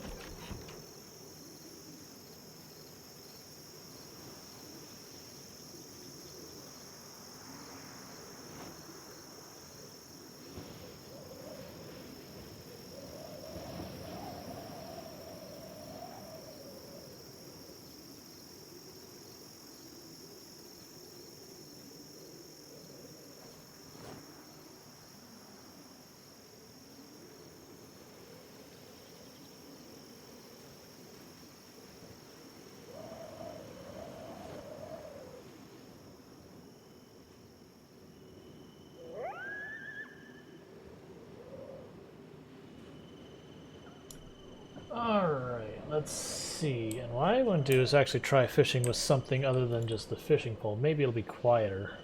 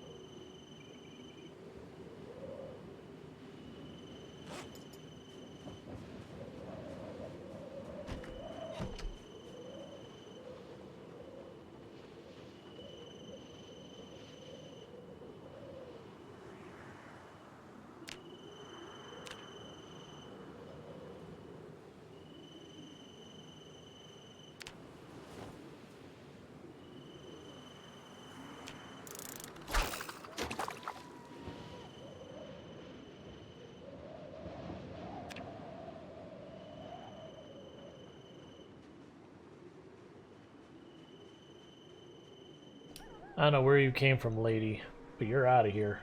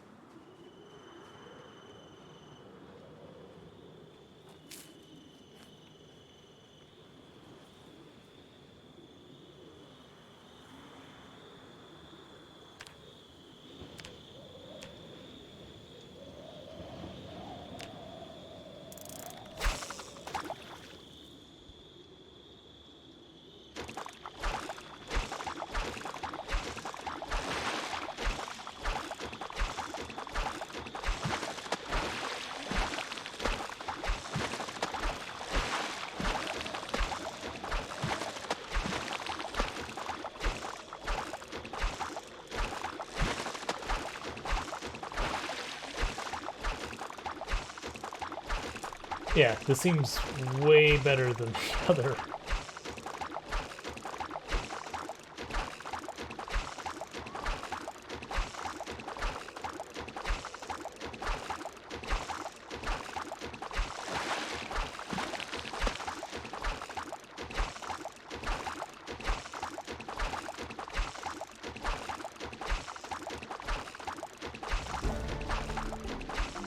Cool.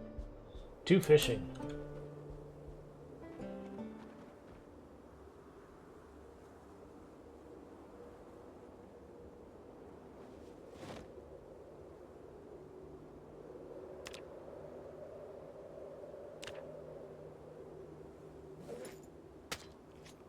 Got a lot of big fish, too.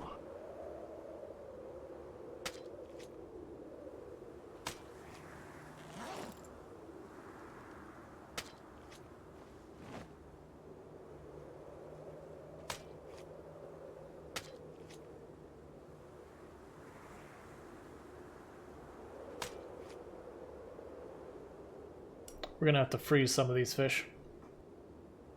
I think that's actually what we are gonna do, is we're gonna freeze a bunch of the fish.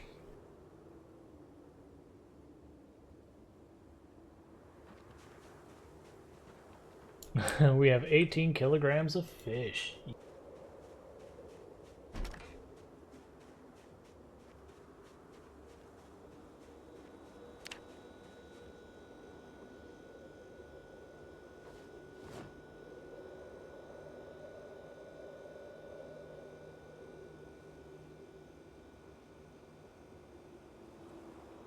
Alright, I guess we will eat these two because they don't fit.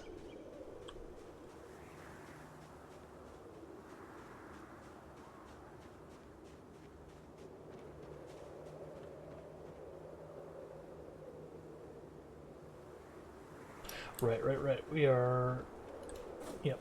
No, let's check the ground here, make sure, because as heavy as those fish were, it's possible we just dumped them on the ground. That happens. Nope. Okay, cool. Yeah, 18 kilograms of fish right away. That's good. I'll put the shoes in here.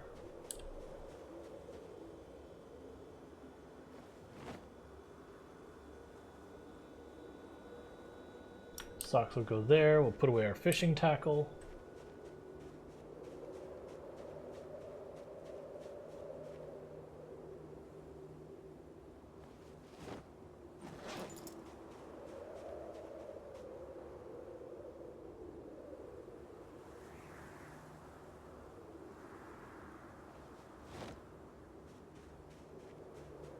Actually, let's grab 4 of the fillets. Wait, actually, how much do you weigh? Ooh, that's just 2 fish fillets and they're like 7 kilograms. Holy crap.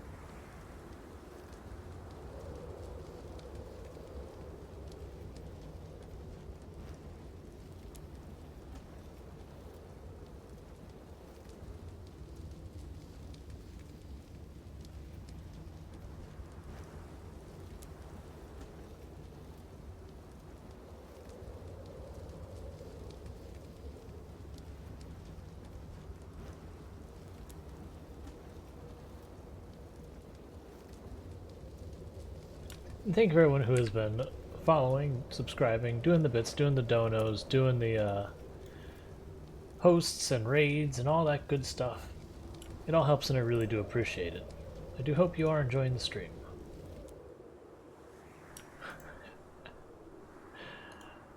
Okay, let's eat just a quarter one. I was about to say, it's like, what happens if I shove this whole thing in my mouth?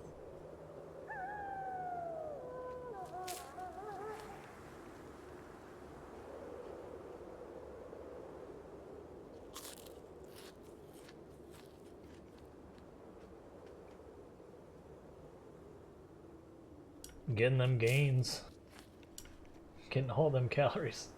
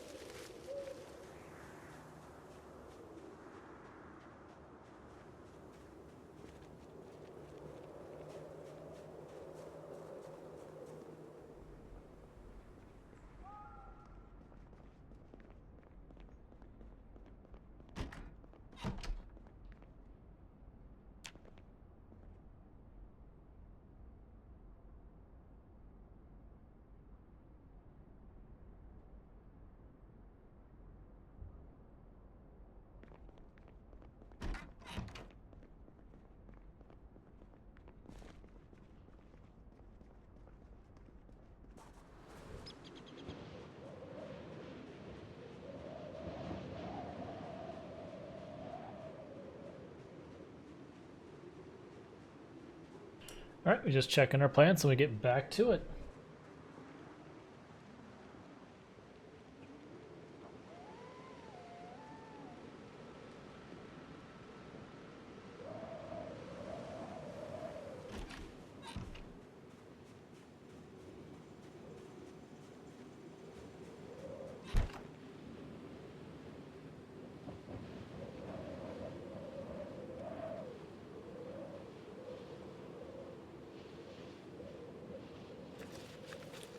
Alright, tomatoes ready for harvest.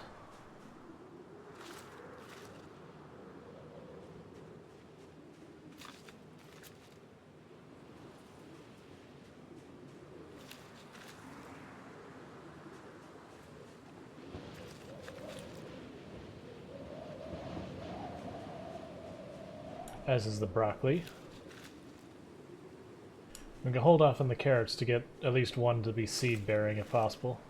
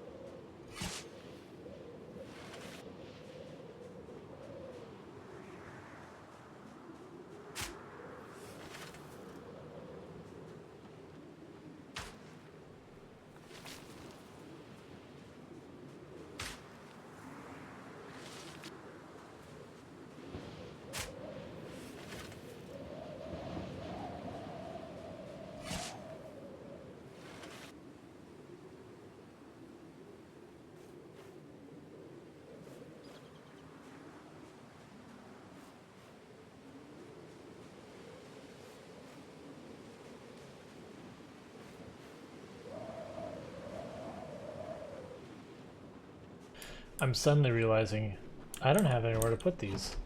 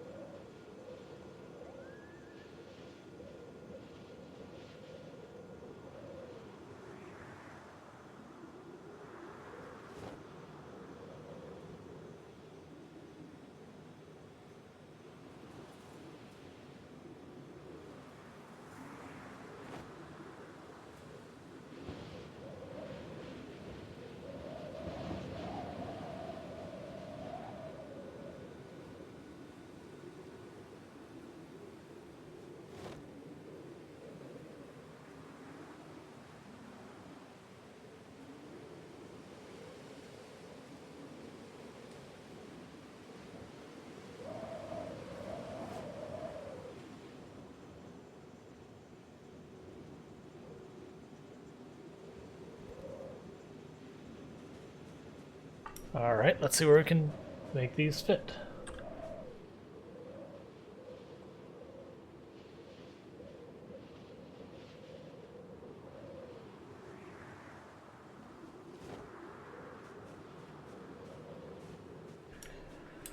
Um...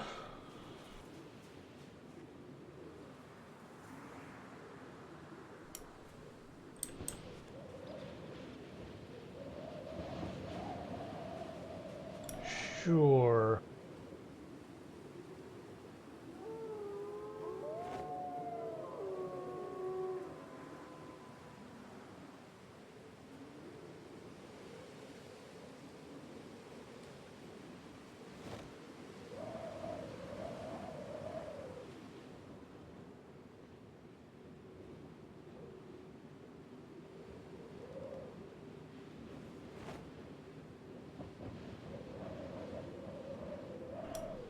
Let's see, not is broccoli. That was the other one we had. So you plant that, water them all.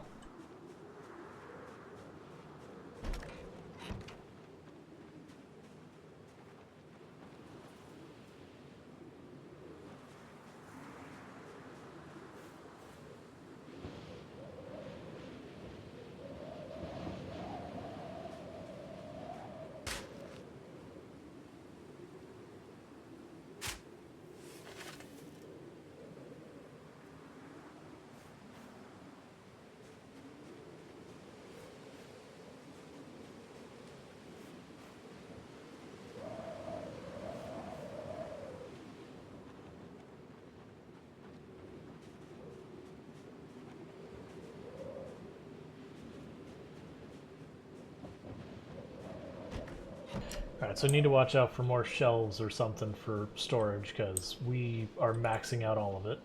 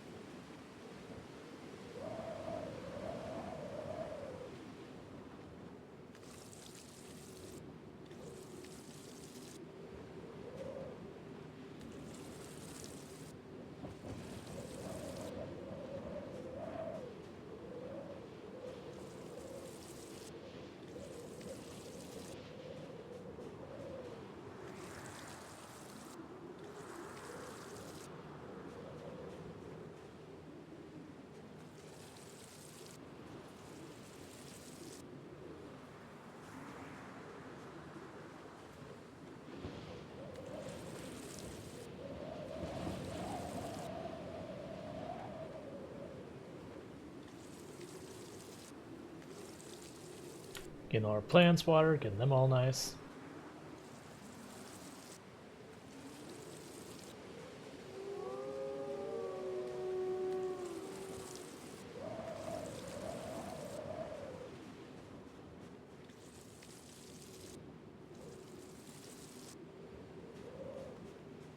Cool, that takes care of that.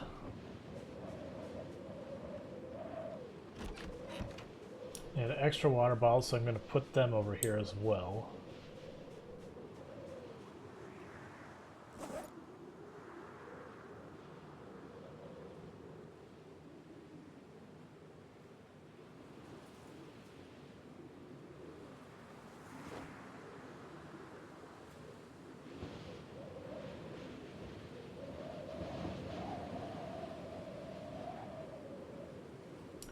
Where's that water bottle? I just put you here. Cool. Yeah. What he said. Or what they said, sorry. I generally don't pay attention to it at all, though. I just go, meh. It'll either work out or it won't. I can't put in the effort to properly water stuff.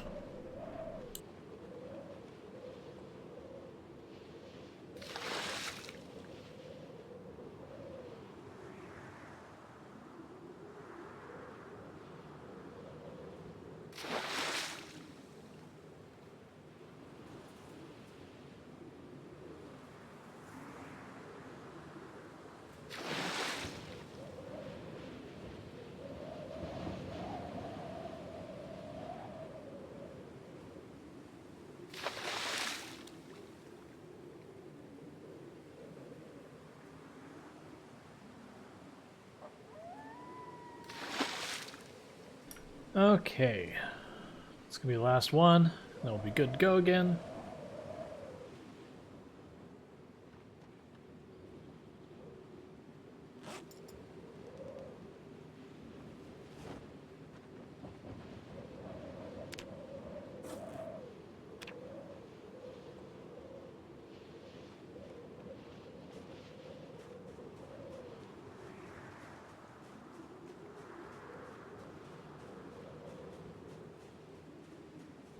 I mean, I feel like if it's going to rain, you're going to end up with them fully watered. I think the problem is just if you keep having them fully watered. Like, not to get fully watered once or twice, just if you keep doing it.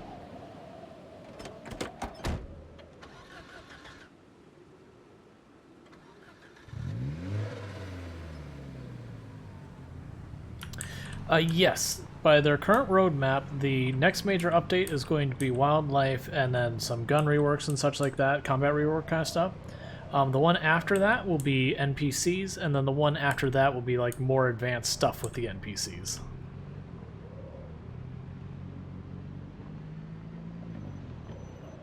Now when that is, who knows, but it is on the roadmap.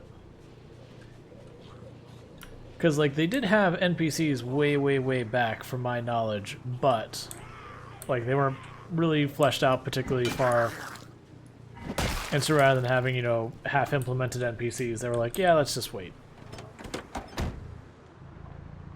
Yeah, I'm curious about the NPCs. Like, that is one of the things that I've kind of gone back and forth with. Like, I like the, kind of the lone survivor feel of Project Zomboid right now.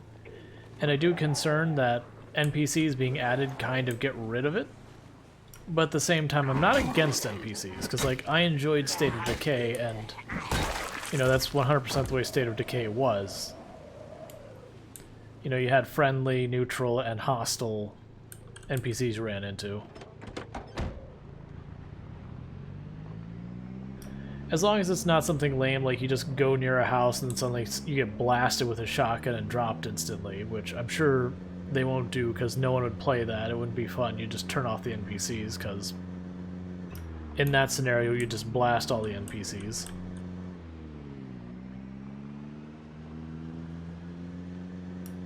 We shall see. I'm sure they'll do well with it.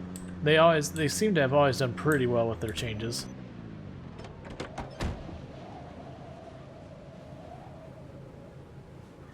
Hey, Lowbeat, how's it going?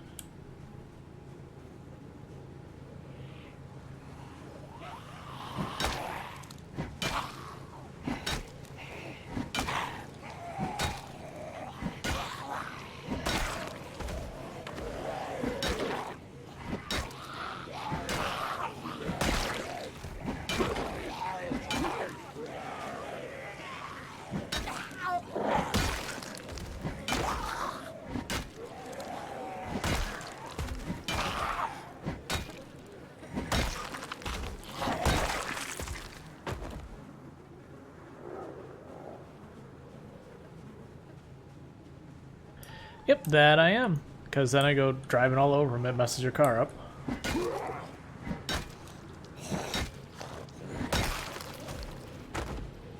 I did have someone actually go and take the time to verify that is a thing, that driving over corpses, even at slow speeds, will damage your car over time.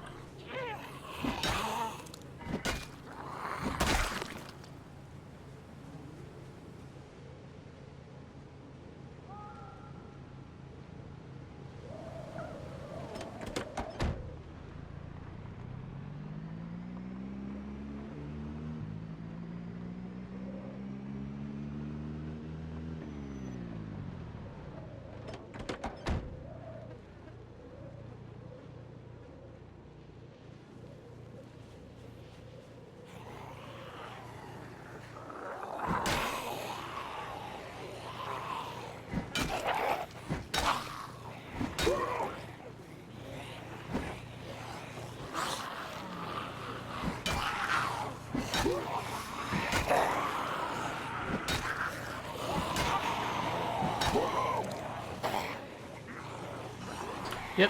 Where's 3 abroad? Absolutely not. Back off.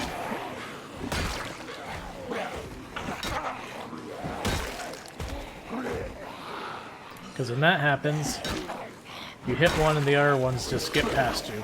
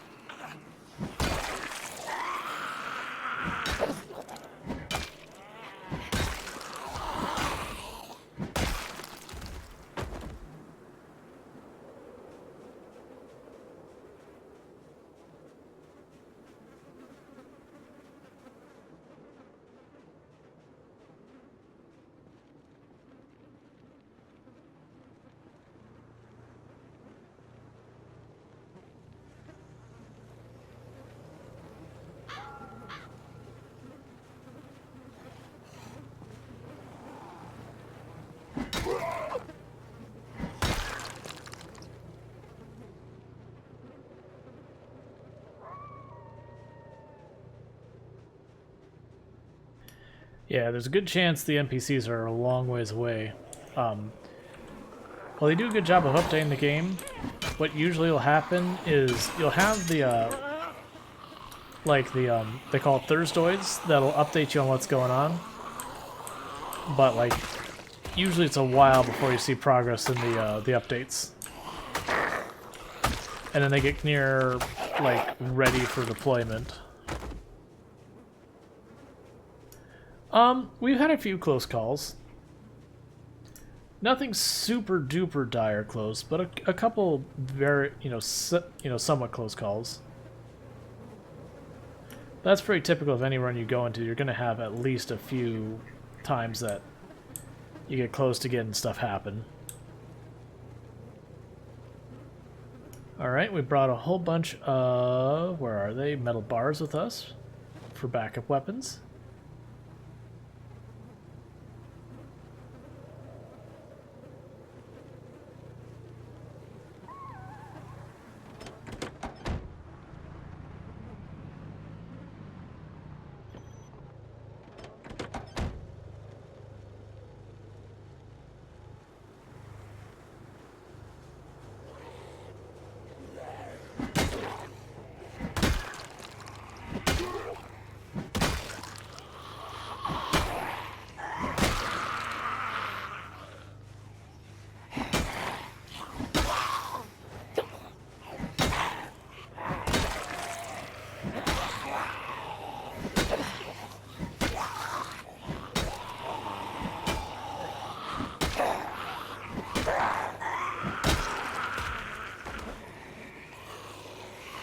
That's why we're at heavy load. I was like, something's not moving right, it's worrying me. It's heavy load. We don't want heavy load. Because we move slower.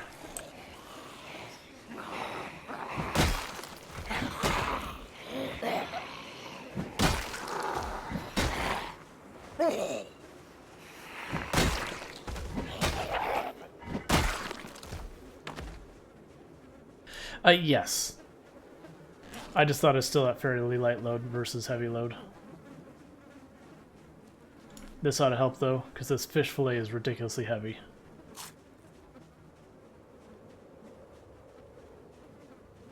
That fish fillet alone is 3 kilograms, because it's a big old fish. There we go, and we got the thing saying that we're gaining weight. Cool, cool. Just want to poke it. Don't want to go actually gaining some real weight.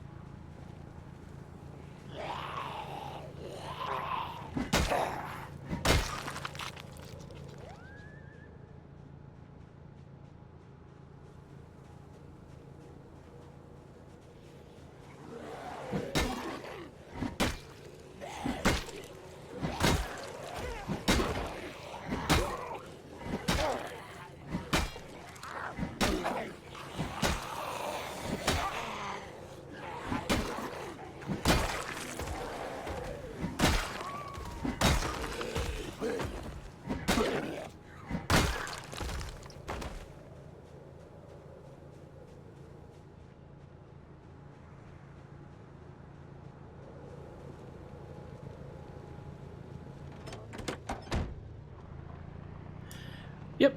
No, I didn't look at the weight, but it was it gave me 2 like 3 kilogram fish fillets when I cut it up, so yeah, it was a big fish, whatever it was.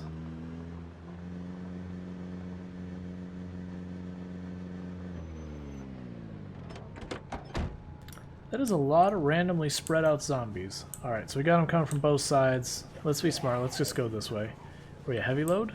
We are at heavy load.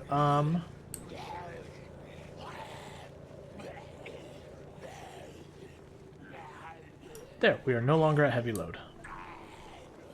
I'm going to keep drawing them back. I don't want to fight near those trees. And that's why.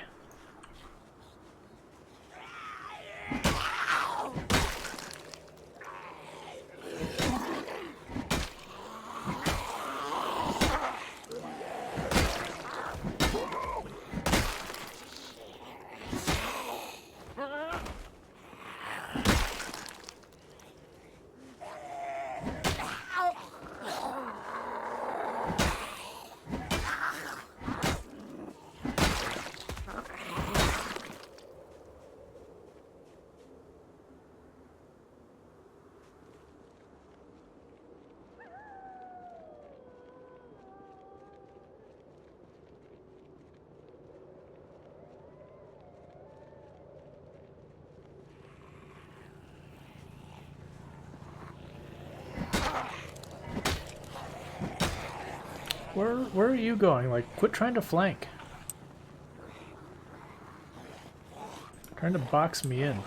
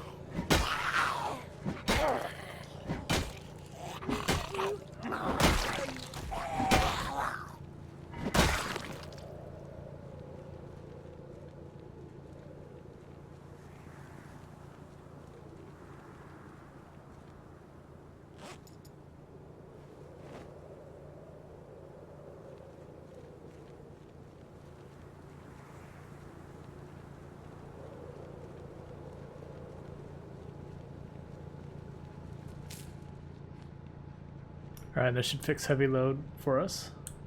Cool.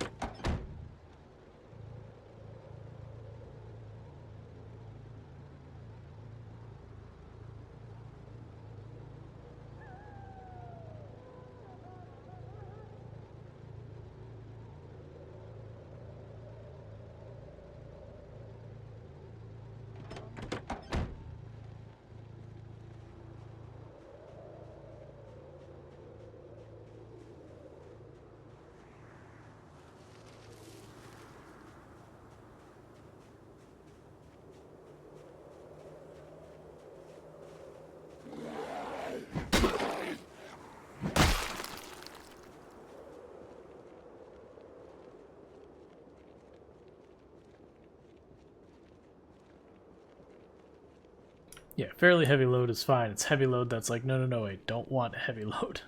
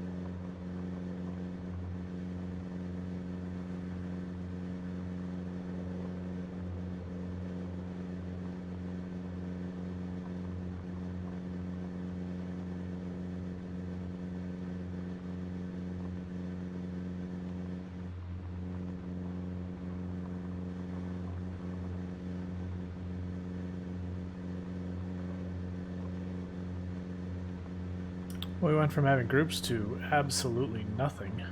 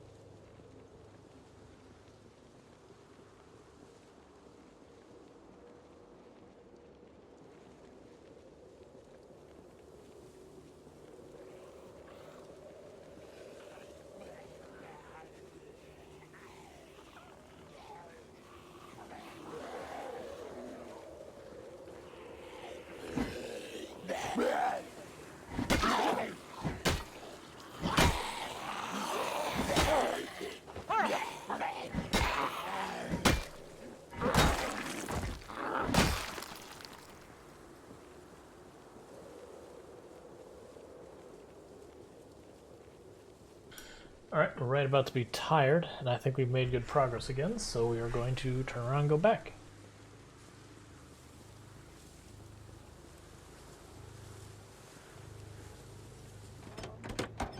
Especially considering this is a day we did a bunch of farming and a bunch of other stuff, and we still managed to clear kind of up to where we were. Maybe a little even farther.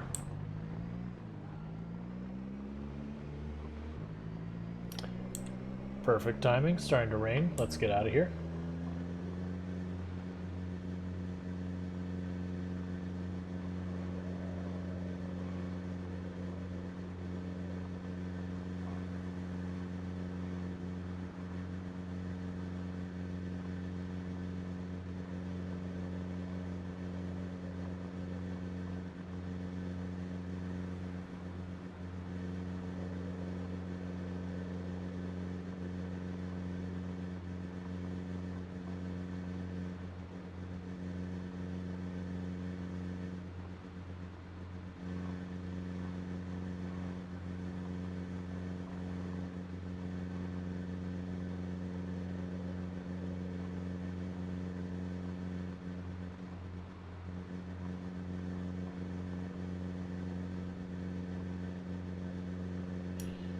Yep, nah, it happens.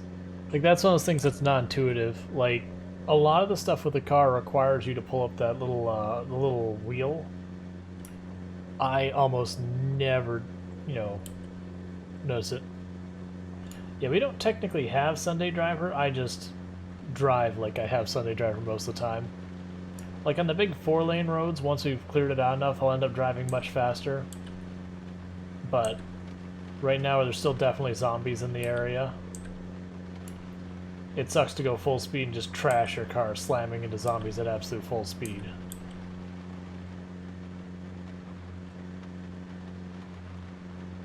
Yup. That it does. I mean, almost everything in Project Zomboid, it's like, look, take your time. There's no rush.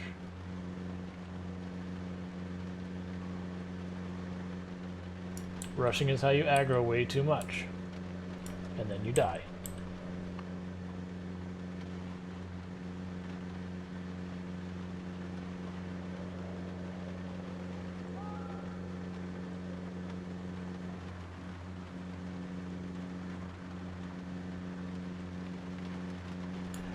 Well, one thing is, if you notice that we're keeping the speed, there's cruise control in this game. So if you hold shift and you push W, that, toggles cruise control to go up 5 miles an hour.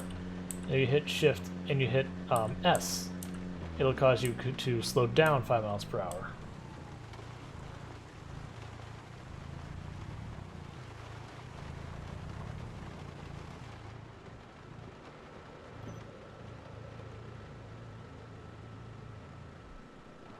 Yeah, that's how we're driving so slow, as I'm using cruise control.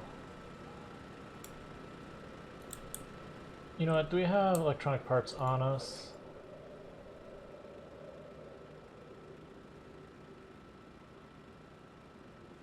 Let's grab some electronic parts and fix that generator.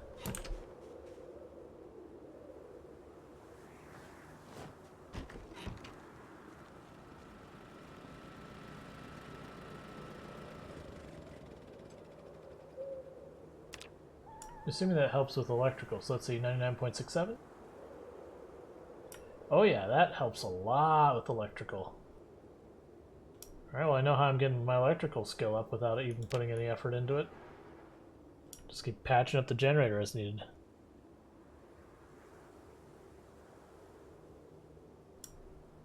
Gotcha.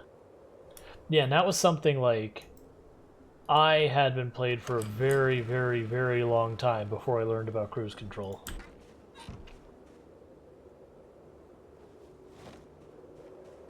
So like when herding zombies with cars, where you're just using the car for noise and all that, if you use 5 miles per hour, you'll go about the same speed as zombies, which means some of them will catch you because they'll come at diagonals and all that.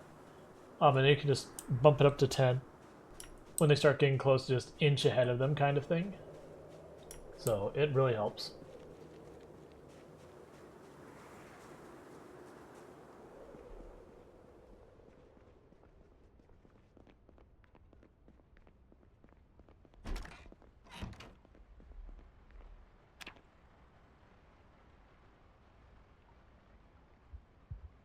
Alright, we woke up having a nightmare. Lovely, love to see it. That's going to be very helpful for us.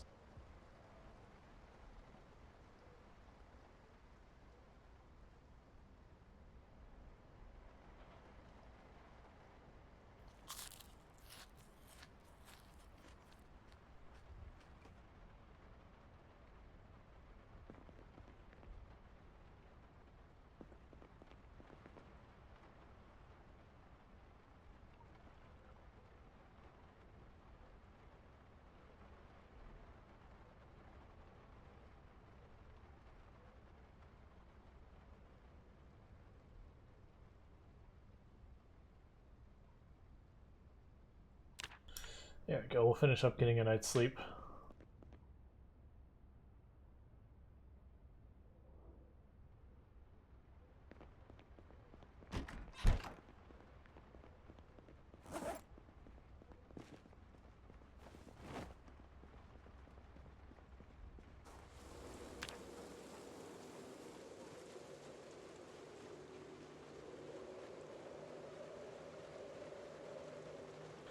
Starting to get a whole lot of trees down here that are blocking my line of sight that I don't like.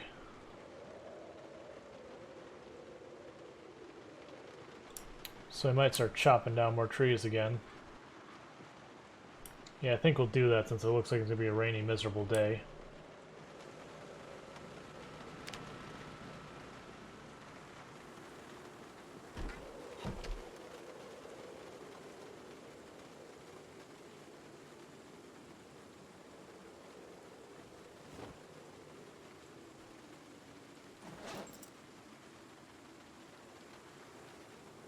Oh, we have fishing tackle in our inventory. We don't need that.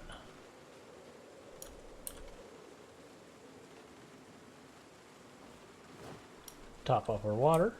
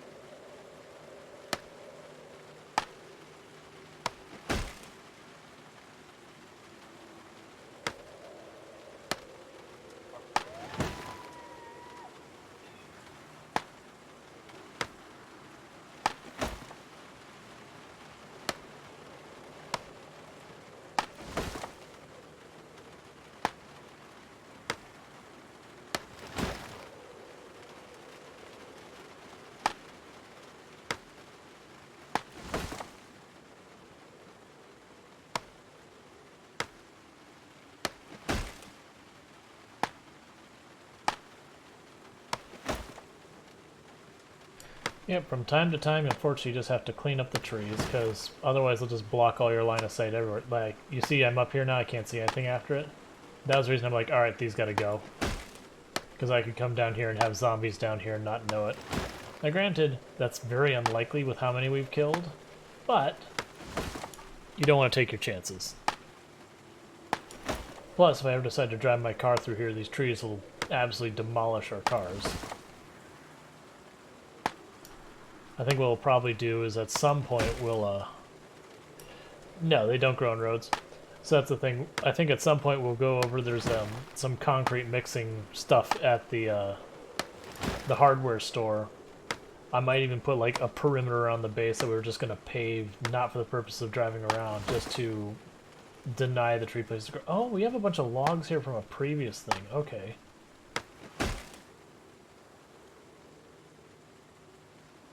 Huh.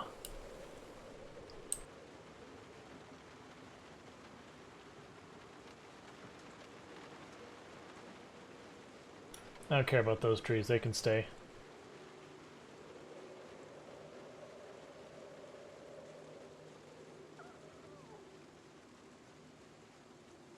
I don't care about those either.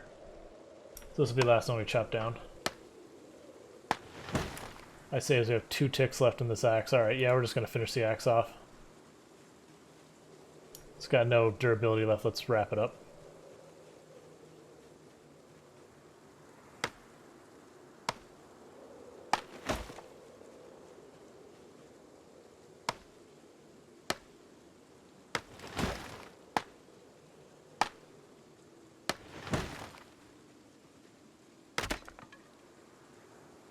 There we go. Axe is done.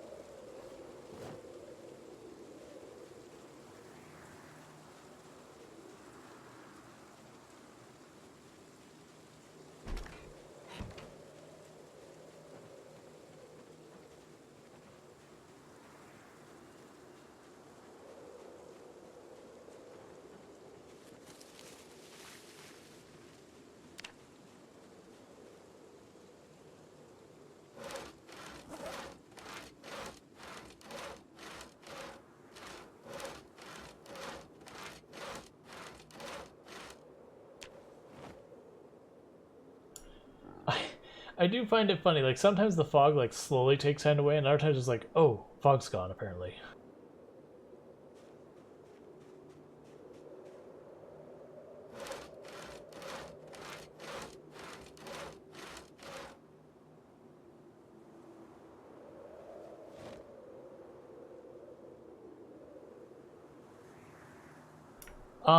I think a single berry, like maybe with weak stomach, but I don't believe so. Hey! Weird flex is best flex.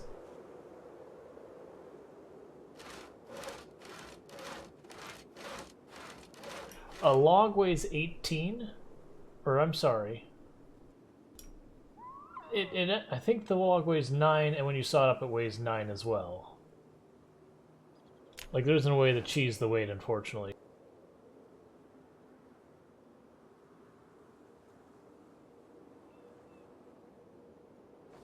Yeah, that's one of the reasons why I don't take weak stomach, is if you accidentally eat something you're not supposed to, that very well can be an immediate death sentence.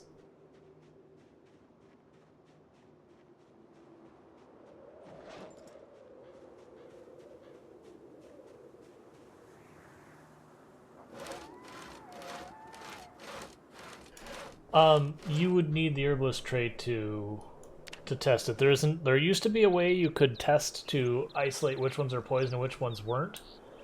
They got rid of that. So now any single one that you eat has the chance to being poison.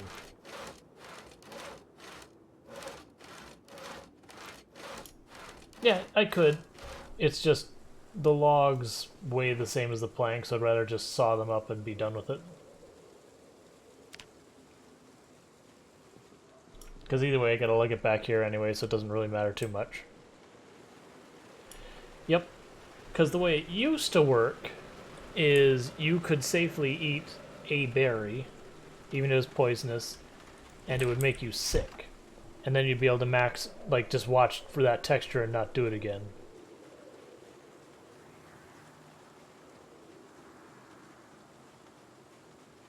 But they did away with that, so now all the, like, any texture berry can be the poison one in a run. Like, you can't just figure out which one's the safe one or which one's the dangerous one and not eat it. They all can be that way. Which I think was... Oh, I literally can't... Gotcha. Drop those for a minute. We had so much weight on it, so we couldn't even pull out our hammer to put this down.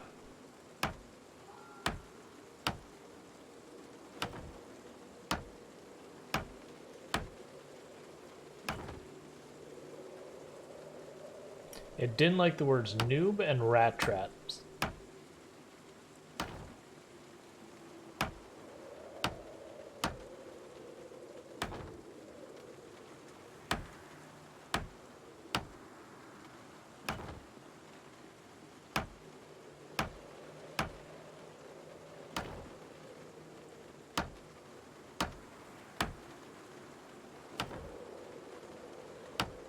Yeah.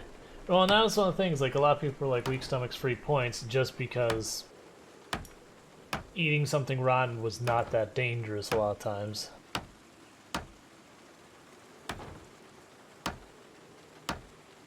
But, like, that's the whole thing. For me, weak stomach, the whole point of it is, you know, you have to be extra careful about what you eat, should be the idea behind it.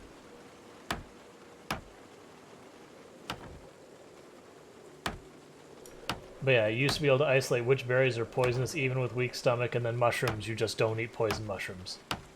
You just really don't eat poison mushrooms.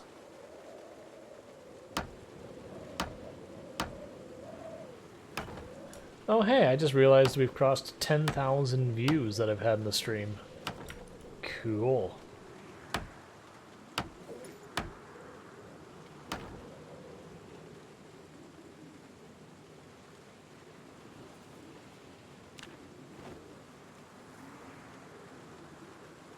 Yep, posture check.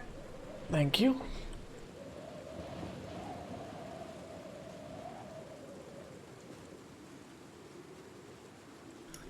Yeah, thanks. Like, it's those ones that just kind of crept up. Like, I saw the other day that was getting to be like 9,000 and all. I was like, that's cool. And that's like, you know, I just looked down, I was like, oh, wait, we're like at 10,100.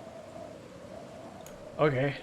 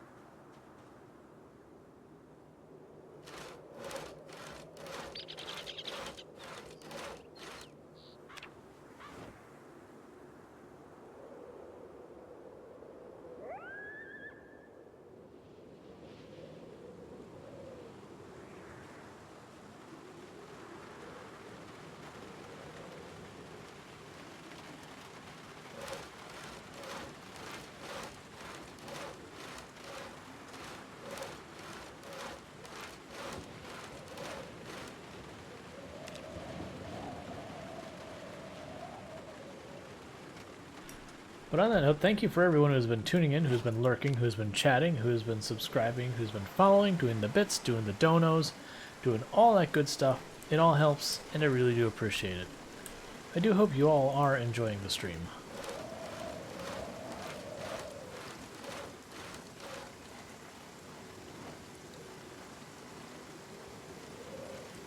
That's a lot of logs. It's a whole lot of logs.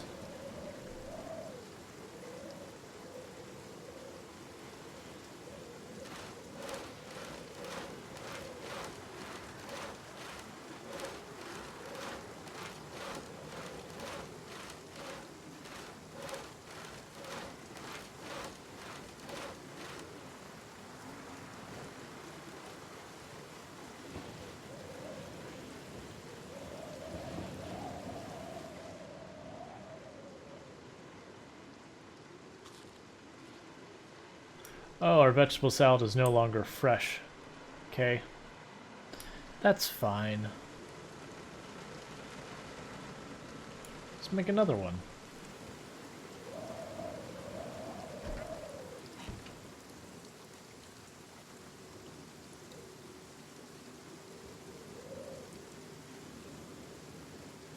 Alright, so we put down the floor up here already. So I think what I do is I don't focus on that. I believe for this to work, I need to make this stairwell into a separate room. So let's do that. So wall, pillar.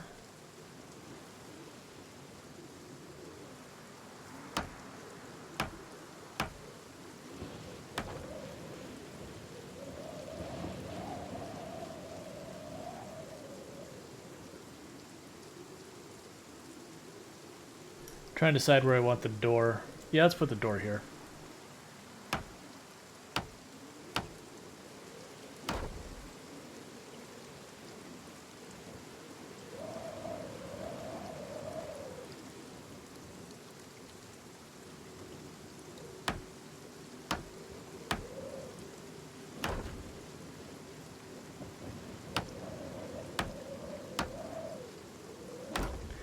I mean, I take risks in carrying way more than I probably should.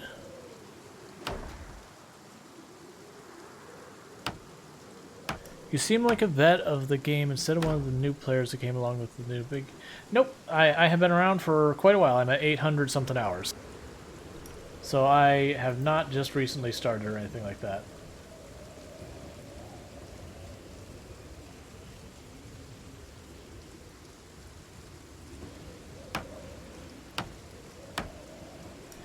Yep, I know what I'm doing. Like, one of the only things I haven't done much with is trapping, but pretty much all the other mechanics at this point I have at least done a lot with. But yeah, really I should not be carrying nearly as much as I am on my character as I'm walking around, but I am, because we basically cleared this area out. As incredibly exhausted as we are, where we have basically full exhaustion and very tired, if I run into a fight with an actual group of zombies, we just die. Like, I can fight a zombie safely, and that's about as far as we could go.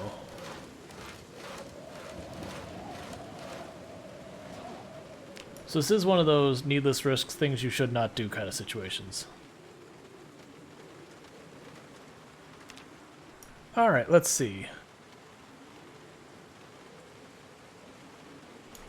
Gotcha. Yeah, I haven't really done much at all as the way of the trapping, sorry.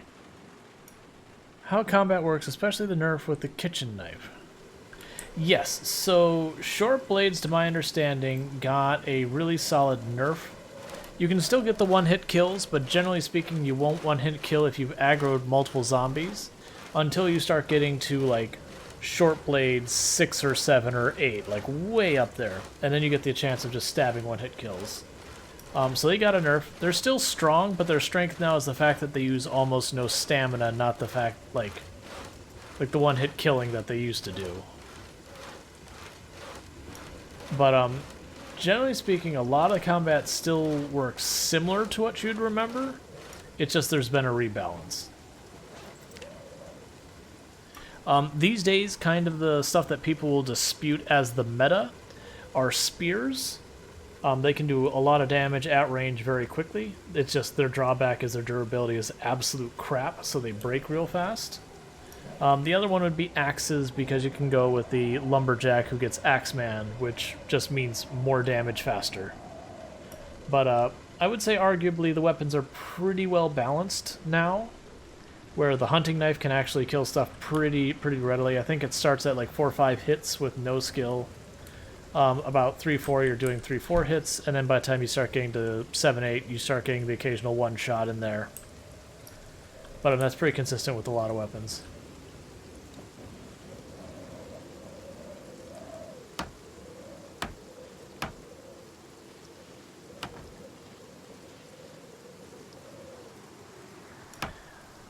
I will say that is kind of one thing that's good going on right now, is there really isn't an obvious meta. The spears and axes people will dispute as being the meta weapons. And then if you go with the axes, you're going for lumberjack. But the really popular professions right now would be burglar for being able to get into hot wiring cars immediately. Lumberjack for if you're going for the Axeman. There's a couple others, like the handyman is pretty popular for the fact that you get maintenance right away so your weapons last longer.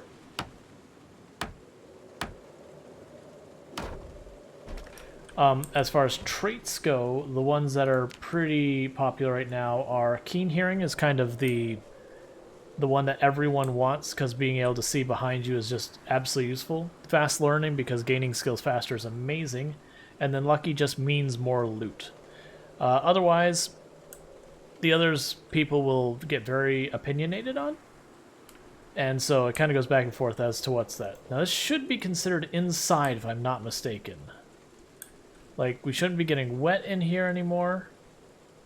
I believe that should be true. I'd be disappointed if it's not. Because I would like to plumb some sinks and all that, and I'd be really annoyed if I can't do that. Do I need wall panel under the stairs? I couldn't put a wall panel here from what I was seeing. But, you know, I'm willing to take the extra precaution.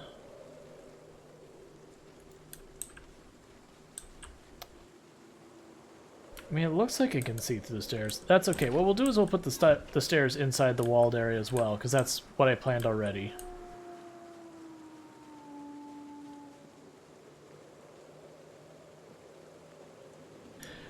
Keen hearing is absolutely like the best trait in the game. Fast learner is a very, very strong trait worth taking. And lucky. It doesn't matter what build you're going, as long as it's not a deaf build, those are always ones you want to make fit if you can. Oh, I need to add a stake here.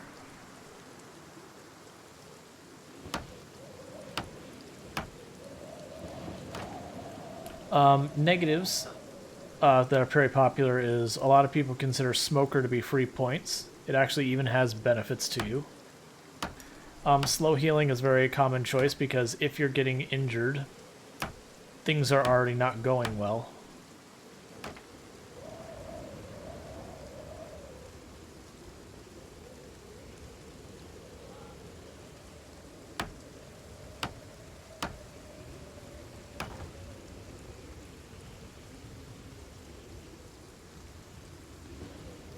Gotcha.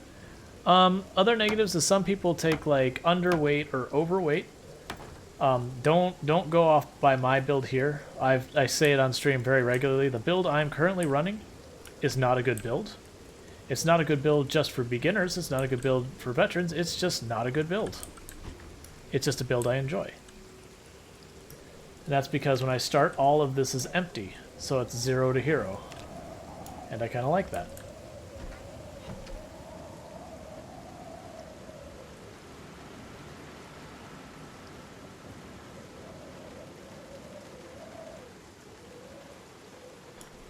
The only traits I'd sit there and say absolutely you probably really don't want to take is illiterate is an absolutely awful trait that is incredibly frustrating to deal with. It's same with deaf. Deaf is another trait if you take, like, you bait your run around doing a deaf run. Because, like, that's the hurdle you're overcoming, that's how severe it is. And it's the same with the illiterate.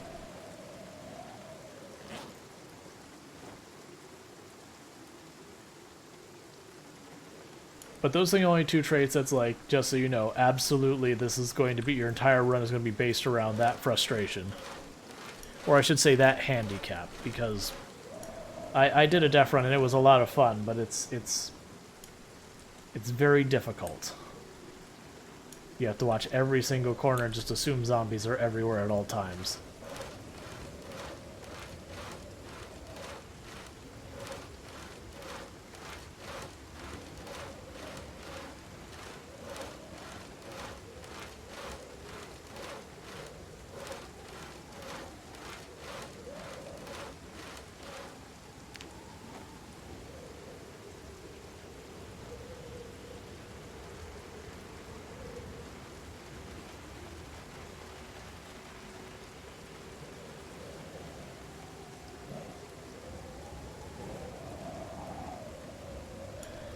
Gotcha. Yeah, I've got a ton of time in Rim as well. I actually never got into CDDA.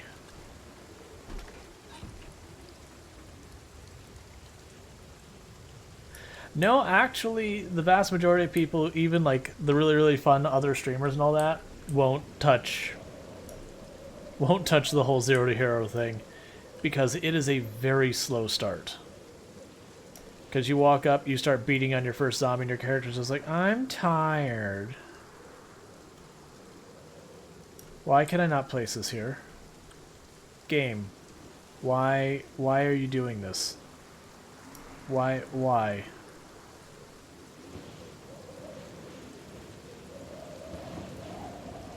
Is it because of the pillars? Did the pillars do it for me? Yeah, no, that's 100% like Kenshi.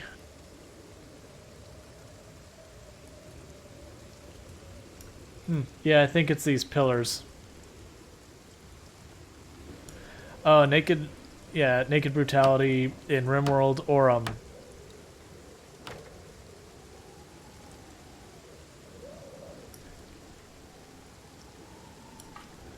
that was so you have the one start in Kenshi where you've got no arms.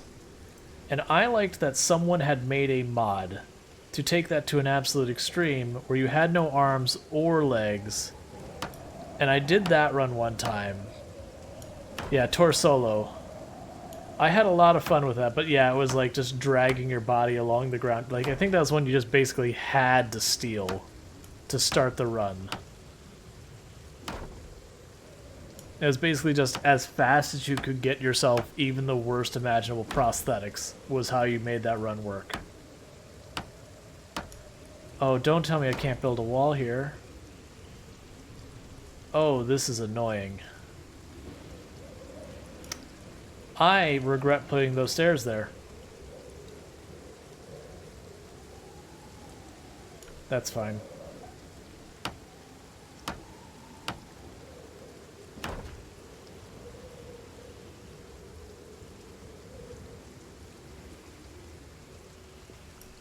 So I'm going to make a little box right here to see if that fixes it. My only concern is you need pillars on the corners, and that's...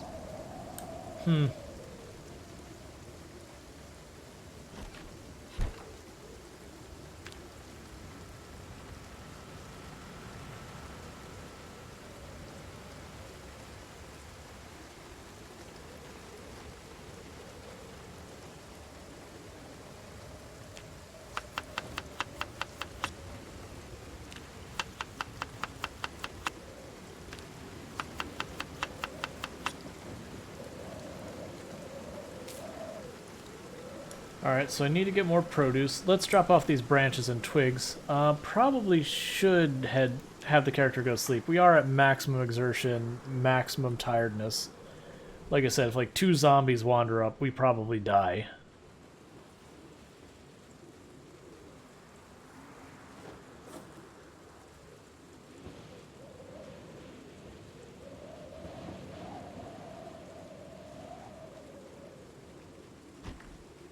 Sure, no problem.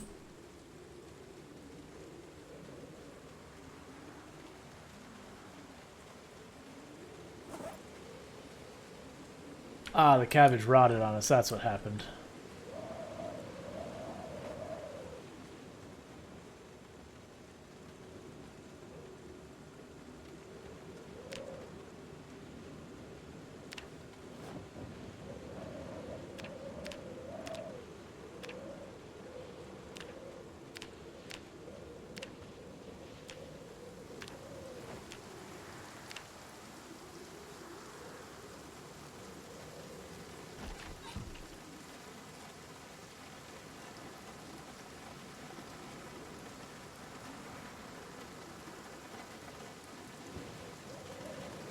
Gotcha. So the good thing that happens with Project Zomboid is you don't have any urgency on any of that. Like the usually what I'll give for most new players is the advice is slow down.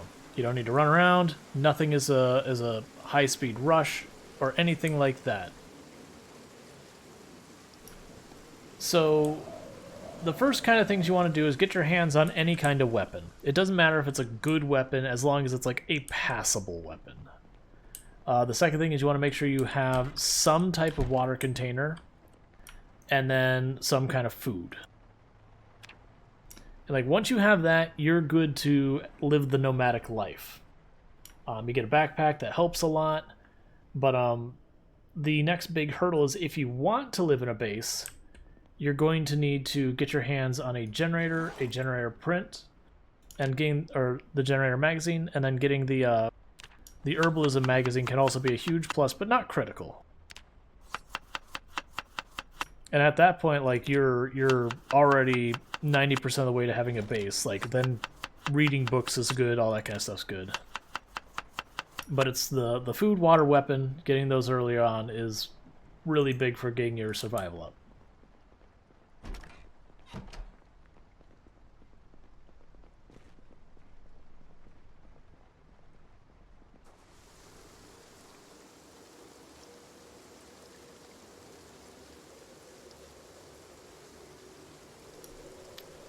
Alright, game, I see you, Rain.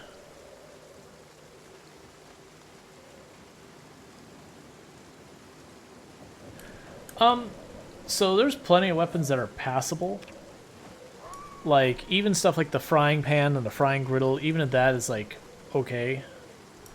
Like, ideally you want to get something like a baseball bat, a crowbar, or an axe.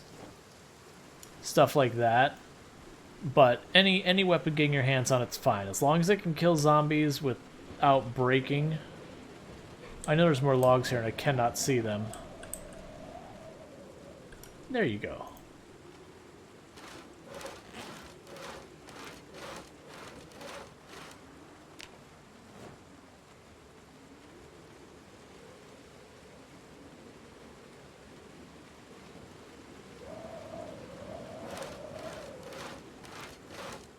But like hunting knives are decent, baseball bats are decent, shovels are decent, crowbars are decent. The fireman's axe is pretty good. The hand axe is passable. Hammers are really decent. Yeah. You posted that like the second before I said it.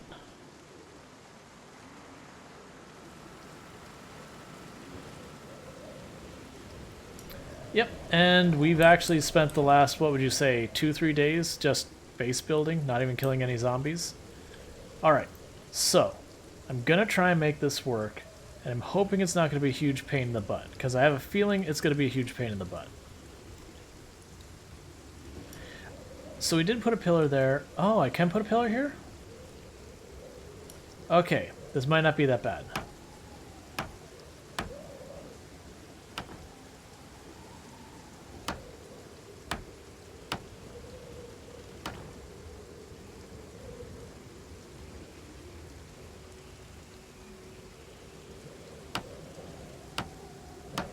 Nightstick is good. Good call.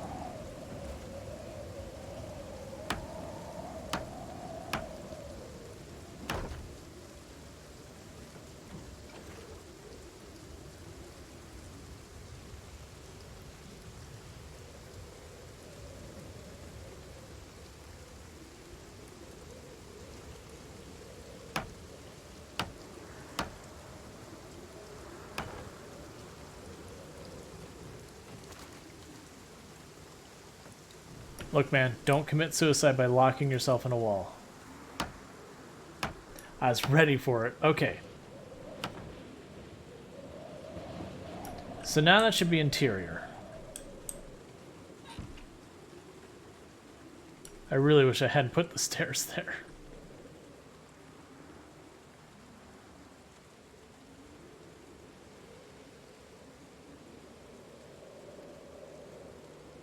Okay, I gotta go one square farther.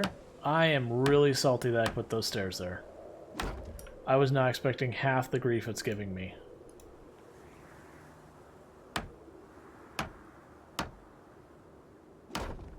Because I can't build over here. Oh, I'm out of wood. Okay, that's fine.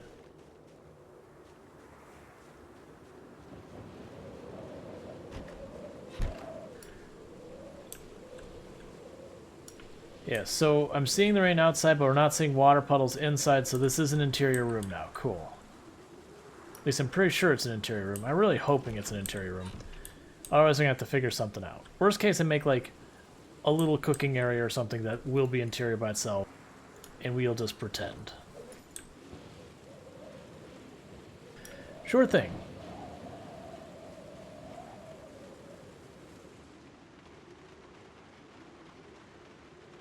But yeah, anytime. I always try to help. Alright, so we got our last few logs. Yeah, that's basically... Or if you do, it's an exterior staircase, not an interior staircase.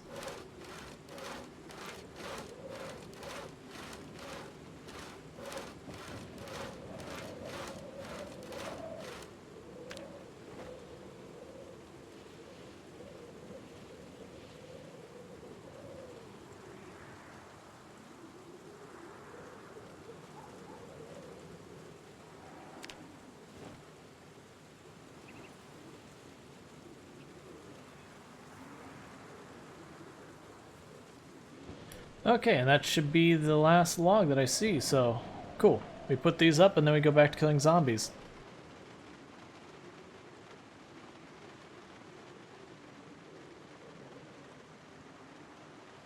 Maybe what we'll end up doing... Well, no, because the stairs right there. I was going to say we could put a rain barrel there and then just have like a sink or something down below. Make it a bathroom, but no, that's a staircase. So yeah, that really just sucks because I put in the corner as well.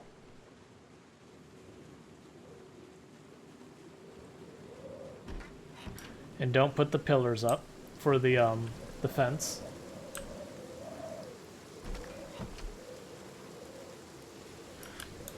All right.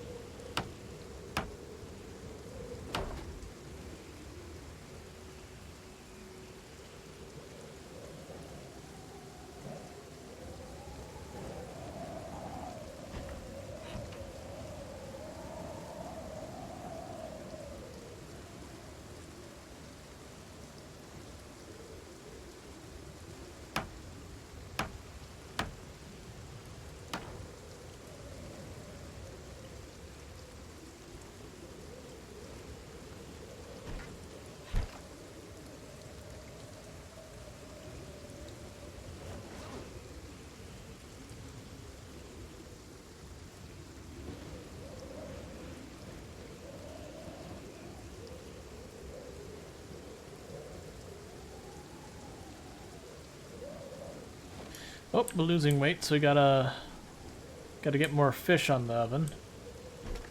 Or on the grill.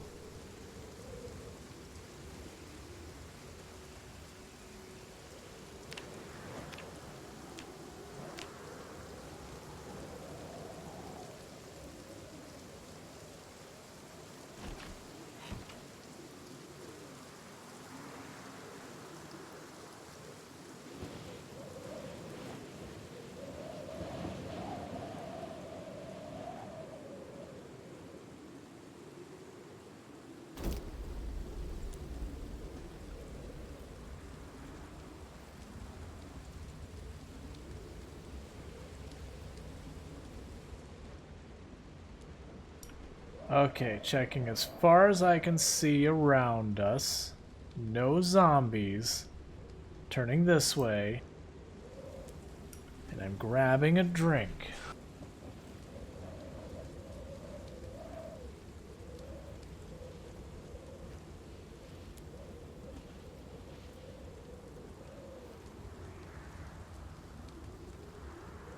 Okay, we didn't die. Because that's how we died last time, was I went to grab a drink and a zombie offed me because I was sitting down in those few seconds.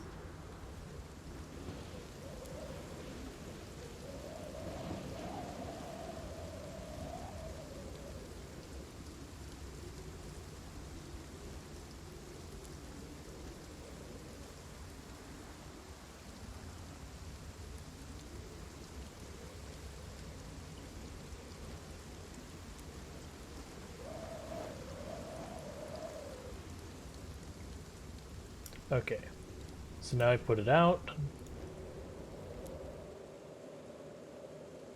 And now I go the whole thing in my mouth right now. Don't think about whole fish in my mouth. Next fish, mouth.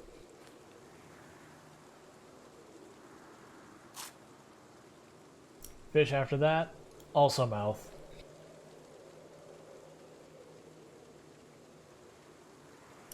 Oh, still hasn't put us, still gaining weight, so we eat the next fish. Right in the mouth.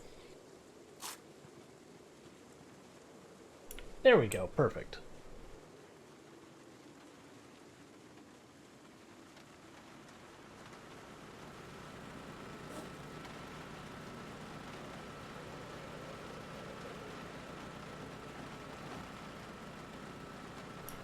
Generator looks like it's doing fine. I guess we go back to killing zombies.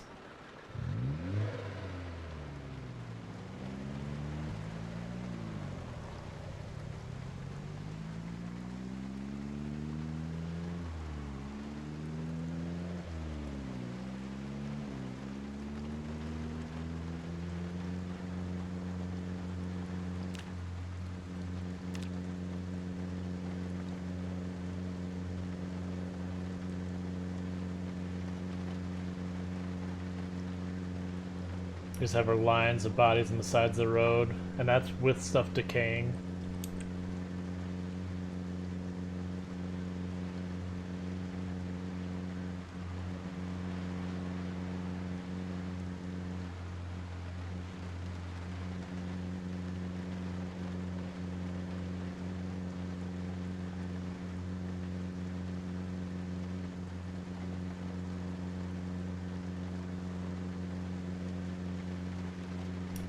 It's just bodies lining either side of the road everywhere.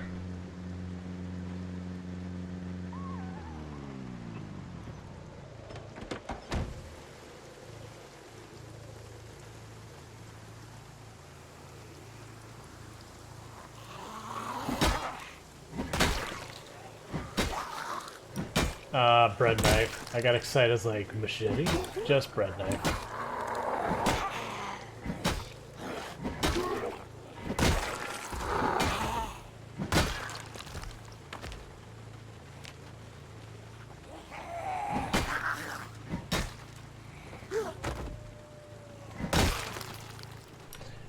I'm still gonna double check it though, just in the off chance I'm wrong. It is a machete. I am wrong. Alright, machete time.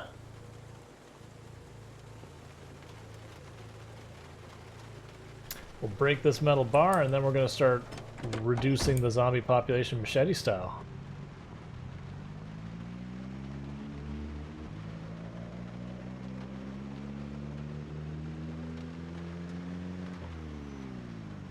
I'm not chasing that one.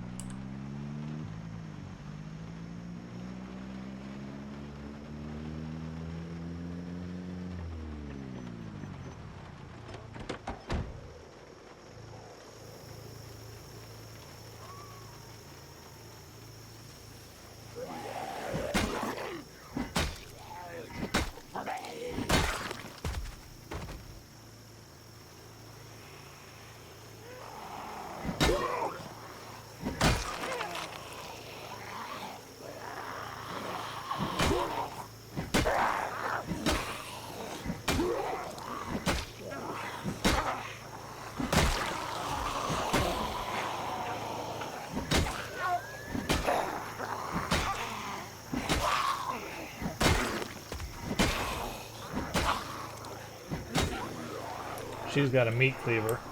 Well, there's not a really good spot on this. There's trees everywhere.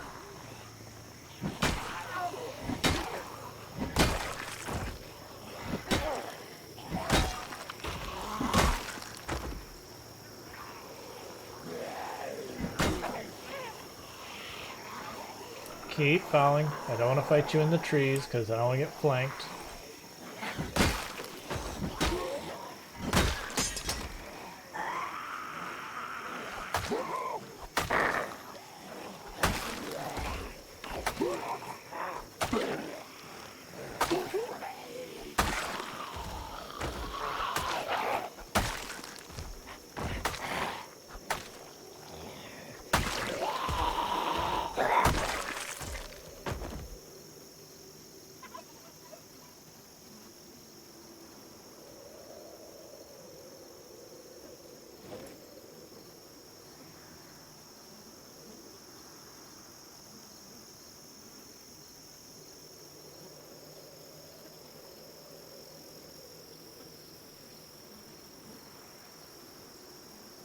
I mean, if it's all sprinters, we wouldn't get anywhere.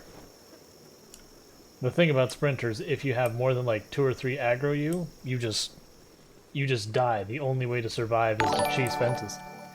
Hey, a lawful falafel! Thank you so much for the raid. If you bear with me for just a moment, I'm gonna pause so that zombie doesn't stroll in on me, and I'm gonna do a shout out for you.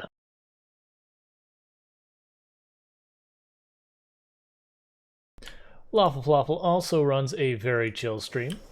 So how is your stream? I see you're playing Project Zomboid, which, you know, I would expect. So hopefully the only deaths were zombies, and if not, hopefully the deaths were educational.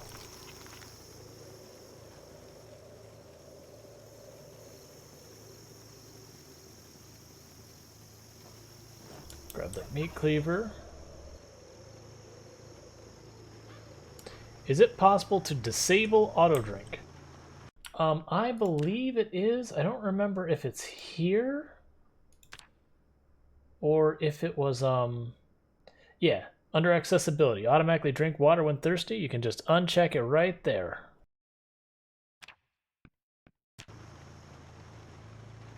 Yep, I'm doing well.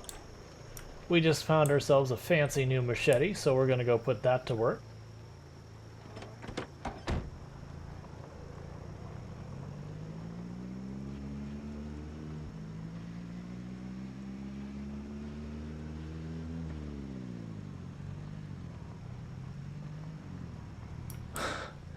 I wonder if you could actually do that.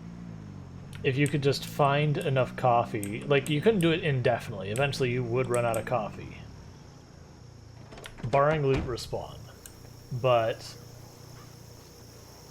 I wonder if you could do... Well, actually, let's just assume with loot respawn, like, turned way, way, way down, so you could actually have frequent loot respawn. If you could actually just never sleep.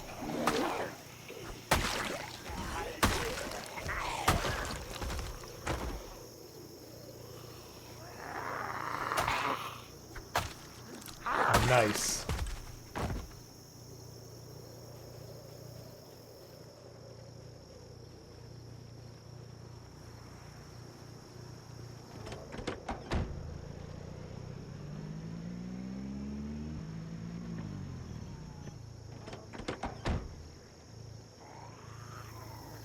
But we are playing with no respawn. It doesn't look like it, because we've killed all the zombies in this area. But we are playing with the absolute highest zombie population that the game supports without modding. It just seems quiet because we've been making them all dead. Oh yeah, generally speaking, rare loot is considered like where it's balanced to. Anything more than rare, and you usually just have an obnoxious amount of whatever you've made higher.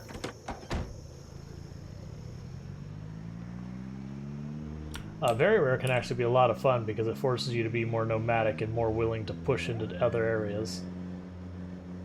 I actually really like extreme rare loot. This isn't extreme rare, this is just normal. The challenge here is just tons and tons of zombies.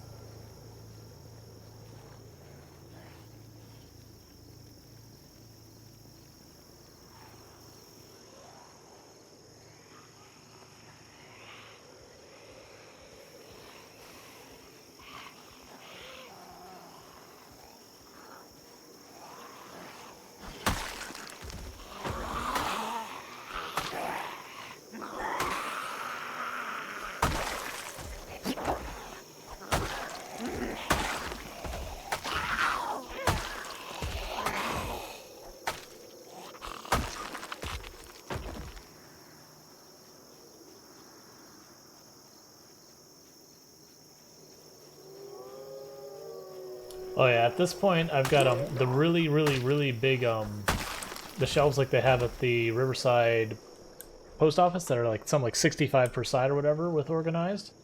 I got 2.5 of those full of canned goods, plus then I have a freezer that both it's the ice freezer that both sides of it are full of produce and fish as well.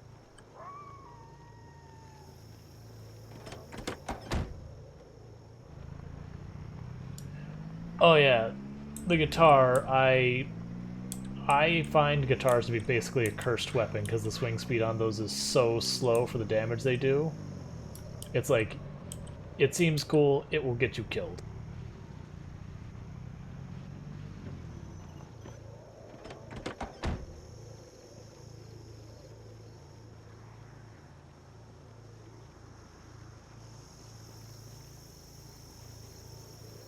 Yeah, basically my approach to what we're doing is we're pushing towards Riverside from Ekron, because we have basically wiped out all zombie life in Ekron. And just the strategy is we just keep driving towards Riverside, killing the zombies that we see, you know, roughly along the path along the way. Eventually, we'll stop seeing zombies on the path along the way. And then my plan is, because we ransacked the gun store in Ekron, I mean, I guess just a rural farm place and it happens to have a gun count or whatever, I plan on loading up all my shotgun ammo and my shotguns when we go for that push into Riverside itself. And we just see how far we can go with just blasting with shotguns until we run out of shotgun ammo or we need to go home and go to sleep or whatever the issue is. And just try and knock as many of the population down right from the get-go.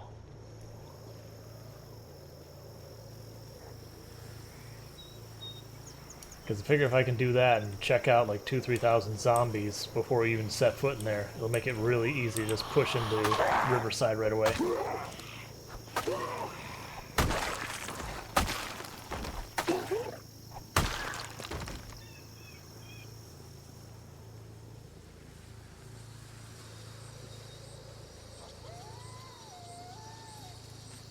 Oh yeah.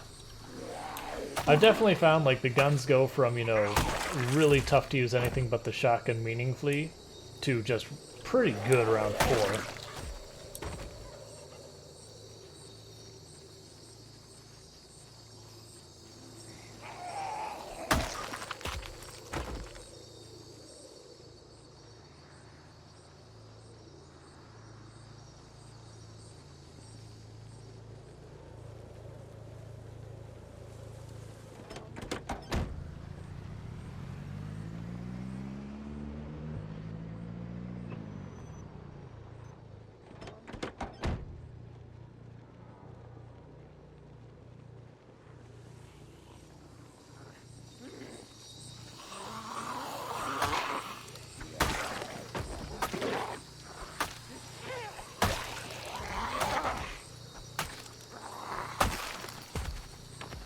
Yeah, figured there's that one behind me and there's another one probably down there.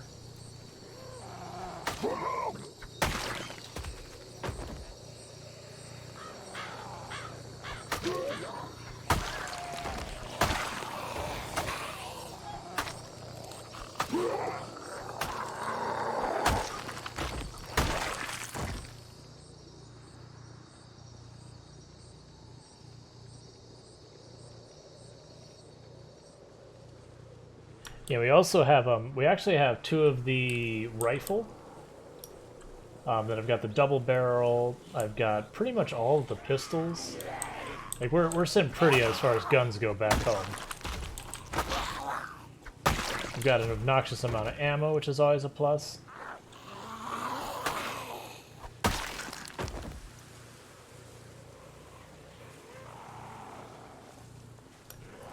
A night owl?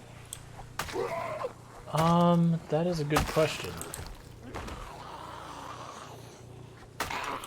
I don't honestly know. I would assume it's probably the sleep gain versus the wake. One is the rate you sleep, and the other one is how often you sleep. I don't remember which is which.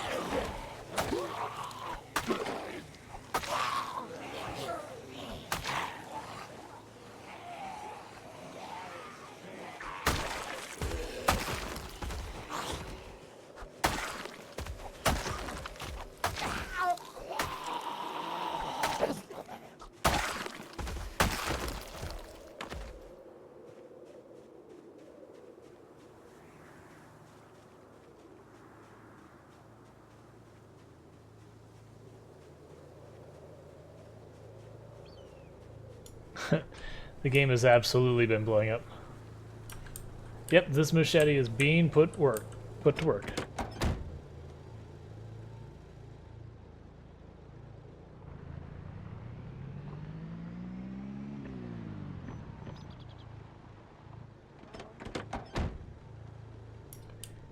Yeah.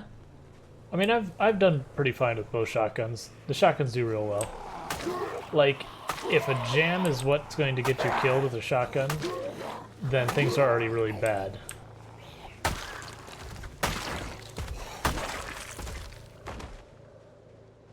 Like, that means you're, like, running around inside buildings using the shotgun, which is a bad time.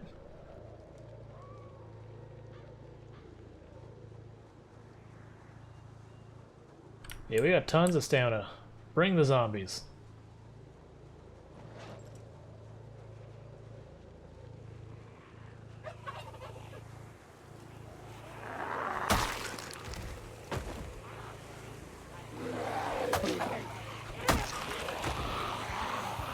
Switching the other side of the road. Oh, we're gonna take our peels. Because we don't want damage reduction, that's no fun.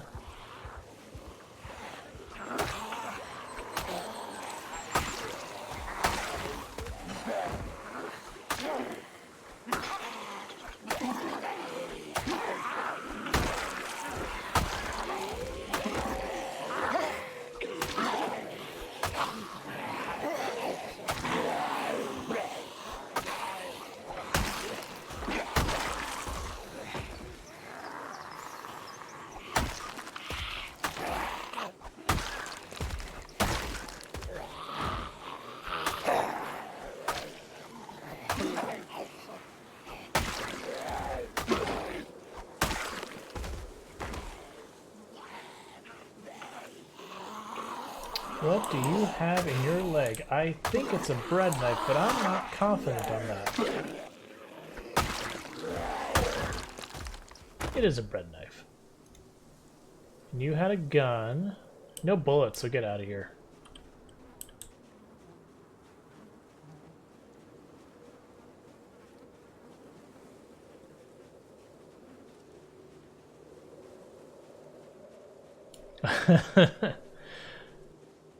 Yeah, I can imagine.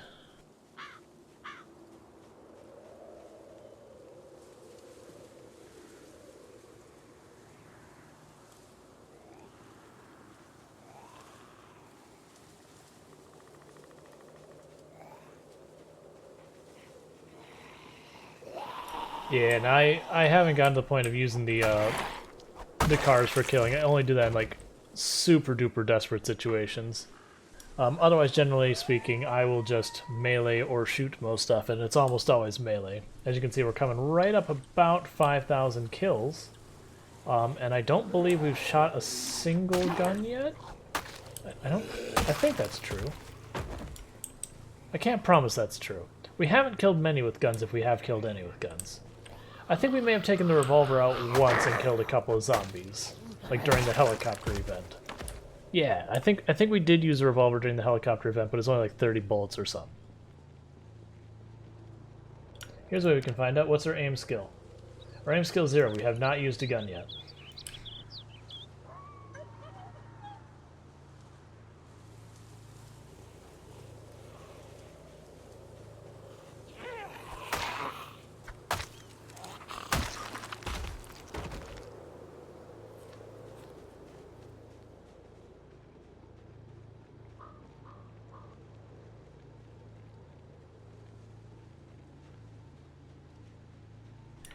I mean, maybe if you had like 8 or 9 maintenance, because then you'd have enough maintenance that potentially you could kill enough zombies to find weapons on the zombies to continue the fight.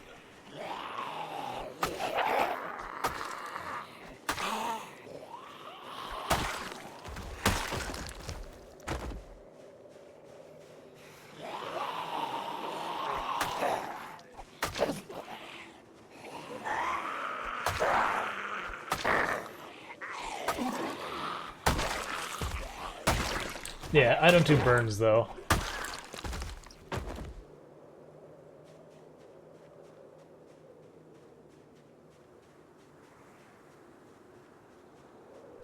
Oh yeah, Old Mall, I believe is, I don't know about with Louisville edition, but it was the highest density place in the entire map for zombies.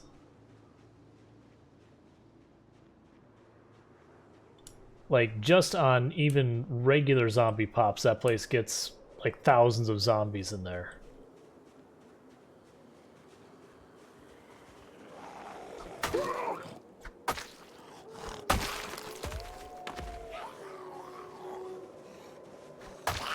Yeah, I don't have like beef with burns or anything. It's just with the burns that I don't like how destructive it is to the map. So you know what? I'm gonna save the very last tick of this machete for crafting spears.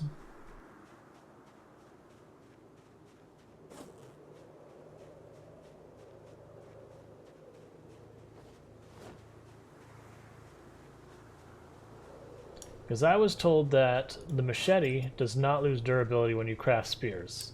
And if that is true, then I'm gonna make a lot of spears.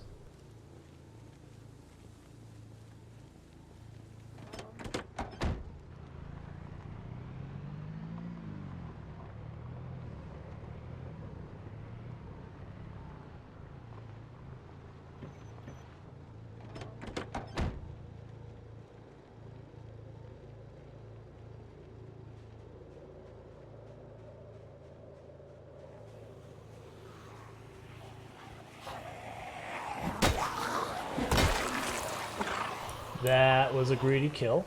Shouldn't have done it. We got away with it though, but that was close. Gave him a backpack a little tickle. And that is how you die in these runs. You get that moment where you're like, ah, it's fine, I can get away with it. And then things go south really fast.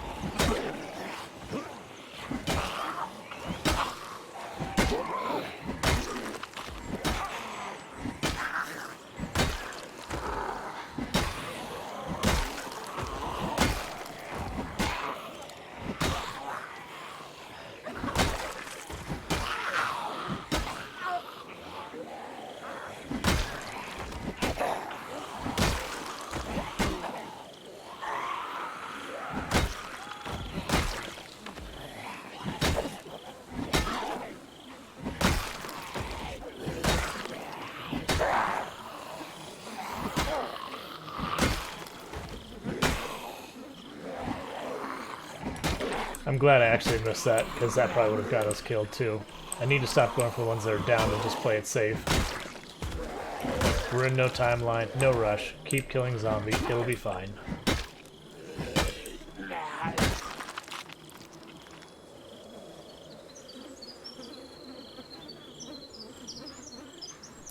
Good to know.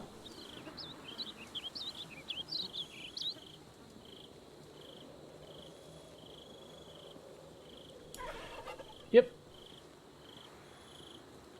Yeah, that's basically what happens, is just you get complacent, like, we're just throttling zombies. Yeah, I'll go for this. And then realize you made a mistake, and then just that fast it goes away.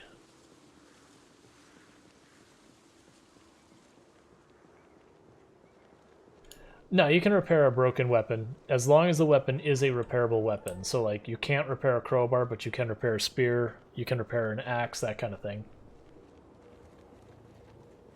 And we switch to our knife because we're right about at the end of our stamina, and the knife uses basically none, so we can just keep fighting.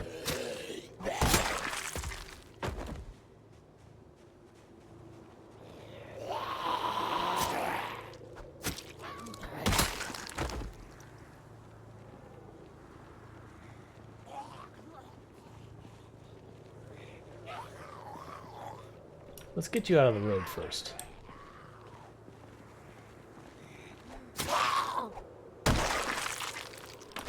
Ma'am, I would like that back. I know, I'm the one who left it there, but still.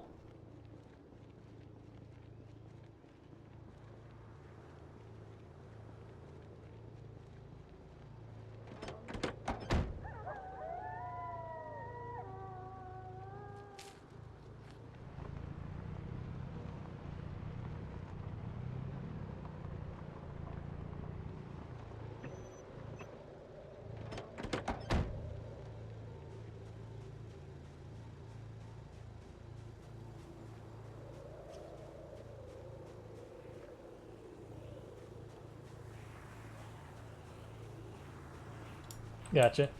Yeah, now I keep mostly the default settings with the exception of we have cranked the zombie pop way, way, way up. In this particular one, we're doing it with no respawns. Like, we are at literally the max zombie pop the game will allow without modding. And just the reason why these areas haven't seemed too crowded is for the most part, we've already been killing zombies here for a while, so they're mostly gone.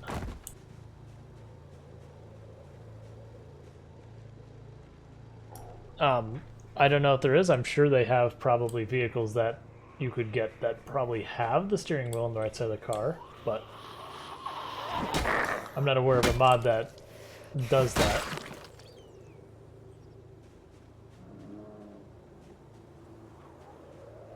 Part of me just wants to keep killing till we push to the 5,000.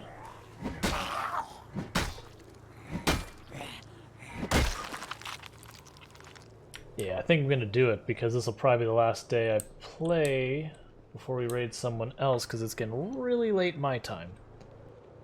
So let's just keep killing zombies. We'll hit our 5,000. We can go home and celebrate that. And we'll find someone to raid. But this has been going well. Today we finished off Ekron.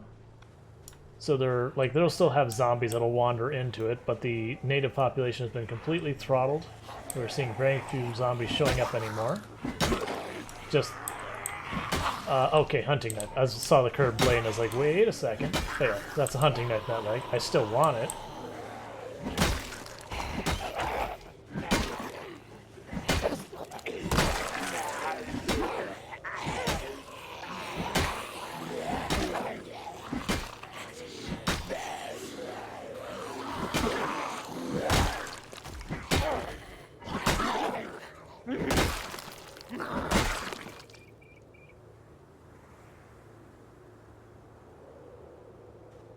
Oh, it wasn't her, it was him. That's right. 7 more. I figure we turn around, we'll find them on the way back. Yeah, do I want to pick a fight? No, let's not pick a fight. Let's get some stamina back in the return trip. We'll kill some on the way.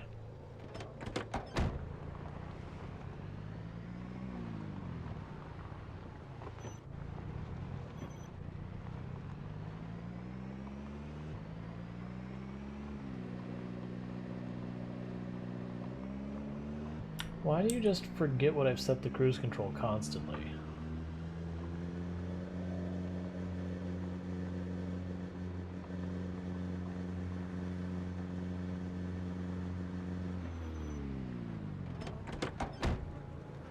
Yep, because I'm just going to bully the individuals that are out here. Get our last few kills. Because we're getting tired and we're getting towards the point where we're just not going to get out of exertion, so... Safe kills. That's what we're going for. That's the word of the day for right now.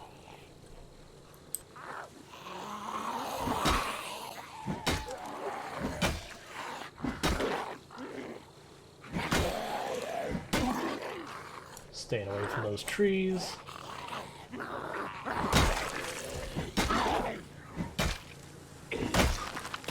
Alright, 4 more.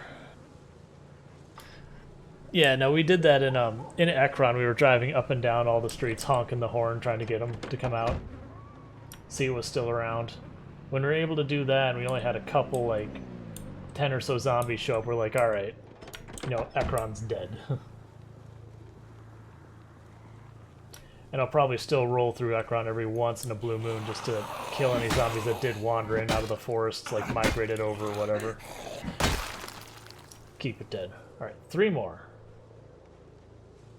good chance of like flat out run into a group of zombies in the road we'll have to kill. Or we'll choose to kill, I guess, because we can easily maneuver around them.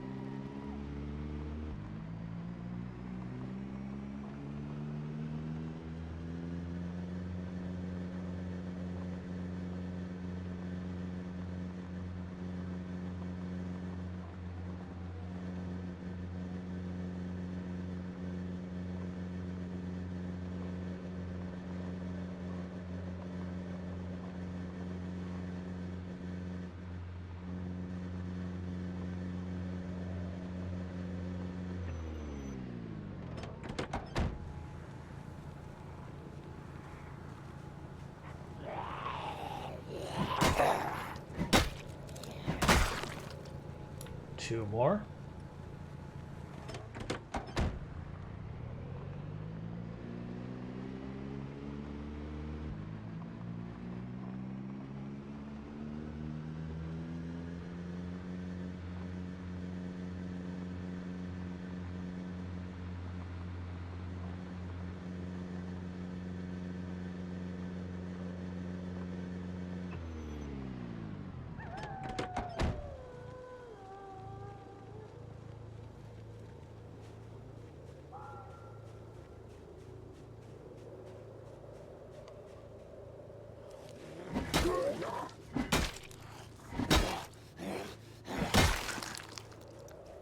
One more.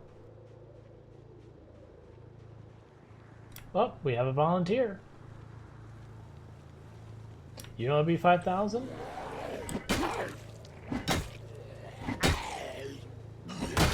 And we have broken 5,000 zombie kills.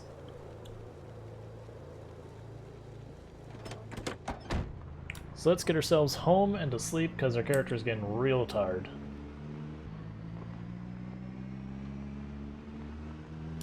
You get to live today, man. I got my quota.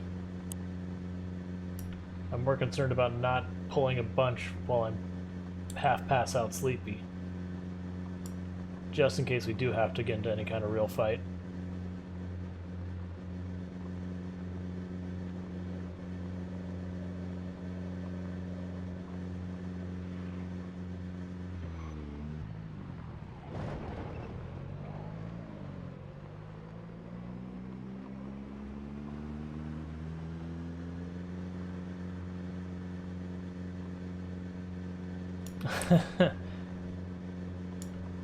I mean, 5,000 is still quite a bit below the 1% of what we estimated the population to be. I think didn't we figure it was like 600,000 or 800,000 or something like that?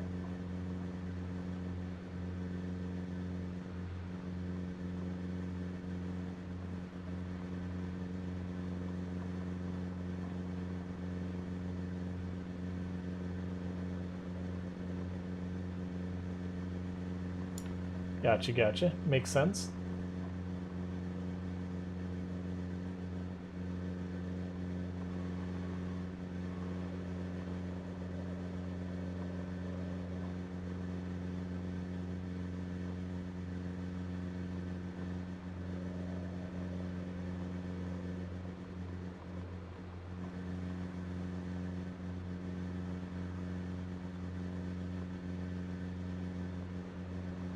It's a little weird thinking about the fact that we may have killed like 1% of this, you know, getting close to 1% of the zombies on the map. I feel like that can't be right.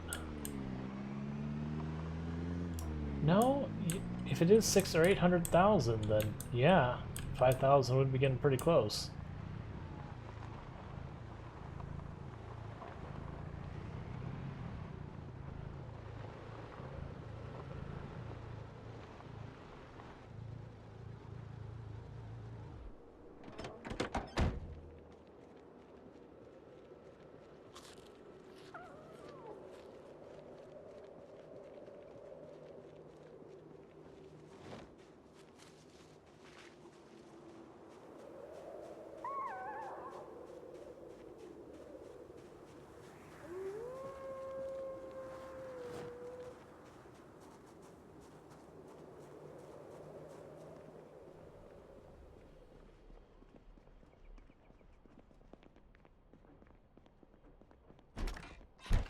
Soon I'll be able to sleep in the base we're building.